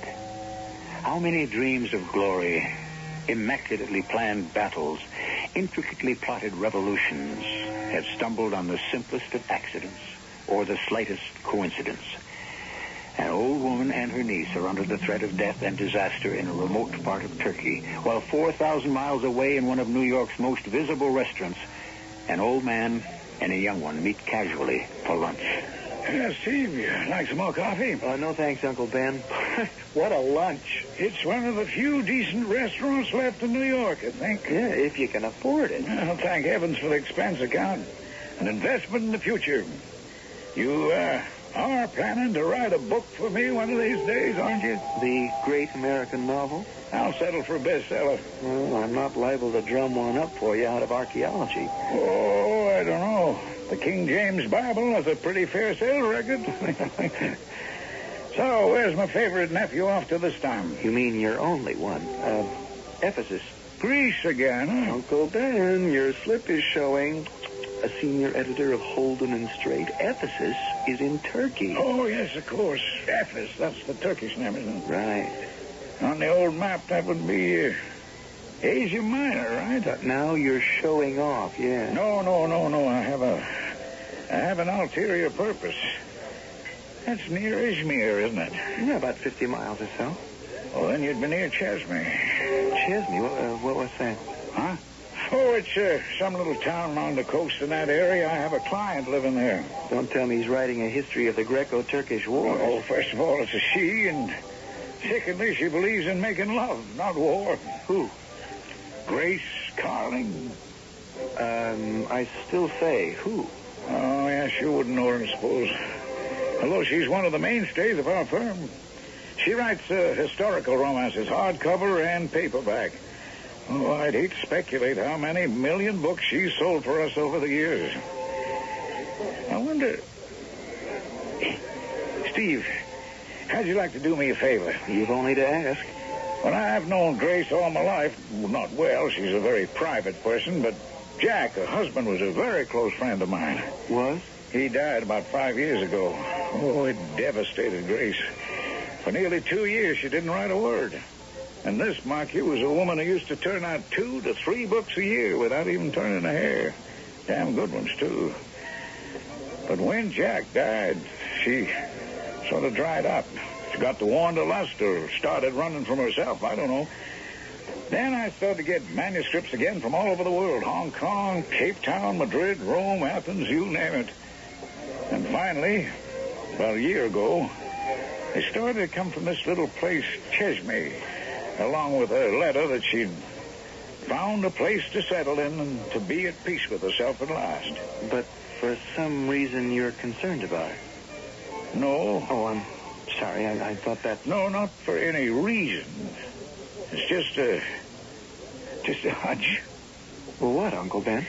Well, the last month or so, I've been receiving the last pages of a new book from her, along with occasional notes.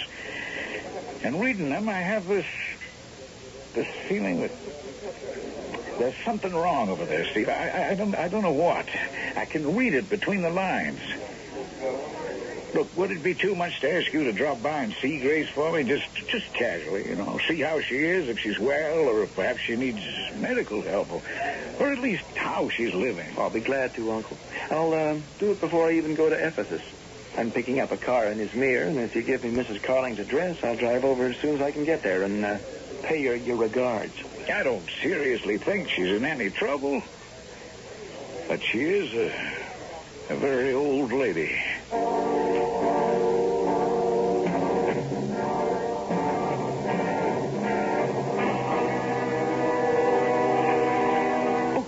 Jane, I thought you'd never come. Where are they? Halik just brought the mail. They're busy with that. Where do they think I am? I told them I was taking off a lunch tray to you. Good. We have a chance to escape at last. You cast off while I start the motor.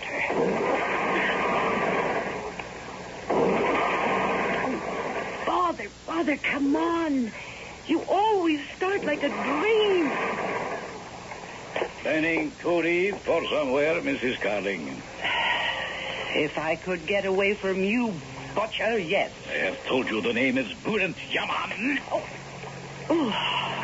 Just a gentle reminder that nothing is done here except by my orders. Next time I shall not be so gentle. Honey, take the girl back to the house. Oh, if only I were a man. It would not hurt.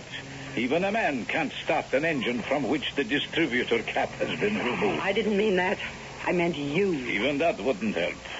I have the weapons and you have none. Might makes right, no? No. It only gives you the upper hand. That is all I need. And speaking of hand, shall we go up to the house? I need your signature. For what? The weekly bank draft, some checks, bills, and so on. Suppose I refuse. We have been going through this foolishness for nearly 6 weeks now. Do you want me to hurt your niece as I had to do once before? No. No, let the child be. Then cooperate with me. Now, shall we go to the house? Let me help you ashore. How long is this going to last? Oh, not too much longer, Madam Carling.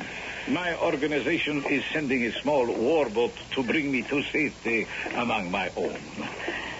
You should be relieved of my company very shortly. Forever, I hope. Oh, I assure you, Mrs. Carling, when you and I and your niece part, it will be forever.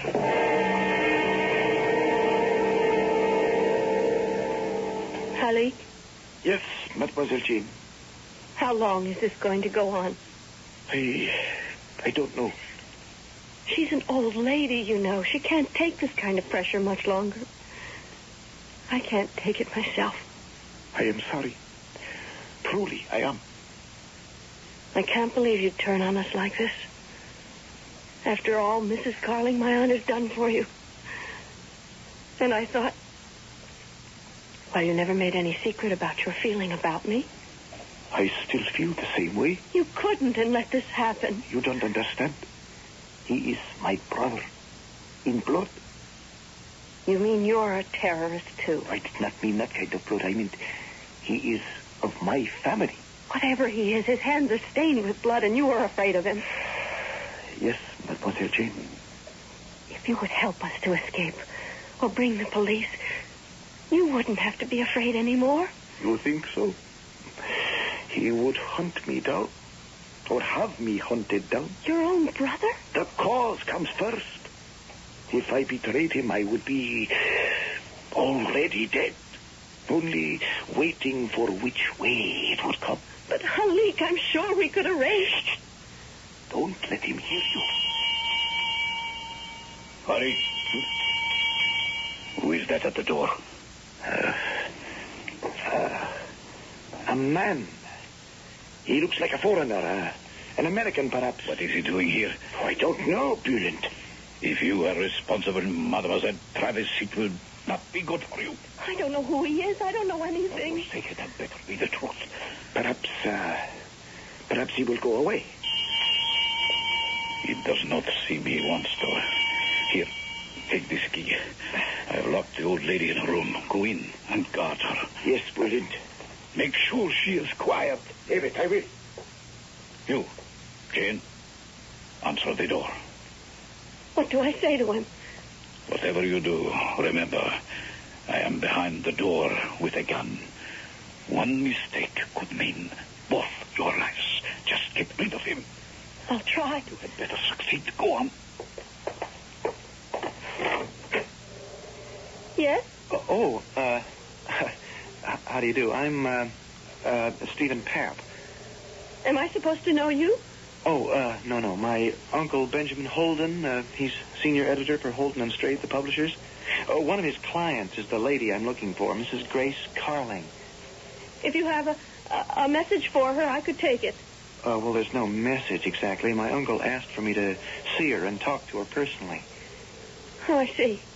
Well, are you her secretary? Yes, but I'm also her niece. Oh, at least we have that much in common. Hi, niece. Hi, nephew. Can I see Mrs. Carling? I mean, there's nothing wrong with her. She's not ill or anything. Oh, no. See, Uncle Ben was worried about her. Why? Hasn't he been getting the pages she sent and her notes? Oh, yes, but something about them... I don't know. He knew I was going to be nearby, and he asked me to stop in and see her. Can I, Miss... I'm afraid I don't know your name. Oh, it's Jane. Jane Travis. And you said Stephen Papp? Well, Steve, yeah. And Papp for short, too. It's really Papadopoulos. My mother was Uncle Ben's sister, and she married a real all-out guy who was Greek, but brought up in Turkey. Small world department. Hey, could I come in? Steve, I mean, Mr. Papp, would you mind waiting outside just a minute? I'll have to ask my aunt. Why didn't you get rid of him? How could I? It does not matter. The damage is done now. There is only one thing to do. What? He must see Madame Carling. And she must convince him that everything is all right. But I warn you, Mademoiselle Jane, both you and Madame Carling had better be successful, or I will wipe him out. I am too close to my own freedom to worry about anyone else. But you must see him, Madame. And I tell you, I refuse. You cannot refuse. It is an order. And if I don't obey, what will you do? Hurt me? Or Jane? I don't think so. Not while he's standing right outside the door. Please let the boy go. He's not involved in this. I'm afraid he is. Now, Madame Carling, in the next few days we shall be saying goodbye. I will be leaving here for complete safety. But until then, nothing, do you hear me? Nothing must interfere with my plans. Very well. Bring him in. I will attempt to assure him that everything is all right. You had better for his sake as well as your own. And one more thing, Madame. Do not try any tricks. I shall be listening beyond the door. One false move and... Well, you know that I am desperate enough to stop at nothing.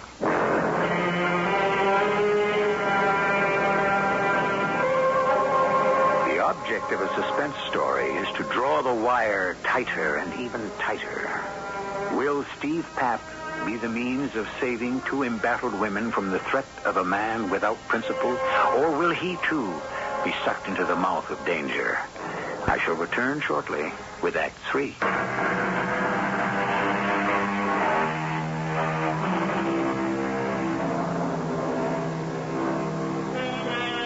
The intricate balance of prisoner and jailer has now been rearranged.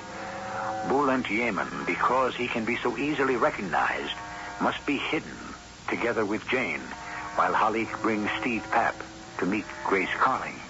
But no sooner has he brought Steve in to meet her than Bulent is monitoring them with a gun.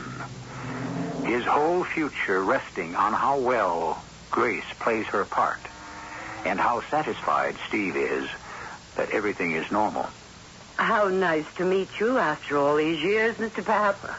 I think that really ought to be my line. I don't think an old lady, no matter how many words she may have created, is that important. You are to my Uncle Ben. Not nearly as important as you are. You're the son he never had. Well, I'd like to feel he thinks of me that way. He does. Tell me, Stephen, what on earth are you doing in Chesney? Oh, it isn't very complicated. I don't know if Uncle Ben told you. My field is archaeology. Oh, indeed he did. So I'm on vacation, and I wanted to spend it at Ephesus for some archaeological research. When Uncle Ben heard that, he said that you were in the neighborhood and asked me to drop by to say hello. Oh, how nice of you to do so. Uncle Ben, well, he seemed a bit worried about you. Your Uncle Ben has always been a bit worried about me. He's a very old-fashioned gentleman who is never ready to admit that women are the stronger sex. Don't you ever believe it. Why do you think he was scared ever to get married? Well, at all events, you can see that I am flourishing, healthy, and have no problems. If you tell me so. The only real problem I have is that I'm up against a deadline, and I cannot be a gracious hostess because I have so many pages to finish and get off to your uncle. You know what a hard taskmaster he is. Yes, I must admit that. And you must understand how in debt I am to the firm and how I must work every minute to repay them. I'm really trapped here until I dig myself out. Oh, I hadn't realized. When you get a chance, talk to your uncle about it. He'll understand just what I'm saying. You can tell him I've never asked for help, but now's when I need it. Now, you must run along and let me get back to work. Yeah, I'll do that. And I'll be in touch with my uncle right away to let him know what shape you're in. You do that, Stephen. Goodbye.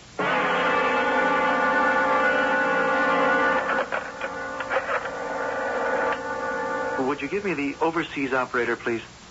Thank you. In debt to the firm. Grace Carling? It has to be a signal, but what kind... overseas operator? I want to make a person-to-person call to a Mr. Benjamin Holden in the United States. Yeah, that's right. The number... What the... Just be very quiet, Mr. Papp. I don't want to use this gun.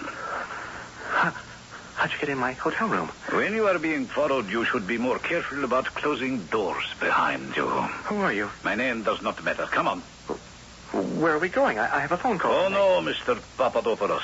No phone calls. How do you know my real name? I overheard you tell it to a certain young lady. Wait a minute. Just move very carefully and slow. I just wanted to look at you. You will see me when I get you back to see Mrs. Carling. To see Mrs. Carling? Yes, move. Now, just a minute, Not even pal. a second. I tell you again, move. And if you don't, I would not hesitate to use the gun or the knife, which is quieter. What is all this? You will find out when it is time to tell you. Now, for the last time, move.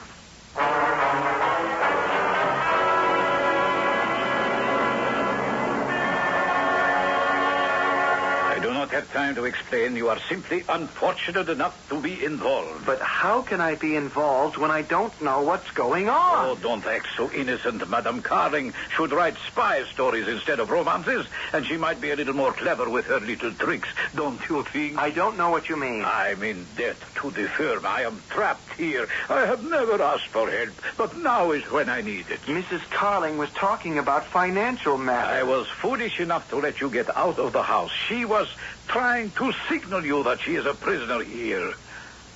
Well, for her pains, now you are one too. But Why? It is not good for a young man, even an archaeologist, to live only in the past. Lock him up with a girl, Harik, and stand guard. I have a lot of work to do. Okay. In here. Move. Mr. Pop! Halik, why did you have to drag him into this? He brought himself in. How? Ask him yourself. I'm sure he has plenty of questions to ask you. Halik, it's not going to work. You know it. The longer it goes on, the more... It will not be longer. It will be over by tomorrow night, and you will be free. I promise you. I know you don't want to be doing this, Halik. I am doing what I must do. Now, no more talk. Oh, Steve. I'm sorry you're here. But I'm so glad. I'm so scared. I'm about ready to fall apart.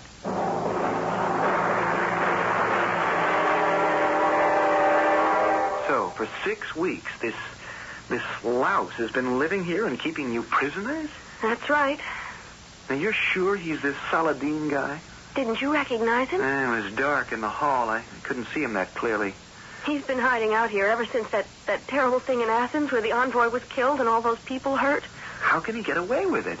It's quite simple. He's bled Aunt Grace white. He forces her to sign over all the money that comes to her. And he's made her continue writing and keeping up all her normal correspondence to America so no one could suspect. Only my Uncle Ben did. Why didn't he tell the police or the army or something? Come on, Jane. He couldn't have had any idea it was anything this bad. He just guessed your aunt wasn't acting quite like herself. But Bulant can't expect to keep this up forever. Oh, no, I've heard something about a gunboat coming to smuggle him out of the country. He says when that happens, we won't have to worry about him anymore. In a pig's eye.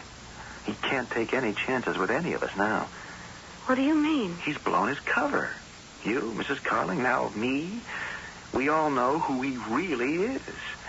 He's no longer the mighty Saladin the Butcher, figure of mystery. But he isn't anyway. That photographer got a picture of him. Now, you can change his looks, Jane, grow a beard, plastic surgery, shave his head, whatever.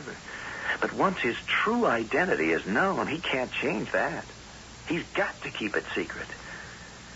What are you trying to say, Steve? That he's right. We won't have to worry about him anymore. Because he won't have to worry about us. The moment he takes off from here, we're dead pigeons.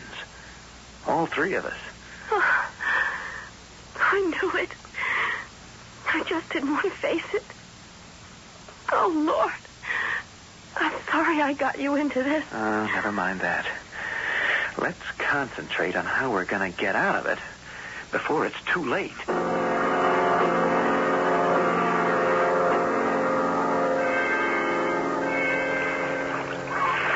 Who is it? It's me, Halik. You should be guarding our prisoners. They are safely locked in. What are you doing here? Preparing for our escape. We are leaving on Madame Carling's boat? Of course not. We leave on the gunboat. But our prisoners are leaving on this one. What? I have been preparing it for them. I don't understand. Oh, I travel light carrying my brother, but never without some plastic explosive. One never knows when one may need it. You put some aboard? In the bilge, just below the engine, on a short fuse. A fuse you will activate at the same time as you start the engine to help our prisoners escape. Escape? Come back to the house and I will explain it to you. I don't like to leave them alone. Nothing must upset our plans now.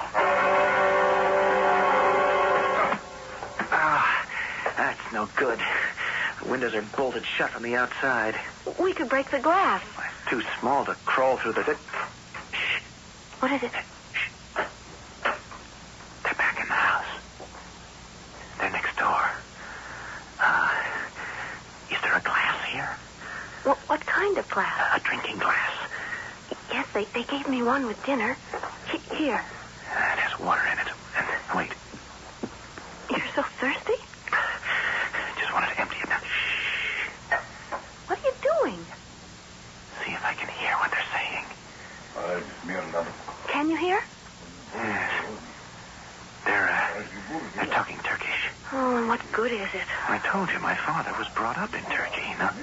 Let me see how much I can get.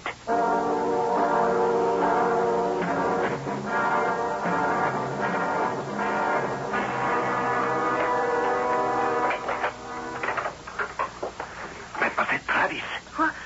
What is it? Shh. The gunboat is here for us, but I must help you to escape. Well, if you're leaving, why must we escape? Shh. Keep your voice down. If you don't, my brother will have you killed. Your only chance is to take the boat and run for it. But we can't. My aunt tried to start the boat, and you had taken the distributor head. I have it here. Why are you doing this for us? I don't want you to be killed.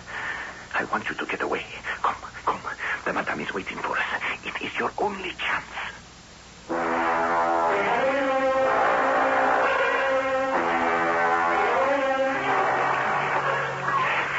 Get on board. You first. We'll follow. Very well. I'll just... Steve, did you kill him? No. He's just knocked out.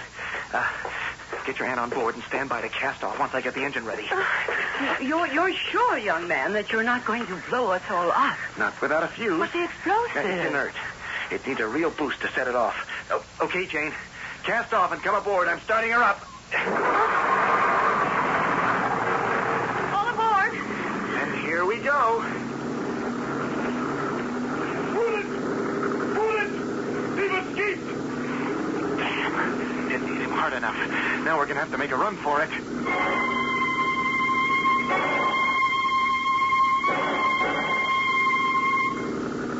They're gaining on us. Yeah, I know. Did you inflate the life raft? Yes, Aunt Grace is standing by, ready to throw it over. Fine. What are you doing? Lighting the fuse that Holly's planned to use on us. Just turning the tables.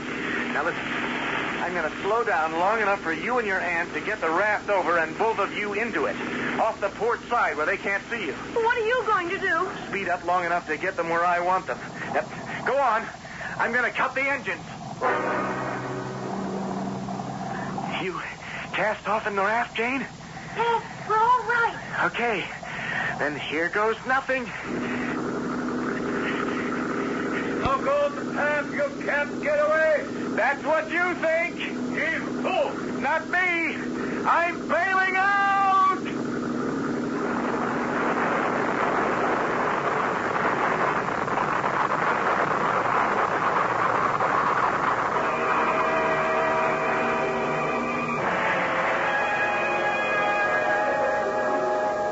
I still don't quite understand, Steve. Explain it to me. Well, since I'm going to have to explain this to the Greek Navy boat that picked us up, maybe I could use some practice.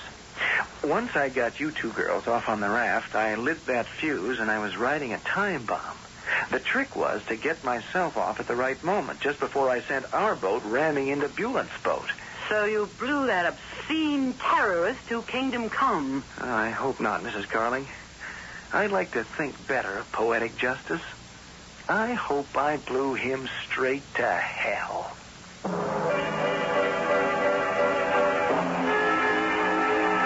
I don't think there's any better statement that could close this story. It's hard to think of anyone who can be an apologist for a terrorist, even those who support his cause. The slaughter of innocent people cannot be accepted by any civilized government or religion. As they sow, so shall they reap. Grace Carling is still turning out her novels from Florida now. And her editor has few worries about her. She lives with her niece Jane and his nephew Stephen, who, since they've been married, shuttles between his new diggings in Belize and the special Florida Key on which their two homes are built. Where Bulent and Halik and his fellow destructionists have gone depends on your view of life hereafter. Our cast included Russell Horton, Jada Rowland, Grace Matthews, and Ian Martin. The entire production was under the direction of Hyman Brown. And now, a preview of our next tale. Have you no idea, no concern about what you have already done to the atmosphere? You have polluted it with the residue from your atomic explosions and tests. The incidence of radiation has been low. The air is not yours alone. What you do on Earth affects life on other planets. On Zython, we have already been exposed to the after effects of particles released when an atom bomb is exploded. You have now endangered our lives. It's hard for me to believe. Accept it as a fact. You may be indifferent to life on other planets. We are not. If we cannot persuade you to use atomic power for peace, we will retaliate. And no one will be left on Earth, and no one will be left on Earth, and no one will be left on Earth, and no one will be left on Earth, and no one will be left on Earth, and no one will be left on Earth, and no one will be left on Earth. CBS Mystery Theater, and our next news tonight at midnight. This is the voice of the Rocky Mountain West, Radio 85, KOA, Denver. The CBS Radio Mystery Theater presents...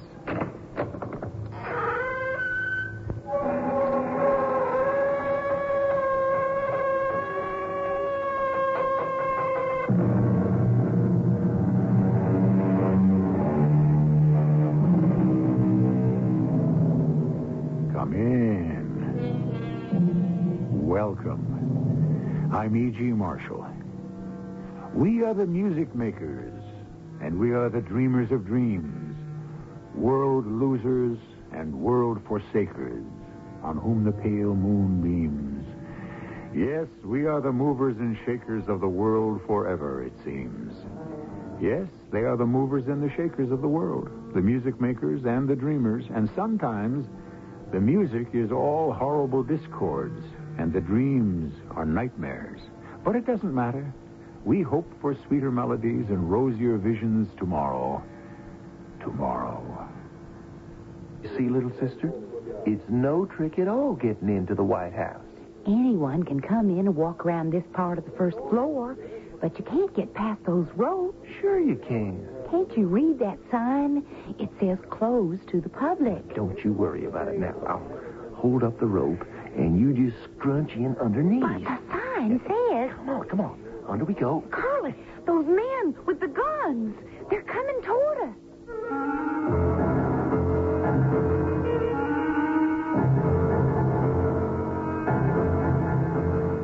Our mystery drama, Davy Gerrold's Jacket, was written especially for the Mystery Theater by Sam Dam and stars Russell Horton.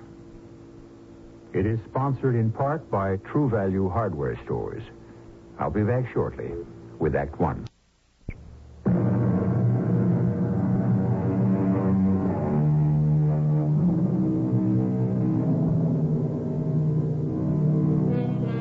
Was it the late Samuel Goldwyn who declared that an oral agreement isn't worth the paper it's written on? Well, unfortunately, it's possible to say almost the same thing about written agreements. All of our activities are bound and defined by covenants of one kind or another. And a great deal of our time and energy is expended in trying to get around them. It is the beginning of the year 1803. The commanding general of the United States Army is dictating a letter to President Thomas Jefferson. It is with considerable chagrin that I must inform you that there has been a miscarriage of my orders. Instead of sending Brigadier General Harold to negotiate a treaty with the Hopeshaki Indians, it appears that Lieutenant Colonel Davy Gerrold has been dispatched in his stead. Davy Gerrold may be the dumbest officer in the United States Army, but fortunately, the Hopeshaki are a very small and unimportant tribe.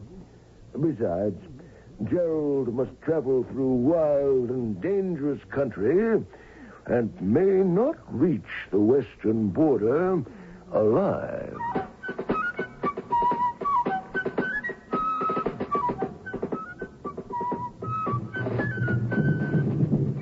Hail to the great chief of the Hopeshaki Indians. Chief, me send him here by Great White Father. Bully. And how is President Jefferson? What doggone, Chief, if you can't parlay some pretty fair to middling English. Put her there. I'm Colonel Davey Gerrold of the United States Army. I am most honored to make your acquaintance. Where did you learn that fancy palaver, Chief? I received my Bachelor of Arts degree at Columbia University, my master's at Harvard, and my doctorate at the Sorbonne. What is your pleasure, Colonel?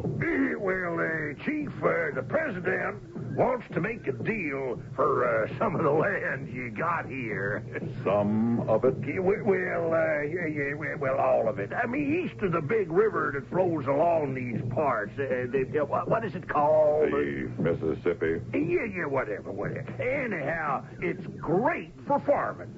Why do you not use the land on the west side of the Mississippi? Well, we could never get folks to come out that far.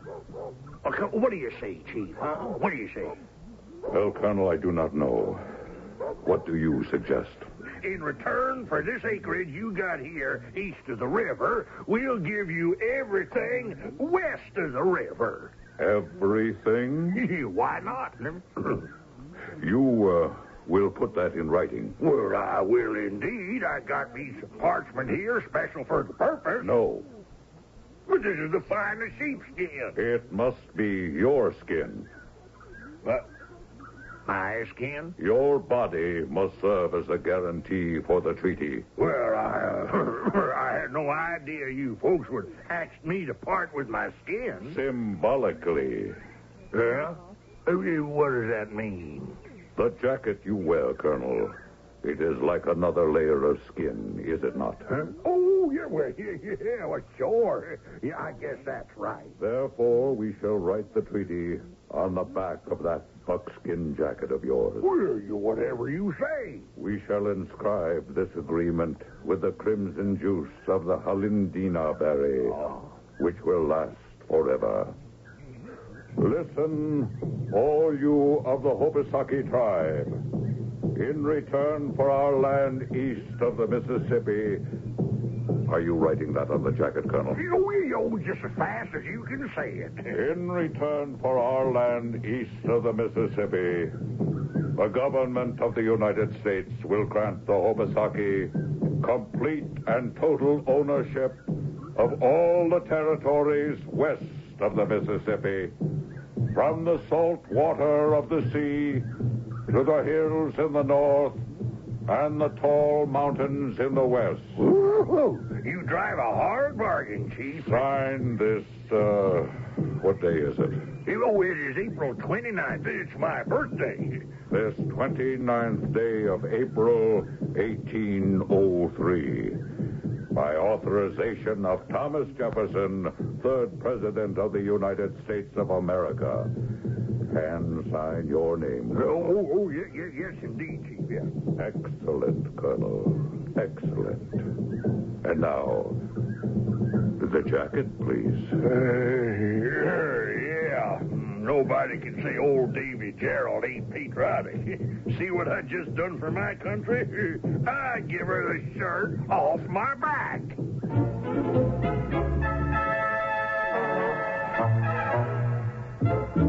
Do you have any idea what you did, Colonel Gerrold? Well, I think, General, I made a pretty good deal all the way around. I mean, all things considered. You do?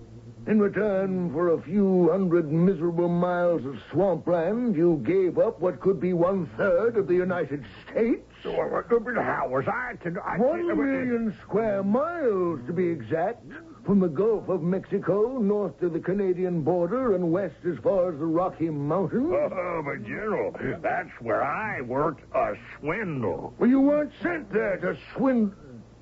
Really? How did you manage to swindle the Indians? Well, the fact is, they can't collect it. They can't? Why can't they? You signed an agreement in the name of the President of the United States of America. Yeah, but how can they collect when all that land ain't ours, huh? It belongs to the French. Colonel Gerrold, while you were away on this mission, we bought that land from the French. We bought the land, General? Yes. We finally made the Louisiana Purchase. We paid the Emperor Napoleon $15 million, and you just gave it away to the Indians.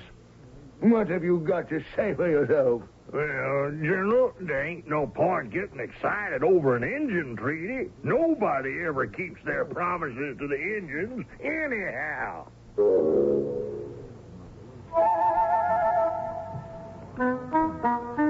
He has a point there, our Lieutenant Colonel Davy Gerrold.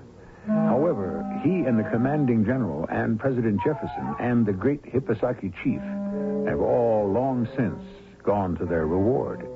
And the year 1803 has receded into the dim haze of history.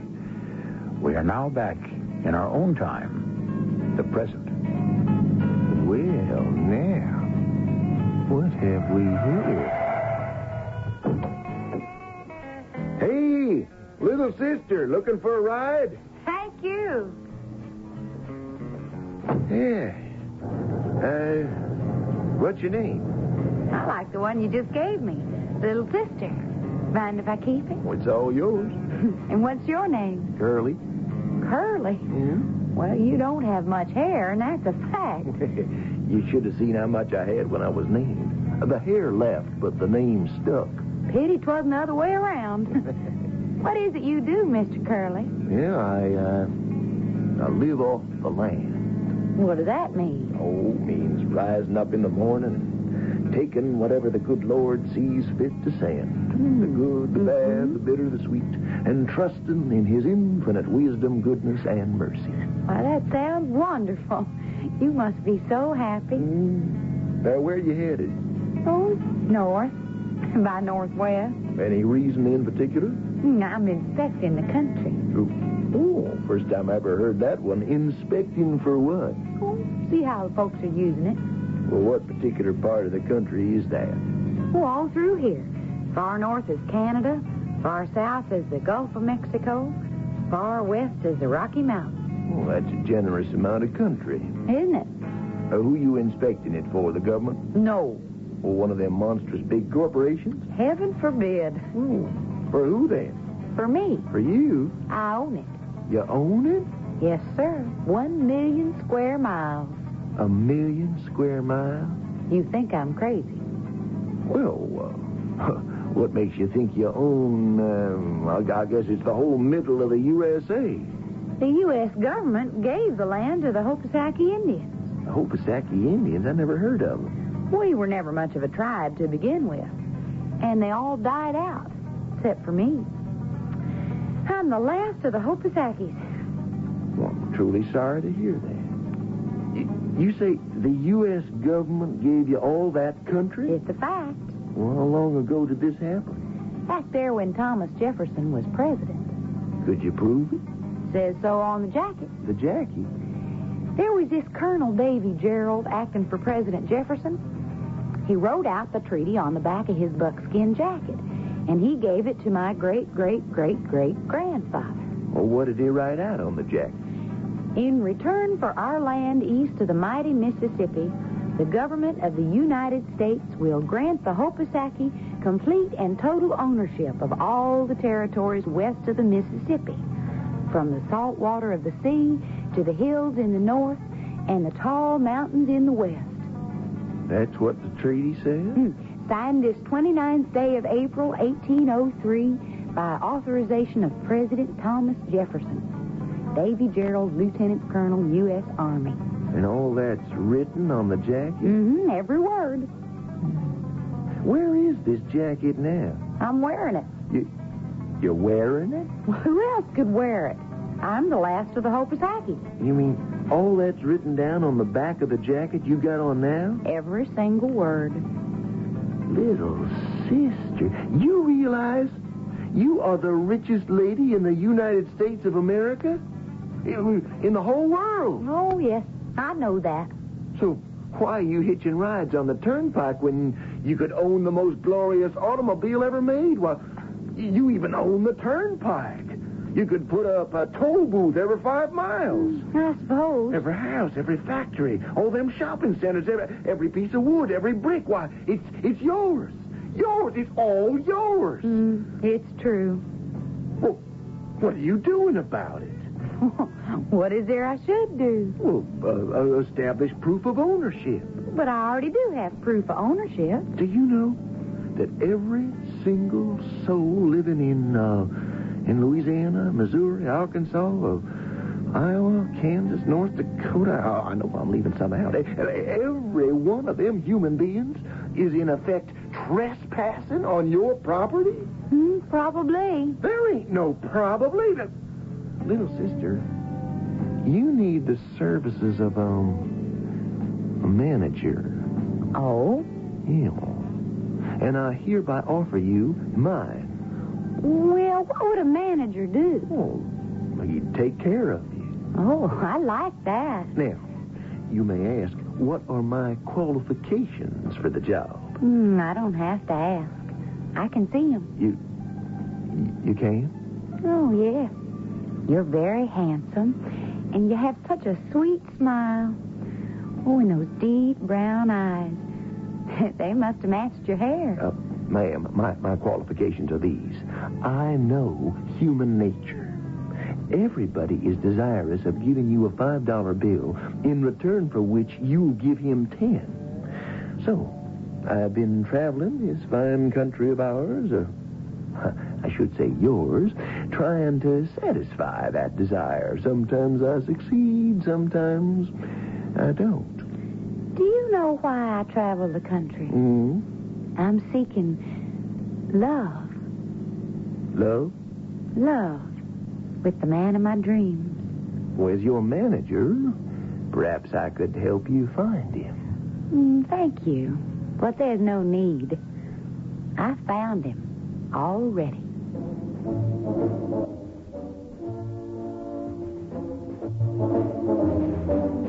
Here you are, an honest, sincere, hard-working confidence man, and you run into a pretty little lady who tells you she's the legal owner of very close to a third of the USA.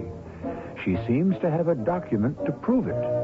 Now, right off, wouldn't you have to admit that this is definitely one of your better days?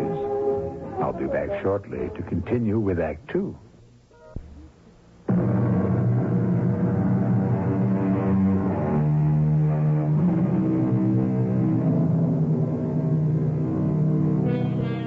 What did Sir Walter Scott say? Breathes there a man with soul so dead, who never to himself hath said, this is my own, my native land. The sentiment is fine, but there's a slight confusion of fact. The fact that you may be a native doesn't mean necessarily that you own the land. That is, unless you're a certain young lady whom we shall call Little Sister. We're about to examine her documents in much closer detail. Now, you just take your time, little sister. Finish up your coffee. Where were we? The land. Oh, yeah, the land. We cannot leave all this land go to waste. But it isn't going to waste. People are living on it. Yeah, but it belongs to you. You just can't overlook the fact. I swear, Curly, you got a one-track mind. All you can think about is land, land, land. I'm your manager. I have to look after you. I like that. Would you like to be rich? Do you like me, Curly? Oh, what a question. Of course I like you. That's good. Yeah, now, would you like to be rich? Well, no. Why not? In addition to having the nicest eyes, you also got the sweetest smile. Yeah. Now, look. All them folks that live on your land, you should be charging them rent.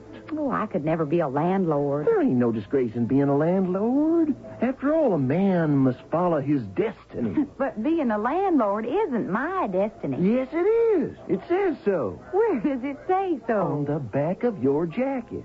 All this land was granted free and clear to the Hopisaki Indians, of whom the only sole living survivor is you, right? Right. Then to keep faith with the letter and spirit of the treaty, all these people have just got to pay you rent. And look, you see this? This is 5 cents. The 20th part of a dollar, a nickel. Is there a man, woman, or child who could not afford to pay you 1 nickel in rent? A nickel? A nickel a month in rent. Now, I don't have the figures here, but say you got, 30 million folks living on your property. Now, at a nickel a month a head, that's $1.5 million coming in every 30 days. Now, that's $18 million a year. You see how painless it is? Nobody gets robbed. Nobody gets hurt. But I don't need $18 million a year. Everybody needs $18 million a year. Now, you just listen to me, and I'll prove it. Curly, when you smile at me like that, I could believe anything.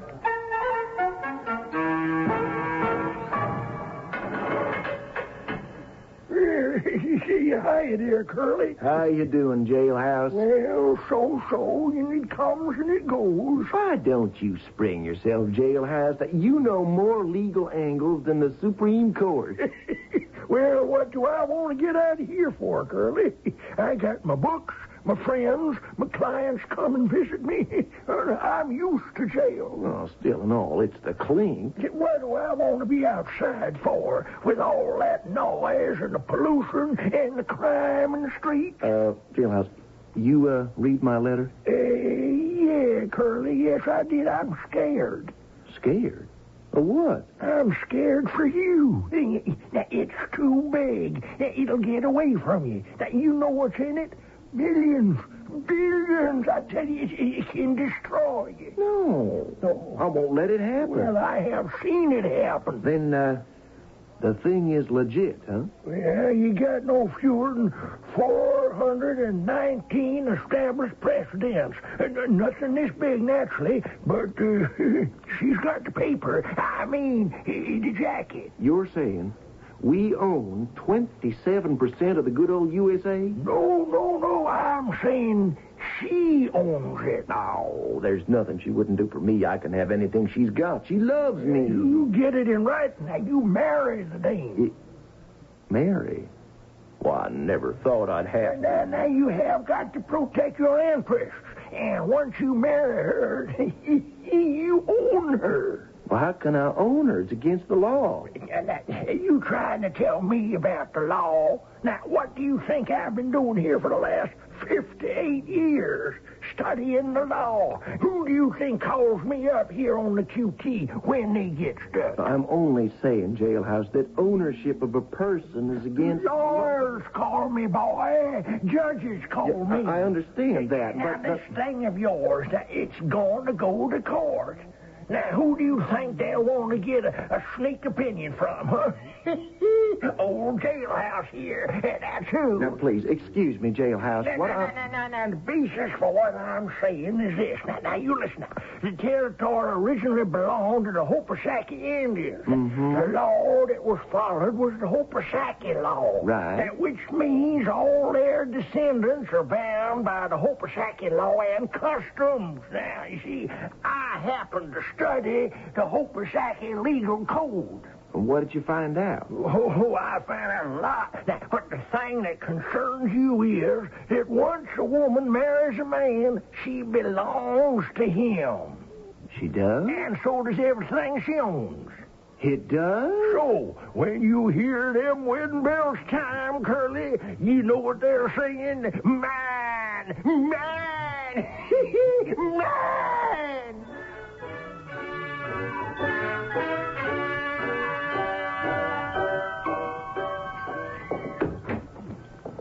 Curly. Hello, honey. Where have you been? Oh, just looking after some business. Oh, I'm so happy. Oh, so am I, honey. And I missed you. I had to go acquire the advice of my attorney. About what? The rent for the Hopasaki territory. Oh, Curly, is that why you married me? Because I own all that property? Oh, of course not. Would you marry me anyhow? What do you think? Would you have, Curly? Honey, the one and only reason I married you is because I love you. Now, about that rent... Oh, Curly, I just don't feel right charging folks to live. But it's only a nickel. Well, maybe it's the principle of the thing. I'm only trying to make you rich. But I don't want to be rich. Yes, you do. Honey, just think of all the folks you could help. You see? Oh, Yeah, you be using the money for doing good things. Well... You know I'm right. All you gotta do is just, sign this little document here. Well, all right, Curly, if you say so. There. Honey, we're gonna be rich. Rich? Let's go. Where? To Washington, D.C. Isn't that where everybody goes to get a slice of the pie?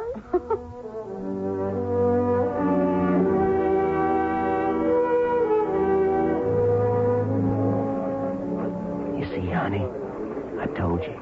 There's no trick at all getting into the White House. Well, sure, Curly, anybody can get in just to walk around the first floor. But you can't go past those ropes, see? The sign says closed to the public. Well, don't you worry about it. Here.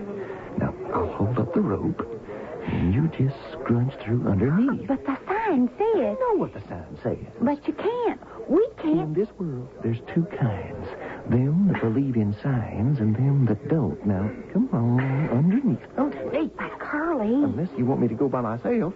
Now, up there. Now, that's how you do it. Fine. Curly, those men with the guns. The guards, honey, now, Curly's here, and everything is under control. Hey, you there, mister. Hey. Gentlemen, before you say another word, I know your situation. I'm aware of your problem.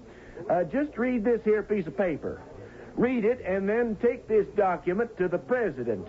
And tell him we don't have all day to wait for an answer. You're joking. I wish I were, Mr. President. Well, let's get a legal opinion. I want to talk to the Chief Justice. We've gone beyond him. Beyond the Chief Justice? Who would know more about the law? Well, Mr. President, do you remember when we needed to find out if we were on firm ground with the Panama Canal Treaty? Oh, you mean him? Yes, sir. I've got a call into him right now. Oh, that's him probably on the line right now. I better take it. Hello? Well, I guess this is hail to the chief, huh? Mr. Jailhouse, you recognize the complexity of the problem? Well, now, it ain't complex at all. It isn't? She owns the land. That's how simple it is. But... No buts, no ifs and ands neither. But if we took the land away from its present owners... But there isn't only but one owner. All the rest is trespassers. But the people won't stand for it. Why not? Isn't this supposed to be a country of laws? Well, we certainly do have a problem. No, sir. Not me. I don't have any problem. Yes. Well, thank you. Thank you very much, Mr. Jailhouse. Anytime. Palmer, I suppose I'll have to see those people after all. I'm asking both of you to think of the country. Now, we recognize the justice of your claims. Well, naturally, Mr. President, we thought you would. However, there's no point throwing the country into a turmoil now, is there? Well, what sort of turmoil do you have in mind, sir? People might not take kindly to the idea that they don't own their land anymore. Anymore? Well, they never did own it to begin with. Oh, the facts in the case are not in dispute. I have that on excellent legal authority. Me too, Mr. President. Why don't we settle this thing quietly? How, sir? Well, I will quietly give you 1 year's rent, which, according to the latest census figures, would amount to $44 million. $44 million? Tax-free. Might I ask, Mr. President, how would you get this $44 million quietly?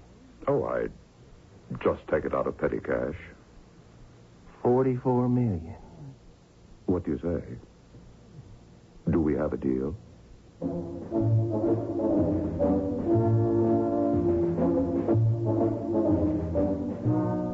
If he were talking to me, the answer would be yes. But here we have Curly, and I really don't know how his mind is working at this point. $44 million. As the popular song goes, who could ask for anything more? we'll see what sort of tune Curly will be singing in Act 3. It's a good feeling to sleep the night away on a perfect sleeper by Serta. I'm Susan Anton. The Perfect Sleeper gives you the top comfort you love and the deep support you need. Top comfort, deep support. You get both from every Serta Perfect Sleeper. That's firmness that feels good. So, be a perfect sleeper. Buy a perfect sleeper. Perfect sleeper by Serta.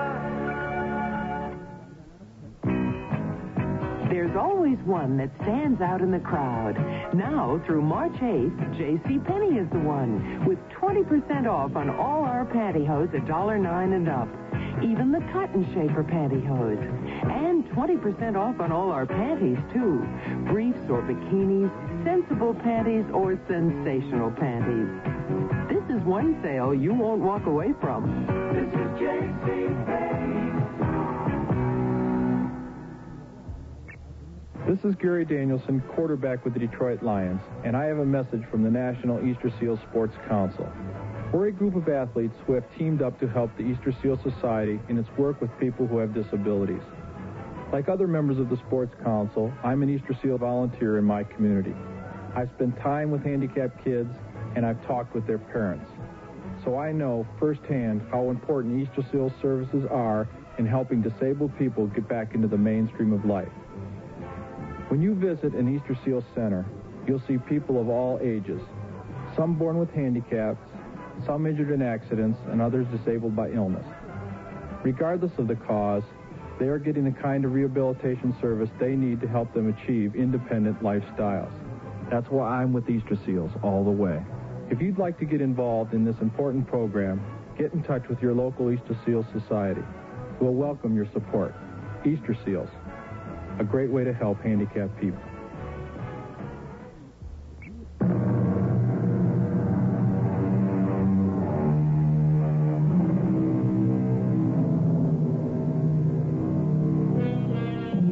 The righteous man, according to Confucius, does not forget an old agreement, no matter how far back it goes. To which we may add, neither does the righteous country.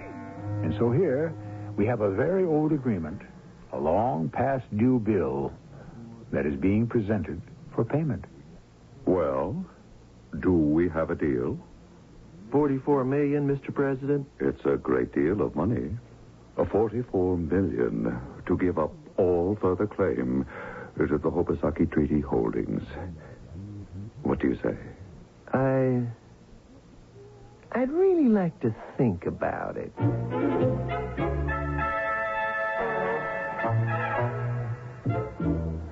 Honey, how'd you like the way I handled that? Curly, I thought the president was more than reasonable. My goodness, what could we do with $44 million? Oh, that's just chicken feed. We won't be able to live long enough to spend $44 million. We're going to have more. More? This is only the beginning. The beginning of what?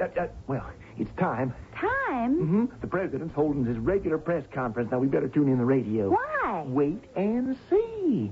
It's about to begin. Ladies and gentlemen, I have no preliminary announcements to make, so at this time, let us get right to the questions. Yes? Sir, is the rumor true? What's rumor? Isn't it a fact that the United States is about to lose almost 1/3 of its territory? Wherever did you get such a ridiculous idea? Will you confirm or deny this rumor? Yes, Mr. President. Ladies and gentlemen of the media, I regret that I must end this conference immediately. What did you think of that? Curly, how did all those reporters know? Well, I guess there was a leak. A leak? Oh, there's always leaks, especially if you're careful to tip off the right newspapers. But why, Curly, why? Honey, we're playing for bigger game. But what could be bigger than $44 million? We got that already, and I don't even want it. Oh, I have to take you in hand and educate you. In what? In the science of power politics. Curly, let's get into the car and leave here right now. Now? Why, that can't be done. But what are we going to do? We'll just sit here and wait. For what? For all Hades to bust loose. Mr. President, the cabinet meeting's about to start. I know, Palmer. What are you going to do? Abide by the agreement. What else is there to do? There are no legal or moral alternatives. Yes, sir. President Thomas Jefferson authorized this agreement. Does that mean we're stuck with it? You could say that. You could also say we are happy to be able to demonstrate that the word of the United States government can be trusted forever in any and all circumstances. But, Mr. President, already there are threats of riots, even civil war.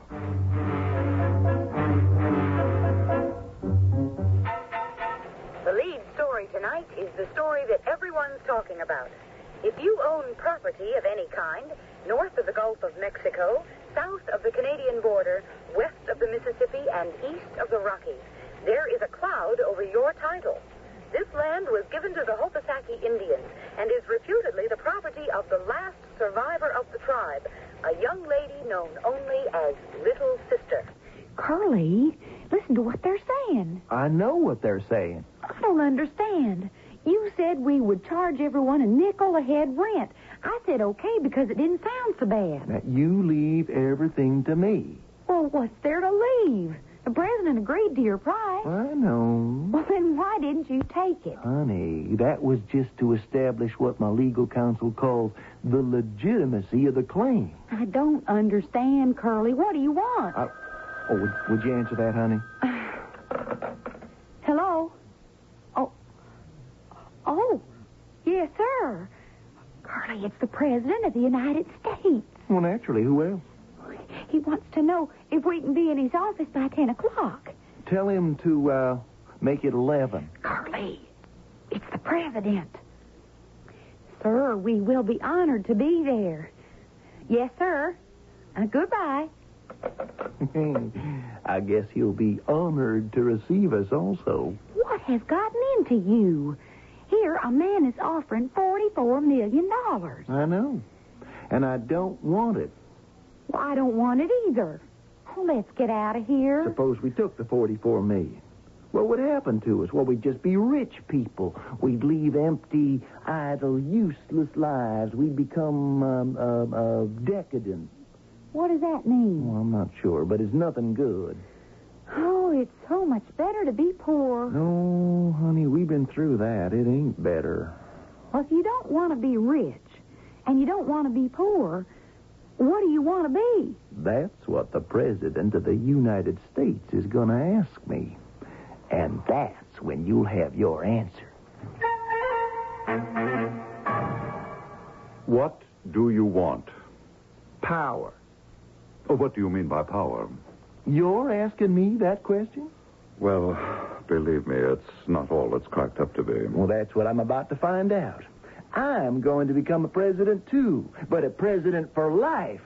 Pardon me for breaking into the conversation, but what are you about to become president of, Curly? You're looking at the first president of Hopisaki land, a sovereign country, and the latest addition to the family of nations. Now, hold on. This land may have been sold to the Hopisaki Indians, but it still remains a part of the United States of America. Mr. President, the land in question is no longer a part of the United States of America.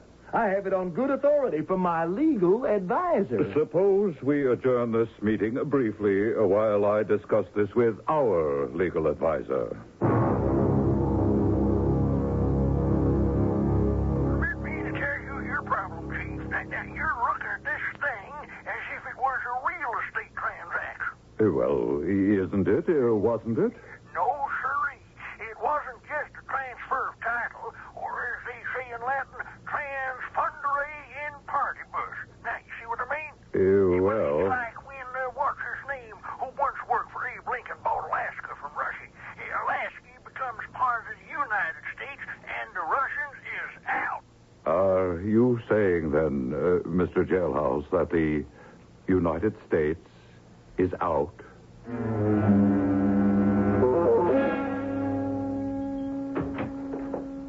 Curly, where have you been? Out shopping. See what I bought?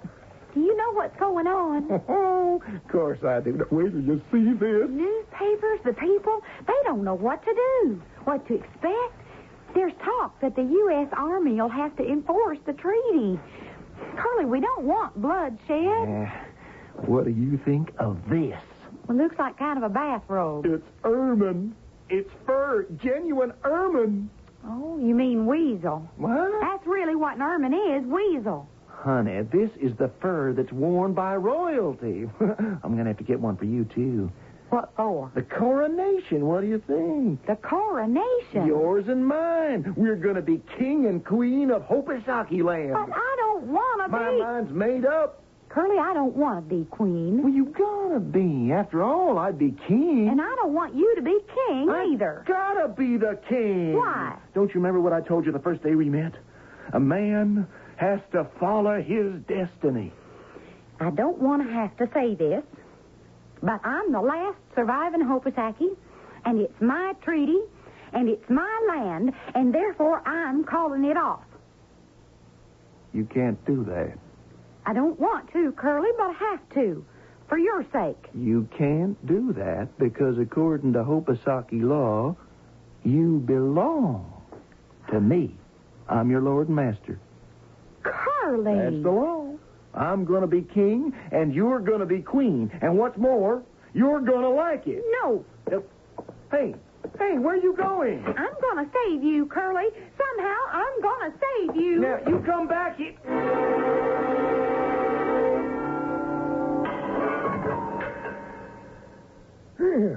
So you're the little engine girl Curly married, eh? Yes, sir, Mr. Jailhouse. What's she crying about?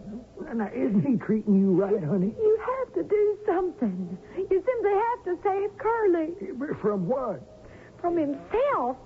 Oh, this whole business. Yeah, I warned him about that. He's going to destroy him. Well, yeah, probably.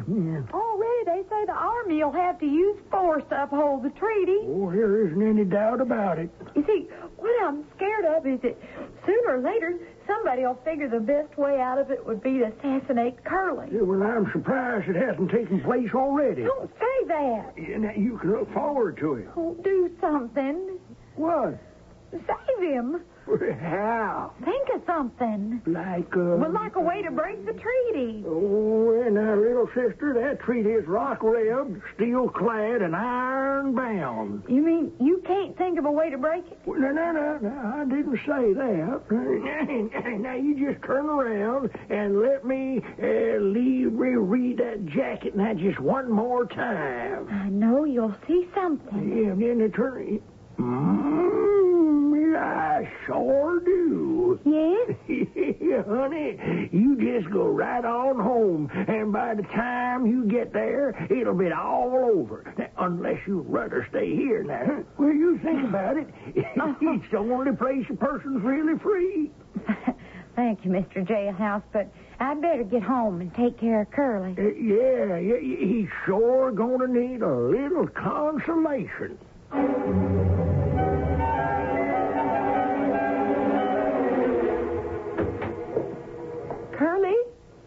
Curly? What are you staring at me like that for? Curly? It's all over. What is? Well, you mean you hadn't heard the news?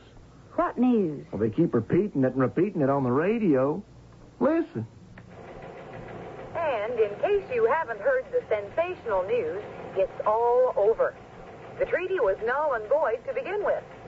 It seems that the president's legal advisor, an eminent but anonymous jurist, has discovered that Colonel Davey Gerrold sold the Indians land which did not belong to the United States. The treaty is dated April 29, 1803. At that time, the land in question belonged to France. Napoleon did not sell it to the United States until the following day, April 30th.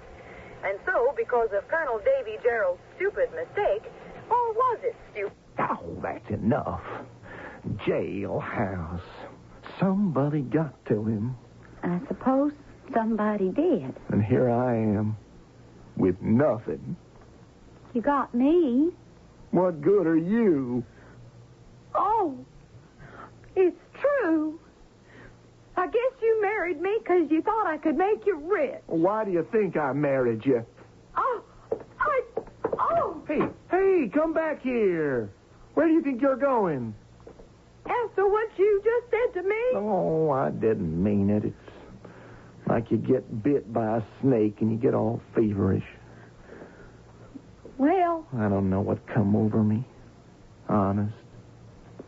What do I want to be a king for? I don't know. It's a crazy idea. What do I want to be rich for?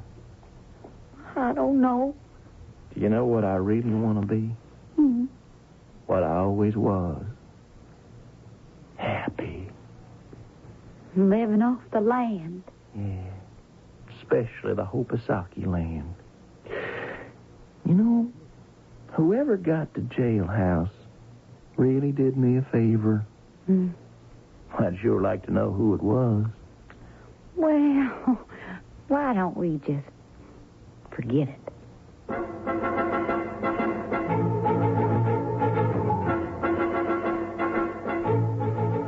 Mr. James M. Barrie wrote a play called What Every Woman Knows.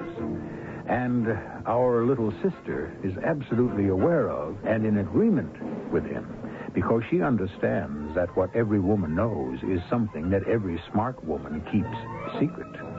I, on the other hand, have no secrets from you and shall return shortly.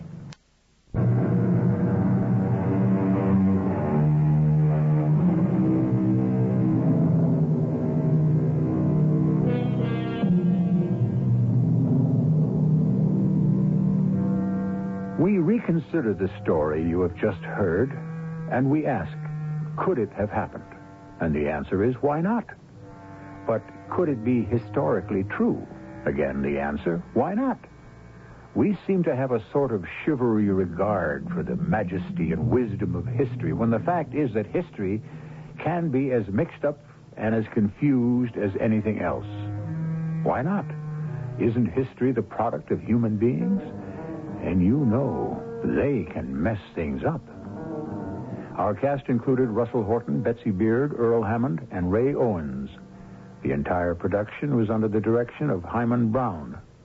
This is E.G. Marshall inviting you to return to our Mystery Theater for another adventure in the macabre.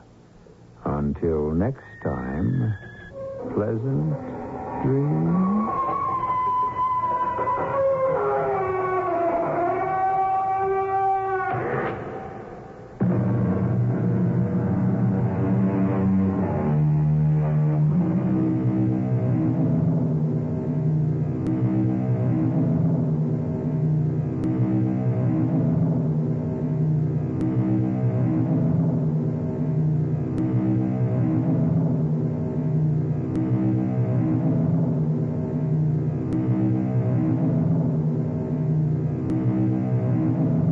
Bill says Miller had a gun when the chase ended, but bystanders apparently took the weapon before police could get it out of Miller's car. The weather forecast for Denver and vicinity: rain or snow showers, changing to snow late tonight and ending Friday. The snow has already begun north of Denver. Driving is becoming hazardous, particularly to the north. It's been snowing hard in Broomfield for several hours. It's snowing between Golden and Boulder with blowing snow and poor visibility. The going is slow and slick.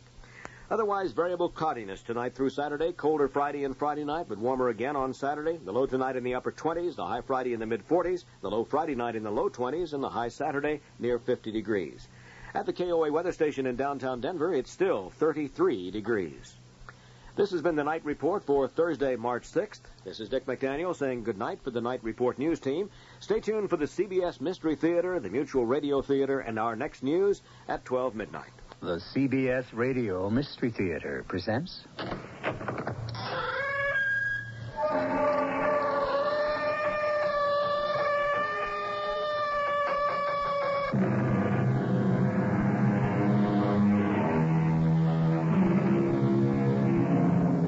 Come in.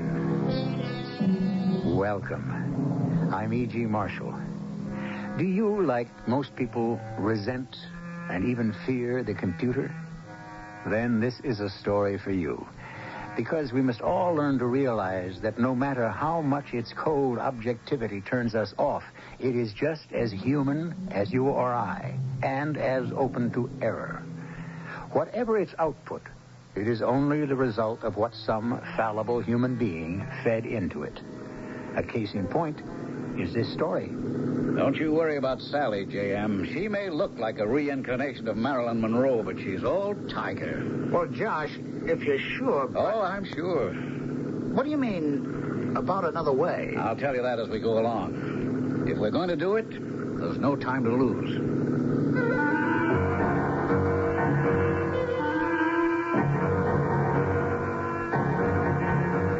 Our mystery drama, The $999,000 Error, was written especially for the Mystery Theater by Ian Martin and stars Jackson Beck and Ralph Bell. It is sponsored in part by True Value Hardware Stores. I'll be back shortly with Act One.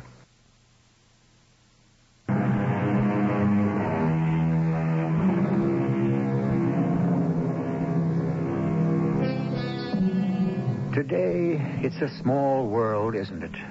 Everyone is in everyone else's backyard, right? Well, yes and no. Manila, for example, is still a day's travel by air from New York, and it's the other side of the world.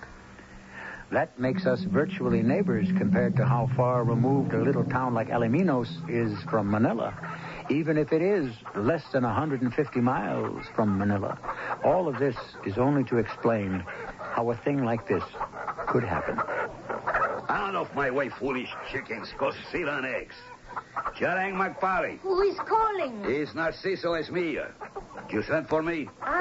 Excuse me, lawyer Esmillo. I have been waiting for you. You will forgive me, but I'm a busy man. How can I help you? There has come to me a letter.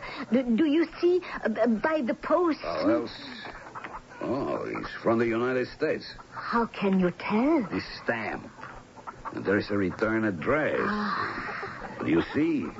Charles Nadler and Braganza, lawyers. He's Filipino, the last one. From the United States? You can see. Why should an American firm be writing you, Jarang Magpari? Does it not tell you in the letter? I don't understand English. I cannot read even Tagalog. You wish me to translate for you? Yes, please. My time is valuable, Jarang. They will be explained. Oh, I am poor woman. I am a lawyer in a poor town. There must be a fee. How much? That will depend on what the letter contains. Shall we say 20 pesos? I have only 10. You can owe me the other 10. Give me. Here. You have a sister Elenia in the United States. Yes, Elenia. 7 years since I have heard from her. Oh, sadly, she has died.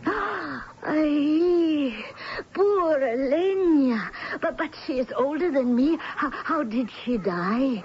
He does not say. But what he does say is that she has left you some money. How much? 1,000 American dollars. Oh, how much is that in pesos? Well, at today's exchange, about 7,200. 7,200? A fortune. When may I get it? He says that a bank draft has been sent to the Amarpili Bank in Manila, and you may get it anytime. Manila? But that is so far away. I cannot speak English. You must help me get it. I will be glad to assist. But there will be expenses. How much? Perhaps 300? Oh, well, the wife of an old friend, 250. 200. That leaves you 7,000. I will sign the papers, and you will go to Manila and bring me back my fortune.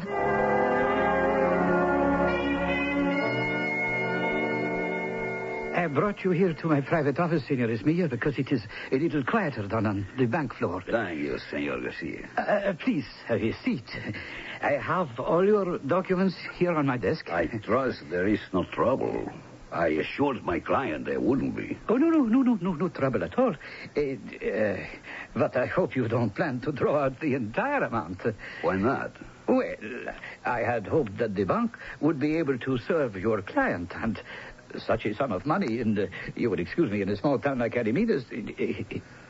Besides, on such short notice, even a commercial bank of this size would be hard put, without at least 24 hours' notice, to be able to pay out $1 million American dollars in cash. Excuse me, I hope I'm not catching a fever. $1 million? Yes, of course. That is what the bank draft that was sent to us from America is for. Oh, of course. That is as it should be. Let me ask you something, Senor Garcia. Oh, by all means. I hope I can help. I hope you can. My client, the Senora McPally, is in the midst of some difficult and delicate negotiations. She is contracting to build a huge resort hotel at Dagupan. This money is the basis of the financing. If she needs further financing, I'm sure the bank would extend loans at the prime rate. That was a matter that I had planned to take up with you once we have secured the property. That is what this $1 million is for. I will try to rush the disbursement through, but as I said... How much could I withdraw for my client today? Well, I'm sure we could manage maybe 300,000. Would you want it in pesos or dollars? We are dealing with Americans. Dollars. Now, how quickly do you suppose we can get the rest of this cash? Well, I could promise you another 400,000 in cash by Wednesday, and the rest of it by the end of the week. Splendid. It's a pleasure to do business with you. Yes. I will arrange for your 300,000 immediately.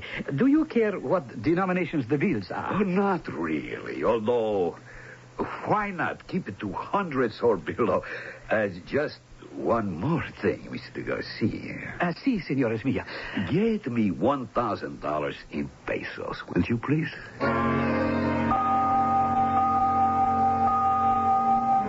7,200 pesos. 1,000 American dollars. I can't believe such riches. That Elena would leave me such a fortune. Can you believe such good luck? Promise me you will help me with my fiesta. I want to have a big dinner for all my friends in Aluminios. When? It will take me 2 weeks to prepare. 2 weeks from this Saturday. I will try to be there, Charang, but I may have to be out of town.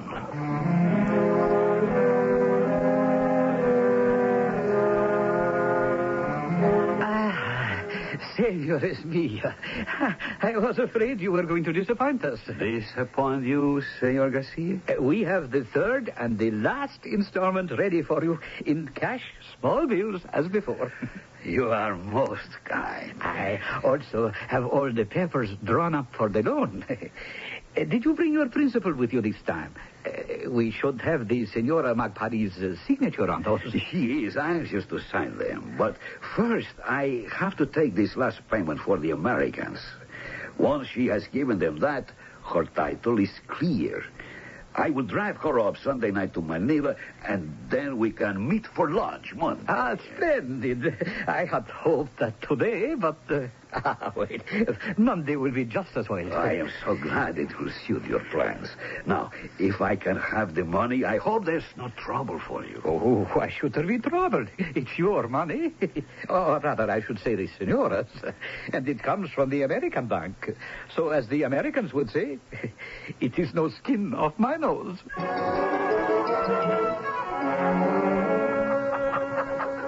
Senora, I was directed here as the house of the Senora Magpari. I am she. You are Charing Magpari? Who else? I'm sorry, senor. I would have thought it would be... excuse me. I am Senor Garcia from the bank from Manila. Oh, if I had known, I am not presentable in the house. I was actually looking for your lawyer, Senor Esmilla, but I am told he's away. Is this true? Oh, yes. He has been gone since 5 days now, since Saturday. He had an appointment to see me on Monday. Do you know where he went? No, he said only it was for his health. Surely he needs to be here for your affairs. Don't you need to have the loan arranged for? Loan? What loan? I do not need money. Thanks to you, I am rich. Rich, thanks to me? And my poor sister...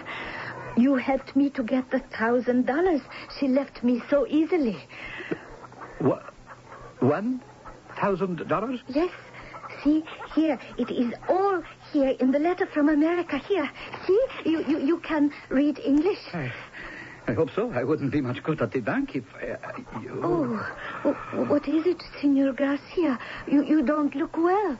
I don't feel well. Oh, you want some water? No water.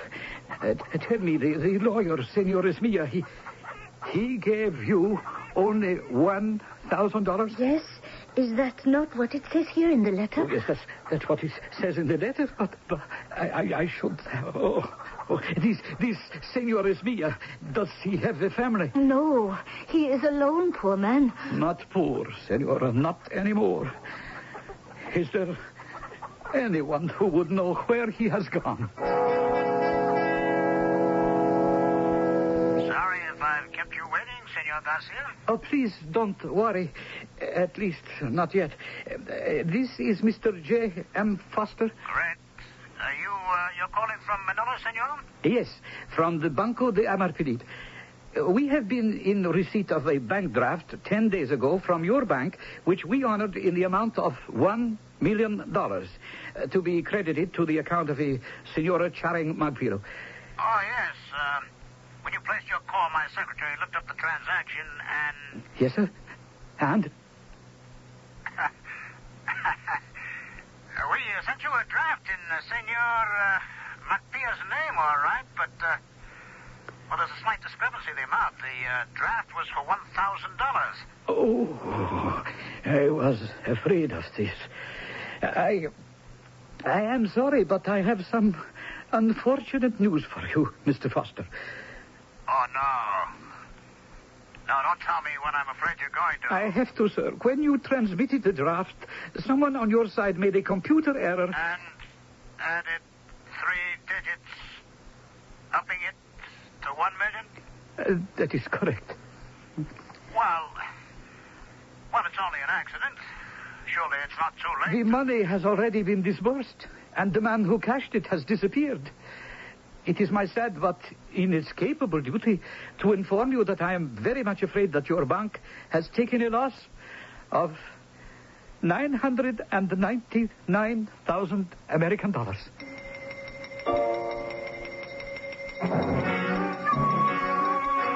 What is your first impulse? To say impossible? Don't. Because 2 years ago it happened in Manila, in the Philippines. Truth again, stranger than fiction. Was the embezzler, or whatever you may choose to call him, caught? That is still a matter for the courts. We leave that to truth. And now go on to fiction, to imagine if perhaps he might have been caught, and how. Which we will leave for Act 2, when I return shortly.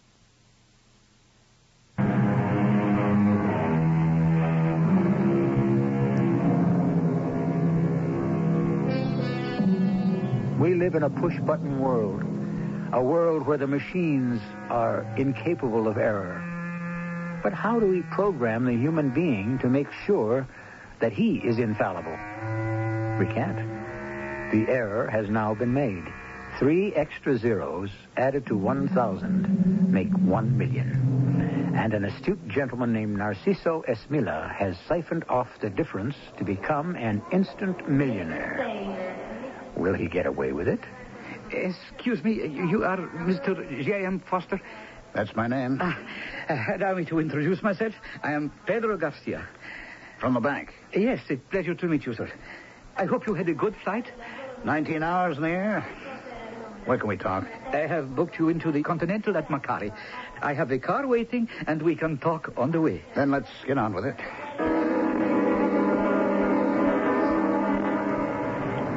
You say you know where this guy Esmia is? I believe in Brazil. You believe? I have a friend who is, shall we say, high in the security police. He assures me that they have checked, and Narciso Esmia was issued a passport and visa and flew there 5 days ago. Has anything been done to arrest him? Where? In Brazil. How can we do that?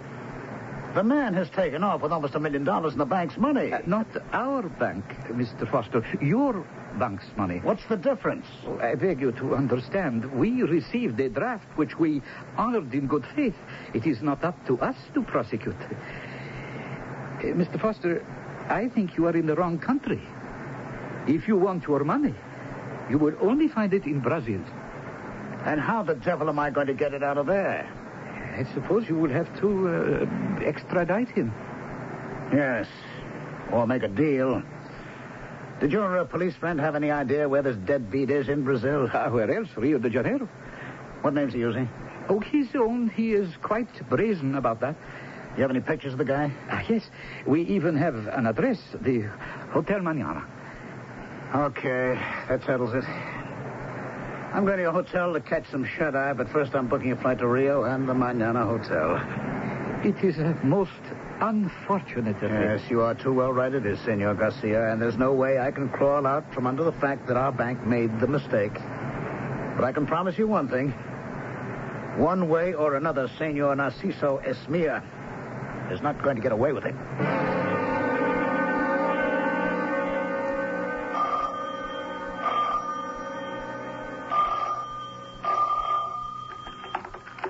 Si? Senor Esmia? Si? Let's speak in English. It's your language just as much as mine.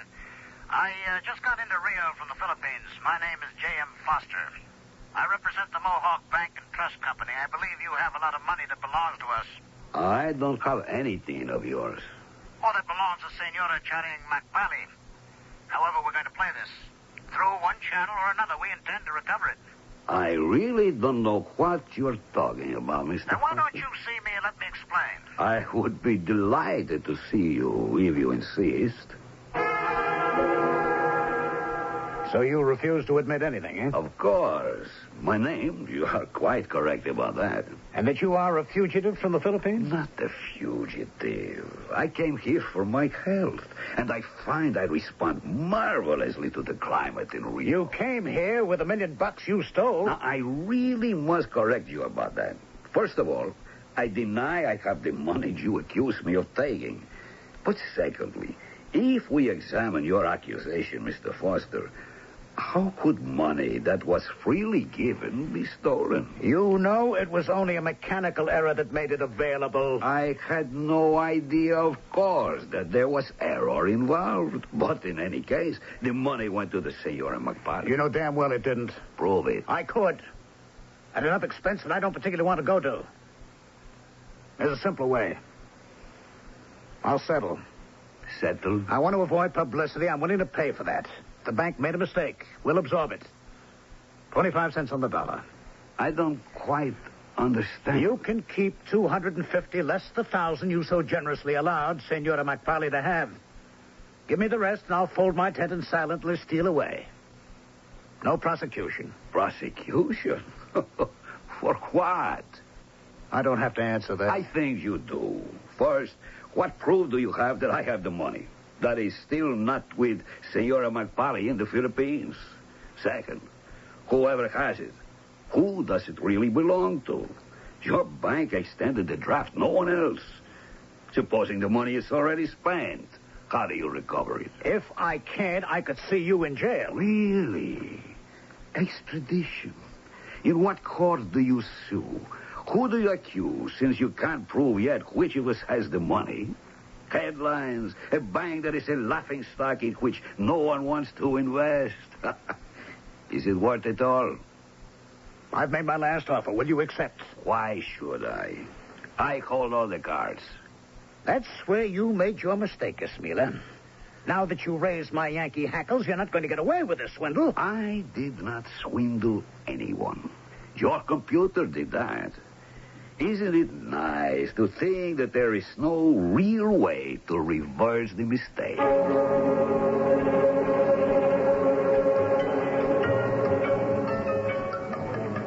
Thank you, bartender. Keep the change, all right. I'm sorry, excuse me. Hey, Jimmy. Jimmy Foster. Yes, that's right. Well, take a good long look. Hey, Josh. Josh, Slocum. You old son of a gun. I haven't seen you since that Cockamamie reunion Captain Simons dreamed of. What was it, 6, 7, 8 years ago? I shouldn't even have showed up there. Yeah, well, how come? Oh, you know. Occupational no-no. Keep a low profile at all times. Hey, you're out of all that by now, Josh, aren't you? Standard answer, no comment. You son of a gun. You kept on with it, huh? No comment. What the heck are you doing in Rio? Is Helen with you? No. I'm here in business. Monkey business or legitimate? Well, how can you ask old Straight Arrow that? I'm still the same old cube, you know. Who took a bullet from me at Remagen so I could be first across the bridge? When do you call me in and ask me to pay up? Oh, come on, will you? It's all of 35 years ago, Josh. Why dredge it up? Because I still owe you one. I want to repay. If only I could figure out how. Well, maybe you could, Josh. Hey, you still with the organization? No comment. Which means you are. Watch it. Yeah, all right, I will. I could use your help, Josh. Where can we talk? Okay, I'm going fishing tomorrow with a fascinating crew. You want to join us? I think I just might like to do that. You got yourself a date, old buddy. We'll save all the talk until then.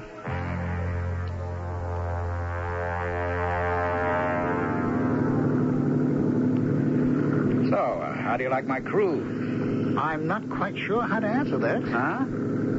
She's so beautiful, she stirs every red corpuscle in my old arteries. Makes me feel young again. But then, she's so young, she makes me feel older than Methuselah. Don't let Sally fool you. She's not quite as young as she looks. I haven't robbed the cradle, J.M., not quite. Don't let Josh feed you any romantic double talk, Mr. Foster.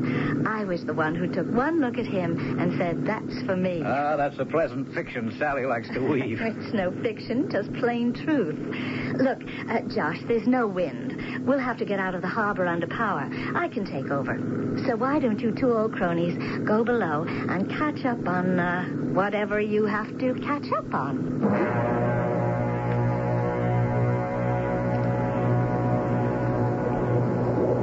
So you're left holding the bag, old buddy. The way it goes. We made the mistake originally. But I am not going to let him get away with it. Yeah. Maybe there is another way. I wish you'd tell me. You know us cloak and dagger boys. We tell as little as we can. What do you mean, about another way? I'll lay it out for you right now. If we're going to do it, there's no time to lose.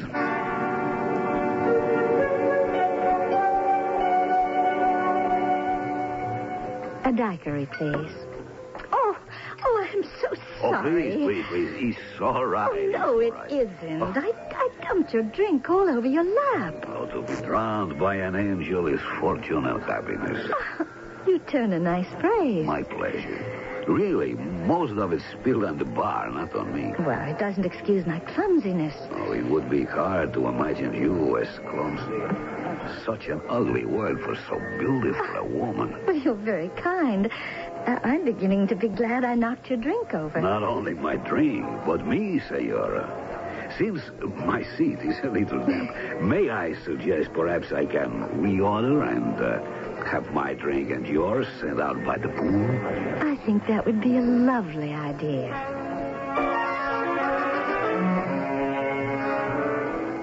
This was a most pleasant accident, Senora. Wasn't it? But I think you are not alone here at the hotel? Oh, my husband, he has his own interests. Pardon? I love all you Latin people so much. You couldn't possibly understand what drives us Norte Americanos, particularly someone like my husband. I don't know if I follow you. I hope you will, senor. Oh, I am so sorry. My name is Narciso Esmilla, but they call me Pepe. I like that. Pepe. My name is Sally, and what I do is my business. What my husband does is his. It bores me. Why? His only interest is money. How does he make it? He's a finder. What? A finder. He's a geologist and a miner. He goes all over the world finding precious ores and oil, I don't know what. I suppose he's very good at it. We're rich enough in money, but not much else. How can anyone be in a town like Rio de Janeiro and not long for romance? I'd like to bring you some. I'm sure you can. I knew it the moment I saw you. Oh, but not now. I see my husband coming. You better leave. How soon can I see you again? Trust me to arrange it. Now go. Hey, what are you doing out here, Sal? I thought you said you'd meet me in the bar. Oh, well, I just wanted to get some air. I just hooked your fish, darling. When and how do you want me to land him? So far, Esmilla has gotten away with everything without breaking the law, except technically. Is Josh Slocum able to trump his ace and reverse the process? Can human ingenuity reverse the computer's mistake? And how? I shall return shortly with Act 3.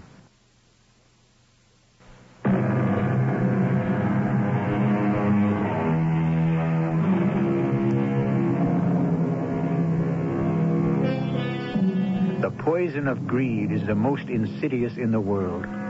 Once you succumb to it, it is a fever that can't be halted. Narciso Esmilla has been bitten by this fatal disease and all of the symptoms that go with it. Desire is blind, they say, and our friend Esmilla sees nothing anymore but what he desires.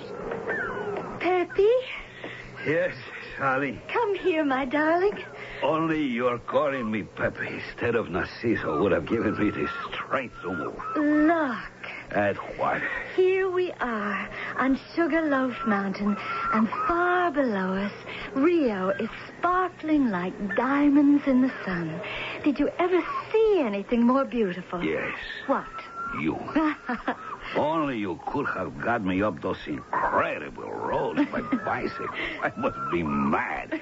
I am exhausted. Oh, poor Pepe. But I had to, you see. Had to what? Weaken you a little. You're much too ardent for me to handle. I have to figure ways to keep you at arm's length. How much longer do you think you can do that? Not much, I'm afraid. So, you still intend to keep on trying? No, my darling. I'm only human, too. But we must be careful. My husband may have little romantic interest in me, but he is very jealous of his possessions. Then leave him. Run away with me. Could you support me in the style to which I've become accustomed? I think so. I'm a millionaire. How many times? Just once? Well, isn't that enough? I don't know. If the deal Josh is working on goes through, he'll be a multimillionaire. Maybe even a billionaire. What deal? Oh, I can't talk about it. It's all very hush-hush. It involves the government somehow. I'd like to know more about it. Where is he now? Josh? He's upriver where the diamond... He had to go into the interior on business. Will he be back tonight? No, not until tomorrow. Well, then have dinner with me in my room. No, I must have dinner with a friend. But later, why don't you come to my rooms? When? Shall we say 11? I'll be waiting for you. And I will be counting the minutes. Now, look here, my gal, Sal. You sure you can handle it? Narciso? Don't worry, Josh. He's a paper tiger. Trust me to keep enough distance between us so neither one of us has to worry. as long as you come in on time. Okay. How long do I give you after he arrives? Oh, not more than 5 minutes. Just as soon as we get into the bedroom. Well, I'll be hiding out on the terrace. Mm-hmm. The moment I see you go inside, I'll slip in and out the front door of the suite. Mm-hmm.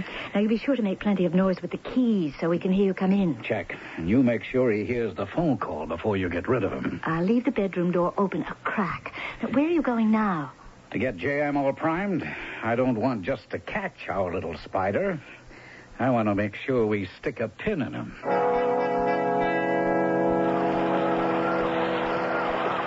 Josh.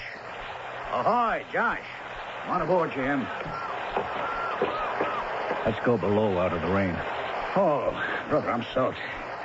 Why did I have to drag all the way down to the boat to meet you? We're in the same hotel. I couldn't take any chances of our being seen together, not now. Why? I don't want our little pigeon, little Peppy, to fly the coop till we get the door slammed tight on him.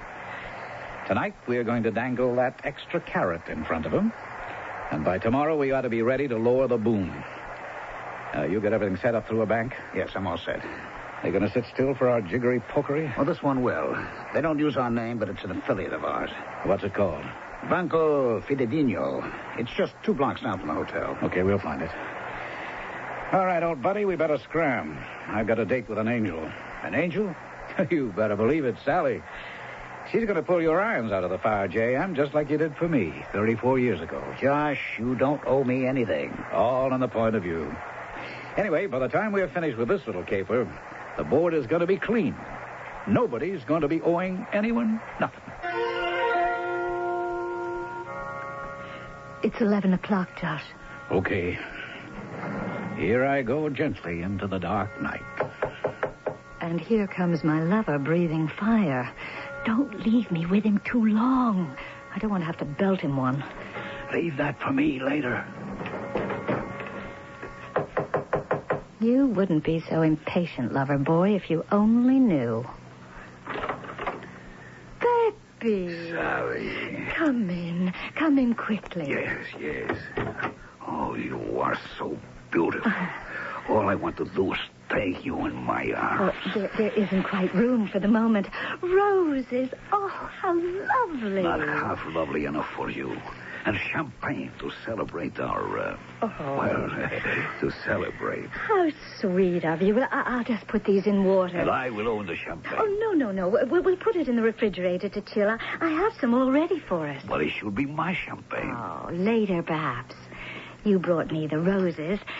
I bring the champagne. All I want you to bring me is you. Oh, Peppy, what is it? Well, for every rose, there is a thorn.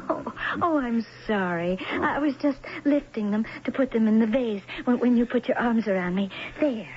Aren't they lovely? Yes.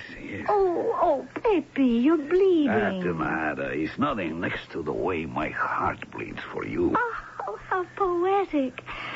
I think that should lead us straight to the bedroom.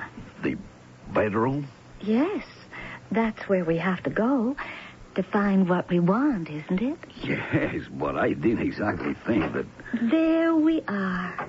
Champagne. Will you open it?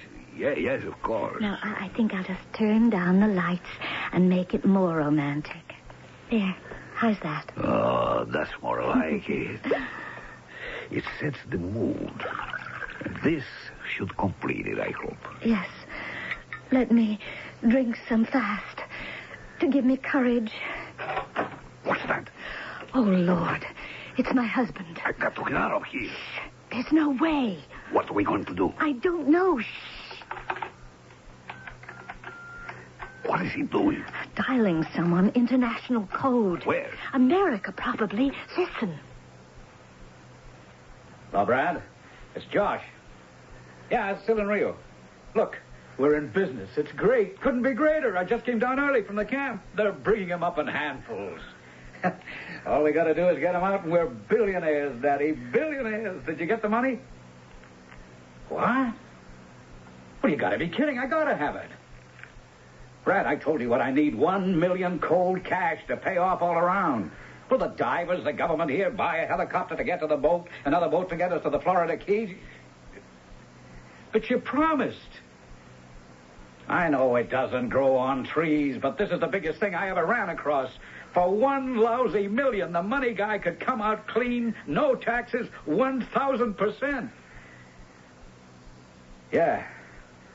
All right, keep in touch. But I tell you, and I kid you not, if we don't make it by tomorrow, this boat will never come in. It'll be long gone. He's coming in here. What am I going to do? Is he armed? Yes. He always carries a gun. Dios. Now, let me get the light. And if you value your life, stay right here in the bedroom. Hello, Josh, darling. I didn't expect you home. Well, I didn't expect to be back so soon. I thought I was bringing you the best news in the world, but... Did you hear any of that phone call? Enough. Brad let you down again? Yeah, I didn't figure this time. The chance of a lifetime, right up the flue. Oh, I don't think so. You didn't count on your clever little wife. I think I found just the man to bankroll you. Peppy, come on in here and meet your silent partner, the man who's going to make you really rich.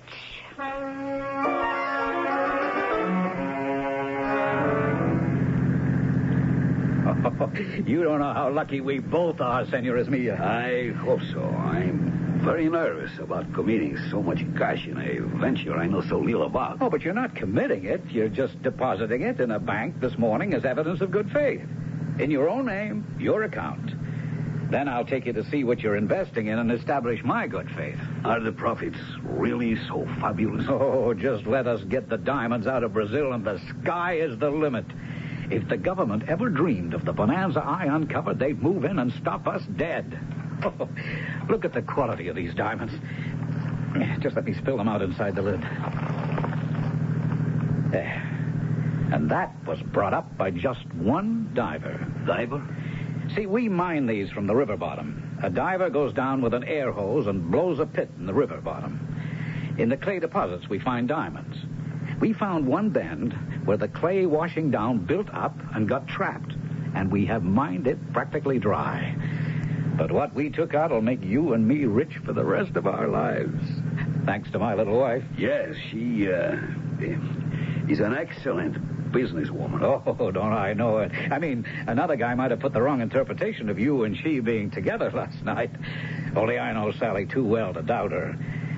Hey, wasn't it lucky for both of us she found you to come up with the cash we need to swing this? I guess I ought to thank my lucky stars. I guess you better.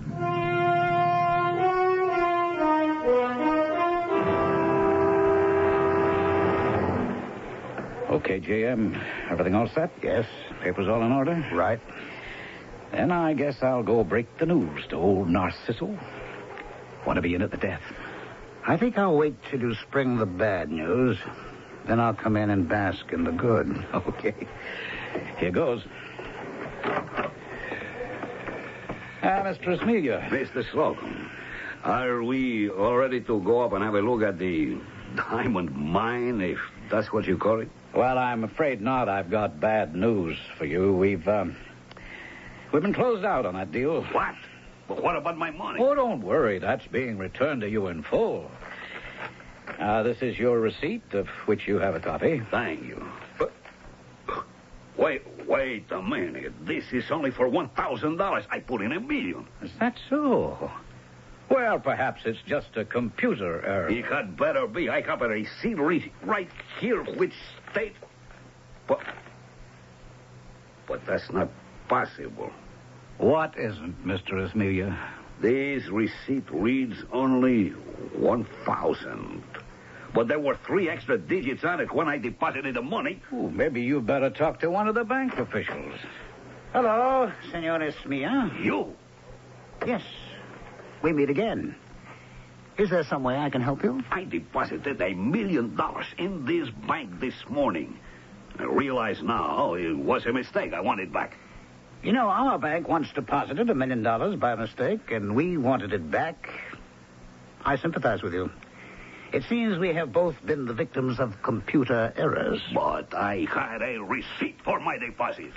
The receipt reads 1,000. But I watched it being written by the bank official for 1 million. Do you remember that he changed pens? I lent him mine for the last 3 digits. What I didn't tell him was that it was a trick pen my grandson gave me for Christmas, with an ink that fades to invisibility. You crook! I'll sue your bank. By all means. Which will bring you to America, where we can enter a countersuit. Do you want to spend the rest of your life tied up in courts with only $1,000 to pay lawyers? Or do you just grin and bear it? And figure if you didn't win, at least you didn't lose.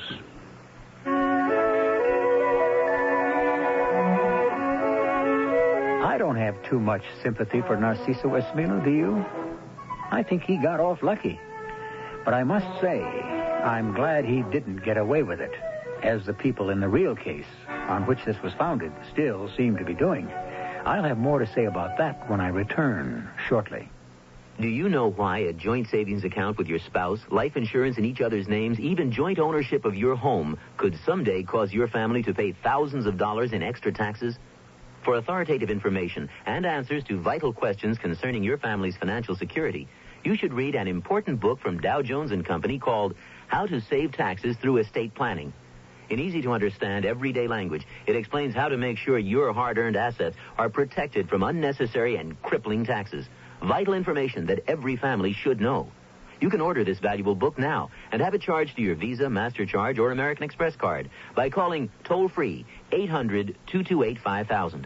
How to Save Taxes Through Estate Planning is only $8.95 plus $1 postage and handling. And if you call now, you'll also get free a 24-page companion financial planning workbook.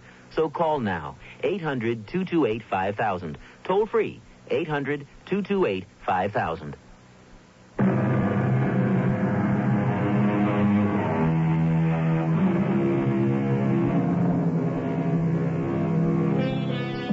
At the moment I sat down to tell you this tale, the story on which it was founded broke again in the national papers. The $999,000 error. In real life, it is still tied up after over 2 years in legal spaghetti. I prefer our ending, which ties up the red tape and sees justice done, don't you? Our cast included Jackson Beck, Ralph Bell, Carol Teitel, and Ian Martin. The entire production was under the direction of Hyman Brown. And now, a preview of our next tale.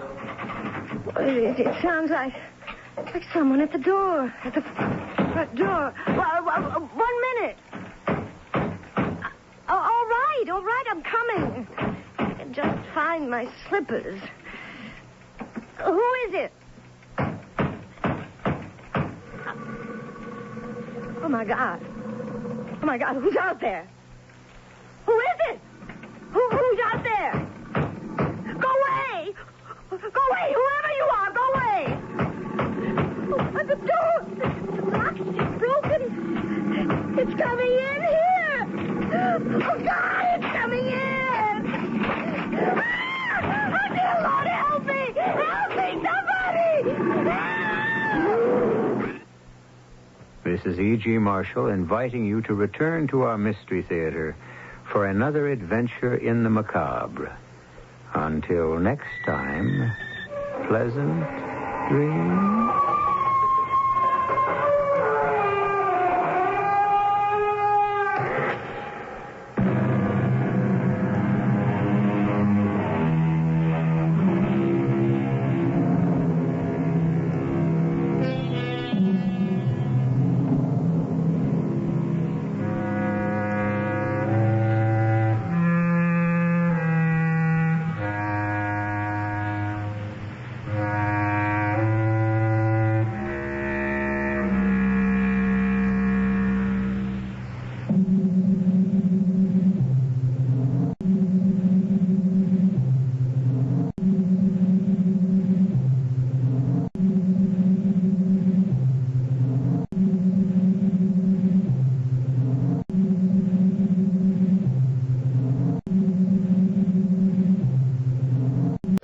Midway weather station right now, 42 degrees. This has been the Night Report for Tuesday, March 11th. This is Dick McDaniel saying goodnight for the Night Report news team. Stay tuned for the CBS Radio Mystery Theater and our next news at 12 midnight. The CBS Radio Mystery Theater presents...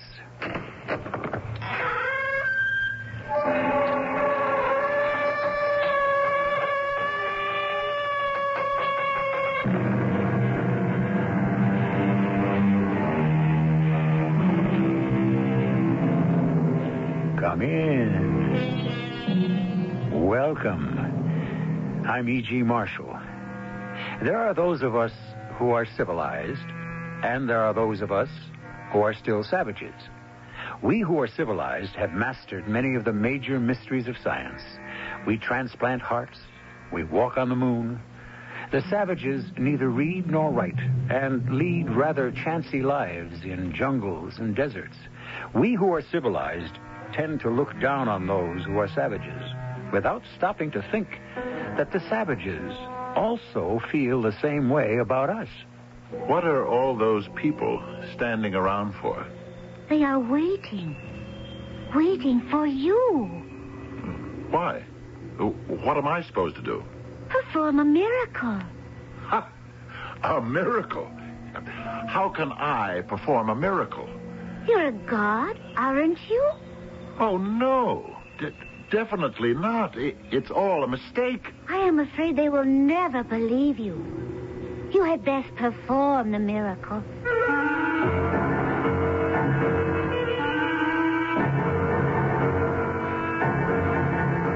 Our mystery drama, The God That Failed, was written especially for the Mystery Theater by Sam Dan and stars Fred Gwynne. It is sponsored in part by Sunkissed Growers Incorporated. I'll be back shortly with Act One. They represented the popular thinking of the most powerful nations of the civilized world. It all had to do with the belief that the peoples of the West were the only ones fit to rule. Today, of course, this concept has become obsolete. But like all fixed ideas, it dies hard, and it still has its adherents. Yes? Who? Senator Blaisdell? No. Tell him I'm, what can you really tell him? He knows I'm here. All right, have him come in. I better take a tranquilizer. Good morning, Senator. Blaze, well, come in. You're sure you're not busy, Everett? Oh, not too busy to see you, Blaze. Sit down. What can I do for you? Why am I being sent to Alicer? You mean Alesser? Whatever, however you pronounce it. Well, strictly speaking, Blaze, you're not being sent anywhere. No, this is your opportunity to visit the newest member in the family of nations. And if it should apply for aid, you would know the situation firsthand. You would have determined the facts. I don't have to know the facts. I'd vote against the appropriation anyhow. Well, now, Blaze, as a member of the highest legislative body in the nation, you should be informed as to conditions abroad. Well, why can't I look things over in Rome? Oh, now, be fair, Blaze. Last year, you went to Paris. Hastings is going to London. As chairman of the committee, I've got to give the minority members a little plum now and then. It keeps them fresh and sweet. But, Alice, I never even heard of it. Well, it's a brand new one. Where in thunder is it? It's in Asia. Somewhere, I think. Oh, now, don't worry. We'll see that you get there all right. No. If it's all the same to you, Everett, I'll believe I'll sit this one out. I need someone to go to Alesser. Why? Well, it's a brand new place. This is very serious fact-finding mission. It would do your image no end of good, Blaze. It would present you as a very dedicated, hard-working legislator. What's to do there, Everett? Well, I don't know. But I did find out what the name of the place, Alesser, means in their language. Yeah? It means... This is absolutely on the level, Blaze. It means the place of the willing maidens. I I don't know. Let me think about it. Suppose we make arrangements for you to fly out there next Wednesday.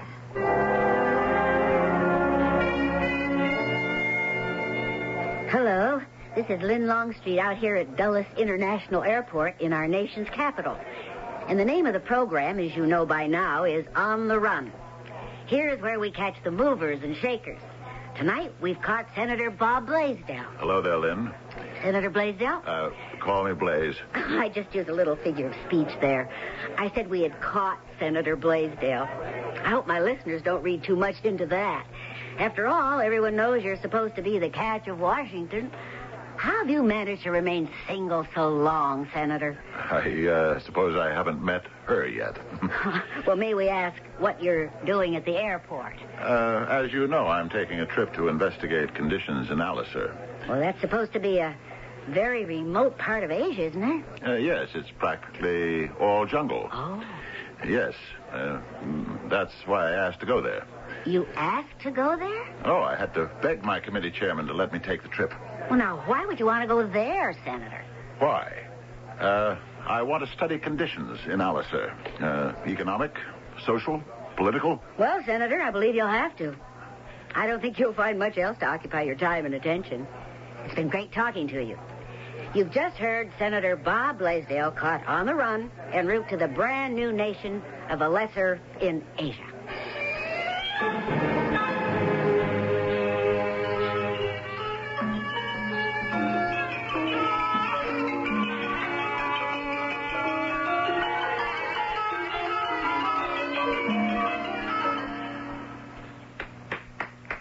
Oh, no.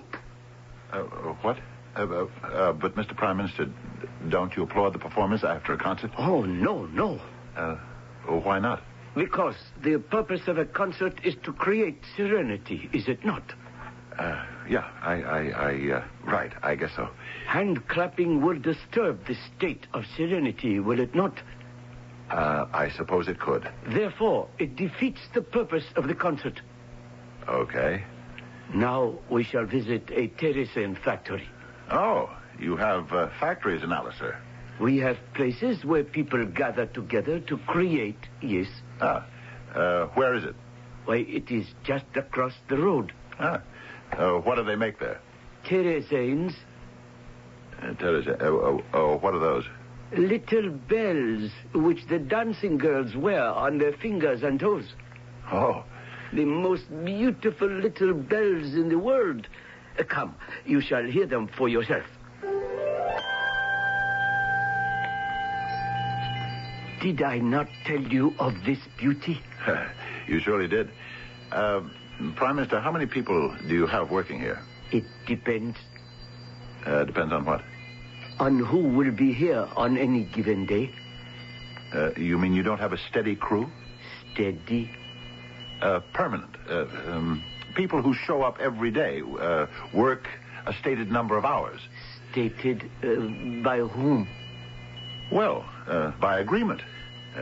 A man agrees to work so many hours per week, in return for which he will You must excuse me. How can a person agree in advance to work a stated or given number of hours per week? How? Well, he has to. But how does he know if the spirit will move him on any particular day? Mr. Prime Minister, are you putting me on? Putting you on what? Look, you got about, 50 men working here now? Yes. Well, it appears to me they're all doing the same thing. Of course. Well, isn't that a waste of manpower? How can manpower ever be wasted? Well, you could have a kind of production line. You see, one fellow could start with a sheet of silver and put it on a form. Another could hammer it. Another could shape it. Another could attach the clapper, and so on. But which one of them would have made the bell? Which one? All of them. It would not work. Why not? It works in our country. Does it? By your favor, may we have silence? Now, Mr. Blaisdell, Tipu here has just completed a bell. See how beautiful it looks. And now, Tipu, may we hear it ring? Hear how harmonious? Why? Because Tipu has put the spirit of himself into the bell. But suppose Tipu and Sadhu and Purun and 2 or 3 others had worked on the bell together. They are men of different temperaments, and these conflicts would sound in the bell. The music would not be pure. All I'm talking about is just a simple production line. It's the way we turn things out, effectively, efficiently. But harmoniously? These things that you turn out, do they run perfectly? So many different spirits enter into them, and these different spirits find themselves in conflict. That is why a product will break down, you see. That's ridiculous. I am sorry I have offended you. No. I have offended you. I certainly don't have the right to criticize your customs and beliefs, but it's wrong.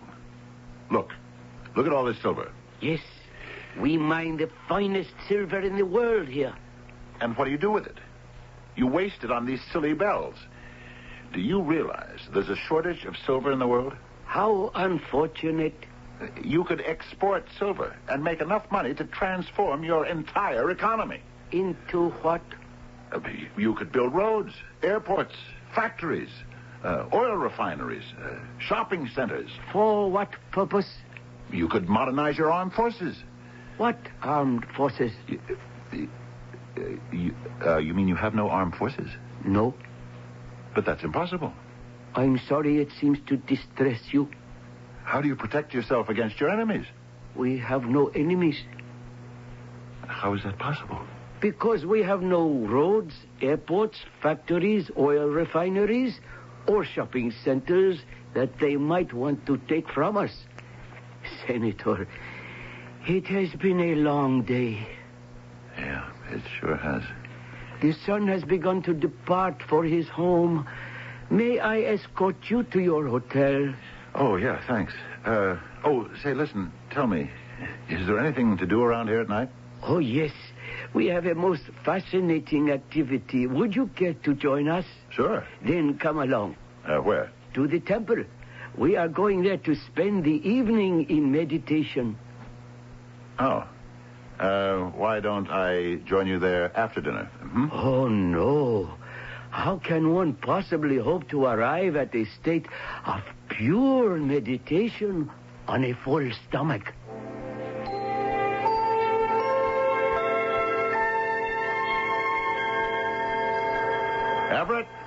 Everett, listen to me. Blaze? I can't hear you very well. You've just got to listen. I think we have a bad connection, Blaze. Yeah, well, we're lucky to have any kind of connection. I can't even begin to describe this country. I'm so glad you're having a good time. The next commercial plane, the next civilian plane service won't be for another month. You want to stay there another month? Why? Could you divert a military transport? Are you suggesting we sell military transport planes to a lesser Blaze? No. Well, put it all in the report. I want you to send one to get me out of here. Don't fall in love with the place, Blaze. I want you back before we reconvene. I need your vote. Now, you just... Everett? Oh, no.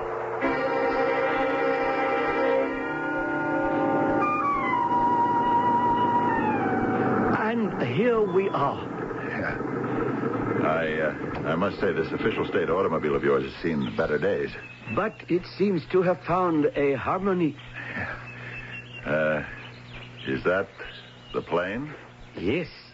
It is the official airplane of the government, and it is at your service. Yeah, well, no offense, Prime Minister, but it looks as if it's being held together with rubber bands and Scotch tape. It is being held together by harmony. Yeah. Do you suppose it could get me to India? It has never been required to fly that distance. Does the pilot think he can make it? I cannot say. I have never tried it. You? I am the Secretary of Air. Mr. Secretary, if you're game, let's go.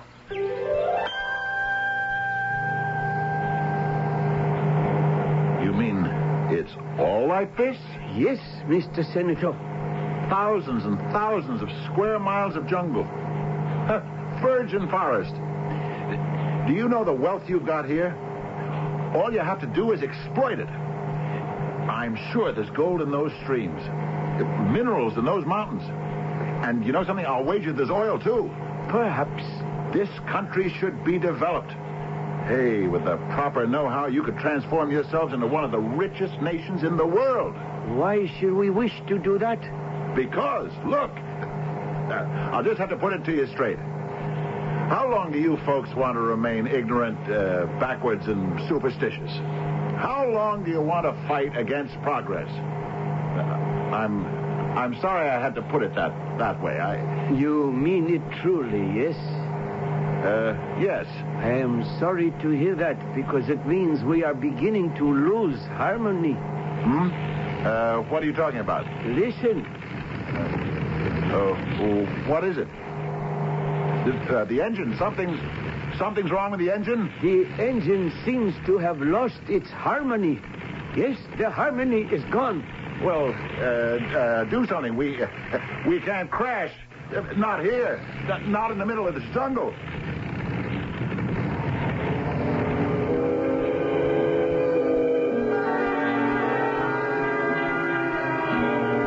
Harmony.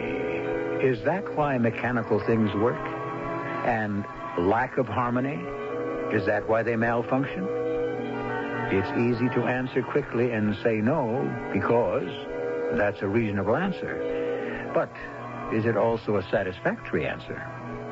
For a more enlightening answer, we shall need the second act.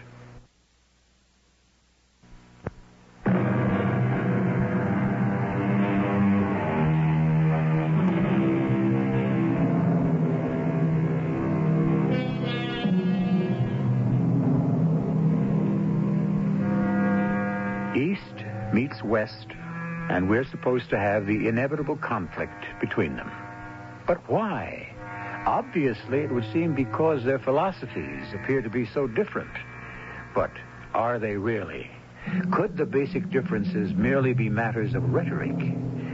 Isn't it true that all of us, civilized or barbarian, are groping for the answers to the same question? Do something! The engine, it does not respond. What's wrong? There appears to be a complete disharmony. We're going to crash? Yes. Right in the middle of the jungle? Yes. No one will ever find us? That is probably true. What can we do? Compose yourself. Try to achieve harmony. Do something! Compose yourself. Soon we shall be one with the great unity of the universe. There's got to be something. Soon we shall achieve complete serenity. We're going to hit. We're going to...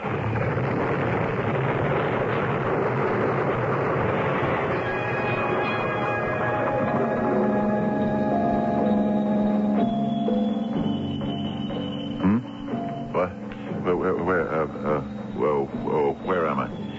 Hey, where am I? Those bells. Bells, the little silver bells.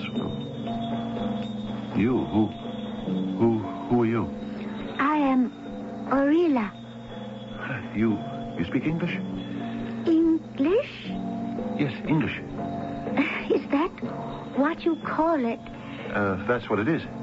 English. I have never heard it called that. What do you call it? Nothing. It is just one of the many tongues we learn at the feet of the master. Ah, the master. Who's he? The master. We already established that, but who? Oh, my head. Where am I?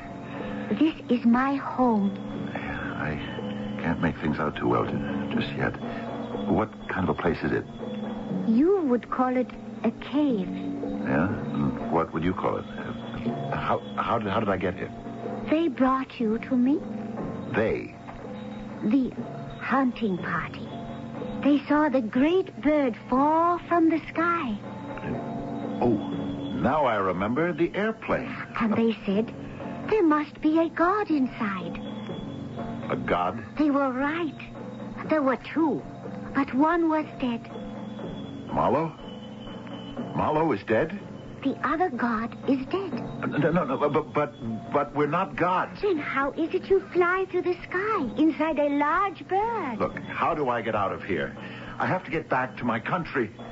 Your country? Yes, the United States. I cannot understand. It's across the ocean. Ocean?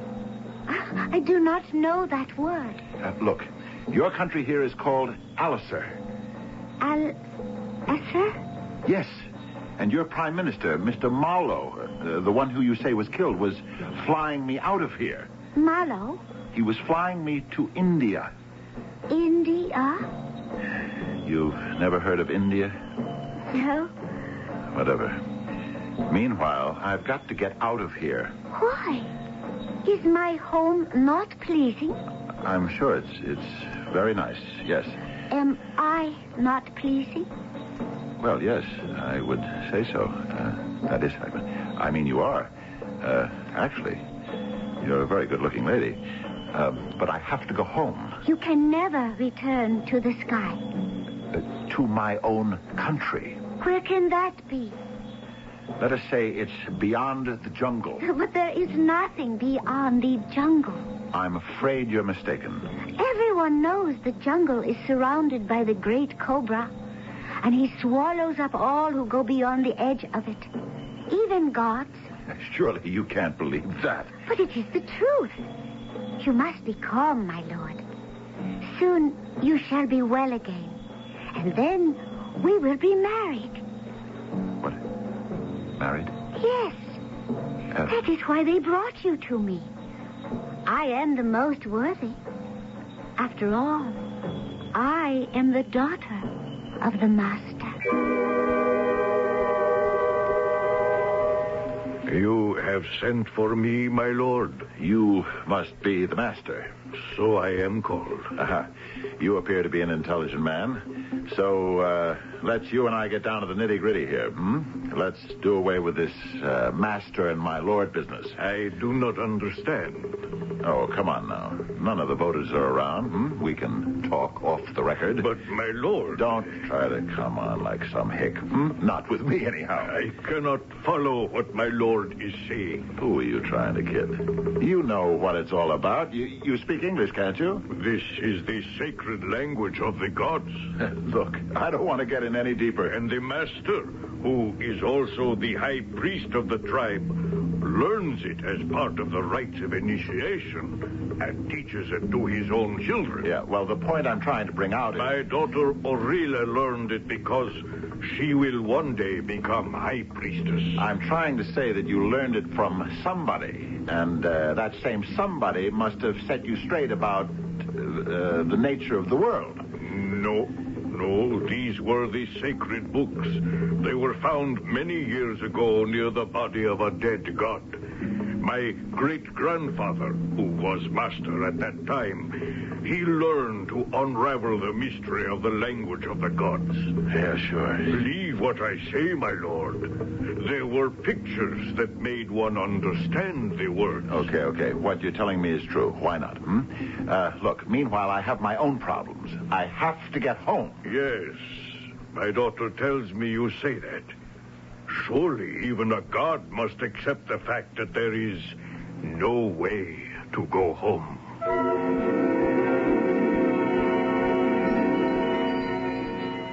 Awake, my lord. What? What is it? Our wedding day. Look, Orilla. Come. We must walk hand in hand through the village. I don't want to get married. Oh, my lord, I am ugly. No.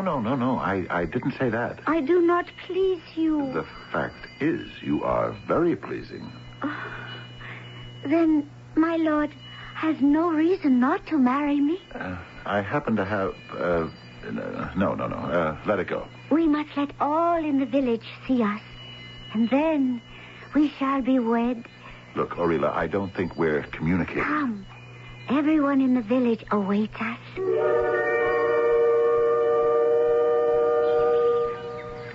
All the unmarried maidens. Oh, how they envy me. I just wish I could explain why, never mind. We will have the ceremony. All the people will follow us as we walk to the home of the master. And he will be awaiting us. I just wish someone around here had some sense. Let there be silence. My daughter Aurelia has found favor in the eyes of a god. This is the most blessed day in the history of our people. For her sake, and for love of her, a god shall now live in our village. My lord, I give you my daughter, my most priceless possession. I still think we should talk this over. Talk? What is there to say? Whether you like it or not, I'm going to tell these people the truth. What truth? The truth about me. They already know the truth about you. They know you're a god. Well, I'm going to put a stop to that nonsense right now. Listen, everybody. My name is Bob Blaisdell. I'm a United States Senator, here in Allitzer, on a fact-finding tour. There is no point in going on. I came to get an idea about the natural resources of the country and so forth, and let me say I'm favorably impressed. You need say no more. That's what you think. You can see how they're listening to every word I say. Of course. Because you're a god, they listen with respect. But they have no understanding. In this entire village, only you and I and Aurelia can speak English. I promise you will be quite happy here. I'm trying to tell you I can't stay. But you have no choice. It is your fate. Even the gods must accept their destiny. I happen to know what my destiny is, and it isn't here. It must be. That is why all your brother gods have sent you to our village. Please listen to me. Because they know how much you are needed.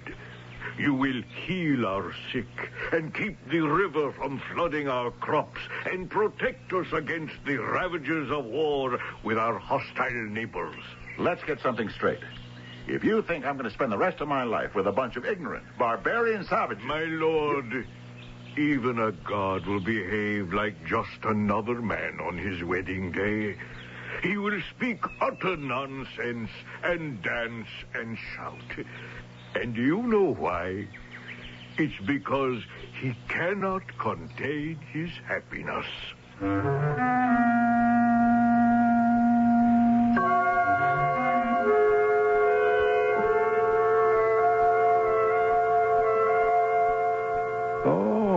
Is that why? Certainly a wedding day may be something to sing and shout and dance about, but this one, well, it does appear to be one of the shotgun sort, wouldn't you say?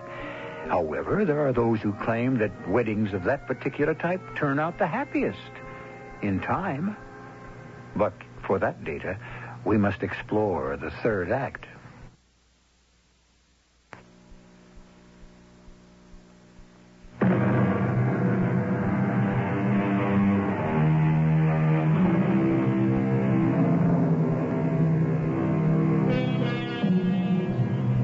Once again, we must use the well-known exclamation, "O tempore, O mores," which translates as, "Oh, what times and what customs." It's bad enough when you have to submit to times and customs that are a part of your own society. But how must it feel to put up with customs you never even heard of? Awake, my lord. The sun has risen, and you are needed. Needed? For what? You are needed by your people. What do they need me for? What do the people need a god for? To heal the sick, stop the floods, end the wars. Is that what I'm supposed to do? Oh, yes, my lord. I couldn't even do it in the United States Senate. Listen, my lord. The people are assembled. Look, tell them to go home. Please. How may I say such a thing to the people? But I'm not really a... Oh, boy.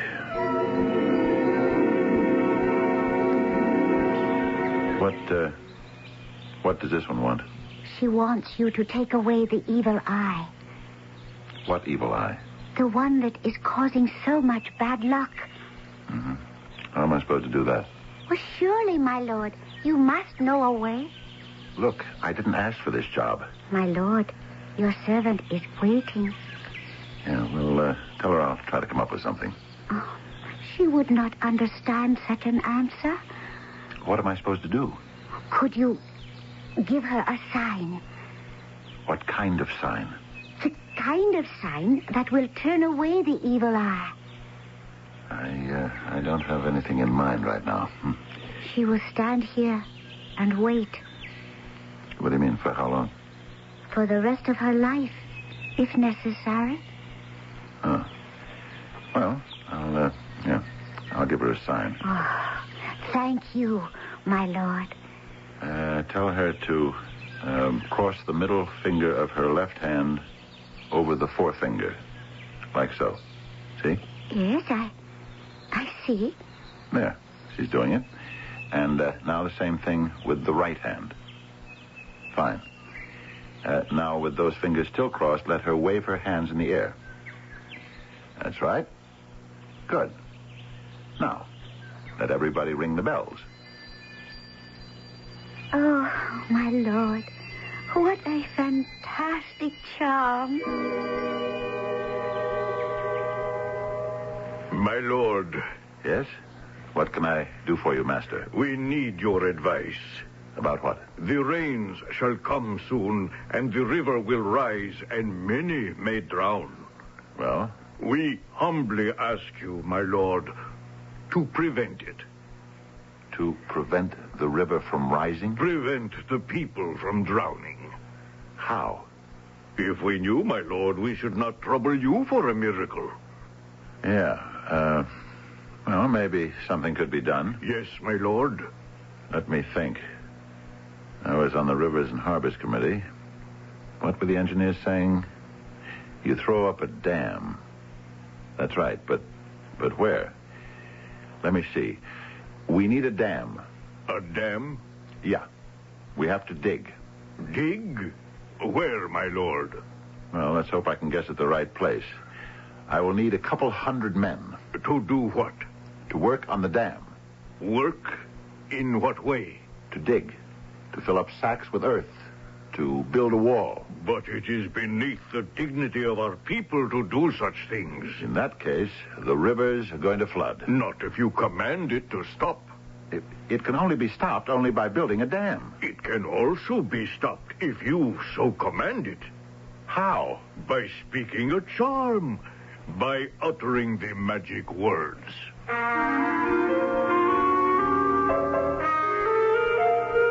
My lord, come. Where? There is a very sick child. I'm not a doctor. The child will die. What do you want me to do? Save him, my lord. He's very feverish. Oh, yes, my lord. I suppose we better try to get the fever down. Get some water, cool water, and some wet cloths to sponge him. This, his mother and father could have done without you. Yeah, well, let me think. What else can you do in the case of a fever? I don't have any antibiotics. Oh, say something. What? Some magic words. Hey, quinine. I think it comes from the bark of a tree. Oh, except I don't know which tree. Do you have such a tree around here? Are you calling upon the spirit of a tree? I don't know. It could be the water. Does this kid drink the water from the river? All the children do when they swim there. Yeah, well, he's not to do that anymore. Why not? Because, in a general way, the animals go there to drink, and you should drink only the pure water from the spring. That's it.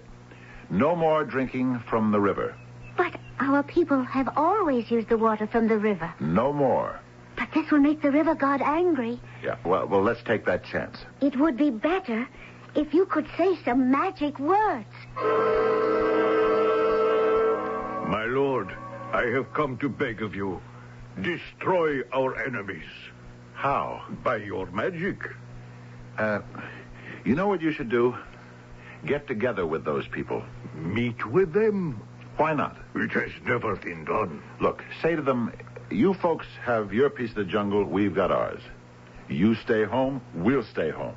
You don't raid us, We don't raid you. We must never speak to them.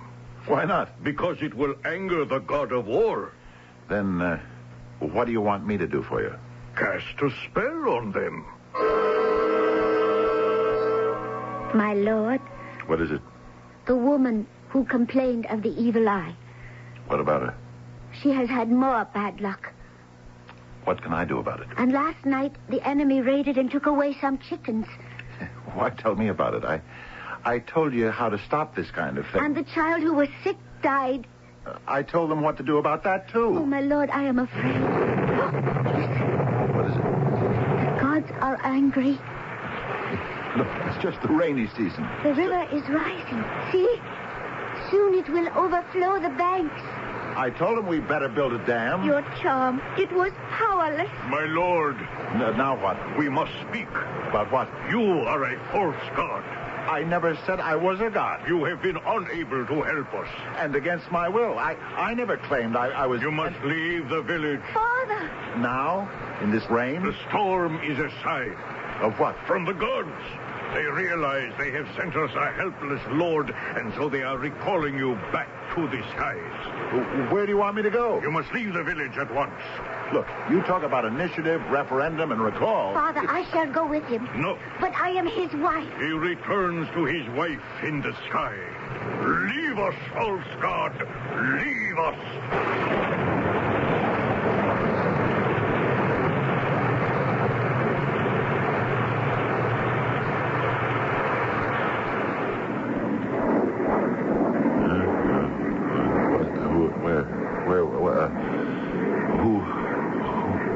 Who are you? Senator.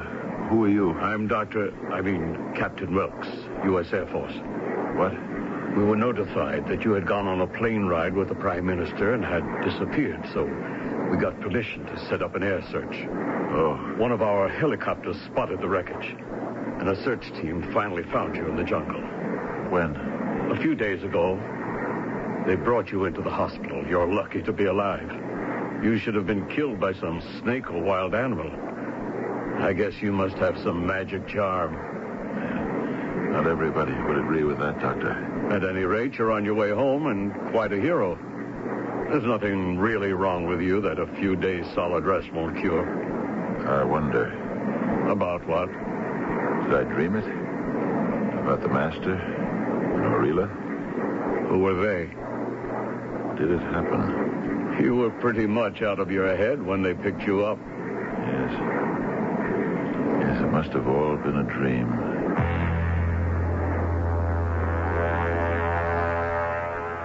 This is Lynn Longstreet at Dulles International Airport, catching the celebrities on the run as they come to and from our nation's capital. And now, to complete a story that started when we caught him going out, here is Senator Bob Blaisdell as we catch him coming back. Senator? Orilla. I beg your pardon, Senator. It's nothing at all. Well, Senator, did you enjoy the trip? It was very instructive. Tell me, as the most eligible bachelor in the Senate, did you break any hearts out there in, what's the name of the place again? Oh, yes, a lesser. Yes, I did. I broke one. Really? Well, give us a beat on the story. Tell me whose. I'm afraid it was my own. Oh? Senator Blaisdell? Sure, I'll see him. Blaze, come in. Master. What? Nothing. What did you just call me? It sounded like Master. Am I such a Simon Legree? No. Everyone's talking about your remarkable adventure. It's great publicity for you, and it rubs off on the party, too. Does it? Oh, yes. It has a magic effect. Magic? Funny you should use that word. What's the matter? You look different. Do I? Yeah. How? I don't know. Yes, I do. You look serious. And you know something? I never knew you to look serious before. Well, you just keep it up. It's a great image for you. It'll draw the votes like magic. There's that word again. Oh, what word? Magic. Oh. Is that what they want from us, Everett? Magic? Well... Is that what they think we can perform here? Now you mention it, yes. Yeah, do away with disease, disasters, wars. I guess they'd like that. I guess we haven't come very far along then, have we? From where? Well, we're like gods, Everett. What seems to have gotten into you? Were you bitten by some tropical bug? We are like gods in the powers that they give us. Yeah, well, yes, you could say that. And when they find out that we can't work miracles, they turn us out, if we're lucky. Yeah, out into the storm. That's the way it's always been. Well, now, on a serious note, you might get married now that you're even potential presidential, Timber. Think so? Oh, all the world loves a hero. Got a girl in mind? Yes. Well, why don't you marry her? I'm not sure she exists. Oh? And even if she does, she'd be afraid to come here. Blaze, what's come over you? You're a completely different person. Everett, will you keep a secret? I've been a god. A god who failed, but a god. And I'll never be the same again.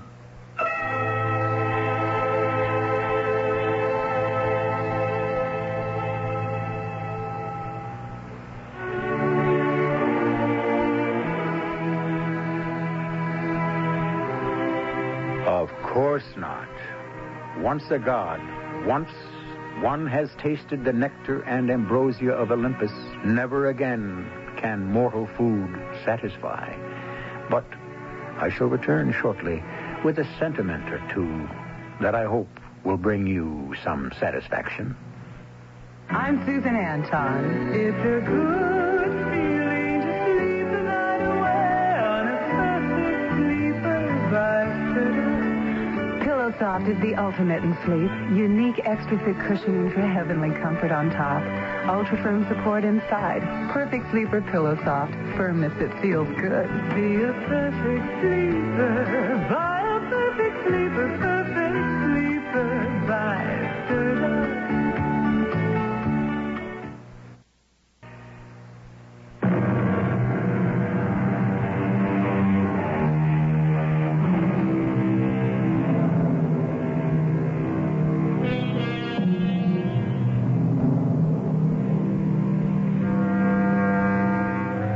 We have spoken rather loosely and informally about the gods in this adventure. Perhaps it's because we have so many of them in our society.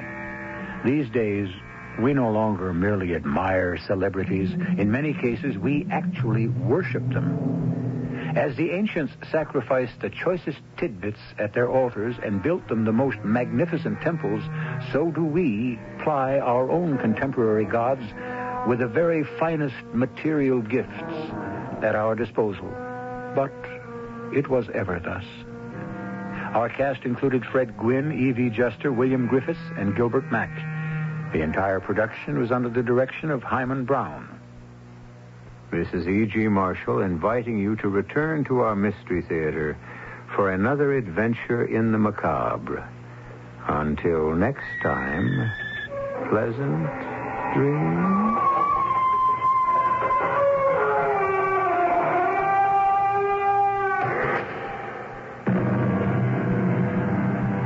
This is the voice of the Rocky Mountain West. Radio 85, KOA, Denver. This is Andy Griffith. Listen to this. Will? You all right? Oh, fine. I'm fine, dear. Why are you sitting up like that? I can't sleep. Oh, what time is it? I don't know. Listen, I'm too tired to sleep.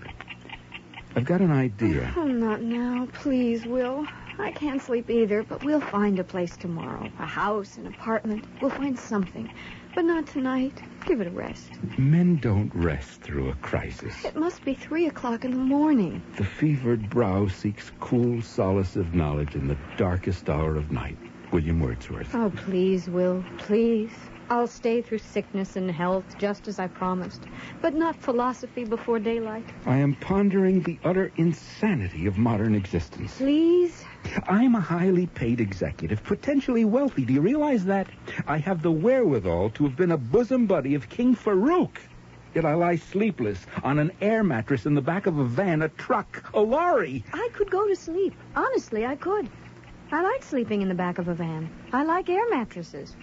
We saw 11 real estate folk today. Nothing. No house, no apartment. Now look at me. My address is a motor vehicle beside a telephone booth in a supermarket parking lot. We'll find a house tomorrow.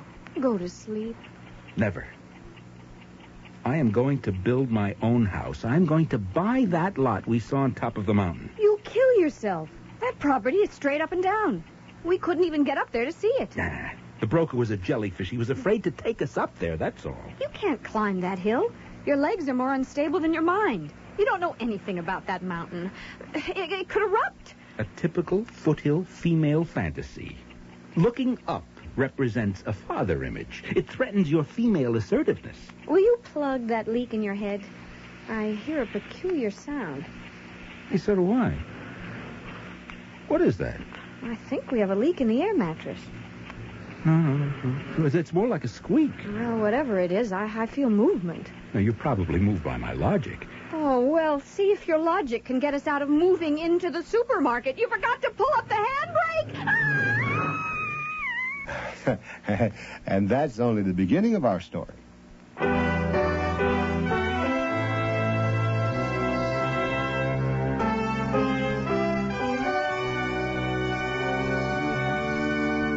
Mutual Radio Theater, a new adventure in radio listening.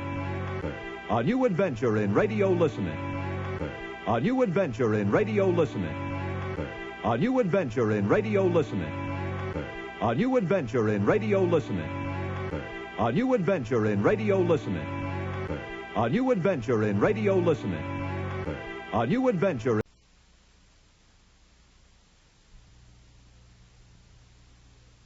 The CBS Radio Mystery Theater presents...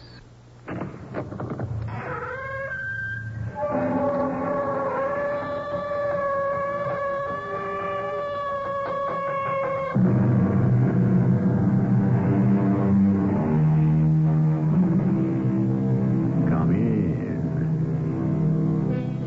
Welcome. I'm E.G. Marshall. These are very public times. Few of us can have a completely private life anymore. Even when we think we are living one, in the day of infrared cameras, wiretaps, computers, fingerprints, to mention only a few, which of us knows, who knows what about our most intimate secrets? Happily, only the men who fear these probes, who have something dreadful to hide, have to spend every waking and sleeping hour planning to protect the secrets of their lives. And even they can slip and fail to avoid the unseen watcher. Sam, where are you, buddy? Back over Columbia Shores, Rich. What are you doing there? Something funny just happened below. What do you mean, funny? Well, I'm too far away, and I just caught it by accident, but I think I just saw a murder.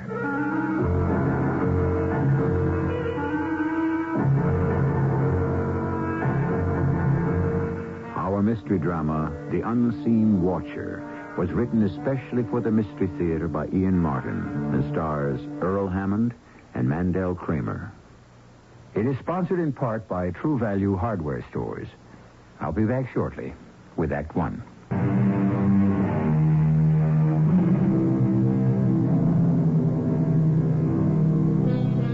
In any town of reasonable size today, the helicopter has become a common sight. So familiar that most of us go about our business unaware of its presence.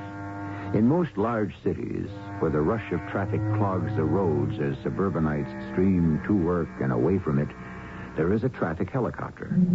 I'm sure you wouldn't be able to identify it. Possibly you haven't even noticed it. But you probably, at one time or another, have heard the pilot's voice. This is your eye in the sky, Sam Bendix, at 3 minutes after 8 on a bright, sunny morning. All major roads into the downtown area are running heavy traffic this morning, but so far most of them are moving. Coming in from the Bay Area, it looks as if some trouble may have developed further out towards Tarleton. Now, I'm going to cut off now and make a pass out that way and see what kind of report I can bring you. Back in 5 minutes with an update. Calling commuter desk. Rich, do you read me? Loud and clear, Sam. What can I do for you? I'm on my way out towards Charlton. Looks like we got the beginning of a real foul-up. What traffic is coming in is drying up fast, so there's got to be a big tie-up the other side of the water. You give me the news, I'll see it gets out. You flyboys get all the fun. You've got to be kidding. It's the same grind every day. Back off, man. You're not cooped up. How big is this cabin, huh? There's more room in a compact. Yeah, but you look to expanding horizons. Yeah, same old parkways, same old freeways, same old toll bridges. What about the fringe benefits? What fringe benefits? Where are you now? Columbia Shores, just about to head over the bay. Why? Why? Isn't that what I'm talking about? Is she out today, or is it too early? Who? You know who I mean, Suntan Sue. Oh, her. No. A little early for her yet. Hey, is she really that stacked? You'll never know till you come upstairs with me. Can you really see that good from that high? Hey, only with my X-ray vision. But I mean, you're sure she doesn't have anything on? Who needs X-ray vision for that? Hey, hold on. I'm across the bay now, and, I see the trouble. And, man, it is not good. I'm banking down to take a closer look. Somebody jumped the guardrail coming out of the city. Oh, we really have a Donnybrook down there. They won't clear this one in under an hour. Look, can you sandwich me in on somewheres between the world falling apart and the elderly citizens' revolt? Give you airtime in 10 seconds. Stand by. Okay, Sam, you got your moment of glory. Coming up on 4, 3, 2, 1. Old Man Eye in the Sky, back with you again and laying this sad news on anyone using 85 or any of its feeder routes. A multiple accident just your side of the Bay Bridge has stalled everything for at least an hour. Oh, thank the Lord for small favors. I had to check out how heavy the traffic is where I'm going. A little late to check that out, wouldn't you say, Morgan, dear? Look, don't try to be funny, Cheryl. There's nothing very funny about the spot we're in. Correction, Morgan. The spot you're in. I had nothing to do with it. You're involved. Look, I got to take a ride out to Guernsey this morning and face Lou Roney. Now, I owe the man $100,000 or more. Now, I have to pay it some way, cash or blood. Well, that's your choice. What do you mean, my choice? You know that I'm busted, that the only way out is to sell the house. Over my dead body. Cheryl, honey, I don't think you understand. If I don't ante up, these guys play for keeps. It could be over my dead body. That's your problem. I don't owe him anything. Look, the only asset I've got left is this house, and it's in both our names. Now, I can't sell it without your permission. That is so right. That's why I made you make it joint ownership. All I've got left out of our marriage, Morgan, is my interest in this house. And nobody's taken that away from me. It's only temporary, honey. I wouldn't like to think you consider me the same. That's too bad. You were obviously such a small-time operator that you blew everything. You handle your debts and don't bother me with them anymore. Where are you going? Oh, to take a little sun up on the roof. One of the few pleasures left to me. Look, let me put up the house against the debt, will you, baby? The debt I could wipe out. I just need some room to operate, that's all, to breathe. Now, let me tell the guys out in Guernsey when I get to them that I've got something to back up what I blew. You go see him first and then let me know. You use the word. I'm not about to blow anything. All I care about is how I come out. And you better convince me it's very far ahead. You want to talk any further business? You'll find me on the roof in the raw. And the business had better be just as basic. Hey, woodchopper. You gonna sleep up there? No, Rich. What do you want? Just a kind word. What are you seeing up there, Sam? Not much. Just came back across the bay. Where you heading now? I guess I'll just mosey on up to Queen Parkway and take a gander to see if that parked car is still blocking the lane. Except for the mess the other side of the bridge, everything else looks peachy dandy. Hey, you over Columbia Shores yet? Yep, right smack on top of it. Has Suntan Sue made her appearance yet? I'll hold everything. I'll take a look.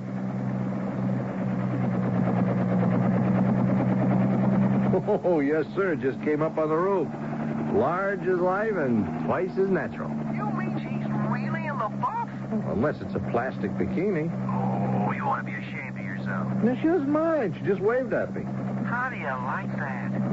At 800 feet, who can be sure, huh? I think you're putting me on, Tiger. Not me. I don't think this dame exists. Well, sure she does. You go ring the doorbell of the fourth house from the corner of Avenue B on Gardner Avenue.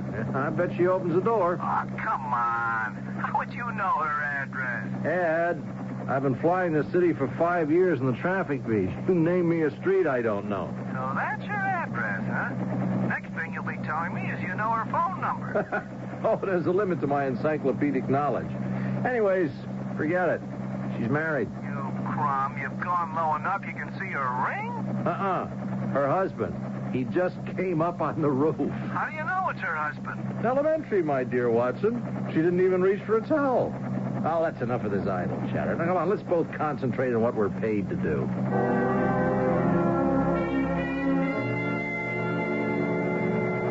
What is it, Morgan? I have to leave now to go see Lou Roney, Cheryl.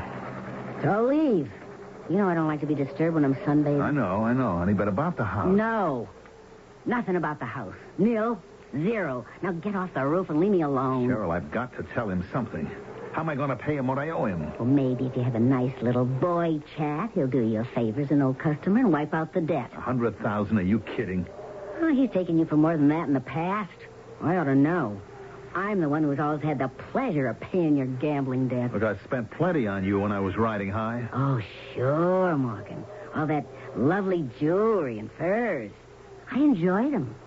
The brief time I had them, before we had to pawn them to pay last year's tab at your favorite horse parlor. Well, I still have the tickets. We'll get them back. Oh, yeah? How? Look, once I clear my credit through Lou, I got a big hit coming. I feel it in my bones. And what would you use to bet with? Now, look, Cheryl, I figure we get at least $250 for the house, okay? Now, the mortgage is only $75, and say the agent's fee and the lawyers and taxes and everything eat up maybe $25 more. That leaves us with $150. Now, look, I don't take any flyers. I play chalk, just bet favorites, and in no time at all, honey. That's it. What? No time. No time at all. What are you talking about? That's what I have for you. No time. Or for any of your big ideas. Cheryl, honey, listen to me. Lou Roney doesn't call anyone on the carpet like this for nothing. If I can't satisfy him that I can raise the cash to pay him off, he could have me rubbed out. Now, honey, I promise I don't want your promises. I just want you out of my life. How can you talk that way? Look, I've made mistakes, but you know how I love you. Don't touch me.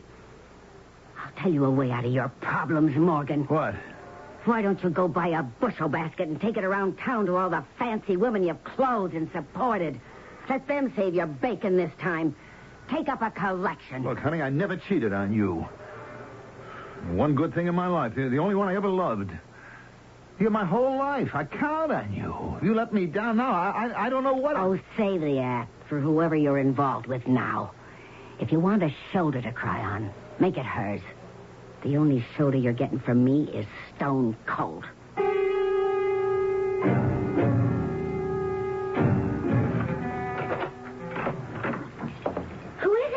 It's all right, Denise.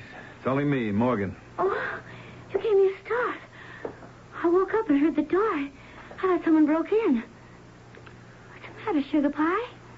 What are you doing here so early in the morning? I got to talk to you, honey. I don't have much time. Okay, well, here, help me out with my robe first, okay? Yeah. You want some coffee? No, I need a drink. Well, you know where it is. I'll get some ice. I'll forget it. I'll take it straight. Hey, what's got you so down? Had a call from Lou this morning. He wants to see me. The office? No. His place. Out in Guernsey? Oh, that's not good. I know.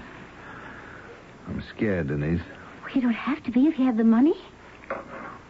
I don't. I mean, you can have it when you sell a house. Well, I can't sell the house. Well, why not? Because it's only half mine. The other half is in Cheryl's name, and I can't sell it unless she agrees. But she's got to agree. Doesn't she know the spot you're in? Yes, she knows. Oh, Lou Roney doesn't mess around. He plays for keeps. Well, she knows that, too, and it doesn't make any difference. She hates you that much? Look, she wouldn't lift a finger to save me. Denise, honey, you're the last hope I've got. You got to help me, please. Me? Look, you can talk to him. You can ask him to give me a break. Oh, no, Morgan. I'm the last one who can get mixed up in this. No matter what I think about him, he's still my father. If he knew I'd been messing around with you, he'd hand me my head. And you'd be deep sixed for sure. No, sugar, that's no way. Well, what am I going to do? There's only one way out I can see. You'll have to get a torch. A torch? Yeah, a guy who sets fires. A pro. How would I go about getting someone like that? You've got the best contact in the world. Lou Roney. If it's anything against the law, he's got it. Or can get it. You tell him it's the only way he'll ever get his dough out of you, and he'll find you somebody. Well, suppose he does. I mean, what do I want him for? To burn your house to the ground. And if it was me, I'd burn up that wife you married with it.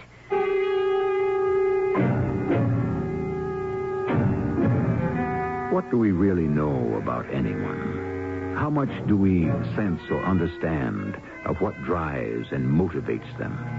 Even our closest friends. We don't see them under a magnifying glass, but rather at the wrong end of a telescope, removed from us, as a helicopter pilot might see them. Inanimate dolls that move and live a distant life that never will cross his. That's the rule. This is the exception, as you will begin to see when you return for Act 2.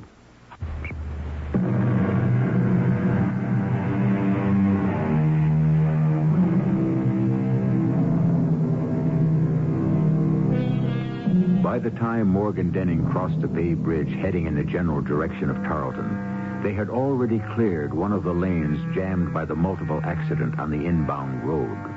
Outbound traffic, of course, was unimpeded, and he was able to approach the interview he dreaded faster than he would have wanted.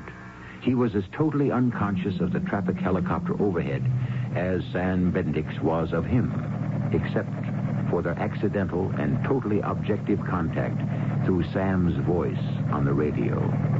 Wrecking crews have already cleared one lane inbound to the city, and within the next 5 minutes should have the second lane open.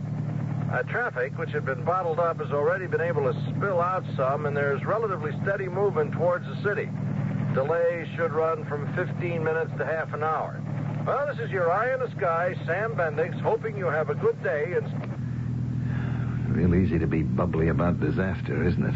Sam Bendix, or whatever your name is, when you're not sitting in the middle of disaster. Why, wouldn't it be great if you could just fly that whirlybird down here and lift me off the hook? What's the matter with me? I'm flipping my lid, talking to nobody.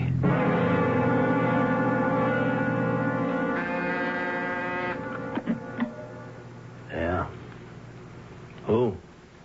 Oh, Morgan Denning. All right, I'll see him right away. Come. Well, hello, Morgan. Come on in. Hello, Lou. Close the door behind you. Sure. I hope I'm not late. No. I heard about the accident near the bridge. No trouble on your side. No, it was just a little slowdown, that's all. Good. I hope there won't be any trouble about your return. No, I think they got it all cleared up. Here, cigar? No, thanks. Drink? A little early in the day for that. Yeah, we all have our habits, bad or good. I'll pass on the drink. Fine. Now, suppose we get down to business. Huh? Did you bring me some money? Lou, I have to explain about that. If you have to, you have to. It better be good. I don't have the cash. Get it? No, I intend to. But I need a little help from you. I don't peddle help, just odds and the opportunity to lay a bet on anything you want. Now, if my judgment is wrong, I pay off. If my bettor screws up, that's his problem. I know that, Lou. I know that. All I'm asking for is a break, that's all. All you ask for every time you bet is the same thing. Sometimes the breaks don't go your way, and I let you get in a lot deeper than I usually do. It's $100,000. Now, I waited. I want to collect, as of now. I haven't got it. Answer one to question one. Now, next question. How do you get it, and how soon? Real soon, if you'll give me a hand. What does that mean? Now, look, I'm sitting on some prime property on Columbia Shores. It's worth $250,000, less the $70,000 mortgage. Now, that should be security enough for what I owe you. You say. But I'm not interested in real estate.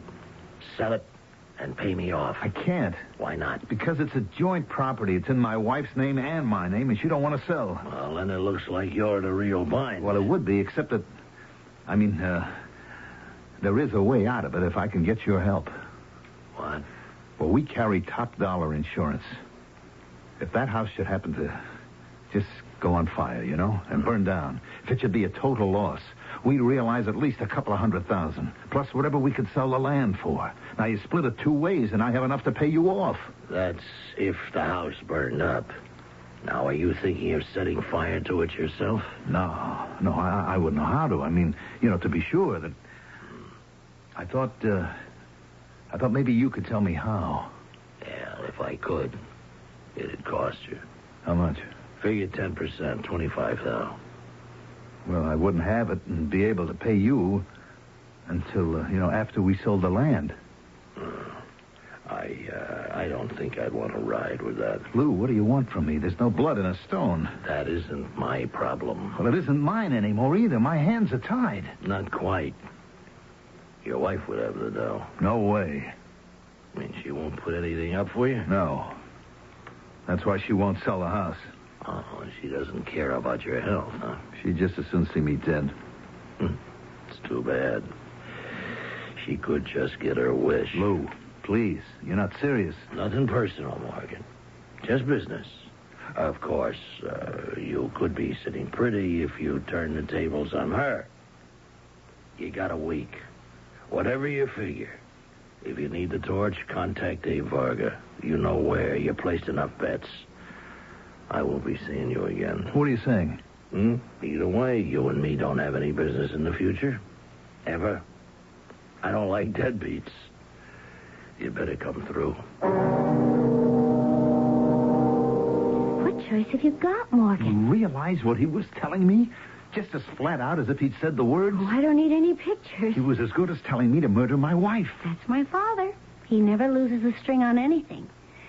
One thing I have to say about him, he always knows the answers. His answers? That's the bottom line with him. Which means it has to be with me? Of course. You mean you agree with him about Cheryl? I told you the way out before you even went.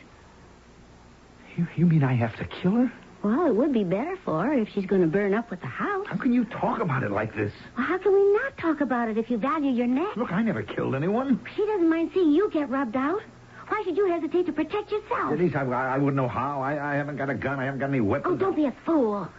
It can't be anything that would show up later. And don't think the insurance company won't sift the ashes. Well, then how? Use your head. Strangle her, or smother her, or feed her an overdose of pills. Anything that can't be traced in the remains. You want me to do this, Denise?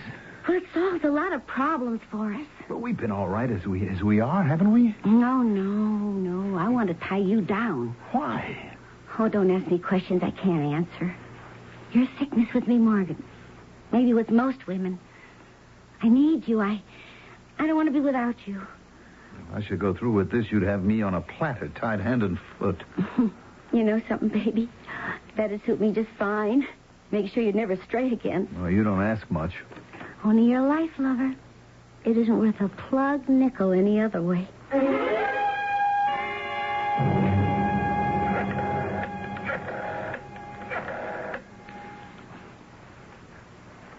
Abe?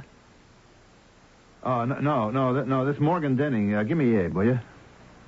Yeah, hold on. Hello, Abe. It's Morgan Denning. Look, Abe, I want to get a message to Lou. And he said to go through you. Yeah, the message? Just that it's okay. I bought the deal. Now, how do I contact the guy, and when is the big event? And tell him that he doesn't have to worry, that I can make good all the way. What?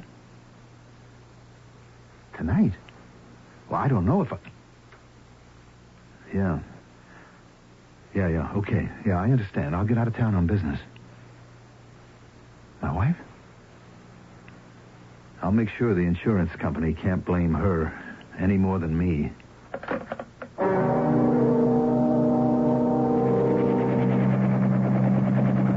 Commuter got you, Rich. Where are you now? Town end of the Bay Bridge. Any trouble? No, not yet. Evening traffic's building up, but everything's moving. Why? What do you got? Big Harry, our Peerless producer, has a mobile unit out covering some Boy Scout rally in Pier Square. He'd like to get a fast color story of how it looks from the air. Could you skip over there and catch it for him? Sure, okay by me if you kill my 6 o'clock report. But I'd like to get back over here before dark. They're patching the road in from Tarleton, where the accident tore it up this morning. And some of the heavy equipment is blocking the flow out from town. We're liable to have a big tie-up here. Fine. This won't take you long, and you should make it. Okay, I'll wheel over there right now. Just for me, before you leave, how's our girlfriend? Is she anywhere around? Oh, Suntan Sue? A little late for sunbathing, but wait a minute. Yep, yeah, she's there. But she don't stand a chance. She's got her husband with her. So what's her husband got that I haven't? Right at the moment, the pillow. He's bringing it to put under her head. Forget her, Rich. She's got all the loving she'll ever need. Cheryl? You startled me. What are you doing up here on the roof? I want to talk to you. Well, I don't want to talk to you. Oh, look, you can't get any sun anymore. Get your robe and come downstairs. I don't want to. Cheryl, I have to talk to you. If it's about selling the house, no, that is out. It can't be. Now, I saw Lou Roney this afternoon, and he laid it on the line. I have got to find that cash. I told you my idea where you could get it. Now, look, I'm not fooling around, Cheryl. This is deadly serious. I'm giving you a last chance. Last chance for what? To bail me out. Oh, no, never again. You've exhausted your credit. Cheryl, I'm begging you to listen to me before... Before what? What are you doing with that pillow? I don't have any use for it. I hope I won't have. Now, one last time, Cheryl, are you going to help me sell the house and save my neck? How many times am I going to have to tell you no? Even if it costs me my life? I wish to heaven it would, and that you were out of mine. I never want to see you again. You're such a rotten nothing. Oh, you fixed it for me, so life isn't worth living. Right, if that's the way you feel, I'll fix it so you don't have to. I told you I don't want that pillow. Hey, Morgan, what are you... You're making me, Cheryl. I don't want to do this. There's no other way. It's the only way I can save my own neck. The only way I can be safe.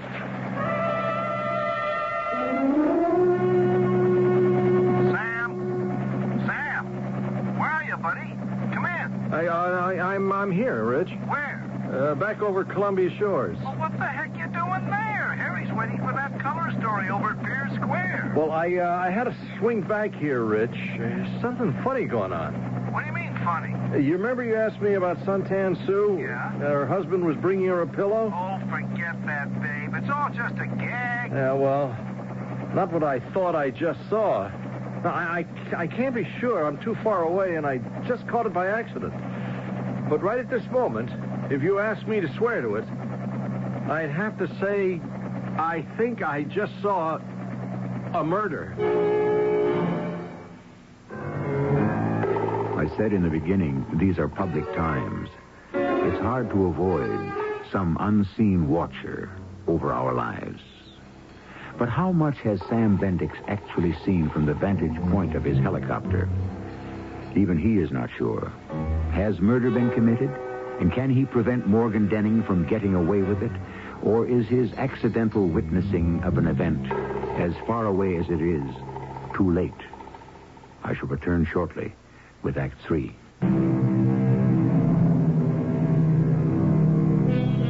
After he lands his helicopter, even Sam tends to think he was building something out of nothing. But after sleeping on it overnight, Sam has gone to the police anyway and made a statement. All the rest of the morning, he has felt some embarrassment about stirring up a kind of visual rumor, till in the afternoon, he is called back to see a Captain Fuchs. Why did you report this last night, Mr. Bendix? Oh, I asked the news show to phone at India, Captain, but I guess the powers decided that we didn't have enough evidence to go on. Yeah, according to this affidavit the precinct took from you this morning, there wasn't. Yes, I realize that, yeah. Thinking back on it all, I realize I was taking a heck of a lot for granted. What did you see exactly? Suppose you tell me. Well, this dame is a running gag. See, I always tell Rich and the boys in the news show below that she's in the, you know. But that's just kidding around. What does she wear? Well, I don't know. Bikini, two-piece. I'm too high up to see that much detail. But like I said, it's just a gag. But you know, we'd keep it up just to relieve the monotony. And last night, she was on the roof? Check. What time? Oh, around 6. And just exactly what did you see? Well, it was overcast, and I was just wheeling west to check a possible traffic tie-up, and I passed over the house. At what height? Ooh, 6, maybe 700 feet. And you saw her on the roof? Yeah. How big would she be at that height? Oh, not much bigger than half of your small finger. But like I said, so small you couldn't tell what she was wearing or wasn't. And you saw this man come up carrying a pillow? Yeah, that's what it looked like. And then? Well, I'd started on course to my next checkpoint, and something made me turn back. And I banked and went into descent because I don't know why, really. Just a sort of instinct that something was wrong. Wrong like what? Well, I had the notion that instead of bringing the pillow up to put under her, he had it over her. Over her face. Smothering her? No, I couldn't actually see that. But as I zoomed down, I could see the guy pick her up and sling her over his shoulder and carry her off the roof.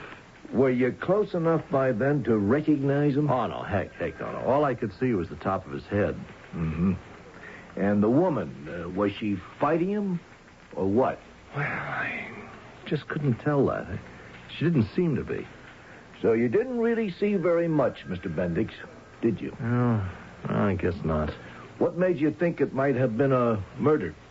Well, it's just a hunch. Oh, don't apologize for it. A cop like me lives on them. I think your hunch could have been right. Well, I wish the radio station could have phoned the police right away. It wouldn't have made any difference. There wasn't enough evidence for us to take any action. And by my book, it would have already been too late to stop a murder, that is. Now, the fire is something else again. The fire? I didn't give you my full title when we met. I'm Captain Tim Fuchs of the Arson Squad. Arson? That's right. Now, the house we're talking about belonged to a Morgan Denning and his wife, Cheryl. Last night, it went up like a torch and burned to the ground. You mean he set fire to it? Not Mr. Denning. We checked him out. He was in Atlanta on business last night. Well, what about his wife? Well, from what we gather from the bereaved husband, she was in the house at the time. The ashes are just getting cold enough for us to sift for her remains.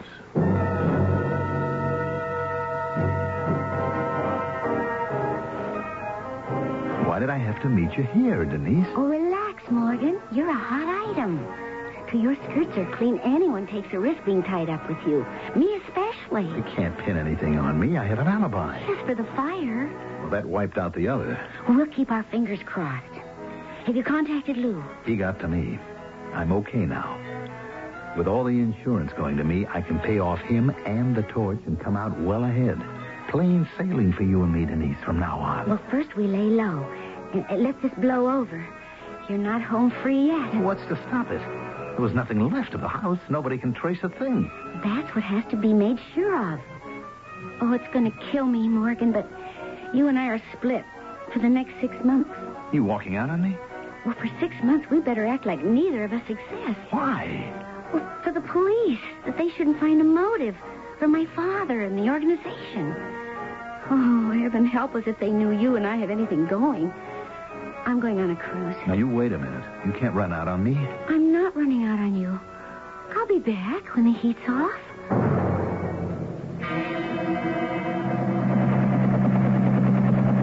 I appreciate you bringing me up here, Sam. Oh, it's my pleasure, Captain Fuchs. Now, we're right over at Columbia Shores now? Yeah. You see down there the empty spot between those two buildings? That's where the Denning house was. And this is the height you were flying? Yeah, right. Now, I'll give you an idea. You see the house to the right? 3 away from where the Denning house was? Yeah, I got you. Yeah, good. Well, there's a guy working on the chimney there, huh? See? That little dot? That's all you could see? Well, I'm a little more used to looking from this angle than you are. But you still couldn't identify that guy face to face. No. Any more than you could swear that it was Morgan Denning you saw on the roof of the house 2 weeks ago before it burned down. Well, I gotta say no. Or that you could even testify that you actually saw a murder. Well, I couldn't swear to it, but... If you couldn't swear to it, what good is it in court? Nah, the only thing you know for certain is the date. October 24th. No. Yeah, come right down to it. That's right. Come right down to it. We're stymied, Sam. Now, you know, I know, that Morgan Denning murdered his wife and burned up his house and her for the insurance money to pay off his debts. But we're never in the world going to prove it. The son of a gun is going to get away with it. Even with a witness. Yeah, but that isn't fair. No, son, it sure as all get out isn't. The only consolation is that life has a way of catching up. Well, how's it going to catch up with a heel like Denning? I don't know it will. But give it time. I'll give you odds one way or another. You'll get his comeuppance.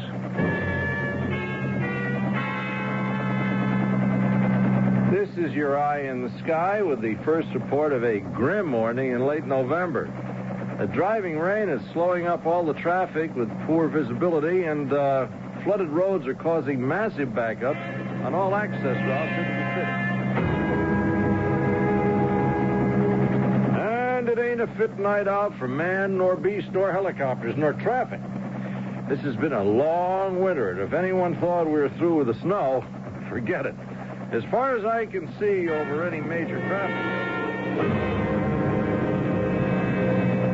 Well, I guess most of you thought winter would never end. But it has been a glorious day, and from all the signs, spring is here to stay. Now, all the roads are clear tonight, so let's all take a deep breath and say, hallelujah, it's been a great day.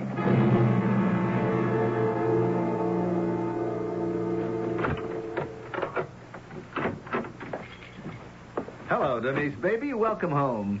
What are you doing here, Morgan? Well, I figured you would do back from the cruise. The timing's just great. What makes you think so? The insurance came through. Your father's paid off, so is the little man with the lucky match. We're free to start howling, kid. Oh, and that is one beautiful tan. Does that go all over? You'll never know. What's that mean? Well, I did a lot of thinking in the months while I was away about the future. Yeah, I've been doing the same thing, honey. And as soon as it looks good, you and me, we're going to get married. No way, Morgan. Hmm? I've made up my mind.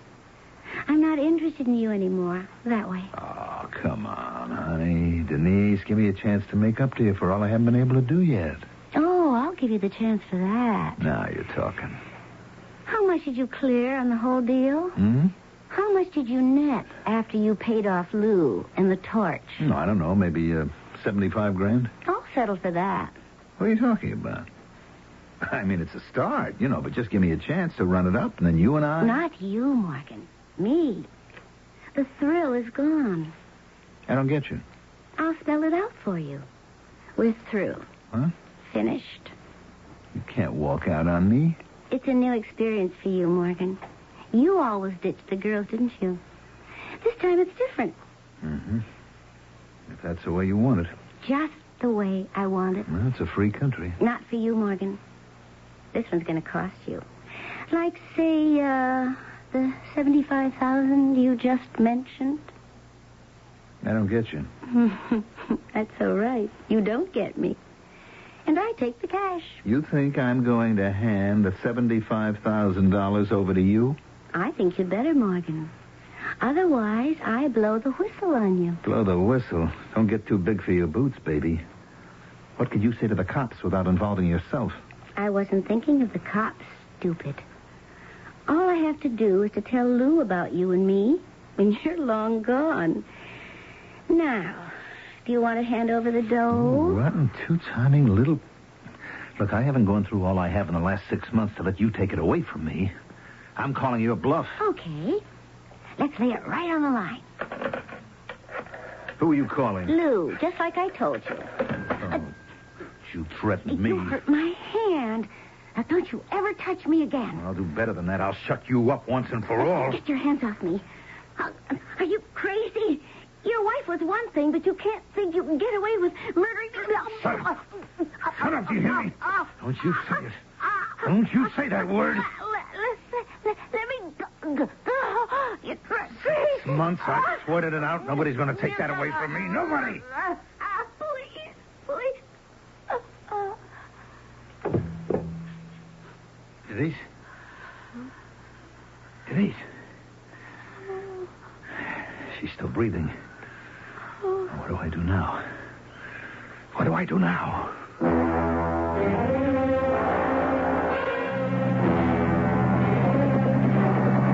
Hey, you reading me, Reg? It's gotten to be a habit. Where are you? Over Queen Parkway. Nothing to report, really. All systems go. Did you say something about some ice slicks still hanging about? Well, only a few spots after you swing onto the parkway off Piers and head north out of town. How's traffic in general? It's heavy, but moving. You know, this is the kind I always worry if someone does foul up. The stream is running so hard, you got a real pile up before the cars behind have any chance to stop. I think I'll drop down and have a closer look at road conditions. I'll get back to you.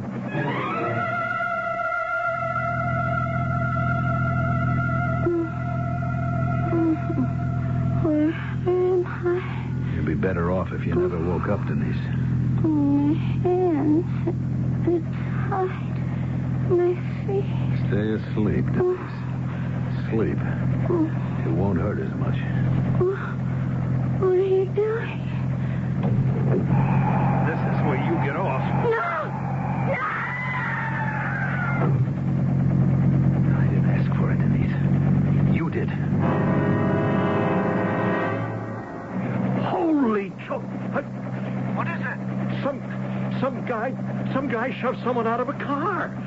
Oh, no. Hey, Sam, what's going on? You heard me. I saw this guy shove her out. I think it was a woman. Then he cut off the Queen Park exit, gone like a bat out of hell. Well, what happened to the woman? I'm not sure it was a woman, but whoever it was, the cars are panic stopping now. 15, maybe 20 of them have just gone over her before they could stop. Oh, what? All hell is broken loose down there. I'll get you an air spot so you can report. No, never mind that. I'm taking off after that guy. Oh, that was no accident. It was deliberate. I'm going to stay on his tail till you get the police to intercept him. He's headed north on Queen Parkway, and I am right on top of him. I'll keep in touch. You raised the cop bridge? They're on their way, Sam. They'll set up a roadblock around Stammet and beyond. Now, where are you? I'm right over his tail. Hey, he's seen me now. He's trying to run away from me. Now, he hasn't got a prayer. Oh, brother, I'd like to sit down on him and squash him like a bug, whoever he is. All right, take it easy, take it easy. Maybe what happened was just an accident. Just stay with them. Yeah, don't worry. I wouldn't let this guy get away for... Uh-oh. What is it? He's hit an ice patch. Wow, he is out of control. His car is spinning around like... Oh, man, he's heading straight for the underpass wall. Oh, he has bought it.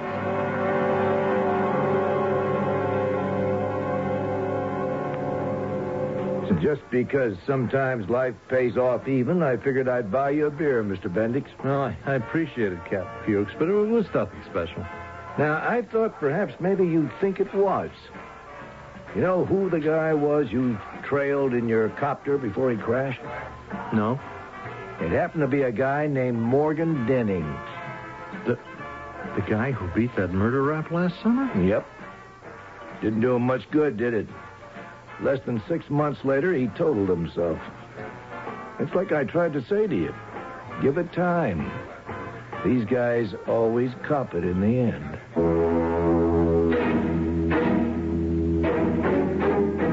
I always wonder, when I think of this story, what went through the mind of that frantic man, Morgan Denny, when, after he rolled Denise out onto the highway, he found that his crime had been witnessed by a silent watcher from the sky. No wonder he lost his head, and in panic, also lost his life. A fact that no one will mourn. I'll be back shortly.